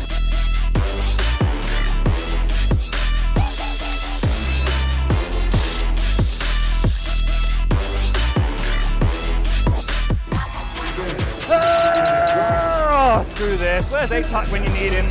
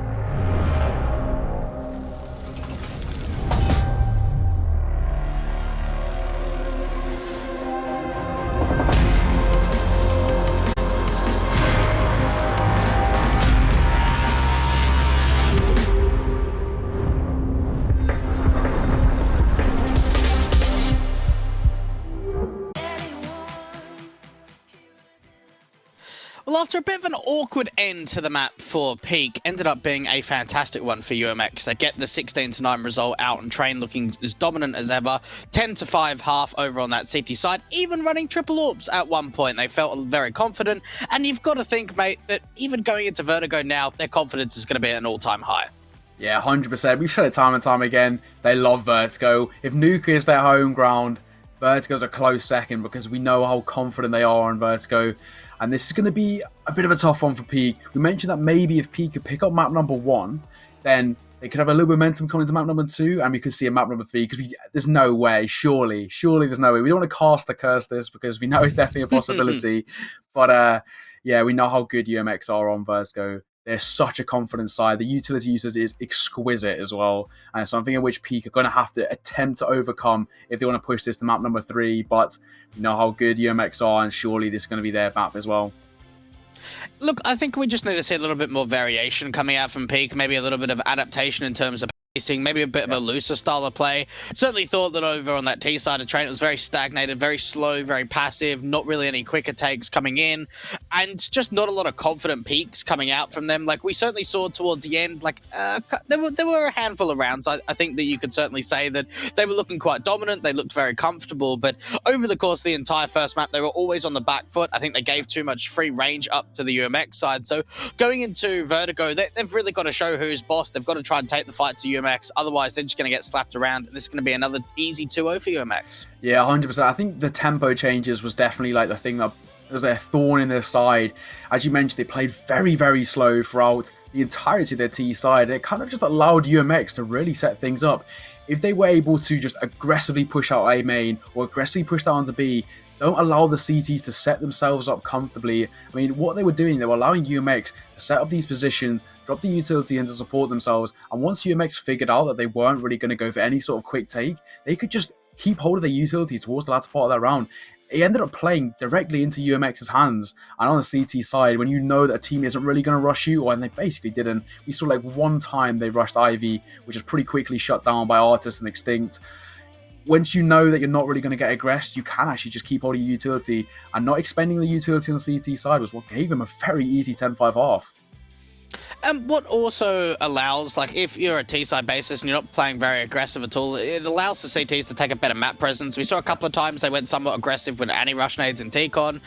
Certainly towards the Brown Halls, we saw Mazza trying to go for opening picks. We saw Giraffe having a couple of slow walks with the M4 all the way up to Pop Dog. So there was a lot of map control being taken by UMX, and I think that's something that we could probably expect out in Vertigo, contesting out towards that ramp control.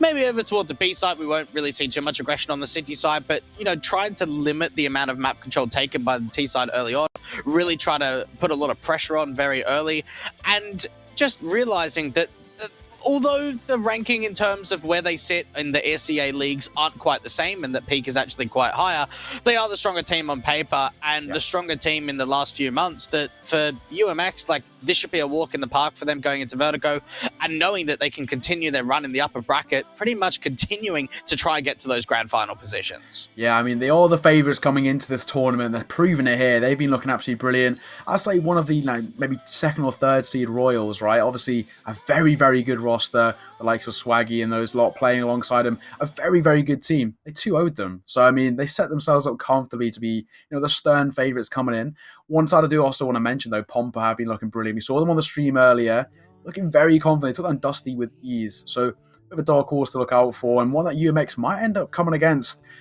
towards those grand finals. We'll see when we get there. But regardless, it is been some very, very strong performances. We're heading in to Vertigo. We are just waiting for them to ready up in the server before we enter Vertigo. It's going to be a big game, and it's all up to Peak to maybe just prove something here. They've got it. They've got an open arena. Now show us something special. Yeah, and look, I think the one thing that this Epic certainly brings that maybe some of the other ones haven't as well is some fantastic sponsors. We've obviously got Intel, overclockers coming in, even Blue microphones. And what that does help is obviously elevate the prize pool, right? Yeah. And we've seen that this is one of the biggest Epic attendances that I've ever seen. I attended epic.LAN 26, where I think we had almost 40-odd teams. We've actually got 48 teams in total coming into this event, when we only had 26 in the last online one. So when you compare the pair, there's more money on offer, there's more international teams. We've seen obviously the Pompa team in from Poland, we've seen the Dusty team that have been here before, the Icelandic guys. So it's great to see that although it is a UK based event and there is a lot of UK and Irish players getting involved, there is opportunities for some of the international rosters too. Yeah, 100%. I do like that variation as well, because the one thing is, for these UK sides like UMX who do, end up playing on this kind of international stage, they get the experience of playing against international rosters, and EU teams play significantly differently to UK teams. I think UK, we're quite an aggressive-natured region, let's say, but EU, I mean, especially the likes of Na'Vi, they play very, very slow, methodical CS until that kind of last, 30 seconds when they start making the execute, and they're getting that, a taste of that other side. So it's a good experience for some of these sides, especially some of these new teams that are coming through, maybe the ones who are, making their way through Inters and that kind of stage, who are a newer org. To to have the ability to play against European rosters on this kind of stage with money on the line and the pressure really there, it's a good experience on this. Obviously, we know UMX have that experience, a very, very solidified roster. I think they're ranked 90th in HLTV, a top 100 HLTV side. Obviously, very, very experienced. Got the Pinnacle Cup coming up as well, so this is very good experience for them coming into that one. They'll be once again put up on the big stage, the international stage. So for them, it's good experience coming against these bigger sides. And Peak is a relatively international roster as well. Obviously, you mentioned Pompa and Dusty. It's good experience all around. Yeah, and look, I mean, this is the 32nd edition of the whole epic.LAN series. Been going on for a really long time. You look back to some of the early 20s, and we actually used to have a lot of international teams that would come over to the UK, a couple of Swedish teams and what have you, that used to come and do the whole BOOC. I know that we've had, certainly it'd be Epic WAN for a couple of events now, but look, hopefully be able to get back onto the LAN circuit. And I think it's a great opportunity that, you know, some players feel a little bit more comfortable playing at home. They've still got the opportunity to have the feeling of playing on LAN, which is an Epic LAN event that happens 3 times a year, that now it's still being pushed online. And hopefully when we do get the opportunity to go back to LAN with the current circumstance of where we are, that we will have plenty of teams coming forward, plenty of action, because everyone wants to play on LAN, but we're just not quite there yet. Yeah, I mean, massive shout out to the Epic guys. I mean, to keep these events going during these tough times kind of unites the UK CS and the EU CS community. And it's just really nice to have something going on. It's brilliant stuff from them. Hopefully, we'll be back in those lovely buildings in Kettering with the next LAN, but that's all to come soon. Hopefully, I mean, things seem to be easing up as well. So I think we're well on the way there. And we're back in the mighty Kettering so soon. And LAN it's a whole different experience as well. For some of these guys who are, the younger players, I mean, obviously we have some young Tadpole. He's only 17 years old. Very experienced as well for his age. He's well beyond his years. But I mean, these younger players who are coming through, especially some of these newer rosters, they might even be their first LAN. And to kind of get that experience, it sets them up quite nicely. Obviously, it's quite nerve-wracking being in a hall full of people all watching your game, and especially with the casters, right behind your back as well. Definitely more nerve-wracking on LAN, but it's a good experience. And that's where you can really start to see these, these bright stars start shining through. Yeah, I mean, like even the Dobbo's bowl cut lineup. I know that those have got the trio from the Gamer Legion. I know Ash, their coach, is actually playing with them as well, having a bit of fun. I think I even saw that Mezzi was coaching a little bit for those guys. Whether that's going to continue out for the rest of the tournament, we'll have to wait and see. But look, certainly online is very different to playing on LAN with the ping difference. So we see a lot more wide swings. We see a lot more players playing a lot more confident. We're on LAN, holding tighter angles. The one thing that certainly a lot of players probably miss is the whole shouting aspect, being able to get the trash talk going forward. I mean, with lots of situations where teams might be, back to back against one another, get the shouting up there, get the comms up. But look, it's a great opportunity to really see in this Epic event online what the UK scene has to offer. We've seen that from Royals. I know that you mentioned them, Ping and Swaggy from the UK scene, bringing a couple of international players over from them. And a lot of money on offer, £3,000 as an entire prize pool, 1,300 for the winner. I mean, that's no penny change. That's a fair bit of cash to go in their pockets. Yeah, 100%. And once again, with that prize pool, we've got to say thank you to our sponsors. I mean, Overclockers, Intel, Logitech, Blue Microphones, all of the above. Just thank you so much. They've boosted this prize pool and it's made it a very competitive. As you mentioned, the LAN. When you're in LAN, you have the team behind your back. The mind games start to play. They win around and they start celebrating in your face. That can really tilt a person. It's all about controlling, your emotions in those situations. I think it's a lot harder to kind of get in your opponent's head when you're online. You get on LAN though, that's when you really can start laying it into someone if you start winning those rounds. We saw already some big clutches happen. I mean, when someone pulls off a 1 versus 4 clutch, the whole hall going absolutely insane. That's the moment you live for. And as a player, coming into those kind of situations, if you can pull off some sort of unreal clutch, get the whole crowd behind you, shouting your name, that is something that I don't think any player will forget, no matter the level. So hopefully we're back on the LANs very soon. We are just waiting for everyone to ready up in the server before we get underway with Vertigo. I'm looking forward to this map though. Yeah, look, and certainly for some of the people at home, there is actually some other tournaments being run. So, obviously we do love to see us go, and that's why we are here. But in case, something else tickles your fancy, there is some Valorant going down. We've got some Rainbow Six Siege, some StarCraft as well. Some community streams as well by Epic. They like to have a couple of fun tournaments and what have you. So do make sure to check out epic.LAN on both all of the Twitch platforms, out on Twitter. Maybe see if you can go and have a look at one of those tournaments if you so desire. But yes, we do have more Counter-Strike going for not only yesterday that we've already had, but today and tomorrow. But I am being heard that the game is live, so I am very keen to get into Vertigo and keen to see whether UMX could continue their hot streak so far in this best of 3 series, looking to try and see if they can cinch themselves a 2-0. Yeah, starting on the C side is all UMX. Vertigo obviously seen as a relatively, well, quite significantly seed to the map, especially with the utility that can be expended. The steps will be heard in towards mid. Double stack though, in towards those B stairs. The utility's making its way out. They know these lineups. The flashbang in towards CT. Catch not only the A players, but the C space, make their way out on towards B. Chassis opens things up though before Tadpole shuts him down. A quick trade coming in. Artis playing in around that smoke. Could be good for one. We'll do exactly that. Sensei removed from the round. The bomb is planted, and already the pressure's on these 3 CTs to make their way up towards B and try and shut things down. But Tadpole's feeling confident. Alongside Mazza, they shut down Offie and Freddy, and Maze got it all to do. It's a 1 versus 4. Does get 1. Bring it back to a 3 versus 1. There's still a lot of pressure on him. He's got to go huge here. Needs a 4K in the round to pick this one up. USP's spraying. Look at these post-bomb positions. Exquisite from UMX. They don't need to overextend. They don't need to overpeak or gift in this one. Tadpole runs in, and it will be a 3rd kill in the round for him as UMX. They're already off to a flying start. I feel for Pete there. They really did their homework. They set themselves up absolutely perfectly over towards the B side. They had a gamble stack. They even had a 4th player out from CT.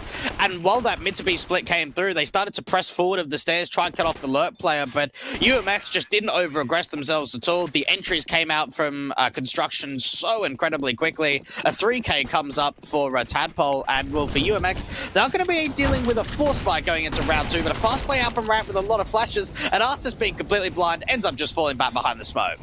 Yeah, probably a smart decision there. You see, we've got the pistols coming out on display for Peak Esports. What's about that one MP9? The MP9 has that ability to multi-frag as well. And Artis already feeling a little bit of damage as he's dropped to 68 HP. It will be Mazza who picks up the AK-47. Alongside a little host of utility. Maze spots a couple in towards the lower ramp, and the rotations have come through now. He doesn't quite hit his target, but the Molotov will. Making their way out on towards this side, and it will be Peak. All the pressure on them. They're making their way into a Secret. Tadpole's good for 1. He drops Maze, and they coming through as well. Could do a whole host of damage, and Artis. That close angle could be good for 2. He's good for the first. Draw off one of his own on towards Freddy W. It's all down to Shattery and Offie with everything to find. Make it just Shattery. It's a 1 versus 5, and once again, UMX are dominant. A lot of money being farmed up too here for the T side. A lot of SMG kills coming out. The AK just wasn't even really necessary for Mazza. Certainly a nice weapon to have, but when you've got the SMGs doing as much as they did, then it's just not even required. Try and go hunting onto Shatari. Make sure that you can farm up a little bit more cash with this UMP. A nice shot comes out from the Deagle, but no more than that's going to happen. 2-0 start coming out for UMX. Forced buy from Peak. Doesn't quite get as successful as they would have hoped. So it's going to be a light eco going into round 3. And you've got to wonder for Peak Esports, what have they got going behind them? We saw certainly in that pistol, it looked like they had done their homework and had a pretty decent read. Maybe they've been doing a little bit of anti-stratting against this UMX side, knowing how often they pick Vertigo going into a best-of-3 series. Yeah, that would be the research you need to. Of course, we know how much UMX love Vertigo, but they're off to a flying start. And to make things worse for Peak Esports, they're 2 rounds down and they don't have the economy coming into round number 3. And Tadpole is just farming. Love and Life, he picks up the first kill, draw off one of his own, made that second. Sting picks up one of his own. It's an absolutely rapid round as UMX, they pick up 3. Massacre with the SMGs, and they're farming money, as you mentioned. They're building up this long-term economy, and now this starts to become problematic for Peak Esports. Of course, that wasn't eco for them. But if you allow UMX to pick up this economy over the long term, it can become really problematic. Well, just keep this as a bonus round. Like, no need to upgrade any of those SMGs. Keep the 3 MAC-10s in, that UMP. Maybe have something a little bit quicker. Turn the tempo up, try and get those MAC-10s just blasting forward. And nothing real aggressive coming out from Peak to start off this CT round. Single anchor from Shatari over towards the B site, and nade sets coming through towards the quad position, but not quite doing any damage. Peak looking to try and contest out from ramp instead. Yeah, they're going to attempt to make their way down. They will be coming against M4A4s and the M4A1S alongside the AWP. Just be careful not to over-aggress. Flashrang's come through, and a Molotov will force an Offie off this angle towards that upper. It'll just post up around sandbags. Molotov in towards construction CT. Smoke's coming through. They're going for this mid to B take. It looks like Chassis will be tested. He's got all to find. The flashbang comes over and he's caught off by it, but so is the teammate. 2 players here. And already Shatsui's shot Freddy gets one, but quickly traded out. Mazza is once again on this lurk. He's played this perfectly. He could be good for another kill. He would do exactly that. Mazza's done that twice. He's traded out by Sensei. Now on a 2 versus 3. It becomes doable for Peak Esports. This retake needs to be Sublime Maze. And that's a good way to start it. Each of the artists. Extinct Temple have got all to find. It's the M4 and the Mac 10 versus the AWP and the M4A1S. And they're making their way out on towards the speed bomb. So the flashbang comes over. And Extinct's good for the first. Allspace spots in the rounds. Does Red Crate. And Extinct shuts things down. Will be able to pick himself up on AWP. And UMX, they remain flawless. You're not really meant to win those bonus rounds on the T side. But look, it's one of those cases where there's no point upgrading the AK, so just take it. And like, if you get a bomb plant and you do a couple of kills, then you're pretty much satisfied. Any more than that, and you're like, geez, that's an absolute dream. And UMX actually turned that round into a conversion. It certainly seems like the post-plant positions out in the lurk from mids have been able to find a lot of success. Aggression coming through from mid from the city side. Ending up just backing off, though, so not too much of an investment here. A couple of upgraded pistols and some armor, but UMX looking to try and go 5-0 up on this T side. Yeah, as you mentioned, the economy isn't very good here for Peak Esports. Just a couple of upgraded pistols. But all to find in round number 5 is UMX, who remain flawless so far, and they're looking to pick up 5-0 start. Molotovs coming in as well. Problematic already for Peak, but what a good start. Uffy picks things up. Giraffe is removed from play. Now to 4 versus 5. Making something happen here, but it's a quick trade. As tap ball drops Freddy W. Bringing back to a 4 versus 4 as they make their way out onto the site. Tap plant. The AWP's holding and the AWP's finding as Nuffy is removed from play. There's one player in towards those boxes on site. In that Sensei, with just the USP, it's asking a lot of him here. Post-spawn positions are being set up already, and this is looking like it's going to be a tough round already for Peak Esports. It's a 3 versus 4. They've got it all to find. Extinct, he seems to be aware of both of these players. And he will pick up the first on Sensei. He's removed from play. The second in towards CT is spotted, and I think he's going to make the early decision just to fall away. Kasui gets one, but it's nothing more than a consolation kill as he's removed. Tadpole picking up that frag, leaving all onto Maze. It's a 1 versus 3, and it's going to be a 5th round on the board. UMX. Look, that's an okay echo, I think, from Peak Esports. They didn't have a lot of investment. They get away with a couple of kills. Unfortunately, it's been some really dominant rounds for the T side that even losing a couple of players, like the money is just, it's so strong. You've got a couple of players at 10k and over. So Peak have really got to do the hard yards. I'd love to see a tactical timeout coming through them. We didn't see any tax, I don't think, over in that first map of Train, but just try and slow the place down in the game. Make sure that UMX just don't continue this early momentum. AWK gets blighted off. Great utility usage to start off from the T side. Oh, okay. That's a shot. Well, sometimes you need a bit of individual brilliance to kickstart a comeback, and, well, maybe Season's doing exactly that. However, Tadpole and Artist are picking up frags of their own, and just like that, what was such a good start has now gone all in favor of UMX. They retake that man advantage. The pressure's once again on Peak Esports. Maz has already got such an advanced angle. He's made his way up towards construction. And timing will be his best friend or his worst enemy here in towards construction. Nice swing from Maze, though. Picks a 1 towards Artist. Brings it back to a 3 versus 3. No, Mazza, don't do it. Oh, I thought he was going to go for the knife. He actually is relatively kind in the situation. He just headshots Freddy out of the round. Giving UMX the man advantage. Flashbang's coming over, may I say, from CT. Molotovs are dropped. Those farm positions are already starting to be set up, and they're making their way through. The MP9 spotted and dropped. Mazza picks up 1. The AWP, the scope is spotted. And the swing coming through. You will get a nice shot. Sensei good for 2. Now we can just hold a 2 versus 1. Down to 40 HP. Needs to be wary. They know where he is as well. Can't fall away from this angle either. Not looking too favourable for him. The 1 versus 2. Giraffe's holding. All about who spots who first. Swing coming through. It's a nice shot. So Sensei picked up his 3rd, but Tadpole quickened for the trade. He picks up 2 kills in round 2 for Mazza, allowing UMX to carry on going flawless. A nice shot there to start off from Sensei, though.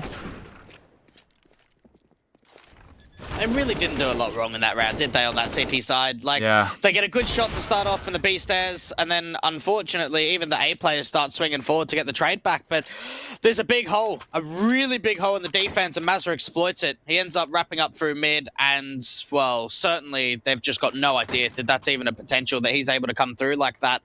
And I like that he doesn't overextend for a knife. Like, at least if he gives himself a bit of distance, he gets that shot off, he puts that smoke down from City Spawn, slows down the rotations. Nice clutch coming through in the 1v1 from Tadpole.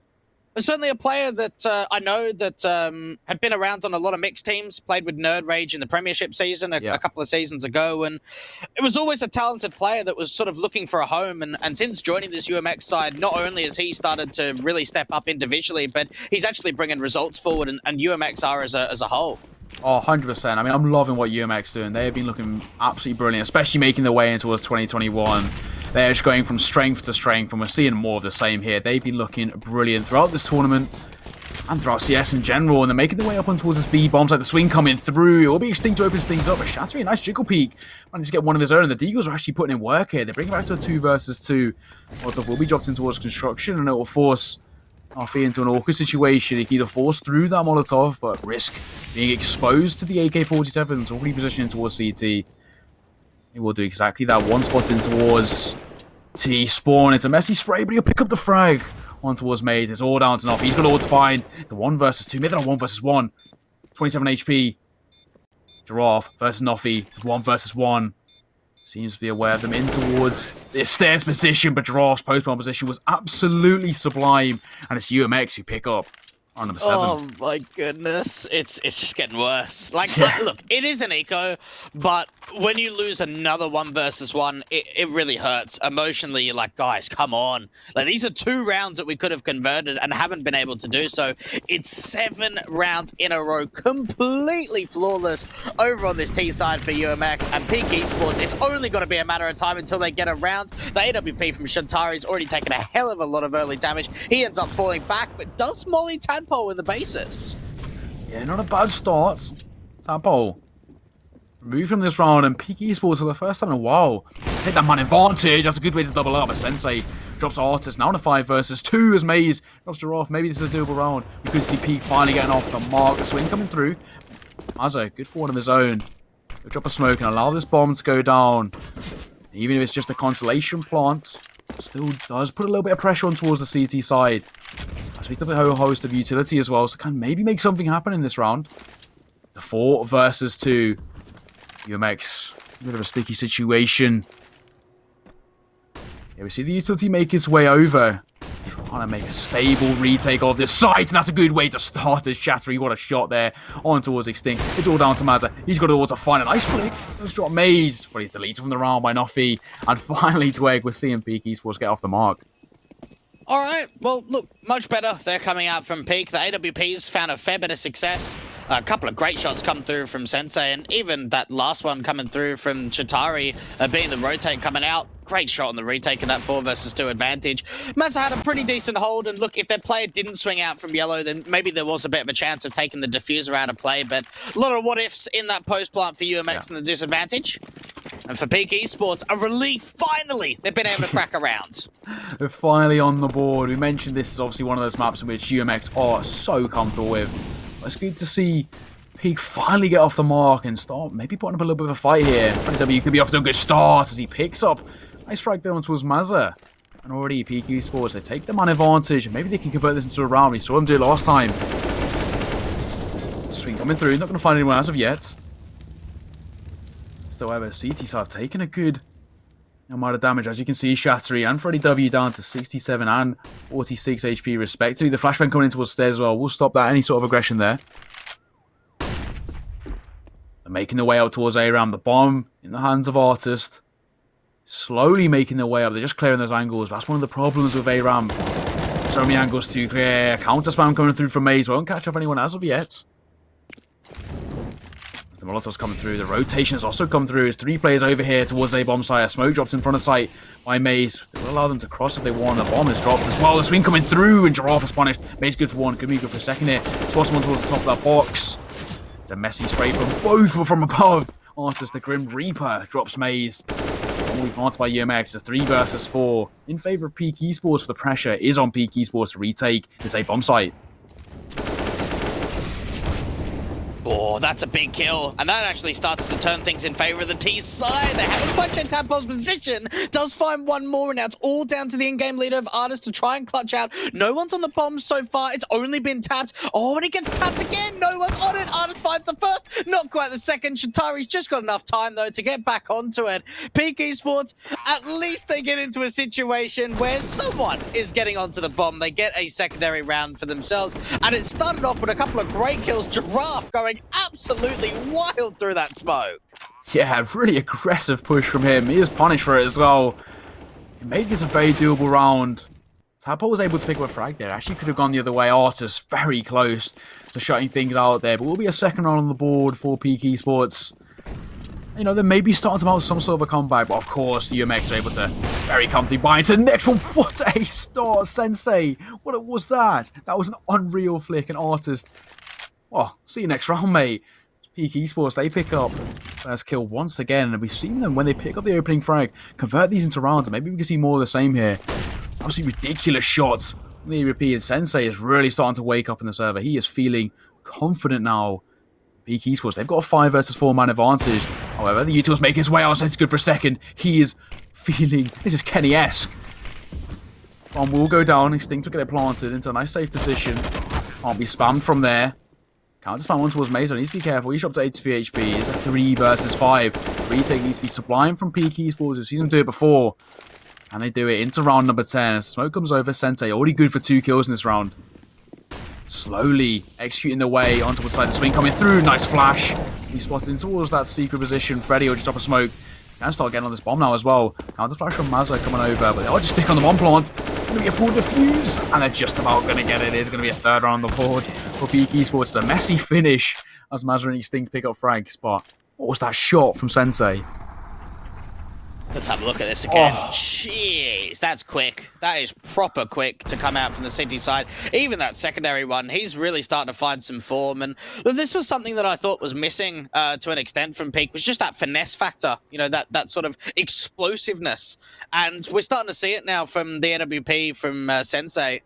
A couple of great shots out towards that A site. And look, it does get very messy. We know that Vertigo is one of those maps that's very retake heavy.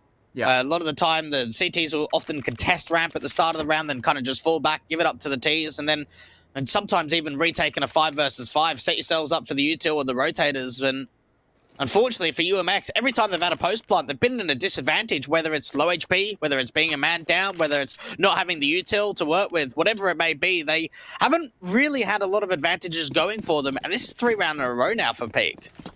Yeah, I mean, I'm still in shock from that peak from Sensei. That's a flick hard enough to give you tennis elbow. Picks up 2 frags, makes it look oh so easy. Sensei's now starting to feel it in the server. But heading into round number 11, we'll see relatively comfortable wide from UMX. Obviously, the Galil will just be picked up by Giraffe. He's supported by there's 4 AKs and a whole host of utility. Start to make their way towards B. The smoke drops in towards front stairs. Sensei in a prime position to pick up another frag here, and he will do exactly that. Mazza move from the round, and Peak Esports, we mentioned, you know, the changes in tempo and maybe just a little bit of change in those standard plays we see from them. They're starting to push on the CT side, and it's working in their favor, Dweg. Yeah, look, they're looking comfortable, which is really great to see. It's often difficult to look comfortable against a strong time like UMX, and look at even that timing coming out for Maze. Slow walk comes out from Ali and does get traded for a 1-for-1. Tadpole really needs to find this fight. Eventually does, picks back up that bomb, look to try and get the post blind in towards the A side, but they're still down in numbers by 1. Yeah, 100%. One thing I must mention is that Peak are playing this sort of erratic style of CSGO, and it's throwing UMX off their game. Bomb we planted now, and it is a 3 versus 2 retake. When Tadpole low HP becomes doable, that's a good way to start things off. Drops Freddy W. We'll have to get this rotating and avoids the flashbang perfectly as well. Chatty's good for 1, and Sensei, of course, he's going to pick up another ridiculous flick, may I say. He's looking like 2013 Kenny S here. He's AWPing, an aggressive AWPing as well. He's putting Simple to shame as UMX. Now, only got a few rounds advantage as Peak Esports. He pick up round number 4 for them. Well, this could be a little bit more interesting than maybe how the start of it was, right? We saw some Very close rounds, even when it was 7-1. We saw 2 rounds in a row that came down to a 1vx situation for UMX. So maybe the scoreboard will be a lot closer than really what most people would have seen going into Vertigo. 3 rounds of difference for Peak to really try and bring it back and tie it up. Money's now starting to look somewhat decent. Not a massive amount. There is a definite chance for a reset here if UMX are able to find a good round together. They just need a strike with an opening pick. That's where they've struggled in these last few rounds. Yeah, 100%. Of course, it's a seat-selling map, but UMX started so strong. But now, Peak Esports, all the momentum seems to be in their core, and if they can keep this ball rolling, that's not a great way to start it. That's a good for one, but he's quickly traded out by Sensei, who, of course, seems to be always good for a kill. And aggressive warping, I'm liking this from Sensei. He's feeling confident now. It could work in his favour as he makes his way towards ladder. He can drop down and get in behind these players in towards ramp. It's going to be a 4 versus 4. Full buy from both sides. Once again, the Galil. It's going to be picked up by Giraffe. Round number 12. 4 versus 4. It's looking favourable for Peak Esports. They're making their way towards A, though. Utility expended on this site. So much coming out. It's all down to Sensei with the AWP. And Mazza, Maze Master, sorry, is dropped by Giraffe. UMX take the man advantage. With the bomb planted, it's looking favourable for them. Finally looking decent. AWP on the retake, can't hit the quick scope, and I think Peak just have to try and save here. There's not a lot of money left for them. 2 versus 4, unless it was round 15, which you're obviously going to go for, back off and save. There's no real way that you're going to be able to win this. The risk is just not worth the reward. And UMX, well, that's going to take a little bit of pressure off their back. They had a good start, had a little bit of a hiccup, and now they're back. And getting the 8th round up on the T side and winning a convincing one. Like, they only lost 1 player in Mazza. Yeah, 100%. This is the UMX we know and love. They pick up round number 12. 8th round on the board. Poor Sensei, that always seems to be good for 1 kill. He started off a little bit slow and he didn't have that big green in his hands. Now he's been picking it up. He has been looking absolutely brilliant. And it took 3 players to shut him down. He's been fantastic and definitely in the shouts for the MVP on this map so far, because he has been really single-handedly keeping Peak Esports in this game. They've been looking brilliant. On a map in which UMX we know them for being so comfortable on. However, heading in to round number 13, money is starting to become problematic for Peak Esports. He's just not picking up the Deagle and the armor. Double FAMAS, M4 and AWP. Of course, Sensei of an AWP makes this doable round, of course, for Peak Esports. The aggression once again into both sides. 2 in towards B, just expending a little bit of utility, trying to catch Shattery off. If they can open up this B bomb site, they can make things very much in their favour. Sensei's going for the peak, and of course he'll pick up a frag. I said he's good for 1, and he's proven me right time and time again. Giraffe moved from the round. Quick trade though from Artis. Sensei punished for his aggression, bringing it back to a 4 versus 3. Shattery on that B bomb site was dropped. The bomb will be picked up as well and is making its way towards A. Slowly on the retake they come through. Noffy and Maze. And Artis in from behind, and from CT picks up 1 before he shredded up with the Deagle, and this will allow Noffy to pick up an AWP. Tadpole. They've played this perfectly. We know this is a map in which they know and love, but this is perfectly executed. The comms call for the mid-round rotation, and it's bit Peak in the backside. I think they still thought it was A for a very long time. It wasn't until that final kill came through from Mazda that they started to realise. But just really well played there from Artist. It realises that, look, we've already found the opening pick over towards B. Let's see if we can get a trade back on the ramp player. And once he does, rather than just playing passive and sort of waiting for the rotates to come in, actually takes the fight to them, ends up getting into the sniper's nest, gets another pick off, and it allows the wraparound back over towards the B site. So really great mid-round call coming through from UMX. And unfortunately for Sensei, we didn't quite get to see enough from him in that last round. A very young player, 17 years of age, Austrian. Anyone in the German scene will certainly remember him playing with the Touch the Crown and the Rhein-Neckar lineup recently in their equivalent to the UK Premiership. The ESL Meisterschaft. So a player that comes from an international descent who's playing with his Peak side and probably looking one of their strongest elements. Oh, 100%. He has been brilliant. We see Sensei, the solo AWP, a hero AWP, coming in to round number 4, but Mazza making it look easy. Drop Shattery. Freddy W's already removed from the round as Tadpole confidently swings onto speed bombs. Sensei good for 1. But he's traded out quickly by Giraffe. Mazza drops Maze, and just at that, Nothing's left in a 1 versus 4 retake onto the speed bomb site with just the USP. I think we can safely say it's going to be a 10th round on the board for UMX. It's looking that way, isn't it? Unfortunately, not a lot of weaponry there for the Peak side, so it was only an eco. So, take it as you will. They'll be able to get the investment going forward into round 15. Artist is, just staring at the ground, because why not? They know they've won the round already.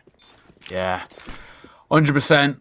That's a little flashbang you can take into your pogs there. That flashed all into a CT. It will be extinct, though. Who finishes things off as UMX in round number 14? Pick up a 10th. They're looking well on their way to picking up an 11th in this half. The money is okay for Peak Esports. They will, of course, be able to buy, but with no AWP, becomes slightly more problematic. We've seen Sensei light up the server with the AWP, but can he replicate it with the M4A4? We'll find out as we head into round number 15. They will be coming against, of course, the 5 AKs, the aggressive player from UMX. Towards B stairs already. Nades in towards Ram. Trying to get as much map control as they can. The CT side, the spam coming through. Won't find anyone as of yet. Shafty's got a nice angle. He's got a little gap as well, but I think he may have just been spotted, or maybe as a pre-fire. Sentido opens things up. We asked whether he could do it with the M4, and he's proving that he can. He picks for the first. Get it out quickly by Mazza though. Tadpole holding and good for 1. Now it's a 4 versus 3 in favour of UMX. Noffy clears ramp. Their rotation call can be already made, but getting in behind, it's going to work in their favour here. They need to be wary of it. Smoke's coming over. I think Instinct will be... Oh, timing gets the better of him. Sometimes it can be your best friend, but in this case, definitely the worst enemy. Noffy coming in behind. Good for 1. Drops the bomb as well before he shut it out by Tadpole. Brings it back, and Freddy W gets one of his own. Now we're 2 versus 2 with Mazza on 20 HP. So it becomes a doable round for Peak Esports. Yeah, wonder what Mazza is going to do in this position. Like, does he just fall back and go down ladder with his teammate and move over towards ramp, or maybe see if he can cut off some rotations? I mean, Tadpole is already starting to move up towards the A site himself. A lot of time to work with, and while there is a backstab, there is a lurk out from mid, so this is going to give a lot of information up to UMX, maybe to even bring that bomb over towards a B site, and Tadpole is even waiting to get the fight to him. Easy kill onto that first player. They don't have the info on where the second is, but they've got themselves a 2v1. Yeah, I mean, this just shows the experience that they have on this map. I mean, Tadpole just knew of where the rotation would come from. So well executed from UMX. And Freddy W is now left in a 1 versus 2. It is still doable, though. As you can see, Mazza only on 20 HP. The swing coming through, though, in 1 tap. That's all that's needed, ladies and gentlemen. Peak Esports only managed to pick up 4 rounds on the CT side, but UMX, who dominantly on their map pick up 11. Jeez, that last tap. Lovely. That's what we want to see. Let's have a look at it again. Sumptuous, pretty dirty. Exquisite, sublime. Oh, look at the replay. Every word in the dictionary can describe how good this 1-tap was. Freddy W, we see you in the next half, as it is UMX, who have been in absolutely dominant fashion. They now lead 11-4, and Dweg, do you think Peak have it in them to bring this back? Well, they've got to win pistol. I'll give them that much. They win pistol, I'll give them the chance a day, and, well, it looks like it's going to be a fairly quick exit up towards the A side. Look at how many players are out towards the sandbag. Smoke goes down, but it's a bait setup. Artist is going to swing out. They might not know about the other player, and he's already found 2 picks. Not quite the third. Mazza's now starting to get involved, and there's just 1 T-side player left, and it's the lurk. It's an absolute annihilation in a matter of seconds.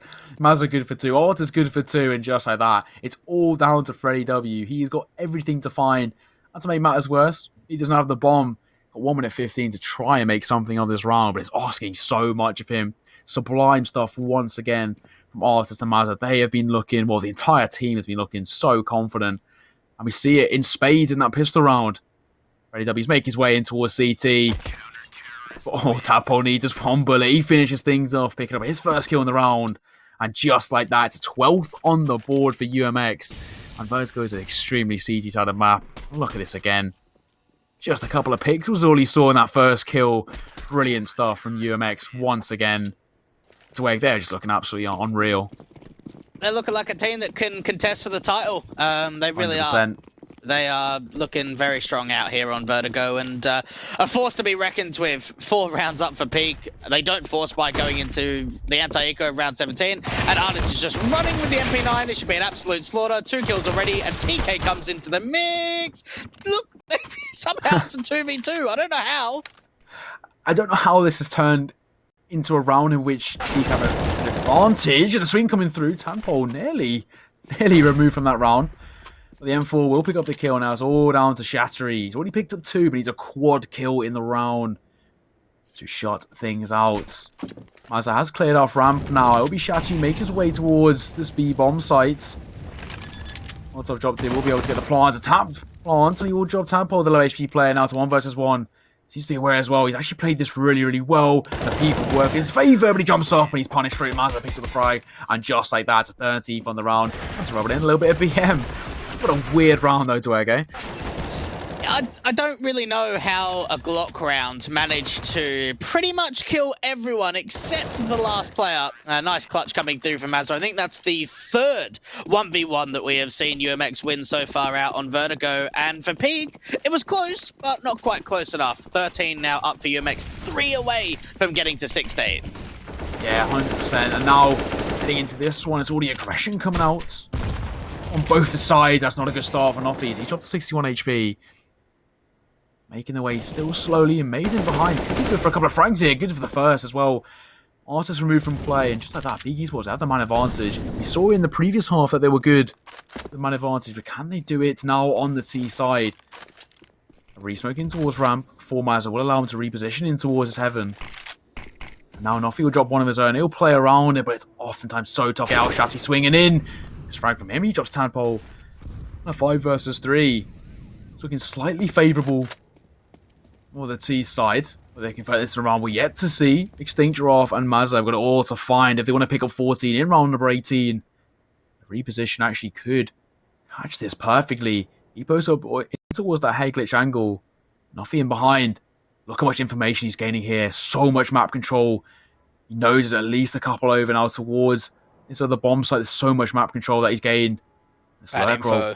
Yeah, could be working very much in their favour. I was going to all quiet the server. The utility makes his way out. The Sensei picks the first. Draw chops. It's a 2 versus 4. That's good for one of his own. He brings it back to more doable situation, but the early chord save might already be made. Extinct will be tested here on towards the B-bomb stage. Got it all to find. He needs to go absolutely huge here in towards back pillar. No Molotov to clear him as of yet.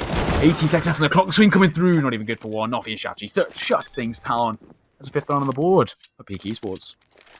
That's pretty lucky there. That was some pretty awful information. It was unfortunate for Peak, but it looked like they had the idea that the A bomb site was completely opened up when it wasn't at all. But as soon as they cut off that rotate from Giraffe, that's when they get the information. Okay, then let's just head straight back over to B because maybe we don't quite have all the information that we've got. We can split in from CT anyway. A much better round coming out from Peak. And really for them, it's just all about trying to make this close, trying to make it competitive. To think about getting a victory from here in this kind of a deficit, it's a tough one. But at least if you say, right, let's give them a good run for their money, that's all that we can be happy about. Yeah, I mean, they've already started to put up decent rounds on this T side, and heading into round number 19, things are looking quite favourable for them, as we can see. Just the upgraded pistols for UMX on this eco. It's quite a harsh one as well. Make matters even worse, they've already lost Mazza, who's one of the impact fraggers for sure. The swing coming in, though. Extinct's good for 1 before he shut it up quickly by Noffy. Brings it back to a 4 versus 3. And any frag is something for UMX on this low buy. But it's just 1 minute left on the clock. They're making their way up towards A. They've gamble stack has been called as well by UMX. They're trying to find something here. I think it will definitely be in favour of Peak Esports. They're well on the way to picking up round number 6. If they carry on the way they're going, things will work in their favour. However, they have gambled over towards his A bomb site. Artist posts himself up in towards CT. Swing coming through as well. They are just going to play things so I think that already the rotation call has been made. Still three players in towards his bomb site. Okay, shot off the map as well. They don't want to give that one up against the pistols. 30 seconds after the clock though. Peak Esports, we said they were quite slow in terms of the executes. And if they don't hurry things up, they could be punished here. The pistols could pull off something special. However, the utility makes its way over. And now the round begins. Heading into round number 19. The swing coming through. Freddy will swing through this smoke and Artist. He can just sit in there. Give me this perfect. Coming through and he'll drop the bomb. This is humongous. I said if they leave things too late, they could be punished by the pistols. And with just 5 seconds left on the clock, this bomb will just about be planted. It's a 1 versus 2. Made it a 1 versus 1. Tadpole nearly pulls off something immense then. Peak Esports, by the skin of their teeth, pull that round across. That was a nervous one. They got the opening pick. They slowed it right down. Good cross smokes come out towards the A site. And Well, for a moment, UMX were able to dive that bomb, but there was just enough time going forward, and Tadpole not quite winning out that 1 versus 1 peak, of being able to bring another round forward. Now, that was a force buy coming out for UMX in the last, so they'll just have to eco going into round 20.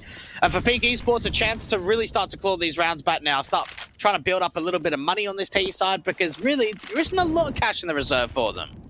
Yeah, 100%. Now, UMX, you've already seen them do quite a lot of economical damage in that previous round. Just one remaining player, despite getting that bomb down. And they can do more of the same here. I think it's around number 20. They set themselves up relatively decently long term. Of course, it's the second part of this double eco. We'll just see a few upgraded pistols, CZ, P250s, and a Deagle alongside that USP. Trying to find something around number 20. We can't ask too much of them, though, as they come against the 5 AK setup for Peak Esports, and with a whole host of utility at their side. Surely this round favours them. Stings. I think a nice close angle in towards ramp. Be good for a couple of kills here if he plays this perfectly, but the utility makes way out towards B. And now they will be tested. Sensei in from behind will drop a supporting flash, and as the rotations come through, they will be caught out. And just like that, Tadpole and Mazza are moving around. It's 5 versus 3, already in favour of the T side.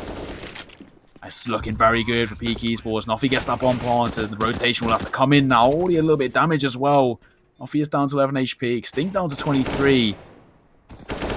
Mace will drop Giraffe. Extinct gets a consolation kill, but it will just be a consolation before he's quickly traded out by Freddy.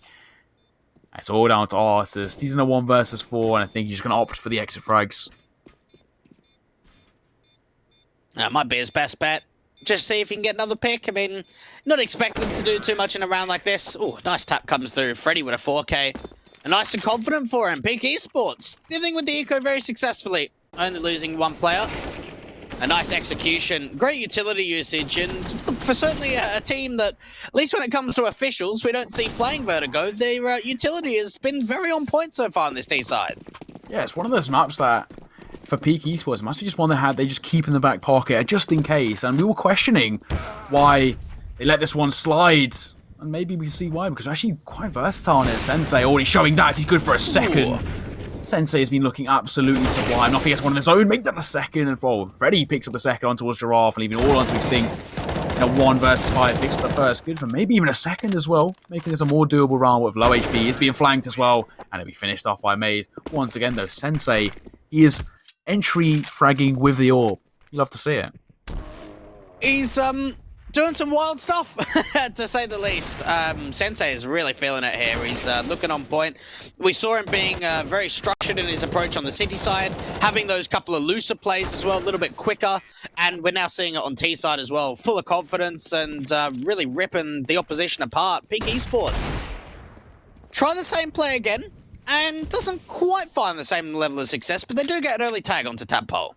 Yeah, and of course, as we can see, I mean, UMX, economy is not their best friend. The C-side economy oftentimes harder to judge, and they're feeling the full force of it here. Heading in to round number 22, we just see the upgraded pistols once again. It's already Tadpole taking quite a bit of damage, just breaking through. Maze not going to fall for it a second time. Artist removed from play. Another one as well, Shatty spraying through, and Tadpole needs to be careful not to overextend. He's at for 14 HP, and forced to fall back on towards that B. Bomb side, make that 0. Left, right, good night. We'll see you in the next round, Tadpole. Nice shot from Shattery. Gives Peak Esports the 5-3 man advantage. The swing coming through. Noffy's good for one of his own before Mazza gets a consolation kill and quickly traded out from the round. It's all down to Giraffe. Noffy picks up a lovely 3k. It's a gift. Peak Esports a 9th. Well, this is a pleasant surprise to really see Peak coming into this and really trying to see what they could hold here. These are a lot of survival rounds, of course. There is still a very big lead out for the City side, and well, I think it's time to now start turning up the heat. Mazza and Tadpole going to be double AWPing on this CT basis, and you've got to wonder what's up their sleeve going into round 23, because they've probably had enough of losing these rounds. Yeah, do you know what? I'm a big fan of the double AWP setup on Vertigo. That's a good start. Extinct. The smoke dropping Maze. You saw Maze pick up a shot himself through the smoke, and now he's punished. Exactly the same thing. Tadpole called by the flash. We'll just fall back. Tadpole currently sitting at 22-12. He has been loving life in the server so far. And his UMX with a 5 versus 4 man advantage.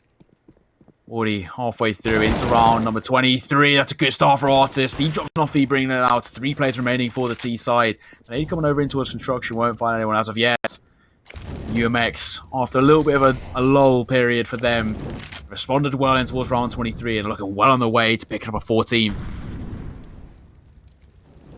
2 players down on this T side, and it might just have to be the set piece in towards B. Just get the execution forward, try and see if you can get that bomb plan, and just try and play it out. But there's so many players already here for UMX. They've got 3 around that B bomb site. Giraffe up close, playing just behind that smoke. Might be a little gap for him to work with, and of course there is. Shatari going to fall, all down to Sensei and Freddy to just see if they can pick up the pieces, at least try and see if they can trade out the players evenly on the side.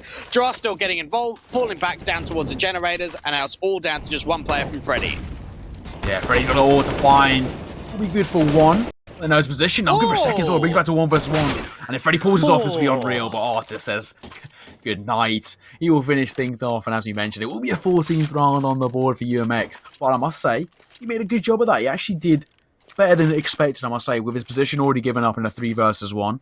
Even props for that one. But it will, regardless, be a 14th round for UMX. And they're looking well on their way to taking map point coming into this one. They're looking confident in Peak Esports. They need to turn up the heat. They want to get back into this game. But heading into round number 24, they will pick up once again a pretty comfortable full buy. We see Sensei with the AWP, and he's, of course, lethal with it. He has been an absolute menace, and they're only coming against the FAMAS's MP9. 1-4-1 AWP. Will be Tapo to pick it up as well. Comes a slightly more doable round for the T side. Nade coming in though, and it will be Maze who's caught out by a flashbang as well. Sensei forced off the angle. Extinks. Goes for the peek, and Sensei shuts him down. His flicks are absolutely immense. And they're working in his favour, and just like that, Peak Esports, they've got the man advantage. Well, you can see what UMX are trying there. They know that they're on a scrappy buy. With that 1vx situation coming in to end out the last round to get their 14th, they've got no money. So they've got a couple of FAMASas and an SMG. Well, you've got to get an advantage somewhere. You play passive in the sides, you're just not going to win out the trades. Util starting to come through up towards yellow. Well, that boost just goes down at the nick of time. Yeah, 100%. Still 5 versus 4 in favour of Peak Esports as they make their way up. The flash coming through, though, will be caught. No one dropped as of yet. I think everyone was caught out by that flash, including the person peeking is Shattery, who just Mazarin from behind. And just that, it's 3 remaining players for UMX. Make that 2 as Maze gets 1.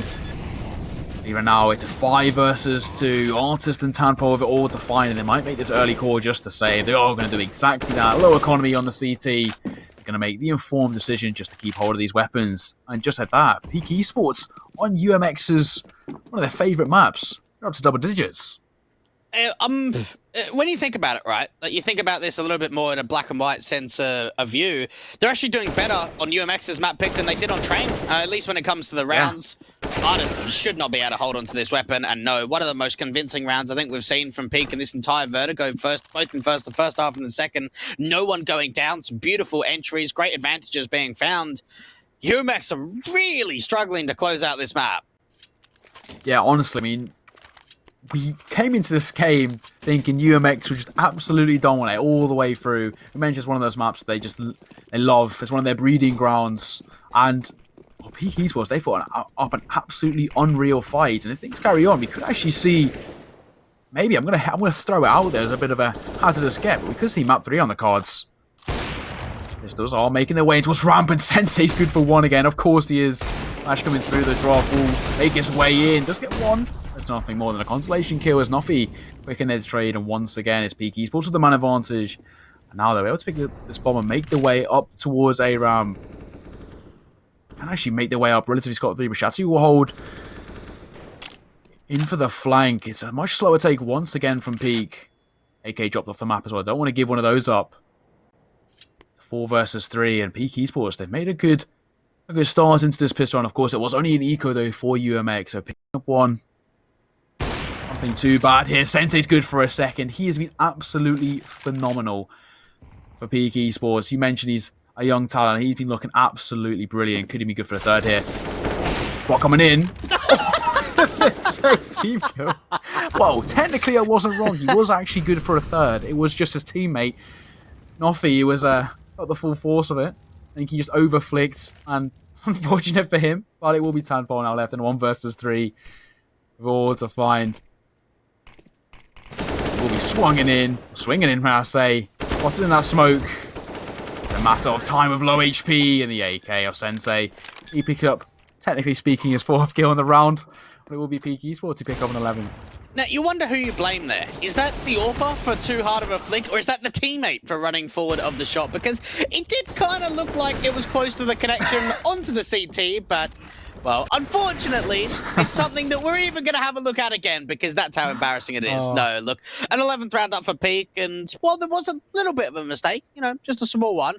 It's still around victory. They deal with that eco very easily. I would only assume that this would be a tactical timeout coming out for UMX. Maybe their coach of Keto having a bit of a chat with the lads and going, "Come on, boys, like, what's going on here?" You know, we're certainly one of the favourites to push forward. I know that they had an interview just before sort of saying that they're taking this event to kind of practice, strengthen their map pool, and look forward to the bigger events that they're going to be a part of. And well, they're having a rough time on Vertigo to close out, which is a little bit worrying, to say the least. Yeah, 100%. But an 11th round on the board for Peak. They're doing so much better than I expected. And I've got to give my props to them. And, of course, especially Sensei, who's technically picked up, I might say, 22 frags and obviously 1 reverse because of the team kill. But, I mean, he's been absolutely phenomenal in the server. And, of course, the rest of the team have also been good. Shassi on 21 as well. It's been looking very good. UMX, they've really got a fight on their hands on a map in which we expect them to comfortably take. You've got to give props to Peak. Yeah, got to give credit somewhere. And look, we know that for UMX, like even in epic.LAN 31, like although they won the event without dropping a series, there were some close maps. There were some like 16-14s that came through. And maybe this is kind of just what we're seeing from them. I know that this, if they are the victors, will be their last best of 3 of the evening. While the loser will still have to play a lower bracket game, I believe, tonight. So plenty of CS, and that's also what we love about this kind of tournament is that, yeah, you know, some of the games are streamed, as many as we can, but there's also a lot of games that are going live that you can spectate in from GoTV. You can support your favorite team because there's 48 teams that are playing in this event. Yeah, 100%. I mean, once again, we've got to give our thanks to the sponsors for putting up such a nice prize pool, and it allows for all these teams to come in and brings in some of that EU talent. As we mentioned, we saw Pompa coming in, Dusty as well. A few of the EU teams making their names known. These are fantastic performances. We're talking about the here and now, and it's UMX who lead 14-11, but it's not that much of a convincing lead, I must say. Especially on the CT side of Vertigo. Vertigo is generally seen as quite a CT side of the map, but UMX got a fight on their hands here as Peak Esports have picked up an 11th, and now only 3 rounds behind. Coming in round number 26, we will see AWP picked up by Mazza, and we've seen what he can do with it. Coming against Sensei, it's a big fight on our hands. The AWP v AWP duel will be good. They're making their way out towards B. The swing coming in from Giraffe won't find anyone. It's a lot of information as well. Noffy taking damage towards this bomb site. Sensei jumping across, and we'll get this bomb planted. And now it's going to be a 5 versus 5 retake. Noffy with 2 HP. You can have lots to overextend, but Sensei always good for a frag, improving it time and time again. AW good for 1, make that 2. He drops Giraffe and Artist. And there's 2 players remaining. Extinct and Tabo have got it all to find. They might make the early call just to save these weapons. This has been absolutely sublime stuff from Peak Esports. Just about to pick up a 12. You see a few extra frags coming in. It will only be 3, maybe even 2 players remaining. Ooh, a shot coming through, just whisks Sparsk. The tag is well through the wall. Shattery onto 40 HP. Regardless, it's going to be a 12th round on the board. And Dweg, we have been absolutely stumped here at the performance from Peak. Yeah, look, I'm not really sure what UMX are thinking there, if I'm going to be blunt about it. Like, they just over-rotate towards the A side, maybe on a bit of a gut feeling or a misread, whatever it was. I mean, one thing that we've certainly seen from UMX, not only in this series, but over the course of the day, some really good reads, some good mid-round calls, but that one there was a shocker. And they brought 4 players over to A that were all pretty much contesting ramp, and then all of a sudden you've got a single player stuck in from CT, and the B side actually comes through. I mean, a lot of the time you might see a 5v5 retake on A, you almost never see it on B. Yeah, 100%. Now heading in to round number 27. It's already Artist taking a good chunk of damage down to 38, but Mazza, what a lovely shot. Maze is removed. UMX, for the first time in a while, we see them pick up the opening frag, and maybe they can convert this into a round. Brilliant start from them. Maze absolutely deleted, and Mazza making it look oh so easy. The Eagles on display, they could manage to pick up something here. The spam coming through.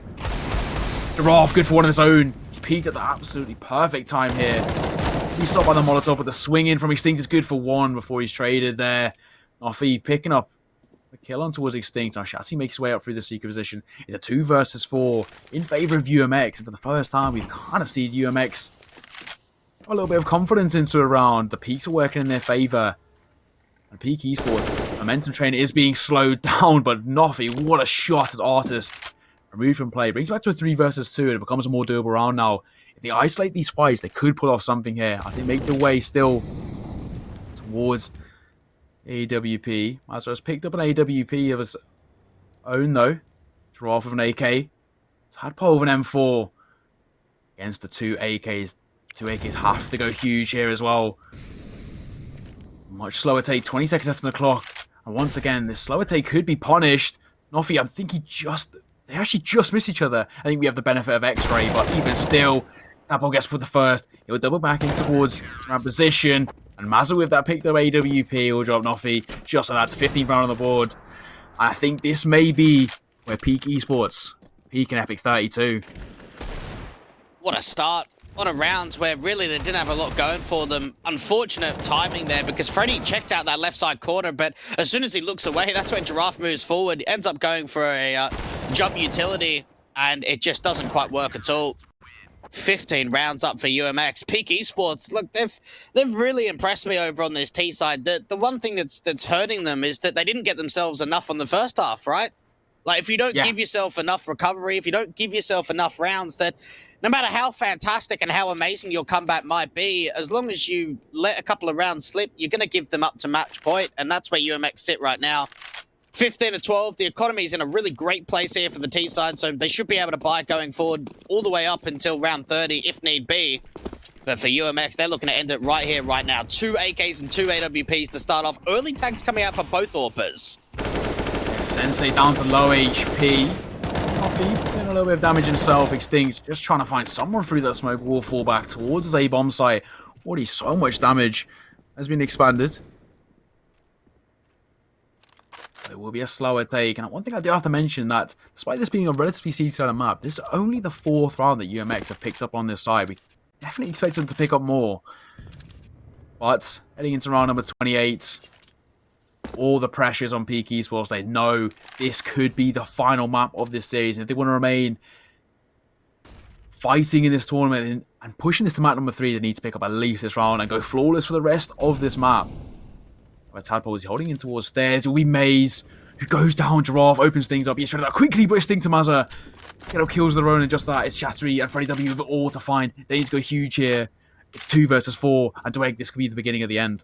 It really could be. This is where we've got to see the absolute brilliance coming out from the T side. 2 players left. Bomb control in favor of the CTs. Mazza has got his knife out for some reason. Needs to get back over to a weapon. I hope he hasn't disconnected here. And I think he might have to right out to the open. They do get the trade back. Now Shatari's in a 1 versus 3 to try and keep the hopes alive for the T side. Finds that first, but not quite that last. 16-12 UMX just, and I mean just close out Vertigo in the nick of time. It was looking very, very awkward in the end for them, but they've done it. They've got the 2-0, and they now go into the upper bracket final. That's probably the single worst time to lag out of a game as well. Sitting with your knife out open in ramp. Luckily, UMX pushed it across the line. At 16-12, it wasn't obviously, of course, it was a 2-0 to UMX, right?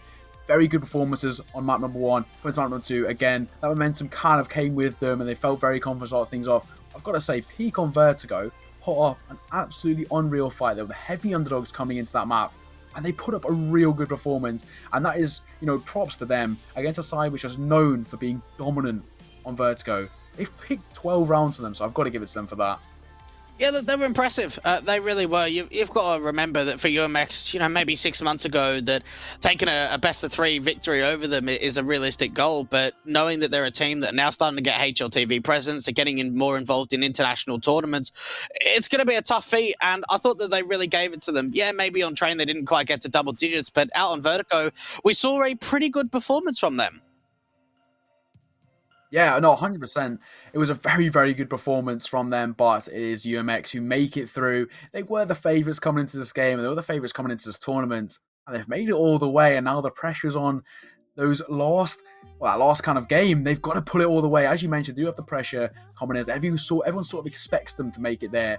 So maybe the pressure is starting to build. If we're heading in to these finals towards the end, UMX, they must be feeling confident. They pick up a 2-0 over Peak, and Peak are not a side to sleep on at all. So I've got to give it to them. A very, very strong performance. One person I do want to mention, though, Sensei, with that AWP, was absolutely phenomenal. Despite not picking up a map, not picking up the victory, absolutely brilliant. But regardless, that's all from us here. I think we will have an interview coming your way in just a second. It will be the lovely Dusik, and he will be bringing an interview coming up on your screens in just a second. So, I guess from us, me and Dweg, it's been an absolutely brilliant cast. We've loved every second, but congratulations to UMX. They pick up a brilliant victory, a 2-0. Very congratulations to them, and on commiserations to Peak Esports as they drop out now. But we have an interview coming up on your screens just now. Welcome to the Epic Reactions by Blue. We have Kito here from UMX. What an absolute game that was. You must be sat on the edge of your seat just a little bit right now. Oh my gosh. Thank God we don't need to play another best of 3 tonight. Oh, yes. That was tough.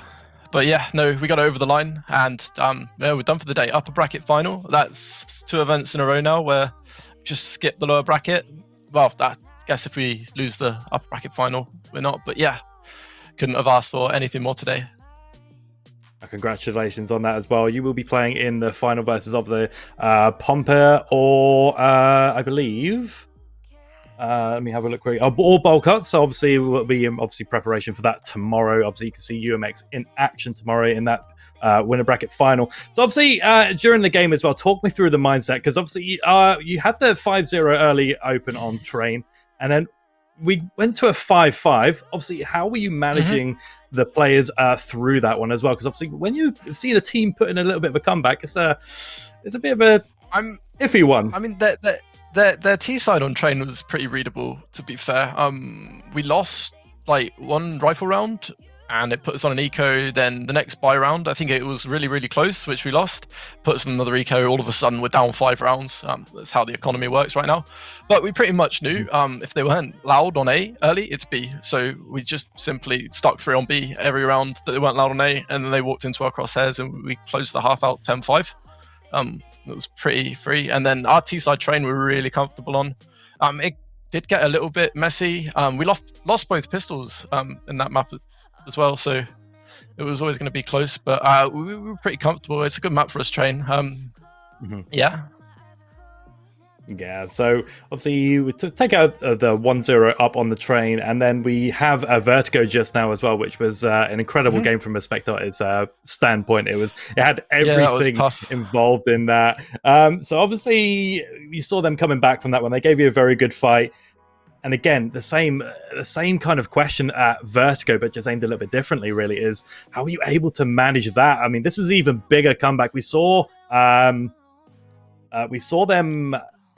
changing up the pace a little bit on the T side as well. How are you able to manage the expectations of the team in that as well?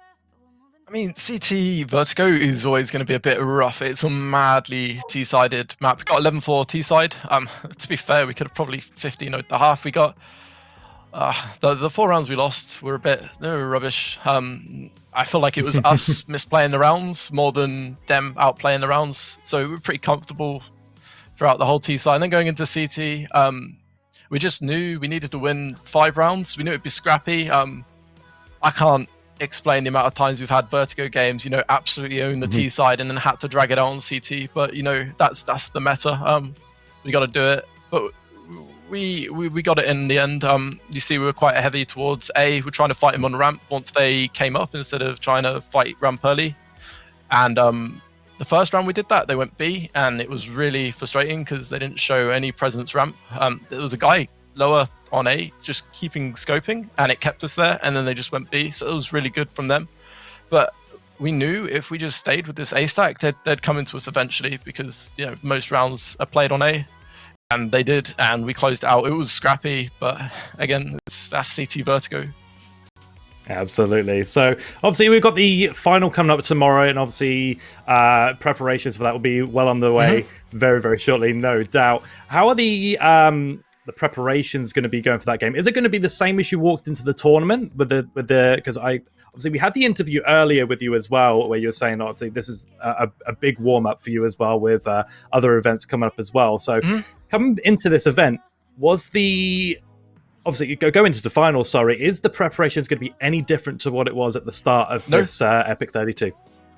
Absolutely not. So it's the upper bracket final we play tomorrow. So we could play, if we lose that, we'll play lower bracket final. Then if we win that final, so we got a minimum 2 best of 3s to play tomorrow.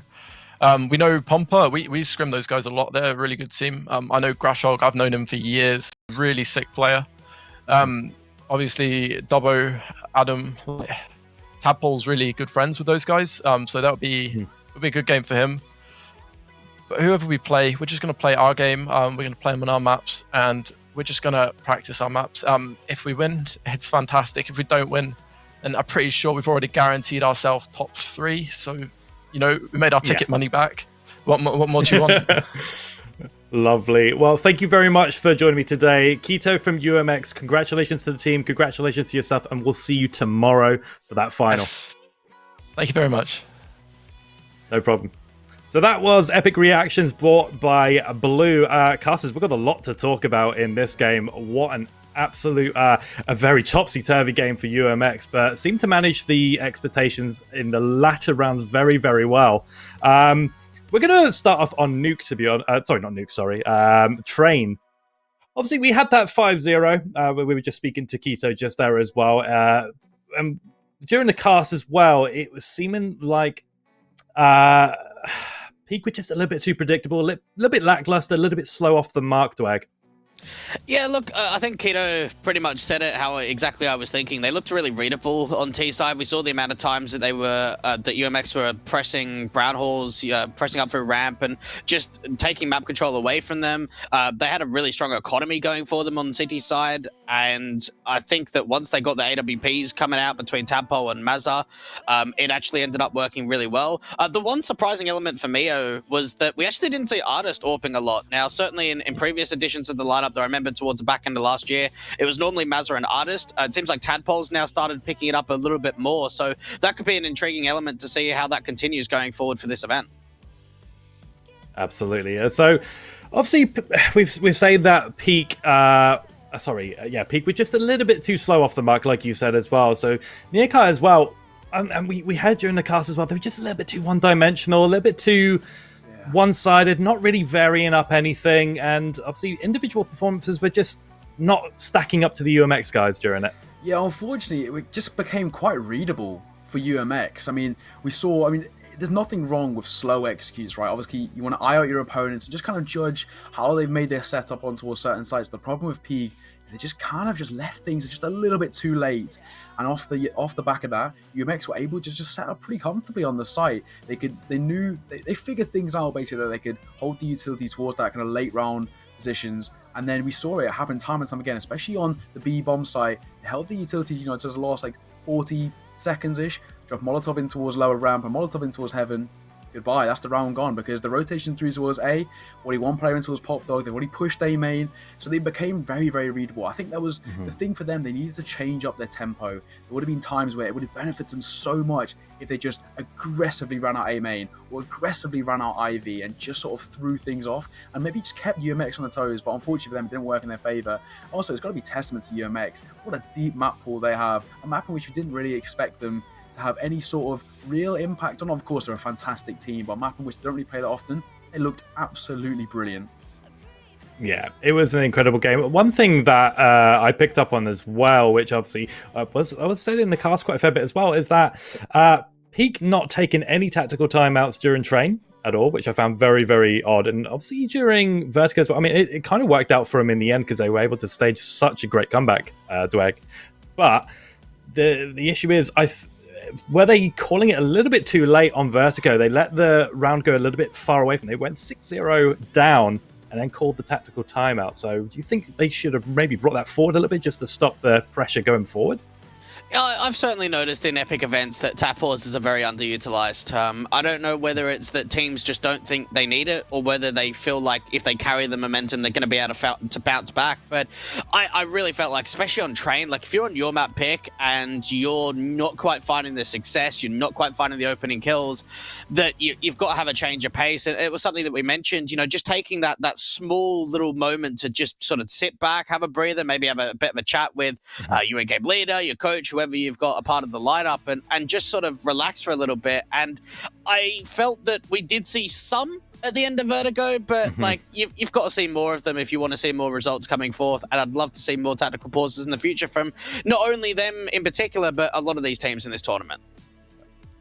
Fantastic. So, final thoughts of this game, and obviously for both of the teams, obviously respective brackets, we've got UMX heading into the final of the winner bracket, Peak going down to the lower bracket to fight it off down there.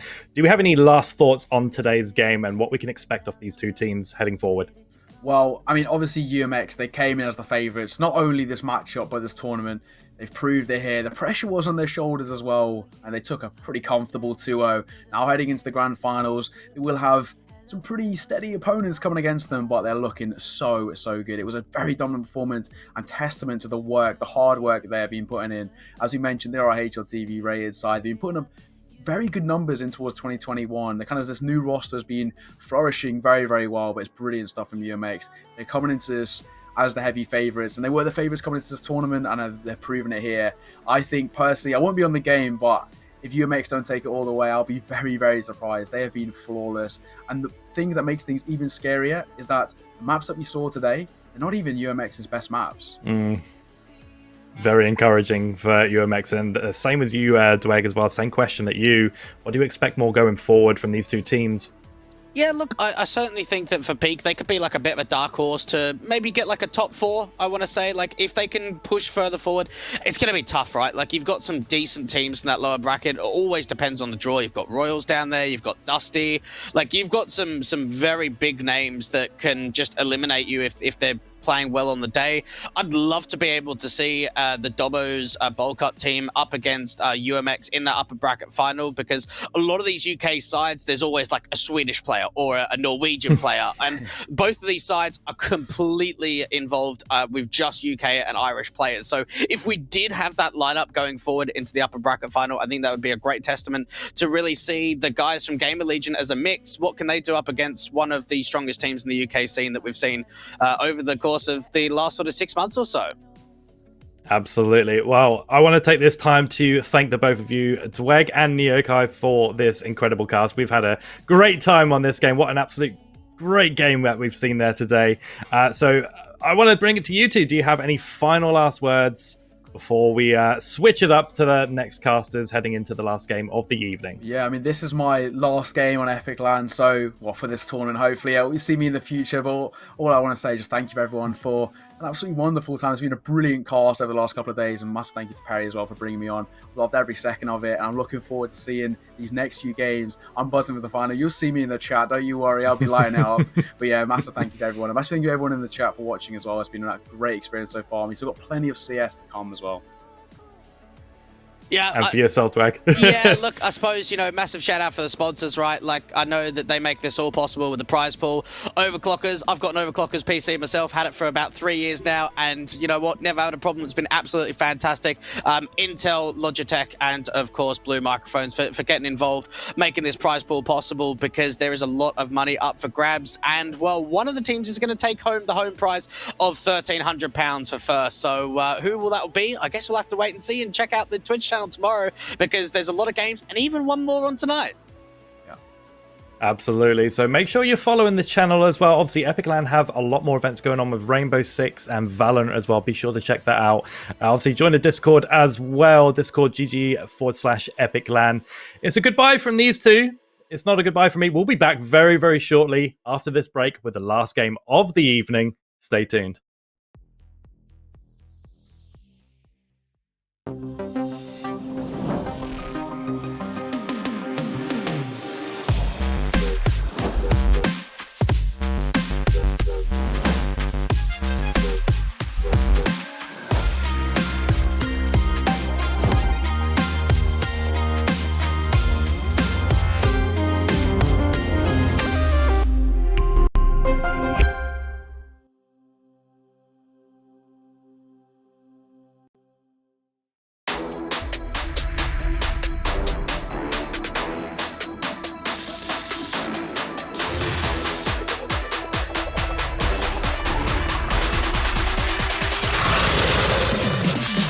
fuckers, and welcome.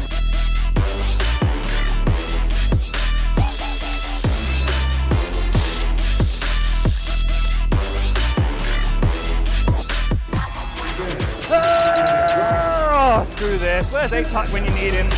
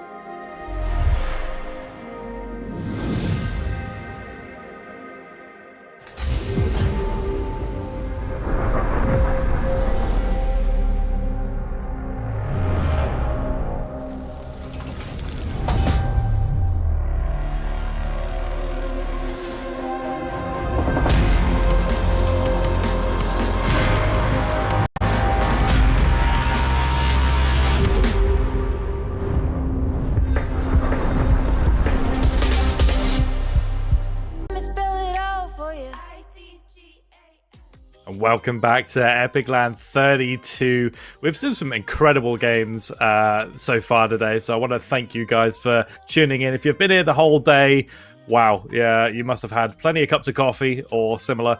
And if you're new, just joining us here as well, we do have one last game of the evening in the lower bracket consolidation 3 between Power Your Aura and Summy's singles. So we are going to go over to that in just a few moments. And I want to take a quick opportunity to, again, thank our sponsors on behalf of epic.LAN, Overclockers, Intel, Logitech, and Blue Mics. Thank you very much for your continued support. And we're looking forward to future endeavors with you all. As there's nothing left to say, we're going to bring in this last game. So I will be bringing in the delightful Cody Cast and the delightful Louis, aka Leo 2K. Welcome in. So obviously we've been observing today. Obviously, Louis, you were in a little bit earlier as well. Cody, I think this is your first one today, isn't it? Yeah, first one today and the last one of the day. Kicking it off almost midnight. We're just about to clock over to 11 o'clock. Best sort of time to start a best of 3. Welcome to epic.LAN. Welcome to epic.LAN indeed. So obviously these two are going to be joining me and they're going to be obviously casting to their heart's content. So Power Your Aura versus Summy Singles is our last game of the evening. Let's talk a little bit about that one, as game is not too far away, so I'm hearing as well. So we'll get to that in a few moments. So obviously Summy Singles, can we... I know they've got a couple of ex-Flight esports members who used to play an ESA main circuit, but obviously got a little bit of a shake-up in the team. What do we know about these guys?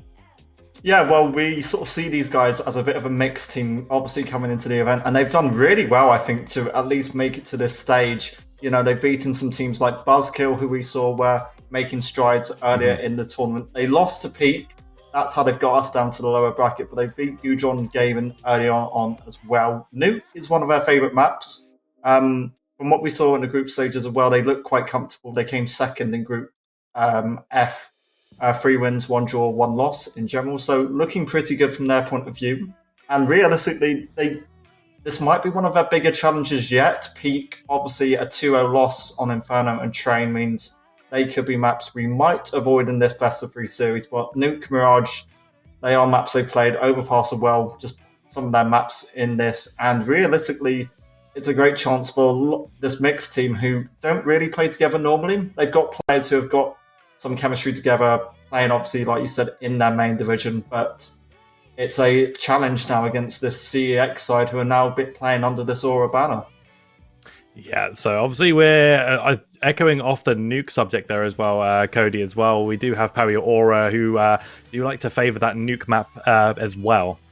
Yeah, at least in main, right? So obviously, you guys might not have heard of the Aura brand before, but you've definitely heard of the players who are now playing under it. As Louis mentioned, it's the XCX guys. Literally, at 6 p.m. yesterday, they had the transition over to the Aura, Power Your Aura banner. So everything you know about the CEX guys, bring that over to them. Nothing has changed in the team. It's just a new name. 100% win rate in Nuke in main at this current stage. However, we haven't seen them play it inside of our elimination stage. They were third in their group, that being Group B, beaten up by Colombian Talent and the Giant Squid. So they've had a bit of a fight in the lower bracket, yet they haven't played any other map other than Train and Dust 2 throughout the entire lower bracket, which is kind of surprising, especially considering we know that their prowess is on Nuke. Now, that's most likely because the team's doing their research, they're first banning it, not allowing it to get through. However, now we're in a situation where Summies and Aura are both confident in playing this map. We might be seeing that not getting banned and it actually going through.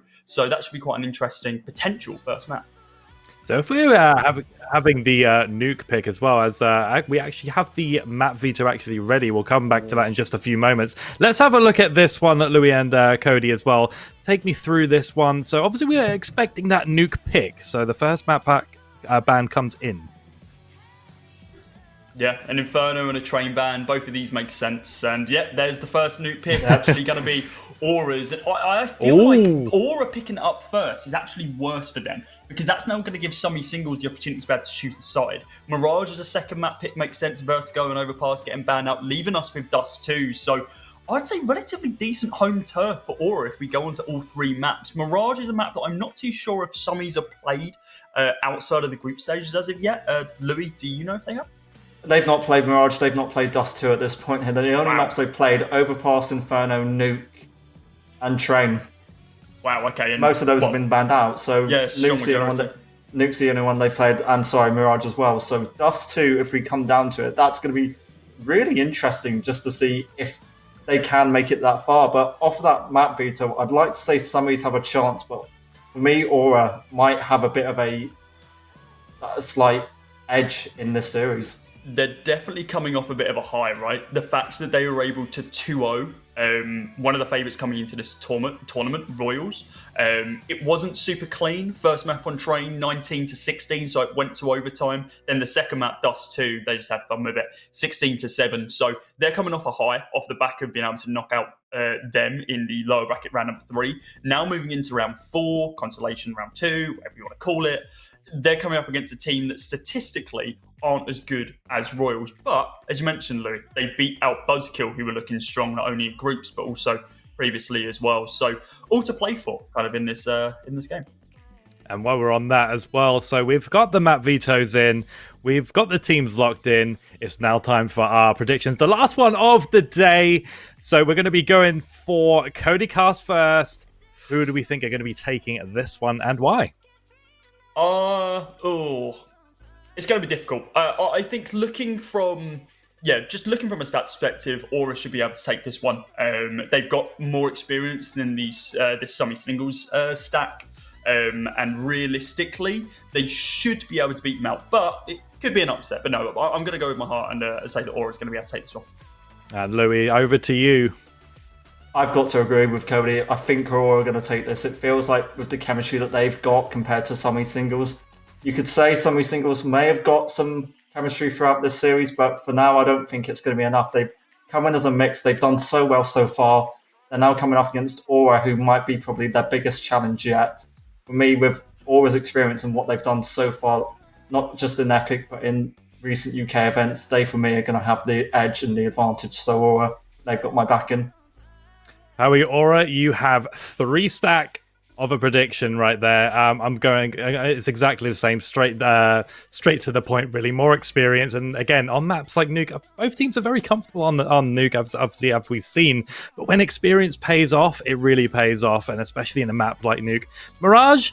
Yeah, it's one of those maps where you can rely a little bit more on the frag power, but and individual performances can certainly carry on Mirage, as we've seen in the past. But it's going to be an interesting game no matter what. And none other than Cody Cast and Louis 2K are going to bring you this action. Let's hop right in. Thanks, Juicy. Thank you very much, guys. And yes, this is going to be a hell of a game for us to be able to cover. A lot on the line here. Aura want to prove themselves underneath their new banner. Of course, we know that they've got the skill to be able to back it up. It's whether or not this stack can come to surprise them in the form of Summies. And I think Nuke is potentially the best map for us to be able to see that.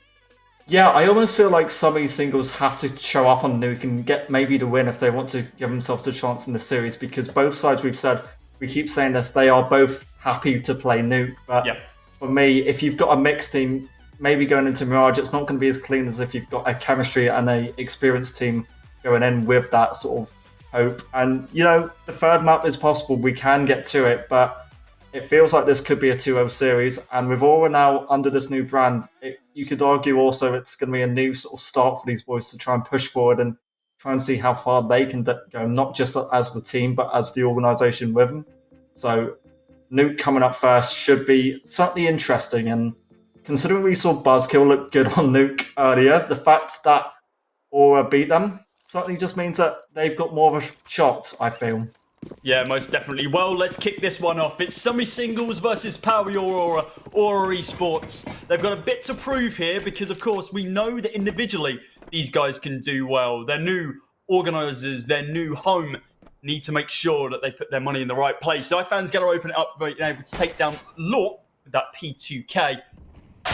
Now we have Freestylers getting his head ripped clean off by iFan as well. That's 2 frags to him so far, and it's the P250, the upgraded pistol on the T site. Dexy hasn't been cleared though, he takes down 2. Nem's found 1 as well. The CTs, well, they've clapped back pretty damn quick. iFan's going to be busting up inside of heaven. Is he going to be able to find anything? Doesn't really look like it. Nem, up close and personal, finds that final frag. It's 3 survivor members for Summies, and they take the first round. The CTs win the pistol. On the CT side, it's been historically favoured to be giving them a chance. Dexy, it was a nice individual effort, really, just holding the site, and Nem made it look simple. Maybe Aura tried to approach that a little too complex, as it were. Now they'll get the upgraded pistols out. Summies already have some M4s in their loadout. And the namesake, Summy, is going to just lead things towards B. Freestylers will just back away and are hiding in Mini. So the next might be the first point of contact. Him, Mr. Hoy will be looking towards the site. Mr. Hoy's about to get his head ripped clean off as well by Lloyd. And there's 2 as well, 1 on Dexter. Now it's up a 3rd in the form of Impact. iFan going to be the last guy surviving, Deagle in hand. If he can find just 1 more, he's doing well for himself. Picks up 2, but just going to be consolation frags at this stage. It's a second round for Summies, and that makes sense, right? They forced into the round for the automatics and all 5 players, only going up against pistols. Bit of utility damage to begin with, and, well, Aura, not a terrible start though. 4 frags, all on iFan, however. No one else picked up anything, with the exception of Impact. He's got 1 assist to his name, but everyone else, 0-0-2. Fully automatics across the board now, Louis, and this could be the turning point. Is it going to be 3-0, or are we going to see a 2-1? Nets are going to be holding, just waiting for that smoke to dissipate, just in case someone peeks, but hasn't spotted anyone out as of yet. Dexy and Cope, he wasn't too pleased about that one, shaking his head in disarray. It's going to be Lort who actually finds that open. I've never seen that angle on the A-Start and Nuke, but it's going to be Lort outside, finding 2 from CT. Freestylers finds another in the form of ZNX. Who else is left? Impact, iFan. They're not really in aggressive positions. Most likely going to fall back, play around each other, or not. Little flick from Freestylers to be able to take down Impact. Bombs in no man's land. iFan once again for the 3rd round in a row. A solo man standing for Aura. Not the start that Aura were looking for. Lort might find his 3rd. Still converted with the AUG outside. A flawless round from Summy's point of view. 3-0 in control. And I feel like the AUG is a weapon that recently, it's not broken, but you can take advantage of it. That's especially at long ranges like Lort was using them. He was shown perfectly how to work the weapon, pistols and utility. I think Simple said recently on stream that AUG's broken, SG must be broken. No, then he started to use the SG again, and people were questioning why he was doing it. But hey, that sort of logic, why not? If the pros are using it, makes sense why the guys in this tournament are going to be as well. Most likely going to be seeing these AKs and the M4s still, though. Dex is going to be able to find one on the side. Does pick himself up an M4, but sorry, an AK. Somebody's the one with the M4, and he picks up 2 kills to be able to secure the site. Now 2 versus 2. P250s in the hands of both iFan and ZNX, but ZNX taken out of the round. Smoke dissipates. iFan does get 1, but down to 10 HP. Bomb, nowhere to be seen right now. He is going to try and rotate. Heard Squeaky open up, and, well, Louis, there's an opportunity for him here. Well, 10 HP. Bomb Well, it's not quite on his back, but they're going to walk into each other. The Org is a winner. iFan, what a way to at least convert an opening for the Aura squad. Really a 50-50 effort, and that round started with just pistols for the T side. It's good trade kills. iFan individually made the effort and got these kills, which ensured they had a shot. Simon in the side's favour as well for that last one. Here's finally a full buyout for Dexy. So One we'll man army right have now. AWPs.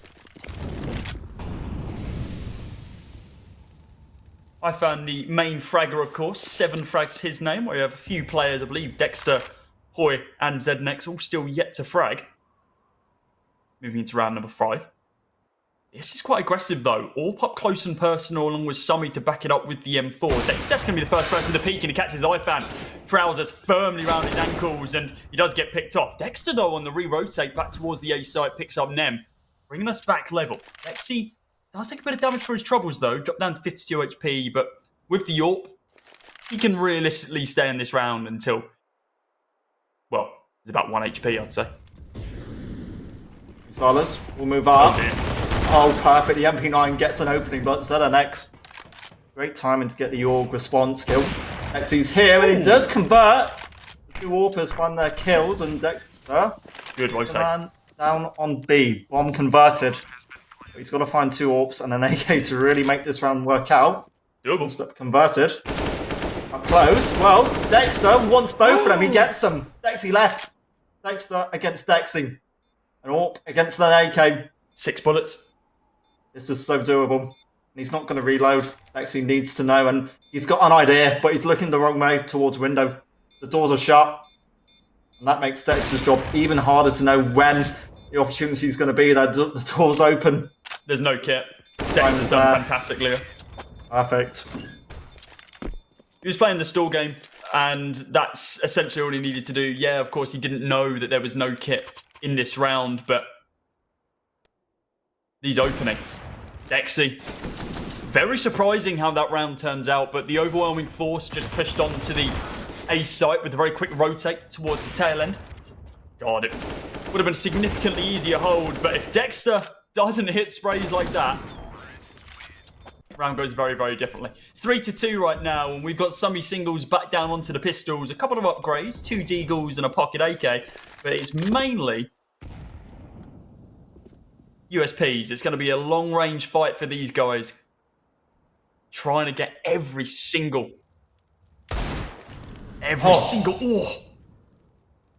inch of an advantage out of these pistols. Lauti finds one in the form of Hoy taken out of the round. Nem for now rates.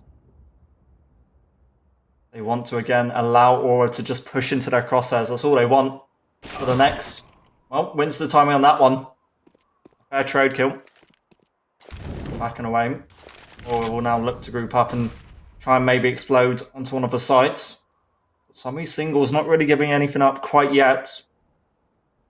Slow round. And Aura now looking to group up towards B.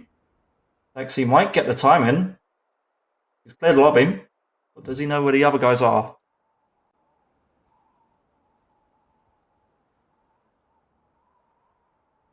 Very, very slow round for Aura. 30 seconds remaining on the clock, and well, they've wrapped around completely. All the way from ramp.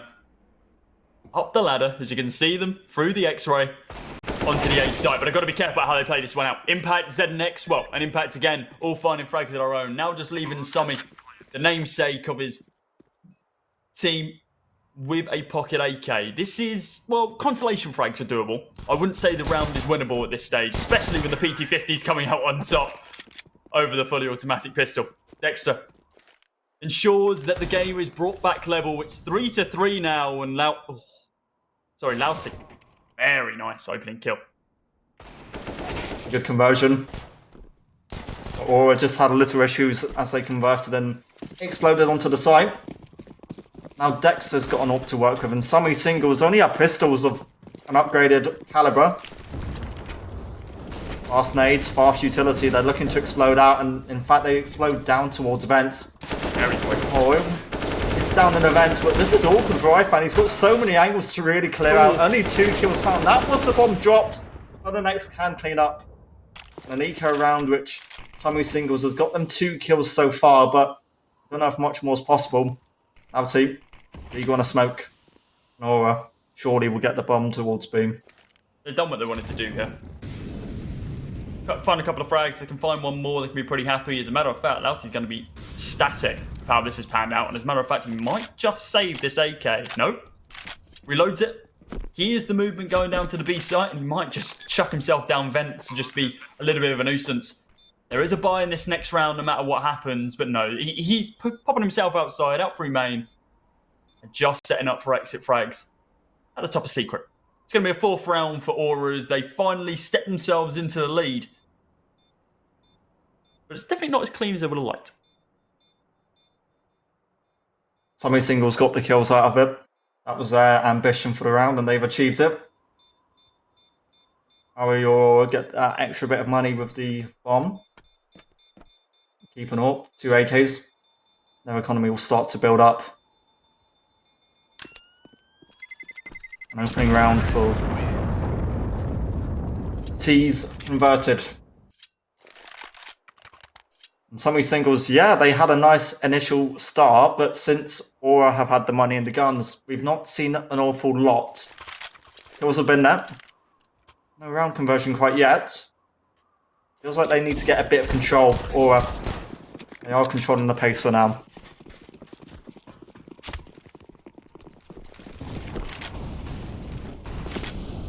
Speaking about pace, blasting out on towards the A site and then down in through vent is the strat right now. Lauti finds the opening pick onto Dexter as he gets caught on top of Marshmallow. Spam starts. They don't think anyone's down here right now, but oh, Summy up close and personal comes out on top. Molotov along with a smoke goes down. I don't know if that was fully intentional, but it's forced the players back either way. Summy now going to be the solo defending player on this B site, and while it looked like Aura were going to be stacking up and going there, we've actually seen a rotate from Lauti and them, and this crossfire is absolutely perfect. Lauti found one, he's going to wide peek here and take down a second as well, with ZNX didn't have a chance in that engagement. iFan now, last guy surviving, and Louis, you were saying that these fully automatics and these full buy rounds for Summies weren't working out. It looks like they've just had to prove you wrong in this one. iFan's been spotted out, but he's not going to be able to find the kill. Summy takes him down. Leading by example is 4-4. I literally said before the round started they've got to get some control, and they've just proved that nicely. No. And rifles. And it came from this initial opening from Lauti outside. Perfect control. And his team just seemed to follow suit and find the kills. And that lurk was really what confirmed the rounds. What more can you ask for? Quick utility out. Or for now, not quite going to aggress. In fact, iFan will set off one of the smokes outside. I believe that's going to be Mr. Hoy sending the second. Fashion. A little defensive. Dexy this time. There's an AWP from Secret. It's a good angle with the smoke going down as well. He's going to be covered behind the defilade just a little bit more as well.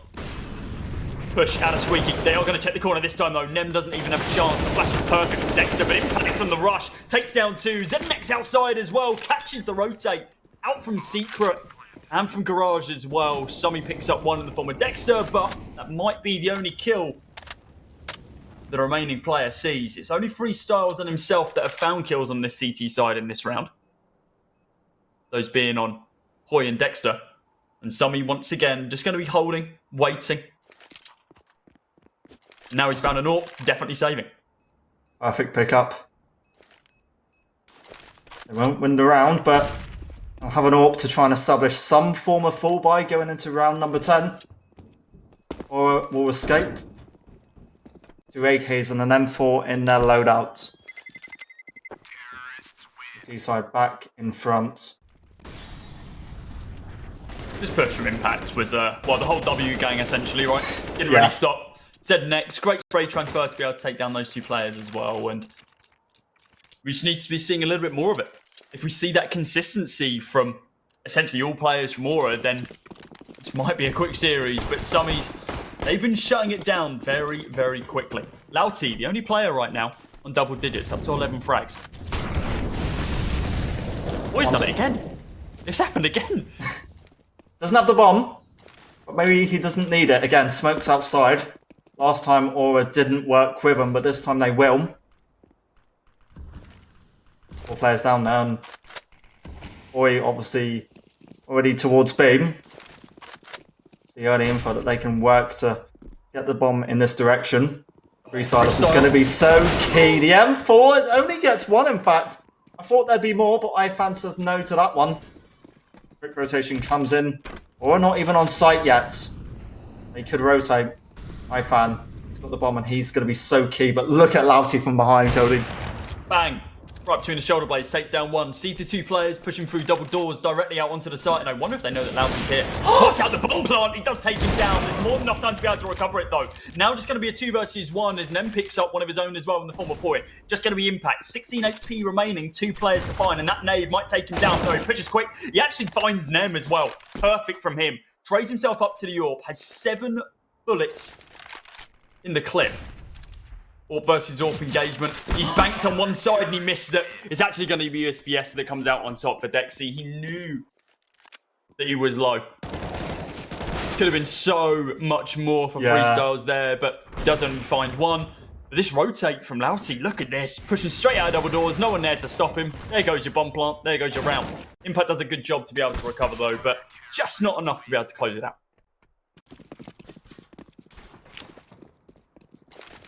Back to 1 of the smokes outside. Boy with the second. Or again send the smokes out, but this time again look towards the A site, or start off with a default. This time there's a shotgun on top of Heaven, and for Dexter and Dexy, it's those 2 players who in fact trade kills. The AWP on fire down towards Candy. Realistically, it could be the Aura players doing more, but it's a really delayed response. Dexter finally takes him out. Summy cleans up. Also, Dexy's show with the AWP. Deep in the corridor. Summy Singer was now back in the lead.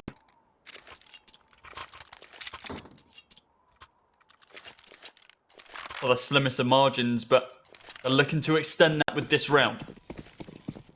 The fact that Aura are now down onto the pistols, and well, it is a complete eco round. There is no commitment whatsoever. It's Glocks across the board, and Summy's going to be looking for a couple of frags here. Hasn't spots a couple, but hasn't been able to convert anything to kills as of yet. Lauti about to get wrapped upon here as we see Zed next looping on round by Blue, but he does get taken down before anything can really happen. 5 versus 3 now. With Dexter on 19 HP, maybe there's a chance for 1 kill, but a bomb plant, or I can be relatively happy with that one. I don't think they're securing this round. Or iFan might have got spotted out. I think he has. Flash goes on through. No, he doesn't. He takes down Summy, but there is nothing else to be gained. Impact, close angle. Oh, the burst!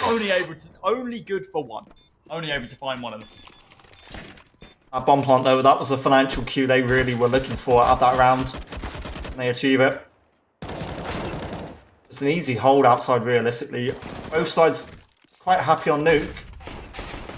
And it's good to see even in these eco rounds, Aura can just power their way towards getting a bomb plant. The AWPs, though, they are the key point. I think we mentioned this on one of the past games, that Nuke is heavily AWP dictated, whether you've got an AWP outside or 1 down in the B ramp room. It's one of the 2 most influential maps with an AWP, right? This and Train, I'd say. Yeah. Overpass, you can argue that A-Long is up there as well. That nade, dear lord. Don't worry about the AWPs, guys. If the nades are doing that much damage, it's just going to win the game for you. Nem in the corner, no one's checked him. He's taking down 2. He's looking for a 3rd. He isn't going to be able to get it, but there's a lot of chip damage either way. Bommy's potentially going to get planted, but Hoy changed his mind. Caught between the shoulder blades, it's ZNX, and now it's going to be Hoy, 1 versus 2. Got to jump down in through the vent, but made a lot of noise. They're going to be hot on his tails. He needs to be able to get this bomb planted ASAP. Checking every single angle. Open plant, just to ensure that he can defend it from random points. Deacon's going to get opened up. Hoy knows that Lauti's there. Lauti holding, ready and waiting. Does open up with the spray, but it's going to be Hoy who finds it. Now 1 versus 1. Hoy has no idea where he is, but flicks on round as he spots the bullets raining towards the wall next to him. Just missing the target. What a round to be able to secure. A 3 versus 1, and realistically, the thing that went wrong was Summies took that, and instead of it being a 3 versus 1, made it 3 individual 1v1s. Hoy just came out on top. Yeah, it's the one-on-ones that cost them, and rightly so, there should be a pause off of that, because Summy singles shouldn't be giving that away too easily. Credit to Mr. Hoy, a great play just to put aside on 6. And when you look at the money that Summy singles have, it's dented them. They've got an ult, they've got an M4, but around that, you've got pistols and an MP9 on Summy. And Summy's got the only kit. Or now a great chance to tie this on up and maybe then look towards 8. That'll be a great scoreline. They can work with it. We knew this map was going to be closed.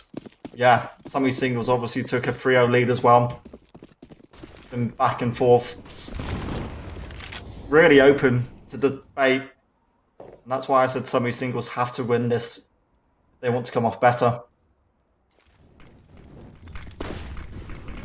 Up close and personal with the Deagle. Oh, does catch iFan. Freestylers, even though he's blind, finds impact as well, and now it's going to be the MP9 of Summy. No one's checking the angles. This is sloppy work from Aura. Usually a little bit more confident and controlled in their engagements, but not this time.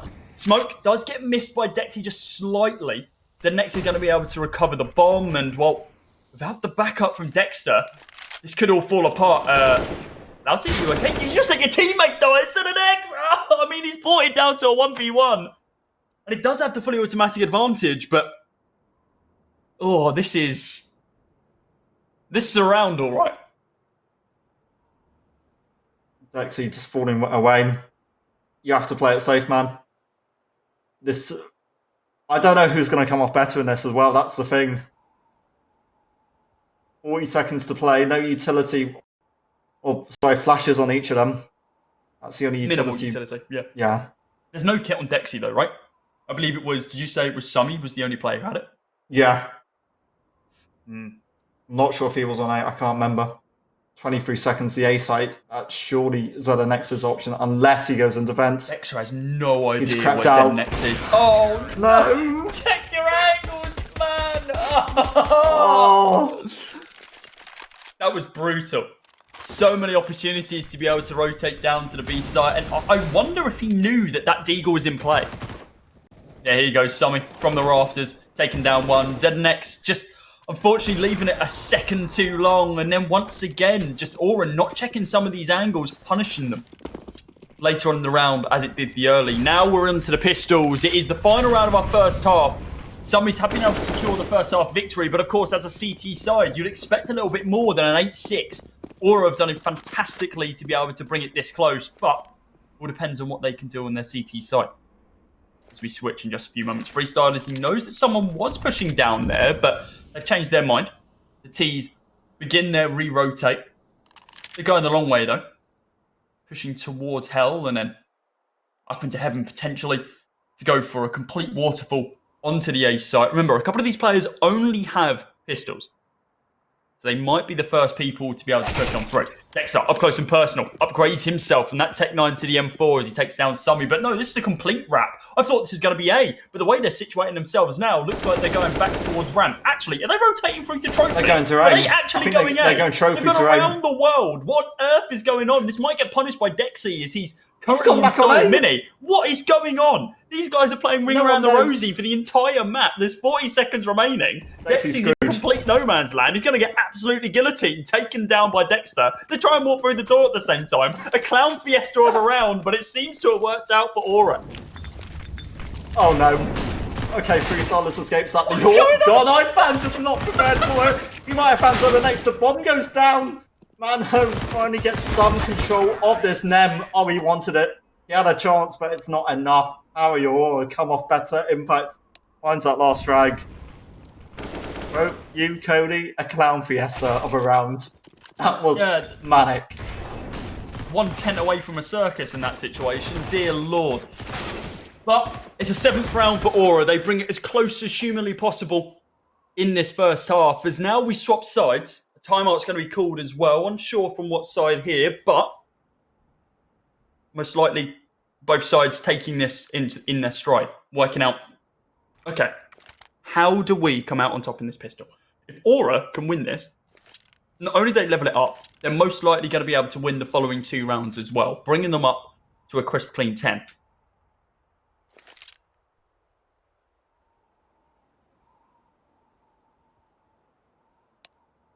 Still can't get my head around how that round. I can't. panned out, I'm though. just stunned by it. They went outside. Should we watch it again? Yeah, let's have a look. Let's have a look.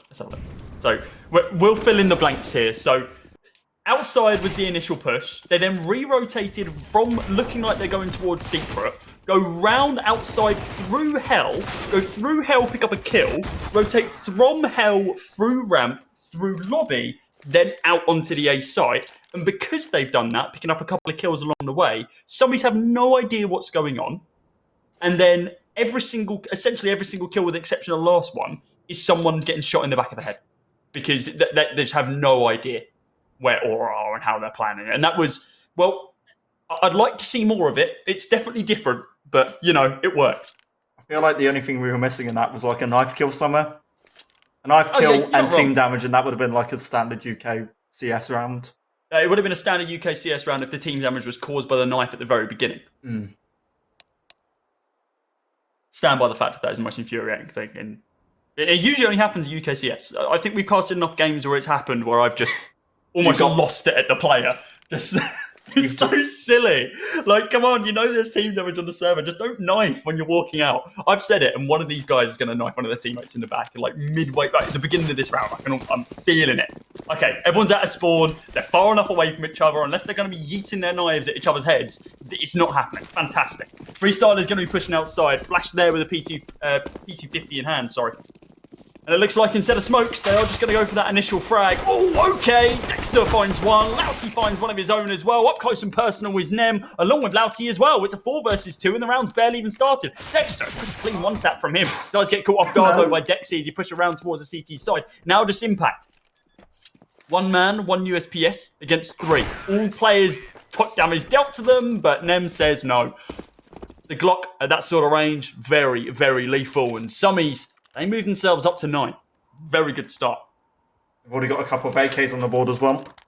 How are your Aura? I'm going to force this out. In fact, Dexter's got a scout. His teammates have some form of pistol. Work with Awesome. Smokes, flashes. Summies with a default. A lot of attention goes towards, well, Summies main as standard. My fan on a Deagle. Quite a few rounds, but what a start to get rid of Louty. There's an opening. For the Eco in Aura. Lexi, trying to be careful. Mr. Hoym will make some sound cues as he drops off heaven. My fan's ready and waiting for the next peak, and when he does fire a shot, he's met with a barrage of bullets from this AK. Deagle and Scout set up on this side. Our fan finds another head. That's Freestyler's taken down. And, well, I'm almost certain that someone's about to peek come through, pick up that AK like his forefathers before him, and potentially get his head ripped clean off by iFan again. 5 players surviving right now, and a lot of utility on this CT side. A great comeback round if they're able to convert this one. Quite a split side Summies are right now, though. We've seen the rotate from Nem. All the way up, through Secret to be able to take down Dexter, who's trying to get outside control. Molotov goes down by Impact just to be able to stave some more time. And, oh dear Lord, ZNX, it's not broken, buddy. It's going to be very, very difficult for you to be able to do much there. Summy, what are you doing, man? That's your teammate. Come on, you look different. You're wearing different clothes. At least coordinate that. But somehow this round, it's gone pretty well. Nem's gone 4 kills. He's got 6 HP. I found the last guy surviving, spots out both of them. Stops the ace in the form of taking down Nem. And now we are just playing the rotate game. Centre pillar of the max. Summy actually comes out on top, and it takes a team kill. But Summy's still managed to secure the round somehow, after all the damage that iFan did. It felt like iFan was playing aimbots at the start there. Just easy one-taps it felt by him. That felt like he was aiming at his head. It was intentional. I'm certain.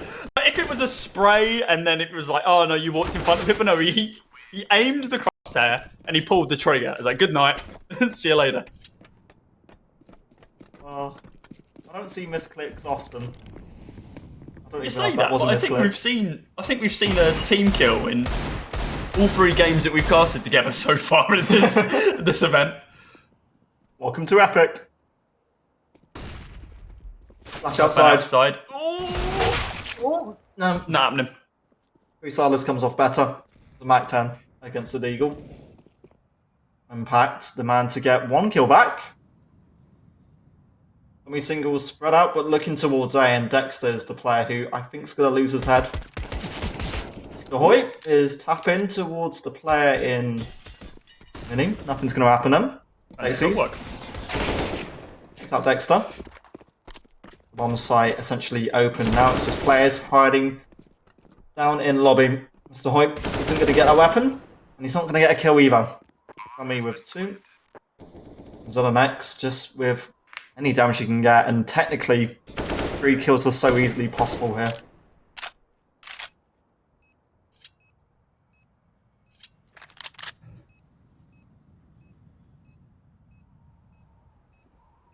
I don't know if Zednex even gets 1 kill. Even with the damage on these 3 players. Like, if he can line them up, then maybe, but they are going hunting for him. A lot of damage dealt. If he can line up somewhere where he gets one of them, but there's going to be the Mac 10 up close that is going to be able to take him down. He can take that as consolation frag, but Summy Singles, they are running away with this one right now. It's 11-7, and well, we knew this map was going to be close, but Aura not being able to find a single round in the CT side of it yet. Definitely not great. Having a quick look at the economy when we move into this next round, we can see that, yep, it is going to be a level playing field now. 5 players, 5 full buys. I'm very surprised that Hoy didn't see that leap down into vent. I mean, how many times did Hoy leap down his events when he wasn't on the C side? Too often. Bernardo. Every round towards Talon. Him and Impact are the 2 players holding on to the A site. Tommy Singles, playing it carefully.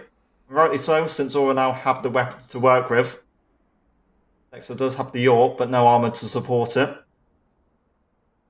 And it's going to be a massive call, really, going forward here. ZNX should find Nem if Nem peeks him. Mr. Hoy looking in the wrong angle, unless he can flick. He spots him. ZNX and Hoy, well, find the kills anyway. Looking easy. Freestylers gets 1 to unlock this B site. Well, no, it's in lobby. And if they want to head towards ramp, there's players there for them to be aware of. It's a tough ask to get onto the B site. It's an AWP. Realistically, Dexter could so get 1 or 2 kills here, Cody. He probably will as well. Actually, he's going to get overwhelmed by this AK. He might only be able to find 1, and he does. That's Summy getting taken out of the round. Now in a 3 versus 2 situation with 30 seconds on the clock, Dexy can quite easily get this planted, and it's going to be quite close to double doors. An interesting plant position. We usually see it a little bit deeper into the site, but instead, they want it as open as possible. Dexy somehow gets into close left position, and he swings first. Gets picked off by Impact and Co. Now just freestyles. SG553, the Krieg in hand. They have no clue where he is. They're checking every angle possible. Bomb is going to get tapped. It's not going to get held, though. Double door is going to open up. He takes down 1. Now just playing for time. Close that door in a couple of moments if he wants to, but no. Hoy is there to pick up the pieces, and this is going to be so close. Oh, they actually stopped the defuse just so they can swap out to the kit on ZNX, but the timing on that, they left it just a couple of seconds longer. That wouldn't have gone that way, and it would have been a very unfortunate loss. Aura, nice opening there from Freestyles about to open up the B bomb site, and it was a decent collapse from Summies, but that open peak from Dexy. If you played a little bit more passive, I think there was more chance of them securing that round, if I'm honest. Yeah, Aura, that's so vital that they win that, because if they didn't, their money would have been pretty much lost here. They saved some weapons and have got a pretty good buy going forward here. And Summy Singles have already used quite a bit of utility. In fact, they've lost Lavty in the initial stages. How are your Aura now trying to march back to try and tie up the scoreline? Resellers being careful of the smoke. We've never seen anyone push these smokes, but you know they would. They're being careful anyway. And this awkward buy that Summies they've now got to make it work out. I think Dexter, Galil's this is a going to be bit the entry aggressive. point. Dexter Oh, okay. comes off a winner. And now they've got to really just get something back. They've got to get a kill fast, I feel. Nem looks lower. They might rotate, actually, towards A. Maybe not. Just getting a little bit of presence towards Hell, but that's all it is. It's presence. It's 5 versus 3 with 50 seconds remaining on the clock. Actually, I'm really confused about how somebody play this because they haven't fully committed onto a bomb site yet. Nem's just swapped off of the AWP and, well, given it to a lower HP player, which makes sense, but there's a lot of options available to them if they had a minute in this round. But they're now down to 30 seconds. They need to make a choice. They are just kind of dilly-dallying at the top of ramp right now, and I wonder if this is just a safe call where they're like, okay, we don't want to fight any further, and it looks like it is. They're not even going to try and commit onto a bomb site. Just setting up crossfires anywhere they can, just to ensure they can take these weapons through, because the economy essentially is in the bin for Summies. It's going to be a 9th round for Aura, and they have a clean sweep. Dex is the only person to find frags, and they were damn clean ones on that AWP. Yeah, that's such a weird way that round ends. Aura, we'll take it. I'll take any rounds at this point just to try and tie this one up. That's 2 in a row. And the money is not ideal for the T side. They've got an AK, they've got an AWP, a Galil, and potentially just pistols on Dexy and Louty. They've fully committed, at least whatever they can. Not quite going to be lost. Bonus on Max either in the following round. Takes a lot of damage. So does Impact. It's awkward. Dangerous. On top, just waiting. It's slow Impact again. Gets so much from this MP9. Considering the weapons that he's going up against. Yeah, he's down to 15 HP already, but it's an off angle, right? No one's really going to be expecting him to hold their IFAN. You need to be careful, buddy. You're playing with fire. Beats the angle, pre-sprays, but that's just missed ahead of Summy. Single bullet that connects would have taken him out of the round, and well, that would have been at least one hope of the AWP taken out. Dexy most likely would have picked that up and recovered it, upgraded himself from the Deagle, but no need. 58 seconds on the clock and ticking down for Summies. They need to make a push here. They're still aiming more towards the A site, but nothing fully confirmed as of yet. Dexter finds the opener. Finally, Nem taken out of this round. Actually, they're trying to be careful. They're waiting to see if someone from Rafters is going to peek, and nothing's been given to them. That's the thing. Summy singles are again just waiting for Aura to give them something, and that Molotov isn't going to help things. Perfect. It's perfect for Aura. Terrible for Summies. But they've got to commit, and it's a commitment they shouldn't have made whatsoever. So the next, Mr. Hoy and Impact all find the frags. Only one for Summy in the end. It's Hoy dead, but he's got money to spend. A pause, and much needed, I feel, for Summy singles, because they kicked off this half. They looked strong and in control. 2 rounds, I think. But they've just looked lost. And Aura are allowed to capitalise.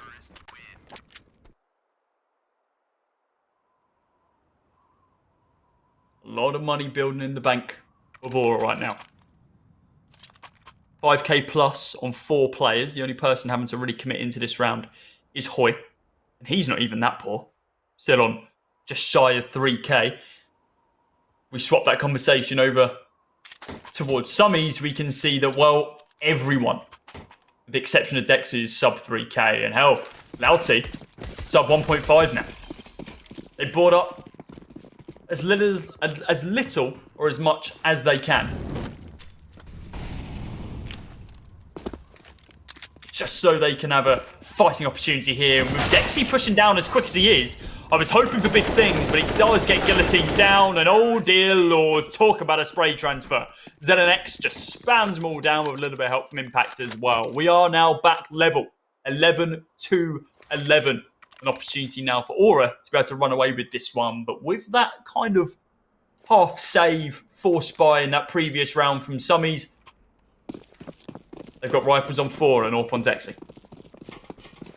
I don't want to say Summies have just given Aura their way back into this game, but Aura now, well, boosting in confidence. Dexy can win that, so the next there's over-aggress, and that's a mistake. from the CT player. Now the advantage. In Summy singles, they've got limiting numbers of utility pieces. Not a full set on everyone. Them can at least cross to the entrance of the stairs. Sound cue isn't going to make a difference. Dexter. Pretty aware of what's going on though. Response Molotov. An impact again to push. And Summy singles, in fact, they are backing out towards lobby. Impact finds Summy. Now they've got the bomb back. They've got to commit somewhere, Cody. Yeah, it looks like they're about to hot tail it back towards the A site, but after Summy getting taken down, they've changed their approach. Instead of through lobby, they've gone through main. Dexy's just going to be holding, waiting for someone to pop out of hut. Smoke goes down. Flash as well. We're just about to save some time. Oh my Dex word. is about to go up this ladder and start no-scoping people, but Neb, a little bit too late. Does find the kill, and it does allow a push straight on through to the B site. Now on a 3 versus 3, but the health advantage is going to the way of Summies. I'd even say the weapon advantage, well, considering Dexy has this AWP in hand, anyone who's peeking on that right-hand side is going to get absolutely obliterated. But no! Oh, the timing's perfect. Impact finds one. Nem's going to be able to retaliate fairly quickly, though. Up close and personal sprays on down. They need to swing together if they're going to swing at all. Oh, it's so close, my boy. But they know where he is. iFan's going to be able to find it. Easy frag. 100 HP, 100 armor. Not even touched, not even scratched. It's a 12th round for Aura. He does just clutch it out in the final moments. But look at the money building for Aura. 14k on ZNX, 12k on Dexter, 12k on iFan. They're just handing out anything that somebody wants. Dexy to me was a hero and maybe a villain in that round because he got that initial kill, but it's this play here. He looks away, he was scoped in, he knew they were going to push, but he scopes out at the wrong time, and it gives all the kills that set them up for the round. It's so unfortunate. And Aura now back on top. You said the money situation isn't a concern for the CT side. They've got a full buyout again. Summy singles can do just about the same. 40 will push, but Dexter comes off better. An advantage, Aura get the first kill.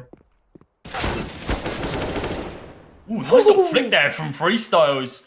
iFan had 3 targets to choose from, and well, he's only able to put some shots into one of them. Excuse me.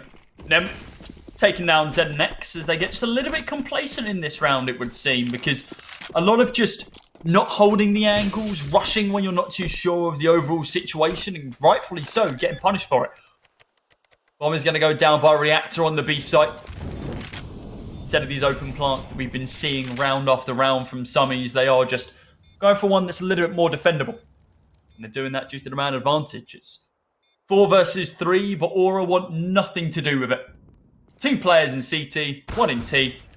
So a quick look at that. Dexter found a nice opening, but it's a very gorgeous flick and decent spray control from Freestyle to be able to find that one. And then was like, oh, there's someone stomping behind me. Let me just deal with that.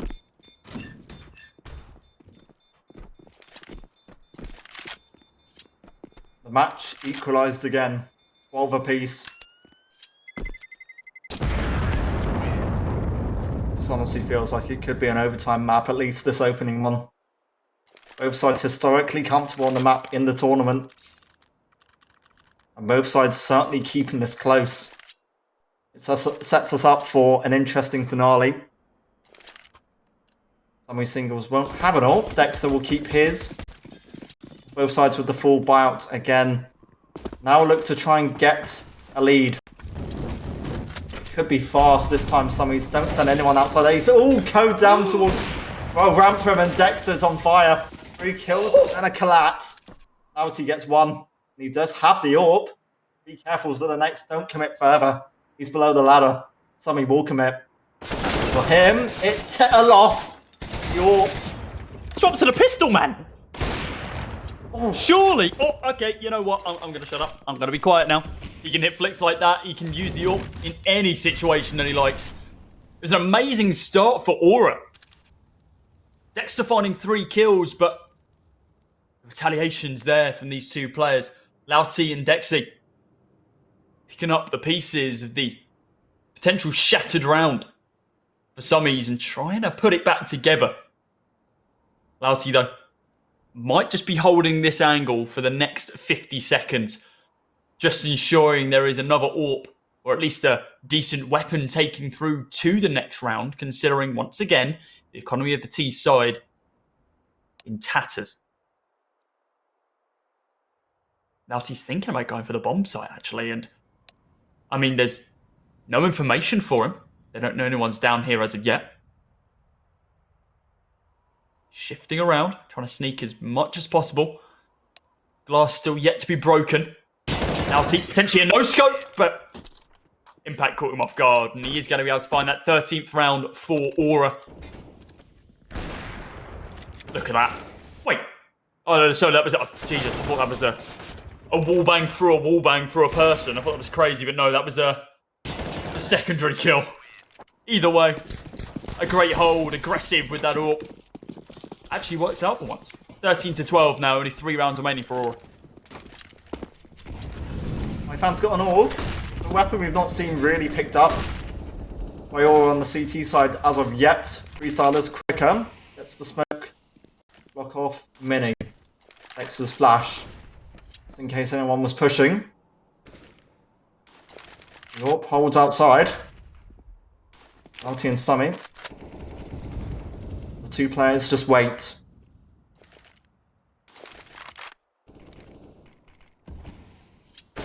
Something we should just point out, actually, Aura are, again, just switching out their plays. Dexter was playing towards ramp with the York last round. Now he's outside. Being dynamic about the CT defense. Manho on top. Gets himself 2. Dexter shuts him down then. Site could be open unless Impact gets a couple of kills here. In fact, Dexy shots him out to the next. Well, traded out. Dexy gets another. On could be there, but it's Dexy on fire looking for an ace. I found left, and he was spotted down towards Helm. The utility, the bomb. And Dexy now trying to play the mind games. There's a kit and a flash on iFan, but the fact he hasn't seen anything on the A site yet, it's got to be setting off alarm bells in his head. Not much time left, but Dexy's not going towards the B site. Instead, he is going to just catch iFan as he falls into the spray. The timing was perfect, but a very interesting idea to be able to re-rotate back towards the A site. Look at this from Hoyce, so close yet so far. That does end with Dexy securing himself first ace of this game. Fantastic spray, and look at that, just pulling it down. Just the right moment. Timeout going to be called. We can almost assume from Aura, just so they can work out how they're going to be splitting this cash, because while their economy was booming for the last 4 to 5 rounds, it's teetered off the edge just a little bit now. They do still have a full buy, but what are they going to be bringing into this next round? That is the question that's in their head. Round number 27, though, we have before that. In Summies, they have 3 AKs and 2 MAC-10s. Utility across the board, and the way this is setting up, this might be a quick push onto A.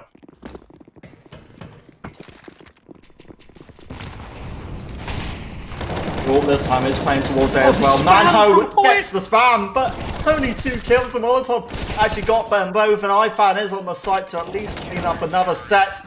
Oh, it's clean. Or keep all 5 alive to reach round 14. And Summy's singles do little. And look at what that's done to Summy's money now. All around it's low. Aura now have that advantage. Flick of the switch. And Aura now have a massive advantage to maybe get 15. Summy singles, they've only got pistols and the odd sets of smokes.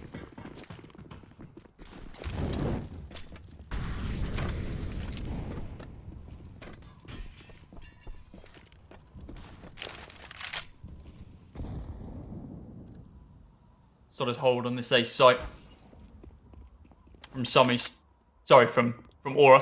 Summies getting taken down 1 by 1 as the round opens up. 25 kills on Dexter now. ZenX on 20. Looking to be able to make it 21 here, but dealt a hell of a lot of damage. Makes it 22 instead, and does get swung around the side inside of the vents. Dexy now going to be last guy remaining. Graze himself to the FAMAS. 3 bullets in the clip, and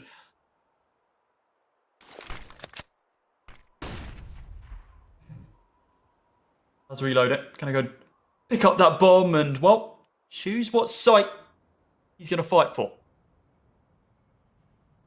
This could be it. Aura's gonna be up to 15 off the back of this if Summies aren't able to bring it to 14-14.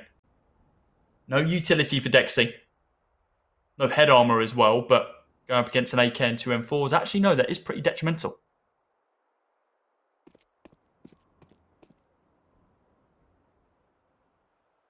I'd love to see a world in which Dexy clutches this.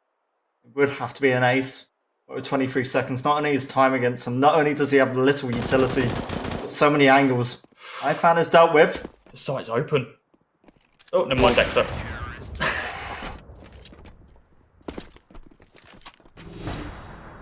It was a safe plant. That was the opportunity. It's not enough. And that is 15.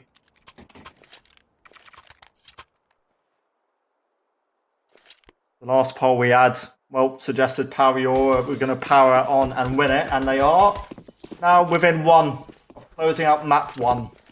Aura's map pick. Sammy singles. We said it had to be theirs to win to really give themselves a chance. We can still look towards our follow-up map if we need to. It's been so close. What's not to say they can take this to overtime? Impact. And I'll just wait. Sammy singles spread out. Again, attention. Now focus on lobby. They want Aura to push again, but Dexy for now, not quite going to get anything.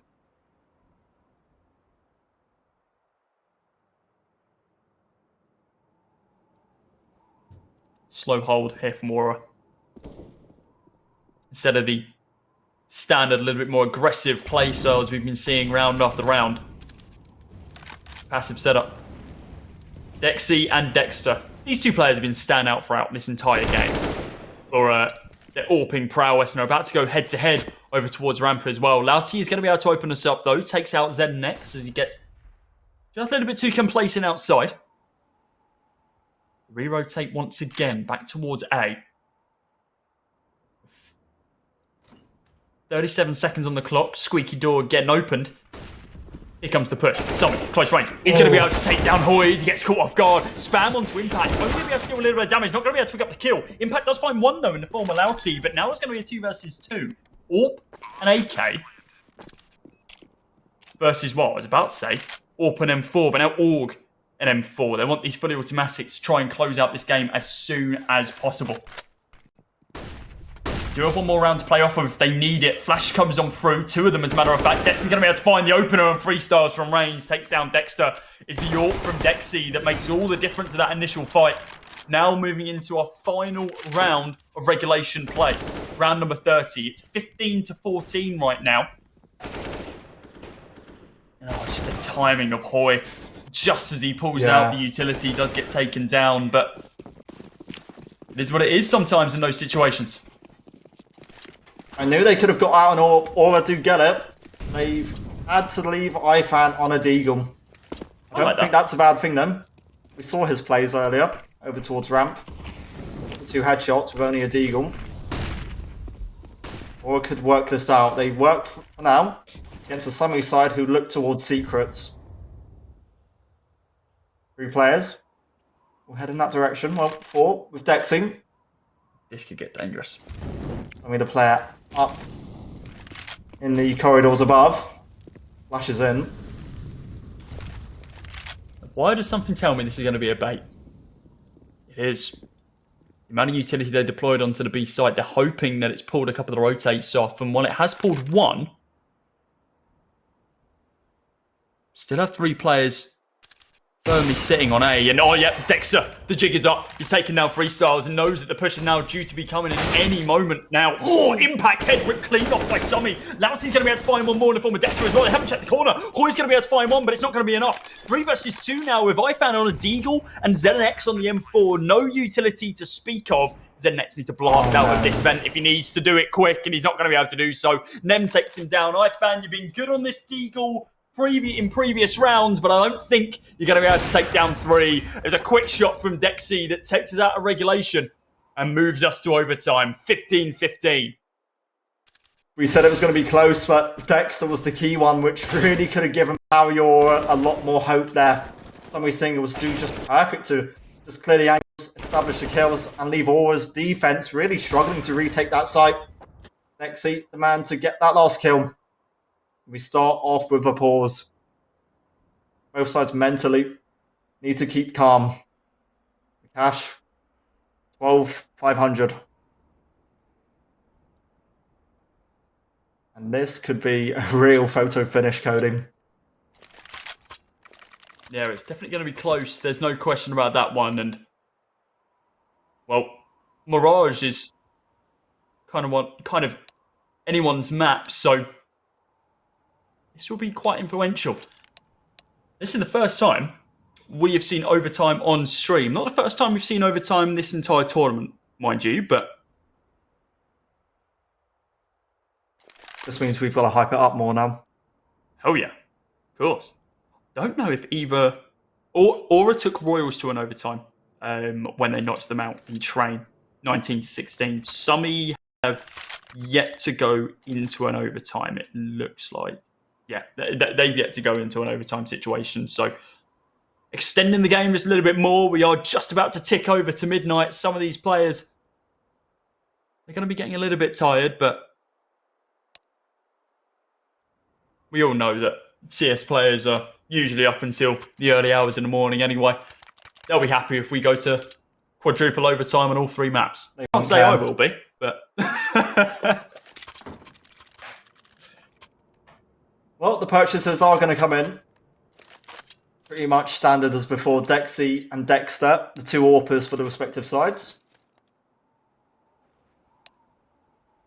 Or it will be the side really now praying to get an advantage. First to 19. That's the goal and ambition. So the next takes the AUG.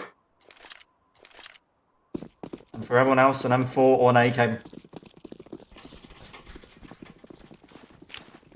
Oaks outside. Boy will be the man. Maybe defending this time in that direction. Watch the A site. And then we'll cross. Big gap in that smoke. And there's sound keys as well. Is that the next we've heard? Someone's gone towards Secret. One player down below. And the bomb for now. Creeping towards at least information up on aim. This could be brutal. ZNX has not revealed his position. He's getting super passive in Garage, waiting for someone to push on through. He hears the flash. He's about to peek, and well, here it comes. The spam starts. He's taken down 3. He's not going to be able to get a 4th. That comes at the hands of Nem. Somebody on the site. Loops on round, using the smoke to his full advantage. Able to take down Impact. Get to make an impact in this round. Now on a 2 versus 2. Fully automatic of the AKs. Versus the M4 and the AWP. Dexter looking for an opening here. We'll be able to pick up an AWP in this next round. Potentially going to be Glass Cannon though. Jumps down with the P250. Or not. Baits out the push. Lifeman does get spotted. And it does get spammed down. Somebody picked up Dexter as well with a glorious bounce nade. As we see Summy Singles taking themselves into lead for the first time in a while. And it was perfect from ZNX. That should have secured the round surely. But the sneaky plays from Summy, they're able to come out on top.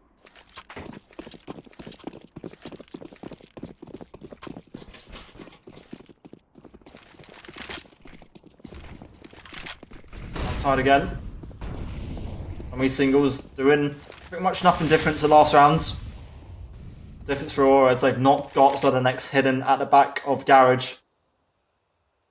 He is watching outside, just watching the entrance to Mini. And we'll send a Molotov. Standard, feels like. Lavty and Summy. Crossfire to hold. All this utility they've used, it clears the angles, but it gives knowledge to Aura that the B site's most likely going to get compromised at this point here. They could rotate up, but with the positions those 2 players are now getting smoked off, it's going to be such an important push now going towards B. Lifeman's just holding. Does take down the bomb planter in the form of Dexy, and Dexter backs him up.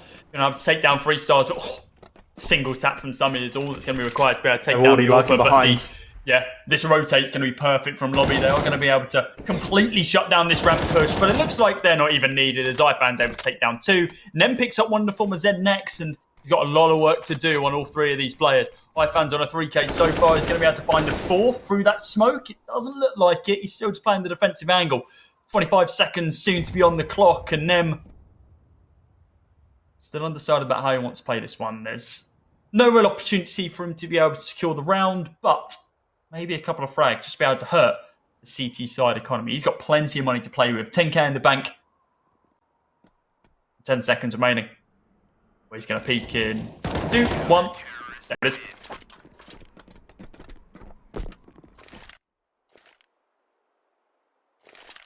I don't think I could call a winner at this point. Way too close. Way too close. These rounds sort of one team just feel nice and comfortable. The next round it's the other team. Finding angles. iFan's certainly been impactful. Well, most of the players on this have had rounds of brilliance. Push, well, Hoya iFan, they make it look easy. A lovely spray down on Dexter with the York. Will clock off his 30th kill. Nem remains in lobby. Mr. Hoy pushing. There's a way to clean up and get a half in your favour. From 16-15 to 16-17. Or have an advantage. And a perfect spray. And a brilliant hold towards B ramp. Gives Aura the flick and the advantage. So, I mean, I'll defend.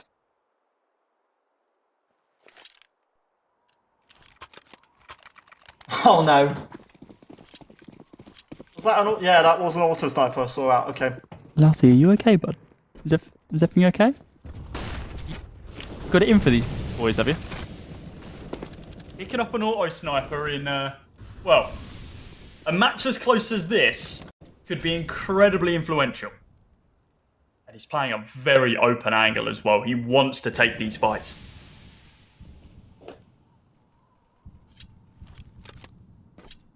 I actually feel scared for him. I don't need to be because I'm not playing. But it feels scared for him. I feel scared for any of the T's. Have a laugh. Oh, freestyle. That's dictated the play down towards B. Mr. Hoy will be one of the last ones to the site, but there's no one on this site. In fact, there is players towards the doorway. Dexy, the only man who get to kill back. Aura now look towards round 18, unless Nem and Summy can now make an impact. The org scopes in, they've heard that, they've had the sound cue, and it was a tiny gap, but it's not enough to at least kill off Dexter. As iFan up close. Finding heads, left, right, and centre. The auto sniper finds a body shot, and that is it before it's taken out of the round and, well, taken out of the game because no one's recovering it. I don't even think Aura know that it's in this round. Nem's actually opted to save the AWP instead of the auto as well, just to, well, give them a little more of a fighting chance. They don't want the opportunity for Aura to be able to pick it up and take it through to the next round, but now we're in dire straits. It's 18-16. One more round is all that is required by Aura here, and they're, well, dictating the way that this game plays at this stage, because that was a very strong opener from them. Dexter up on 30 kills, 31 to be precise. Next closest person is Dexy, 28. The two primary AWPers on this map, just standing out from above the rest. Oh, Dexy does just fall down to 83 HP, and oh, glass cannon, shotgun AWP, taking out iFan, rushing through her. His work is done.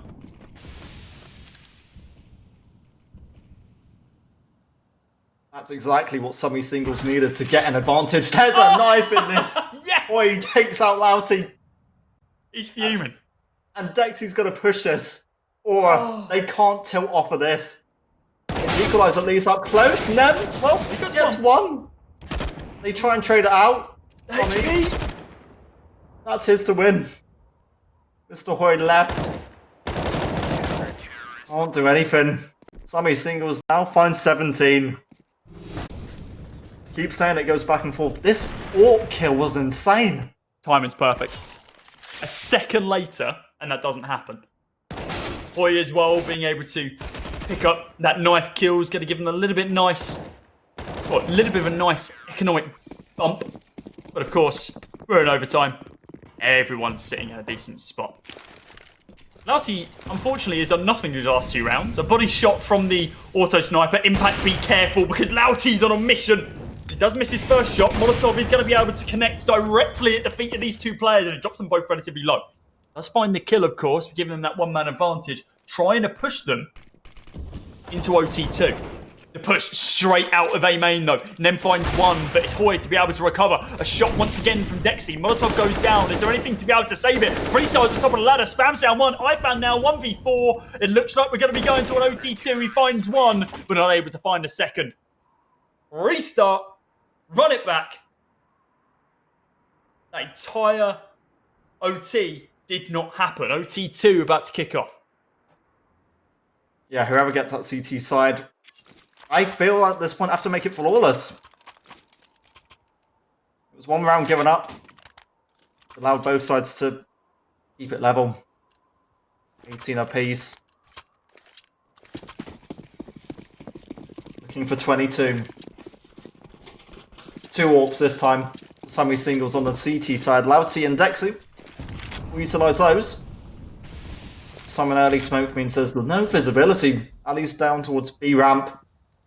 Resellers. Was being careful, just make sure no one has pushed out the door. Nothing's been given yet. 28. The smokes go out for outside. Only a fake. Lexi. More than happy to wait, but I feel like he's not going to get any action down towards that angle of the site.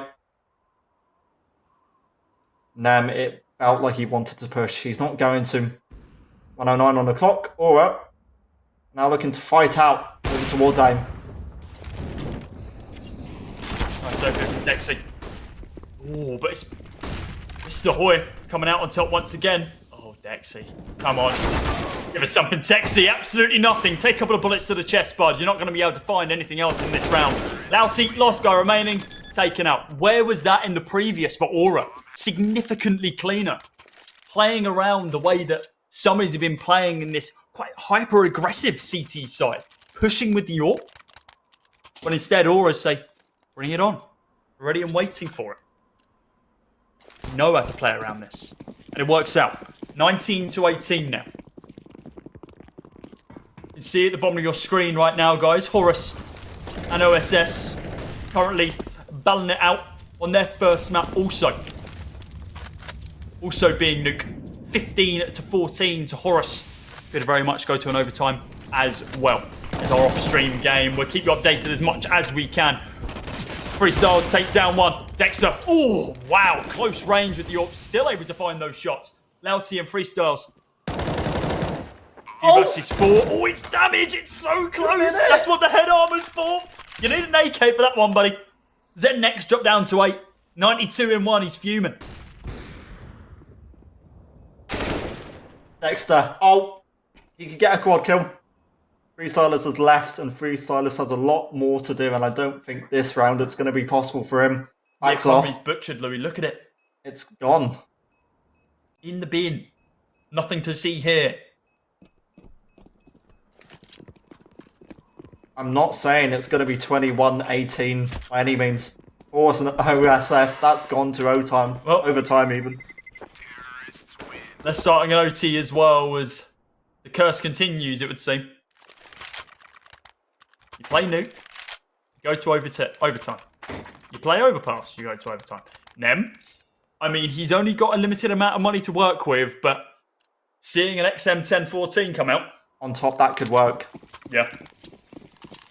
It's usually the angle we see played. I think, was there a FAMAS dropped in spawn? It looks like Louty's actually going to be opting for the MP9 instead of that. These are the weapons they're going to use anyway. So the next up close missed. Oh, he spotted him. Louty's gone in the smoke. He attempted it. Harry Orr are now powered away down towards Secret and look towards B. Or do they? Resellers iFan trade out one apiece. ZNX finds 30. Taking out Nam. And Aura are looking to make this a clean, unbeaten half in overtime too. 18 apiece. It could be 18-21 unless Dexy and Summy now step up. 2-player advantage, and through the smoke, there won't be any aggression. Bomb goes down, and nade hits Dexy and Summy. They've got to try. It's final round. They're panicking. I don't want to do it. I love you. Oh, Jesus. Okay, I thought Hoy got 2 one-taps there, but Dexter's going to be just nabbing that away from him. But 3 clean rounds from Aura to be able to take that T side. Undefeated now. So close to secure this victory now. Hoy, golden from him. 21-18. Aura with the advantage. Very close one in that off-stream game as well. You can see it at the bottom of your screens right now. But as we swap sides, seeing the standard setups once again. Dexter and Dexy both on their AWPs. Dexy going for a little bit more of an aggressive play outside. Still nothing found as of yet. I found Pine to 1 though. No pressure on Summy singles, but they've got to get all 3 and go through another overtime period if they want to find Nuke. Aura's map pick might start to shine for them now. The fact that iFan takes so much damage means this could be equalised, but for now it's not. Dexy has trade out the kill. I think Dexter was debating whether or not he should give the AWP over to iFan, but changed his mind at just the last moment. Realised that he's confident with it. And iFan's playing a bit of an off angle on. Yeah, they can, but the way Dexter's been playing in this game, I don't think you move him off of it, ever. Even in a situation where iFan's on 12 HP and he might be able to get a little bit more done with it with that low HP pool, but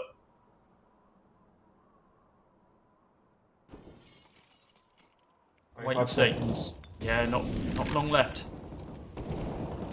iFan, found the kills, the nade. Could give Dexy a chance. Well, I thought that was a conversion. 22 seconds, he can jump and look towards B because the B site, I believe, is open, yeah. Nice clutch, potentially, if he can achieve it. iFan on 12. Impact and Dexter, well, do the work to deny that ace clutch. Just like that. Aura find map 1 Nuke, 22-18. It was 2 overtime periods. It was insane. And that could have gone either way. That's the what... making of a grand final match at Epic. These two teams are, well, pins to the final bell, essentially, because there is no clear winner as of yet, Louis, and this is fantastic. I'm loving this. I'm excited to see where we go forward from this. If that was that close, then what do we expect to see going forward now? Well, we expect to see a Mirage, which only Summies have played so far in the, outside of groups in the actual bracketed stage. So it'd be interesting to see what Aura can do on a map like that. But guys, we are going to be chucking it to a very short break. Make sure you do not go anywhere. It's getting late, but I don't care. Stay up, drink some energy drink, stay with us. This best of 3 is just going to get better. See you soon.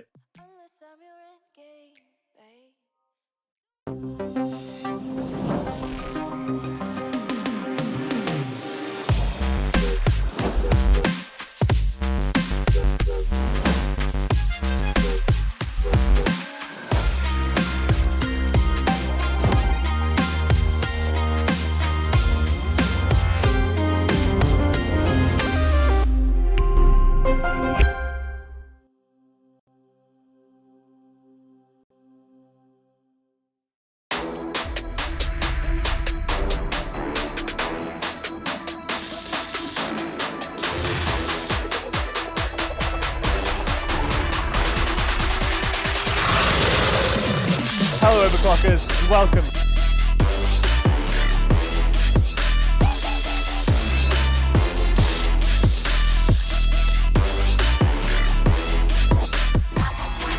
Oh, screw this. Where's A-Tuck when you need him?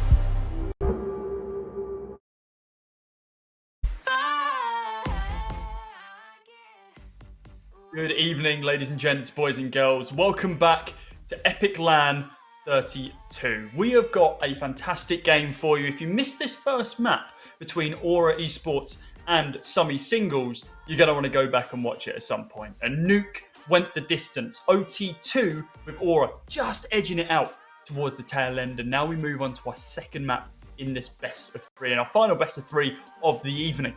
That being, or should I say the morning, that being Mirage. An interesting map, Mirage. We've not seen Aura play it this event so far. Last stats that I can find for it for them was when they played it against Quantum Bellator Fire in ESEA main.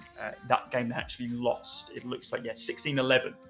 When they played it in the UKCS Hub Cash Cup against Royals just last month, they got absolutely destroyed, 16-5. So a lot on the card for them now, or a little bit of an uphill battle potentially. Yeah, Summy Singles, they played Mirage in their last best of three coming into this series. They beat Buzzkill on this map in the second map, which guaranteed the spot here. 16-7 on that one, and that was after beating Buzzkill on Nuke earlier on. So they've got the same two maps here to work with. The first one didn't quite end in Summy's Singles' favour, but Mirage can certainly go their way. But it's of concern of if it can, because Nuke was so close. And after how close that was, I don't know mentally if there's going to be any impact going forward. But it's Mirage. It's a new chance for Summy Singles to really try and take us the distance and go to map 3. But in my point of view, I really can't call this. No, it is going to be a little bit too close to call. Remember, our third map of Dust 2 is very much possible. The way that Summies have come into this game, they've surprised me, if I'm completely honest. We knew that there were a mix coming into this. We knew that there were some good players on the team. Did we know that they were going to be this good? I don't think so. We've definitely underestimated them a little bit, and I feel like we need to take that back already. We're going to be jumping into the game very, very shortly, of course, with this second map being Summy Singles' map pick. Aura have decided to be on the CT side of Mirage. So we are just about to kick off the pistol round. Let's see how this one pans out. It's Power Your Aura versus Summy Singles on map number 2. This best of 3 in the lower bracket. 16 rounds needed for Aura to now try and secure themselves a spot further on in the competition. And Dexter is going to open things up the way they want it, at least. Dexy gone. That's the two AWPers facing off in pistols early on. And with Summy responding and getting a trade kill back, it's kills all across the board, realistically. I found just getting one. Southern being careful not to try and lose his life in the middle to Lauti. But Nem is the man who falls first. And Summy Singles, this hasn't worked out. It's awkward in middle. Block shots not connecting really in any direction at all. Freestylers is dead. Lauti follows suit. Southern finds himself free in this round. Ballboy going to be coming on through from Power as they had a very decent start there. Only one player falling, that being Impact, quite early on into that. ZNX with 3 kills, just like we've kind of come to expect from him. It's Deagles across the board now for Summies, as they know that Aura are going to be committing as much as possible into this round to be able to continue the momentum. Not only that they built off the back of the pistol, but off the back of winning that first game on Nuke as well. They want to try and shut this map down as quick as they can.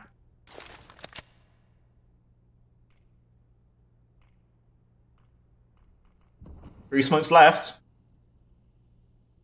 Summy Singles, I think, are going to determine whether Lauti's kill here guarantees if they go towards aim. And there's the kill. It's a spam, but it's a spam that gives Summy Singles a chance to maybe commit. Oh, hi, fan! Oh, no! Summy gets a kill anyway. And there's the O site potentially open. Depends what Dexter finds here. The kill and connecting converted. The player towards ramp. Now a distraction. Dexter can convert. And with the help from Freestylers, I mean, Summy Singles more or less have the round converted. Wow.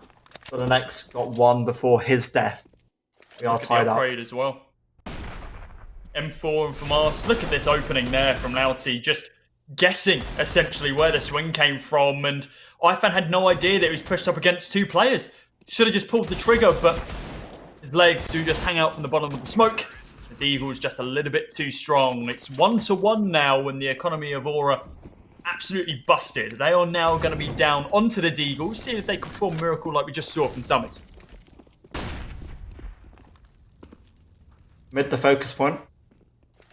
And mid the main point of concern really for most teams playing Mirage at the moment. Dexy, all looking to connect her. Louty just had to be careful not to overextend, but look in Palace. Southern X specifically has pushed deep in to that angle, and Louty loses the time, and he could lose his life. Dexter does lose his life. Summy finds that one.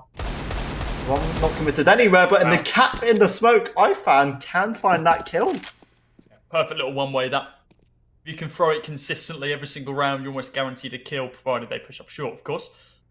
The timing here over towards the T spawn as well. ZNX has been able to rip off the head of Louty. What else are you going to be able to find? Well, there's a fully automatic. It's got himself an AK. Smoke goes down onto ramp as well. Needs to be careful about the angle, though, because Nem is going to be able to spot him out. But, oh! ZNX finds the opener. Just to be able to level the playing field a little bit more on this A-bomb site. He's the only person defending it. With all three remaining players from Aura, Gamble stacking on B. I don't like this. I think, especially considering the amount of players that ZNX been able to spot out now, can hear the bomb getting planted as well. They're going to allow it to go down. Just to think that ZNX potentially rotated around towards the B site. Flash goes out from Freestylers. He's going to be very quick to push though, but the overwhelming Deagle shots in a couple of moments. See what they can do. They can find both of the players. All that's needed is Boy to be able to pick up those 2 kills. Once again, Aura, they recover. They bring themselves back into the lead. Lovely one tap from Summit. It felt like a weird round over towards A where ZNX was playing specifically. He pushed through Palace, he got this kill. There was a player lurking behind him, further behind him T-spawn, but ZNX and Hoy make the impactful frags and the plays that guarantee that second round. Meanwhile, in our off-stream game, Operation Save Spot, they won that game against Taurus and now have this map advantage going forward into Overpass. 1-0 lead for CT's there. Louty with the Deagle spam, that's awkward. To say the least. Freestylers looking to pop out and pick up one, looking for another one as well as he runs for the wind. Shot from Louty. Another one as well, but this time not going to connect onto ZNX. He's going to come out on top there. Mr. Hoy sees the gun barrel, spams him down, somebody taken out of the round. Now in a 3 versus 3 with the weapon advantage and health advantage leaning towards Aura. Hell, every single advantage known to man towards Aura. Maybe the overwhelming just firepower from these Deagles are going to be enough, but Hoy ready and waiting for them. Along with iFan as well. Crossfire setup. Going to be deadly. Boy, hasn't been spotted as of yet. And oh, now he's heard the drop. Here comes the spam. Starting out by iFan. The ending by Hoy. 2 more kills for him. Finds 3 in total. That's a 3rd round for Aura as well. Summy singles, they just got those first initial kills with the Deagle over towards A. They made that look simple. But then the rotation may be questionable at this point. Because they made the CTs have an easy play to convert all the kills. Move towards middle. Summy singles start off with a default. Once again, 7-1 lead, ZNX. Starts this one off how he needed to. No players will be peeking A this time. They're focused mid. Maybe in apartments.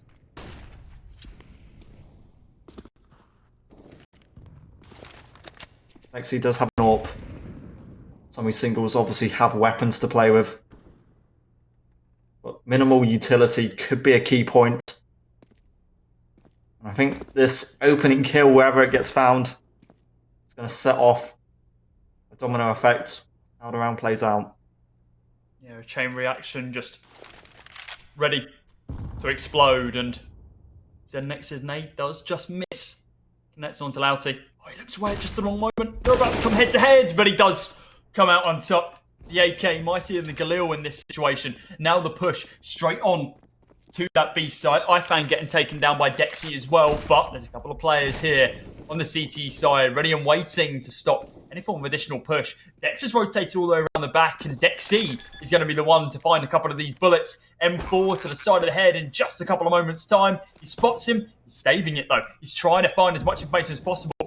We see the push continue directly through Chop, and now the tap starts from them. He finds one in the form of Impact. Spots out a second in Dexter. Looking for a third as well, but he's running low on bullets. Nem is looking for more damage. But it's going to be the AK of it. ZNX, he finds one. Looks for the second as well, but he's falling from the heavens. Does get taken down by Somni. Now, oh, it's so close for Hoy. He does actually pick up both of them. In the last few moments of the round, there is just enough time for him to be able to get the bomb defused. It's a 4th round for Aura, but god damn did that come close. That felt scary. That felt like Sammy really could have come off clean in terms of their team finding the conversions. Them individually, crisp, clean conversions. The third kill not even found, unfortunately. So the next, it felt like he could have found that. Felt like Aura had it in their favour mostly. 4-1 on top for us. Now they have a lead. 2-1 in their favour. Singles with the pistols. Cody, hello. ZNX. Oh, Dexter does retaliate. Well, I mean, rubber walls apparently with the force that was bouncing back at him. He's not too pleased with that one. You can hear the chat ticking away. Summies need to build up a little bit more momentum to be able to come back into this one. Remember how that first map of Nuke started? Summy, they run away with 3 rounds, and very quickly retaliated by Aura, bringing 3 more back as well.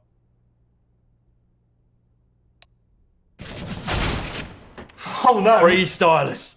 That was actually fine Impact. That is timing to perfection, as a matter of fact. As almost in the same tick, I didn't even see the gun go off. No, I didn't realise he converted it. Just keeps peeking it though. 2 bullets, doesn't need any more though. Oh, maybe he does. Needs a little bit of help from his friends as Dexter and Hoy, they're going to swing here. Oh, through 2 boxes. Still managed to take down Dexy. Flash goes over. Now they're going to push on through. Are they going to be able to connect this kill onto Nem? That is the real question. Just jumping left, right and centre, but tries to re-rotate.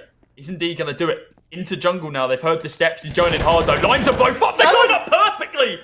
Sprays through both and gets them both in a single engagement. 4-2 now. That's why they don't swing at the same time, lads.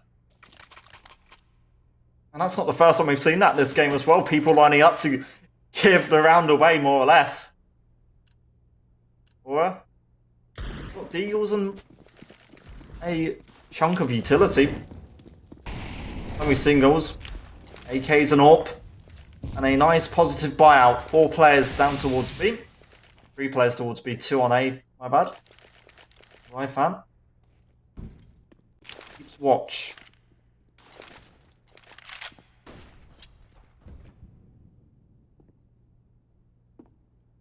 Heard him. He gets a kill. Now he's done it again.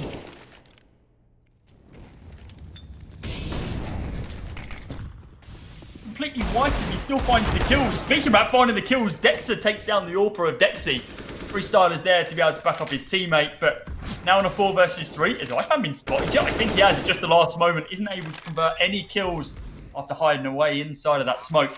Taps coming through from ZNX, but he wants to make sure he can save this armor and the deagle if possible, along with impacts. They are just going to be falling back, allowing Summies to pick up a 3rd round. Or just need to build up a little bit of momentum when it comes down to their economy at this stage.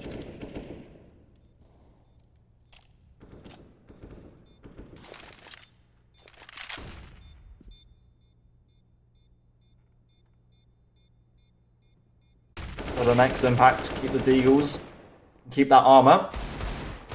Heard Hoy push. Nice clean up. Well, some of these singles fine round through for us. 4-1 up.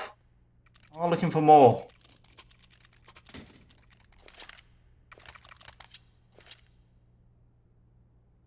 Like you said, Cody, Summer's single. Yeah, some of these singles even. I can't talk. They are pulling this back. Almost 1 o'clock, it's fine. Been a long day. These guys are still doing it. Impact doesn't have a frag yet.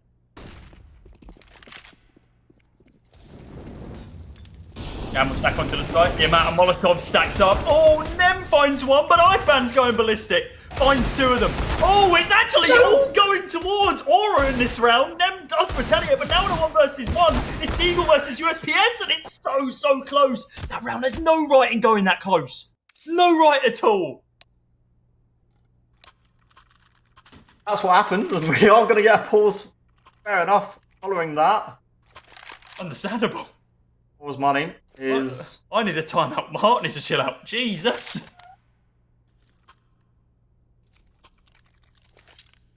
5-1 for us, looking to get back into that other game. Operation Safe Spot got that first map. Horse now. We'll look to take that to a third map. But now tied up here. Bit of a closer affair. I expect another timeout to come in. Or finding a buyout at the last few moments. It's a full buyout. iFan is AFK. No, he's got his weapons quite late. Exit now. Can't get too much. Yeah, nothing to be found as of yet. Over on that A site. Nothing to be found anywhere as of yet. A little bit mid-control going to be gained by Summies. Louty's getting a little bit aggressive here. Znet, close angle. He does peek it first and, well, catch him off the back of the movement. Spam's going to come on through the cubby, but not going to connect. iFan, on the other hand, just going to sneak on through vent, through ladder, find 1 kill. Freestyler's getting tapped away, but the spray control is perfect to be able to take down Dexter. Now Dexy looking to back up his teammate on this A site loop. Minute to go. ZNX will be the support for Impact. 50 seconds to go. Or again, just kind of quite casual, quite happy to play hidden. There's so many angles they've got to clear out. Impact, in fact, falls. Nem can come off a winner there. CT is the main point of concern now. The smoke is there, but it's not a concern. ZNX is going to fall anyway. Freestylers gets the kill. Tommy singles.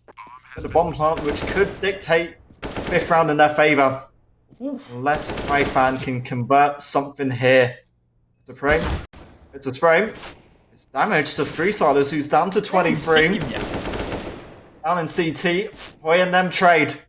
2-on-1 iFan. A lot to do. An AK is not going to match an AWP from Pits.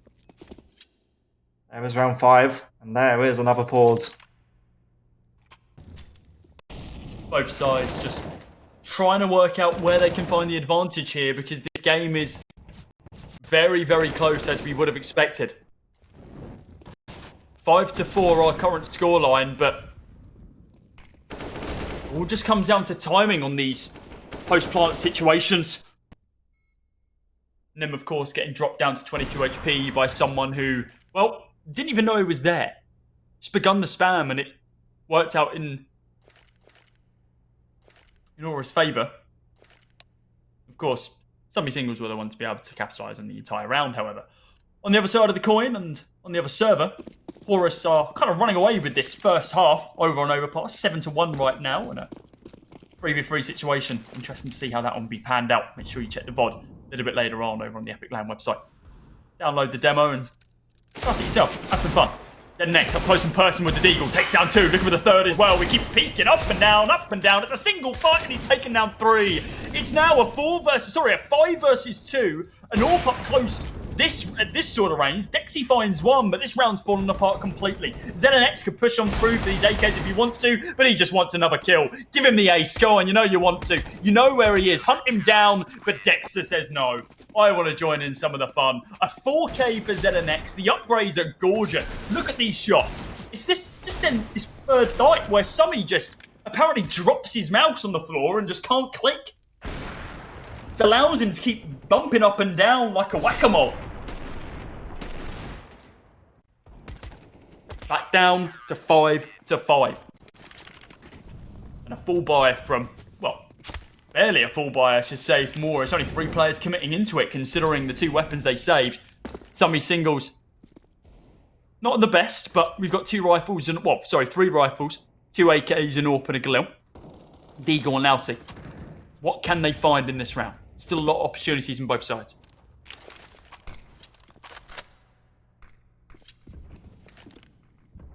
Lexi's going to get some... I was going to say some support from Louty. But the one for now isn't going to be deeper into apartment. In fact, maybe going to be towards middle. Nem smokes off connector. Restarters again. Might be impactful if there is a play towards aim. It felt like they were setting up towards B. We smoke. Means now a bit more pressure goes on towards how the A players will approach this. ZNX with the sound cues given away towards him. Dexy was heard. Jumping away. And ZNX taps away to get both kills in middle. Or have now an advantage. But Nem cuts it short. 3-on-2. Could become a 2-on-2. ZNX getting a bit defensive up inside of top mid, which makes sense. Bomb is in no man's land at this stage. Nem needs to recover it quick before this rotate comes on through from short. But he's not gone from the bomb. As a matter of fact, Dexter's going to be able to punish him for it as well. ZNX able to find that final kill. 6-5 now, just 2 rounds away for Aura. Be able to score this first half as their own. That is one-sided. 9-1. Dear Lord. Aura Esports in control there. Well, that is on overpass, which could, you know, technically be in overtime. Essentially, that's a level game the second that it swaps over. Let's be honest. Spam soon to be coming on through from Impact. No one's checked Underwood, and look at this. It's all falling apart. Nem finds a gorgeous 1D, but it might be too little too late. Maybe not. Dexter and ZNX both getting taken down by single glorious 1Ds at the hands of Nem. Nade goes on through into Under as well. They know the impact is there. It's been called out. What damage was done? Barely any until that nade rained on through. Now they're going to be hunting down Nem. Well, maybe not actually, because they have full control of the bomb right now as it was dropped directly in the center of the site. Nem's going to be the one to push on through. No armor, just the Deagle, but IFAN does just spot him out through the smoke. 7-5 now. 1 round closer.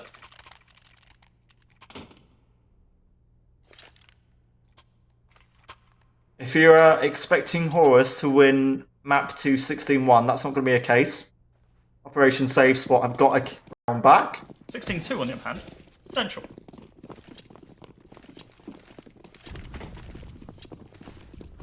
As we enter round 13, Power Aura are going to have to power against a Summy Singles aggression out towards B. This is fast, this is so deadly, and ZNX has already found one to defense. Not quite gone. There's still a player on there. Hoy is still in the smoke behind from Van, and he is going to take down that bomb cluster. Perfect. Hoy gets in fact a second down to a 2-on-2. The Mac 10 from that range is going to fail against Impact M4. Dexy might be the man to save this. Drops down. Has 2 players to find. Smoke's actually going to work in his advantage. You're going to be able to play around it to be able to potentially spot out Impact first, but he was holding on that single angle. 8-5 now, Aura. Now in their stride. Remember, this is the lower bracket, guys. Whoever loses this, gone. Deleted from the tournament. This is where the epic.LAN 32 journey ends. But will that be the case for Aura or Summy Singles? Well, the way this is panning out right now, it looks like Aura are firmly in the driver's seat, but still plenty of rounds to go. 16 to be precise. Eagles across the board for Summies. As they're not wanting to go down by a fight.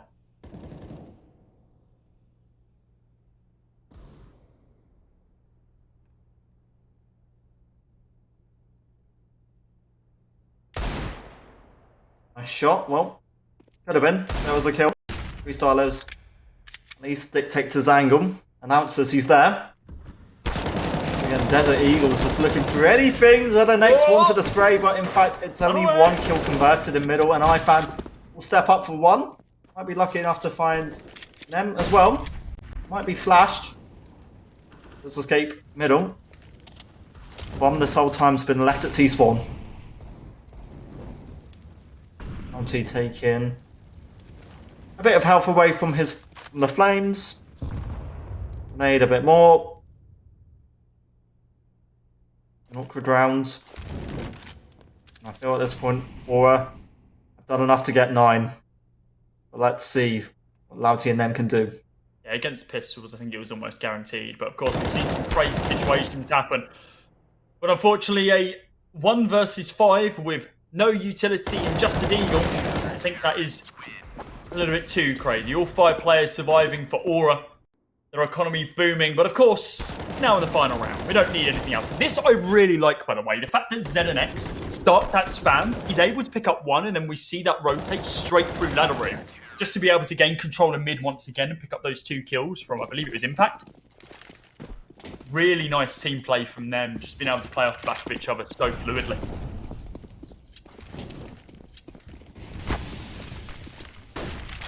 Look, it's the final round of our first half, and we've got a full buy on both sides. The way Aura have been playing makes me think they're going to be moving into double digits, but Summies, they've definitely had some random, sporadic, glorious rounds throughout this first half. Do you think they're going to have another one at their sleeve? Well, for starters, not as close as Nuke. Or they've looked a bit more consistent, a little bit easier in terms of finding the kills. First kill, that's certainly going to be dictating how this plays out. And Orp is a winner in that encounter. And boy, in fact, found the kill also of the Molotov in Connector. A nice reposition, allows Summy to die. Dex on the Orp. Dexy, the man left, does have a chance of fighting one. Kill found. 2 on A, there's 1 on B. He had some great chances on Nuke with the York. This map hasn't really been the same. And as Aura find double digits to secure round 10, it means the pressure goes straight onto the CT side of Subby singles. 5 could be enough. They have to kick off pistol with something special, I think. Yeah, I think this CT side, we need to see Summies pick up this pistol round. If they need to begin momentum, should I say. I was about to say they need to do something, but something they need to do is just blast out of the gates with these pistols and just take the fight straight to Aura, because they're on the back foot. 5 rounds down, and this pistol round could change that. Remember, statistically, if you win the pistol round, you are due to win the next 2 as well. That will bring them back into this game. We see this push from the T side of Aura. Collapsing directly onto the site. Impact does not care that your friends are inside a CT. We're just going to plant that bomb straight away and now play for retakes. A 5v5 retake situation with no utility on both sides and all players alive and on full HP. All 5 players from Summy's going to be pushing from the CT spawn now on Impact. He's got 5 players just bursting at him. Hoy holding all the way back from ramp. It's up close and personal for iFan right now with this Glock, and usually that's where it comes into its own, and it does. iFan, Hoy, they spread the love, they spread the kills. As Aura find themselves in 11th, and this could be the beginning of the end now for Summy singles in this tournament. X has been the man to really dictate how Aura are being allowed to stay in control of this matchup. 20 kills, 8 deaths. Summy singles, their best player, Nem, 14 kills and 12 deaths. Summy singles have got to get some momentum and really some confidence going for them.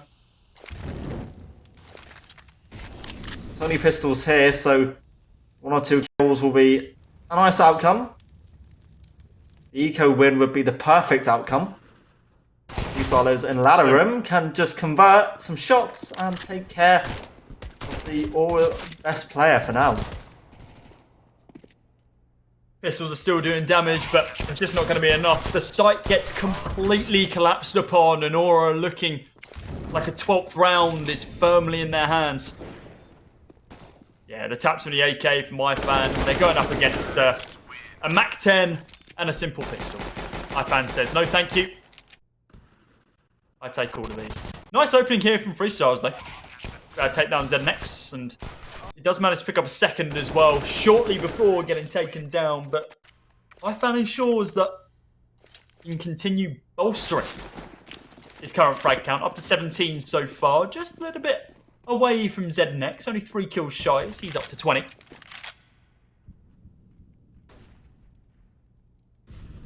Outie. Oh, this could be dangerous, Louis. This could be Hoy's to win, and in fact, he does. Outie dead. A little dive onto the site means he is there, but the bomb isn't quite there yet. Nem. Free rifle, cheers. Get a lovely AK upgrade. In fact, a Galil for him. With an in connector. Impact taps in the digits. Gets a bomb plant. And the 2 players running out of CT are just going to run more or less into Hoy's crosshair. Molotov useless. Deagle and CT doing little protecting. An iFan with a simple cleanup. 13 rounds found. Summy singles now need this one if they want to stay in the series and stay in the tournament.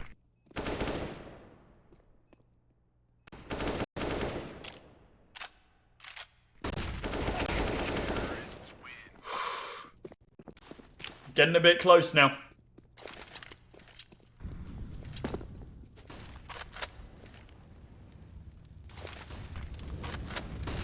Finally have a full buy.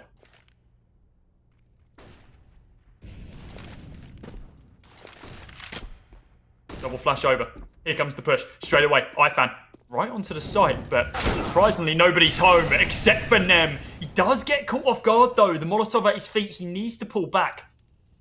Bomb can still be planted, but with the smoke's being deployed in situations like they are, it'll be quite hard for them to be able to do much. Dexter, just at the top of the smoke, takes down Nem, opens up the site just a little bit more. More room for her to be able to play. Nay comes on through to Firebox, but he still survives. 49 HP to his name. Outie, no one knows he's there. Play for time. Take out the furthest player first. Always no situation, but he takes out the closer, allows his teammates to be able to pick up the other players. Hoy does retaliate fairly quickly though. Now on a 2 versus 2. They know exactly where these 2 players are. They need to get the bomb planted. They do actually have time to rotate round to the B site if they wish. Impact going for the plant. He's indeed going to be able to try, well, at least try to get it. Hoy, 1 bullet in the mag. Please give it a shot. He did, but he's not going to be able to connect. Reloaded. M4 versus AK, and he rips the head clean off of Freestyles. 2 more needed. Knock out Summy singles. Power your aura. They're certainly powering through this. It was a good boost that they did to give Dexter the opportunity to find that kill. As they work forward. Power your aura. I'll put a bit of a mental pressure onto the CT boys as well. Operation Save Spot. They're trying to save Overpass. They've got themselves up to a 10-7 scoreline. That's doable. On a T side, you can definitely come back in that sort of situation. It's, I think, still too early to call whether or not that's going to be going to a 3rd map. Only a 3-round deficit between the 2 teams, whereas in the situation right now, well, actually, let's hold on this right now, as we're still in freeze time, but it looked like an almost perfect spray, but just the overwhelms. As you can see, Horace trying to make sure that they do indeed go to a 3rd map. We swap back to the one that we've been focused on for the last hour and a bit, almost 2 hours now. Oi, takes down the opener. The former Nem, just a little bit too aggressive with the SMG, but what you need to be when you've got sub-optimal weaponry. iFan's pushing on through though, trying to get complete CT control, and he is indeed going to be able to do so. Heads ripped off of both Freestyles and Summy. Who else is going to be able to find Lousy? Nope. 1 bullet was all that's required. He spammed a little bit more, just to make sure that the wall got a little bit of a feel of his danger. Close range, takes down 1 more as well. Brings us now down to a 2 versus 2. Is this going to be the first round on the CT side for these guys? Who knows? 1 versus 1. Dexy versus Impact. Impact has the better weapons, but Dexy has the fire rate, it looks like. Now down to the USPS. Just needs 1 bullet. Impact play bring around the Rosie, but oh! Just coming out on top as Dexy tries to go over the top. Spam starts and it connects perfectly. Dexy and Louty, they tried to keep that. They tried to save that for Sammy Singles, and it should have been. It felt like it was a chance for them. Louty, the 3 kills he got was really what felt like enough. It was awkward in the end. And Impact beats Dexy 15-5. Map, tournament, series point on the line. All we need one to knock out Summy Singles. And for a mixed team, we have to give Summy Singles credit.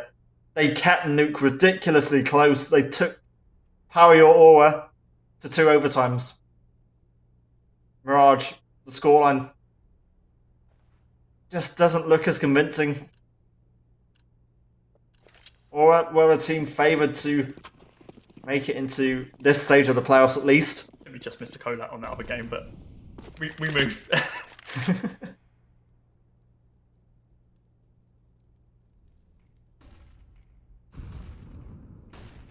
15-5 now. Potential final round now for Aura. They have the weaponry. They have the utility. Summies, they've done very, very well to get this deep into the tournament, especially considering they pushed themselves through the lower bracket. Summy opens up with 2, though. ZenNex and Hoy both taken out of the round. Impact being able to take down Freestyles on the rotate. 3 versus 3 now. The game is far from over. 3-2. Summy look to bring it back. Up close and personal with his MP9, trying to catch Dector on the run, and he is trying to sprint away, but... oh no. Has the server gone? So, yeah. I think, ladies and gents, I think we know what that means, unfortunately, for Summy Singles. The server's gone. If you've been playing CS, been watching CS for a while, if a server dies in a 15-X situation, that is it. Power Your Aura have taken this best of 3 2-0. 16-5, your final score. And they now go through to the next stage of the lower bracket. They're going to be going up against Pomperty, who dropped down from the upper brackets themselves. So yeah, commiserations to Summy Singles. They did fantastic in that first map. I feel like we would almost certainly be in a map... well, we would be. We'd be in a map 3 if that first map went any different. It was so close. Anyone could have called it either way. Summy Singles could have taken that one. But instead, they are gone. They are knocked out. A great showing for Aura. Yeah, Aura, they realistically just deserved to come off better than that. It was a great performance on Nuke. Mirage just... it looked quite clean for them, and that's the disappointment for the mixed side. Summy Singles just didn't entirely turn up on Mirage, and whether it's the fact that Nuke was taken out of them, whether it's the fact we're this late into the night, it could be any of these factors. But for the mixed team, it's goodbye. But for Aura, it's a spot further in the playoffs and a chance to maybe look towards a final. Yeah, potentially. Still a few more games for them to be able to play out in the lower bracket. And speaking about more games to play up through the lower bracket, we've been popping it up on the bottom of the screen, to the left of the screen, to the side of the screen throughout this entire series. Because there's one more game going on in the lower bracket right now, which seems to be going down to the wire. That being Horus versus OSS. We saw some pretty decent rounds, and we thought, you know what? It's 1 o'clock. In for a penny, in for a pound. Let's just keep going. So we're going to be jumping straight in to the Horus OSS game in just a few moments' time. We won't give you any form of rundown in the pre-stats because, if I'm honest, I haven't done any pre-recorded stats, Louis. I don't think you have either. We've been focusing on this best of 3. So we're going to jump in completely blind. We know that the first map of Nuke went over to, I believe it was Horus, right?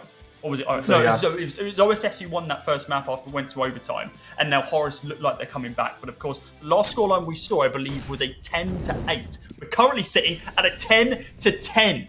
Potential comeback situation for OSS. Husky going to be able to open up, taking down 0 HP with a glorious headshot on this full buy round from both sides. I like that Levin's got a little star next to his name. That's cute. I love that. Joshua. Ooh, taking down Crit. Is there going to be retaliation? No. Yes, there is. Jamie's going to be able to trade it back straight away. They're going to continue their push straight onto the A site. Prime, who is holding all the way around long, upgrades himself to an AK. Spam starts. Not going to be able to convert into a frag, but the molly that rains over might stop the bomb plant. No, it does not. Bomb goes down as Trouto comes out on top in that one.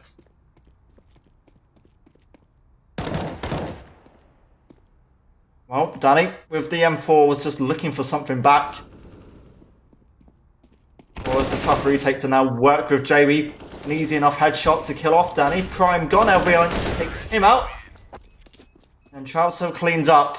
Operation save spot and save this round. They get themselves round 11 in their favour. The winners of this go on to face Peak in the lower bracket semi-final tomorrow morning at 10 a.m. 9-2. When we first... This was 9-2 earlier, right? Yeah. Horus have won were in control. one round since that point.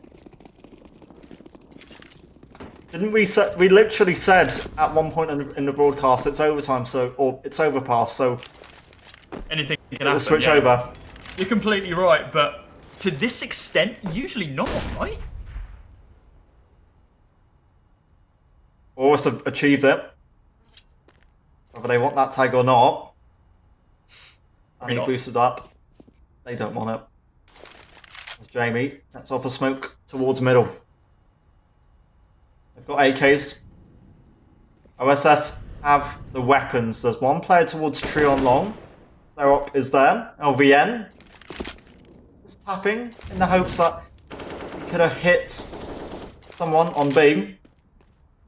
He is lurking. And with only 2 players between long and bathrooms. Dangerous for Danny. If OSS read this, the A site could be open for them. A little bit of team damage there, but Husky is going to be able to survive it. 0 HP gets taken down. Jamie now going to be lurking through toilets as Joshua with a leaping hand goes hello, and he gets his head ripped clean off of his shoulders. Central rotate now all the way around towards the B site. Danny doesn't know that Levon's there. He's just going to hold inside of water. What's that one? Oh, crisp, clean flick of the deagle shot there to be able to rip the head off him as well. Now upgrades himself to an A-cam. Because of that engagement, they're going to push over towards the A site. Here comes the collapse. 4 players now are about to explode all the way through. It's against 1 rifle and 2 pistols. With the rifle nowhere to be seen right now. Default plant from Trouto. Husky finds 1 in the form of 99XD. And Prime taken down by Jamie as well. Danny on the full rotate. In through mid. What's he going to be able to find? I don't think much. It looks like an almost certain 12th round for OSS. Husky. Yeah, spots out Danny as well as he catches him reloading. The 12th round for him. And his squad.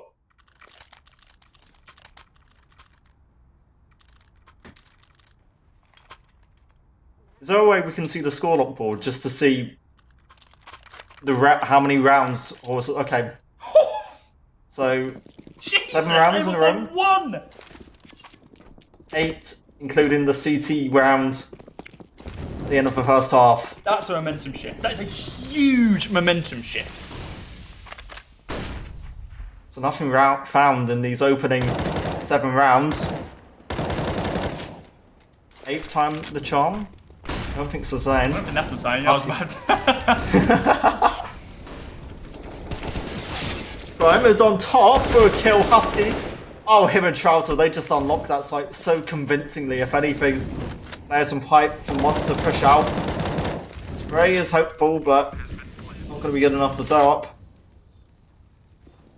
Could be 13 in play unless Joshua and Zerop get something on the retake. LVN re-smokes off heaven. And the CT players opt to save. 8 in a row. Becomes 9 in a row.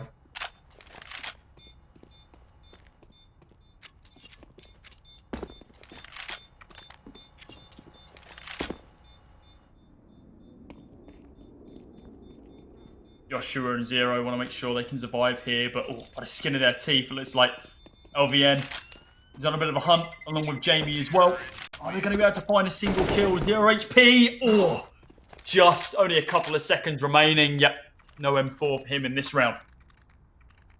The buy is looking a little bit rough for Horus here. As a matter of fact, I don't think they have one. They are going to be kicking themselves that this game has shifted pace as much as it has. No win in 9 rounds now. Joshua looking for an opening. Instead, stares directly into the flashbang.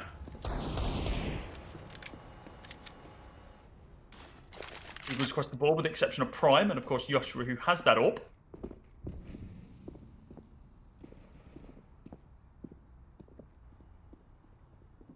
Trouter was playing with that one-way, or just waiting on the one-way in connector. And he does get hit by that nade. It's minimal damage, but it's a warning sign. Give me your legs. The Eagle shot should have been a warning sign to LVN. Still falls. Zarop takes him out.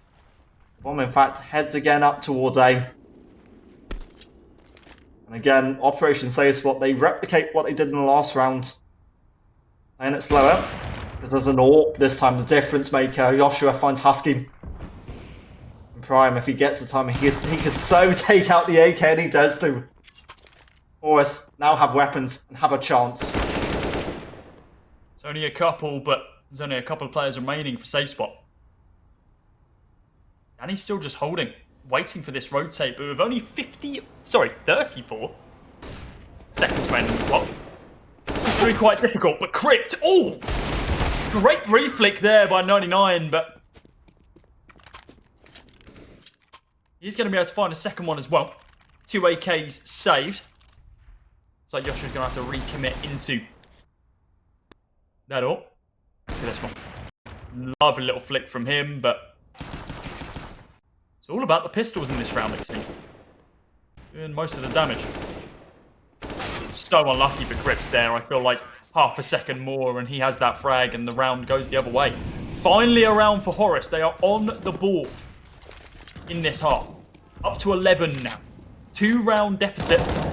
Still all to play for.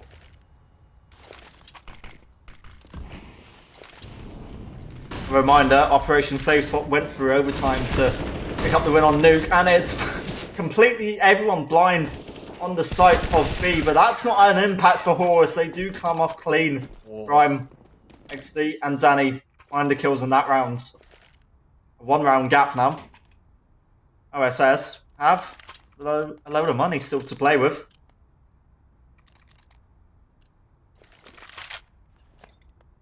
Even sets of weaponry. And at this point, if you're Horus, you want to just keep this momentum going. You want to ensure OSS can't get a momentum shift. Amy's peak isn't enough really for lasting damage. Joshua's tagged down to 74, but that's it. Flash on shorts doesn't do anything.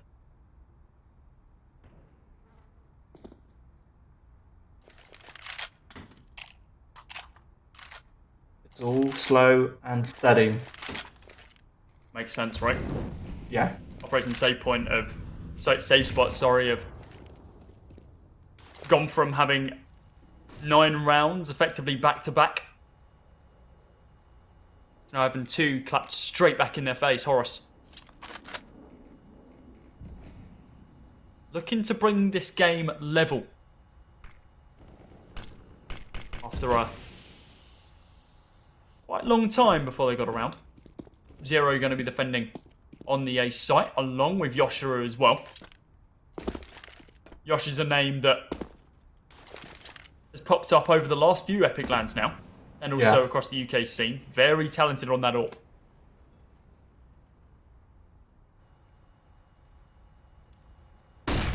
Only 8 seconds. Oh, well, great flash. OSS have to commit now, and that perfect flash really now concerns OSS because they've got to find a kill back. They're now panicking what feels like panic. Allows LVN and Shroud hope to find kills, but Prime isn't done. Players on the side of Horus can still hold on to this. Prime, in fact, gets a second. The bomb will go down unless Prime does some magnificent play to deny it. Oh, one kill anyway. LVN, he got unlucky, and Joshua. What happened there? Disconnect. Did he? Huh? I think he timed out. Who knows? Horus have found 13th round They again tied us up. Balls will come in just to fix that technical issue.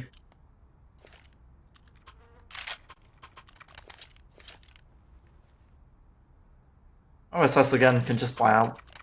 Yep, they've still got money. Hoping that Joshua does as well after dropping his weapons. Yeah, he does.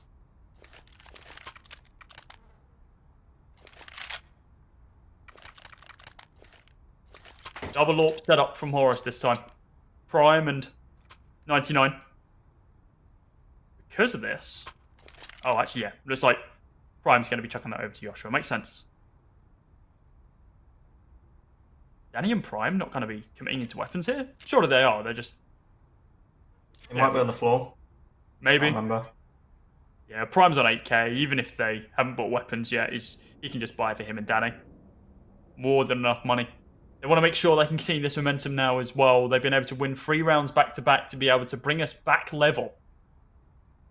And keep themselves not only in this game, not only in this series, but in this event.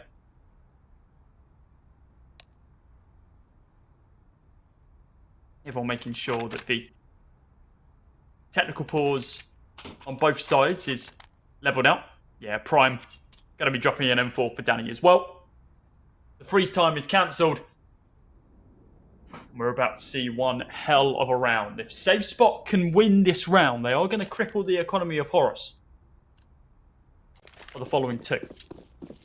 I'll have a buy in the next, but you won't be the best one. Molly goes over just to be able to potentially block a push into sandbags, but it gets smoked off very early on. We see a pretty decent stack coming on through from OSS as they begin pushing out long, and they're about to come head first into Joshua, holding with that AWP. He's yet to spot anyone out as of yet.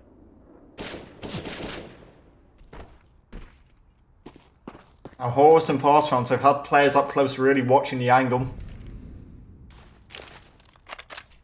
This round, no one necessarily up close. One towards truck, which was Joshua, and the AWP shot not quite connecting yet. And a Molotov towards long really just dents what OSS were planning to do. They'll now look towards bathrooms, and maybe even rotate down towards B. Yeah, that's what I was about to say. Maybe they are going to be making the call right now, but it looks like bathrooms to A is going to be the more standard choice. Smoke goes over by Troute, and a flash to follow it as well. Molly as well.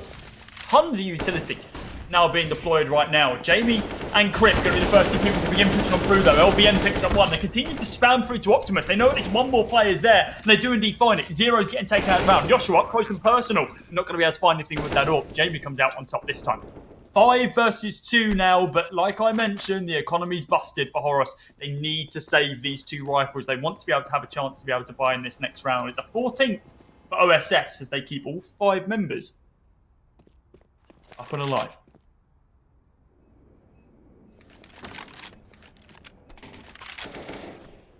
AWP chucked down. No one for OSS want that weapon. It's obviously smart because Horus can't retrieve it.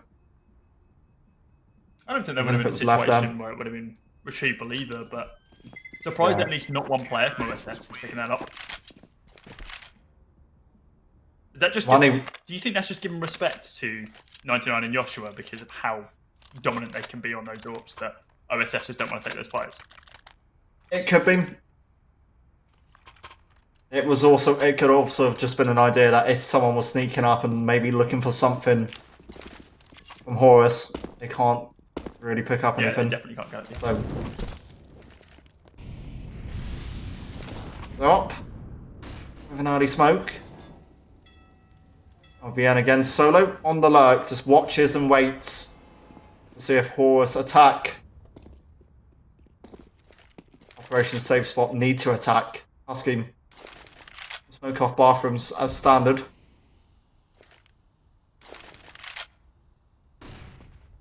Flashing. No one peeking from connector yet, and I don't really think we've seen Horus play anyone directly in connector or around connector in the rounds we've watched specifically. No, they haven't. I'm playing a little bit more passive on these sides. Whether that makes an impact and just how the defending team are playing. Oh, Joshua. The timing was just a little bit off, but he might be able to take down Trouto now. Yeah, as he gets caught off guard. He was the person trying to bait on over towards the A site, but there is still 2 players situated on B, and now we have Prime going to begin rotating up into heaven as well. Bomb is going to go down. Not really been contested either. They know that Prime is inside of heaven, but he gets his head ripped off. Molotov goes down towards Graffiti as well. Crypt needs to be careful. Position's been revealed. And gets smoked off. Now we see the push, and OSS have just had to fall back right now. They hear this bomb get tapped, and then they're going to have to push. Husky, what are you doing, buddy? You're just standing directly in the fire and the flames. Crypt takes down 1. 2 players super low. 21 HP combined between the 2 of them. Flick there from 99. Is he going to be able to get this bomb defused, though? That is the question. Taps it, holds it. Crypt, you need to peek him. You need to start spamming. He's so low. Oh, talk about close. Bomb is going to go off. Crypt not going to be able to save it, but we've got a 15-13 now. 1 round left for OSS. And it got a little bit too close for comfort, let's be honest. Yeah. Joshua actually tapped the bomb earlier on. That wasn't the first time that horse touched the defuse at the end of that. Second attempt just wasn't converted. Big round now to maybe keep Horus in this. They need 2 for overtime. Nuke, the first map of this, went to overtime. You look at the weapons. Do you feel there's hope? Deagle on Joshua. Only 1 M4. 99 egg steam. Horus, I feel, can't aggress too much.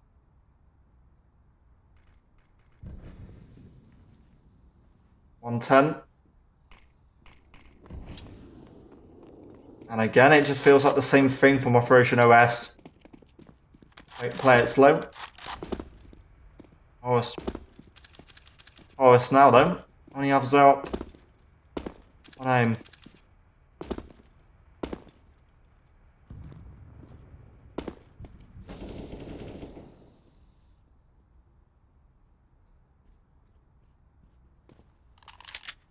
Just in the man, myth, the legend, the eternal J in the chat. Surprised that we're still going. Hell yeah, we're still going. Come on. You've been to many of epic.LAN. You know that we don't finish until 3 AM. But this round could be the end of it though. 20 seconds on the clock and we haven't seen a push as of yet until now. OSS blasting out on towards the A site. It's a default plant straight away. 99's going to be able to open up, taking down LVN. Husky picks up 2 though. The spam from Prime takes down 1. Quick picks up 1 more. Danny and 99, the last 2 players remaining, but Danny's on a really long rotate all the way around up ramp. With the bomb being planted, he's going to be able to take down 2 from range. No, he's not. Only 1, but a lot of damage onto Husky. It's all on the shoulders of 99 right now. 15-13. He needs to get on this bomb. Find the 2 remaining players, but it's not going to be enough. Husky finishes the job. It's 16-13. That is it. OSS, they go through to the next stages of the lower bracket after a hell of a comeback in that final map of the best of 3. 9-1 was that original score though. Yeah, Horus were completely in control of that. Map 1 earlier, which we didn't really see on stream, that went to OSS, but Horus, they had that advantage in the early stages of that. They had that first half really cemented in their favour, but something went wrong. We didn't see. We joined that midway through it. And from what we saw, Horus they were struggling in the initial stages of that, second half. What was it? 7 to 8 rounds before they actually got anything going. Crazy. But crazy. I think it was 8 rounds, including the final round on the CT side, right? That they just had back to back to back to back. And considering how far down they were in that first half, that was a fantastic comeback. And if anything, just goes to show that they deserve that spot moving through to the next stages in the lower bracket semi-finals. It's not just us 2 here, though, of course. We are probably going to throw this away in a few moments' time, but let's bring Juiceit back in. you've been sitting in the background for a little bit now, watching not only that game but also the game before that in that best of three between Aura and Summies. Should we touch on that one first? How did you find that series? Well, obviously, Nuke was quite something, wasn't it? It was a very, very tight game. A very scrappy interim periods there as well. Both teams going tooth and nail at it. There was not much to separate them both. It was an incredible game of CS. We had the 2 overtime there as well. And it was an incredible game. And obviously, we had Mirage as well. Obviously, shining on Mirage. It was... Aura, and obviously we had that very unfortunate technical pause at the 15 there, which obviously we've all, like you said, Cody, as well, we've all watched CS in the for many years now as well. We know what the score is there as well. So it will be Aura that goes into the next round. Obviously, Sammy's put up a very, very good fight there as well. Obviously, I think all of us predicted Aura to win. But really, it wasn't all clear cut for Aura, was it, Cody?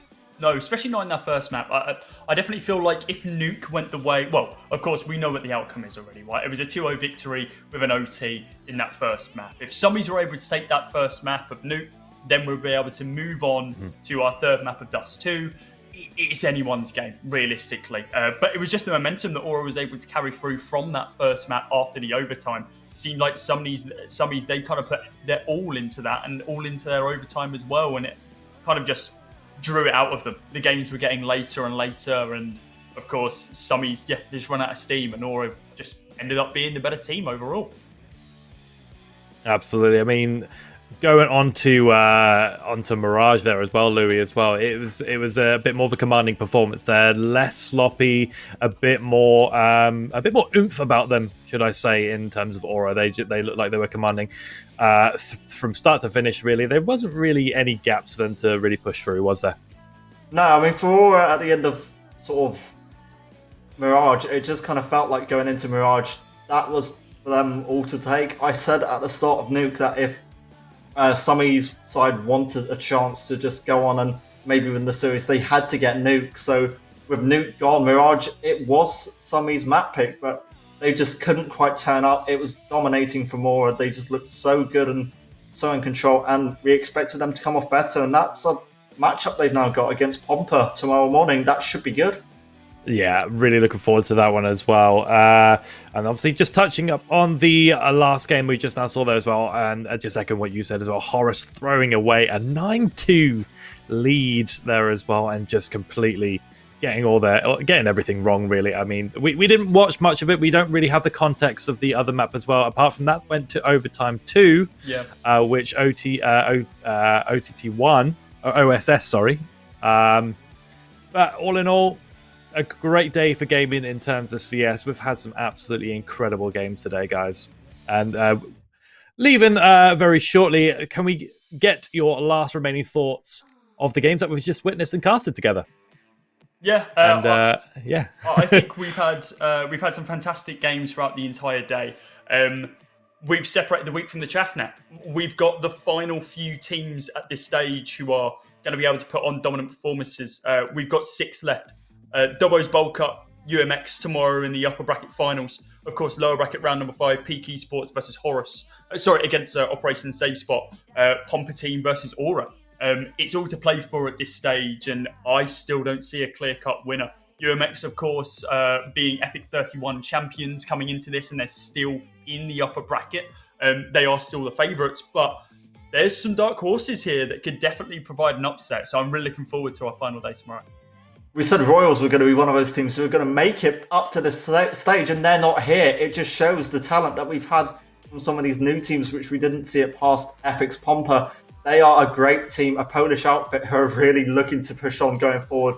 Aura tonight, they've had a great showing they were a team under a completely different brand just over, 26, 27 hours ago. So now they're about to reach potentially a semi-final of an event, which is brilliant for them. It's so wide open that there's too much to sort of suggest tomorrow. Anyone could win it. It is anyone's game tomorrow, and I want to take a big thank you, and I'll offer my thank you, should I say, to Cody Cast and Louis2K there as well, and thank you for Overclockers, Intel, Logitech, and Blue Microphones who have been sponsoring this event.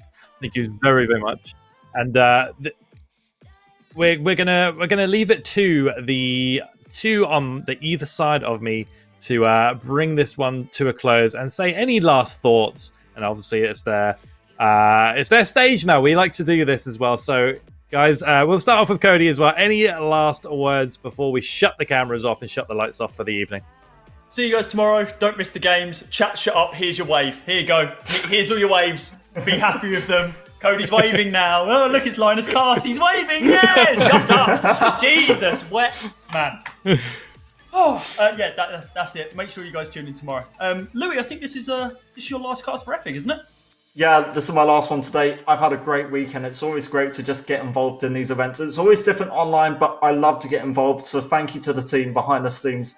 They've put so much work. The admins, the production staff behind us, all the great casters, the host, everyone's done so well. And even the people backstage running everything else. Epic is always great. It's always a massive community, and it's great to see it continuing. So thank you to everyone who's watched, and we'll see you guys tomorrow. Yeah, pleasure's cast with you always, Louis. And yeah, just to jump off the back of that, Jusic, you've been doing hours today, and so has Jakey Boy behind the scenes. 15 hours, I think, last time I checked. Just today, I think it'll be 38 over the entire... Yeah, 38 hours over the entire weekend. Absolute machines, the both of you. So keep up the amazing work. That's more the guy in my ear. Obviously, we had the internet troubles with myself today, but I'll take the thank you anyway. And as we bring a close to day 2 at Epic32, thank you again to Cody Cast, and thank you to Louis2K there as well. And thank you to the other casters that we had. What a great game of CS that we've witnessed today. We're going to be bringing some more action with you back tomorrow. Stay tuned. 10 a.m. tomorrow. Do not miss it. Set alarm. Put the kettle on all pre-ready. And then we'll see you tomorrow. Good night.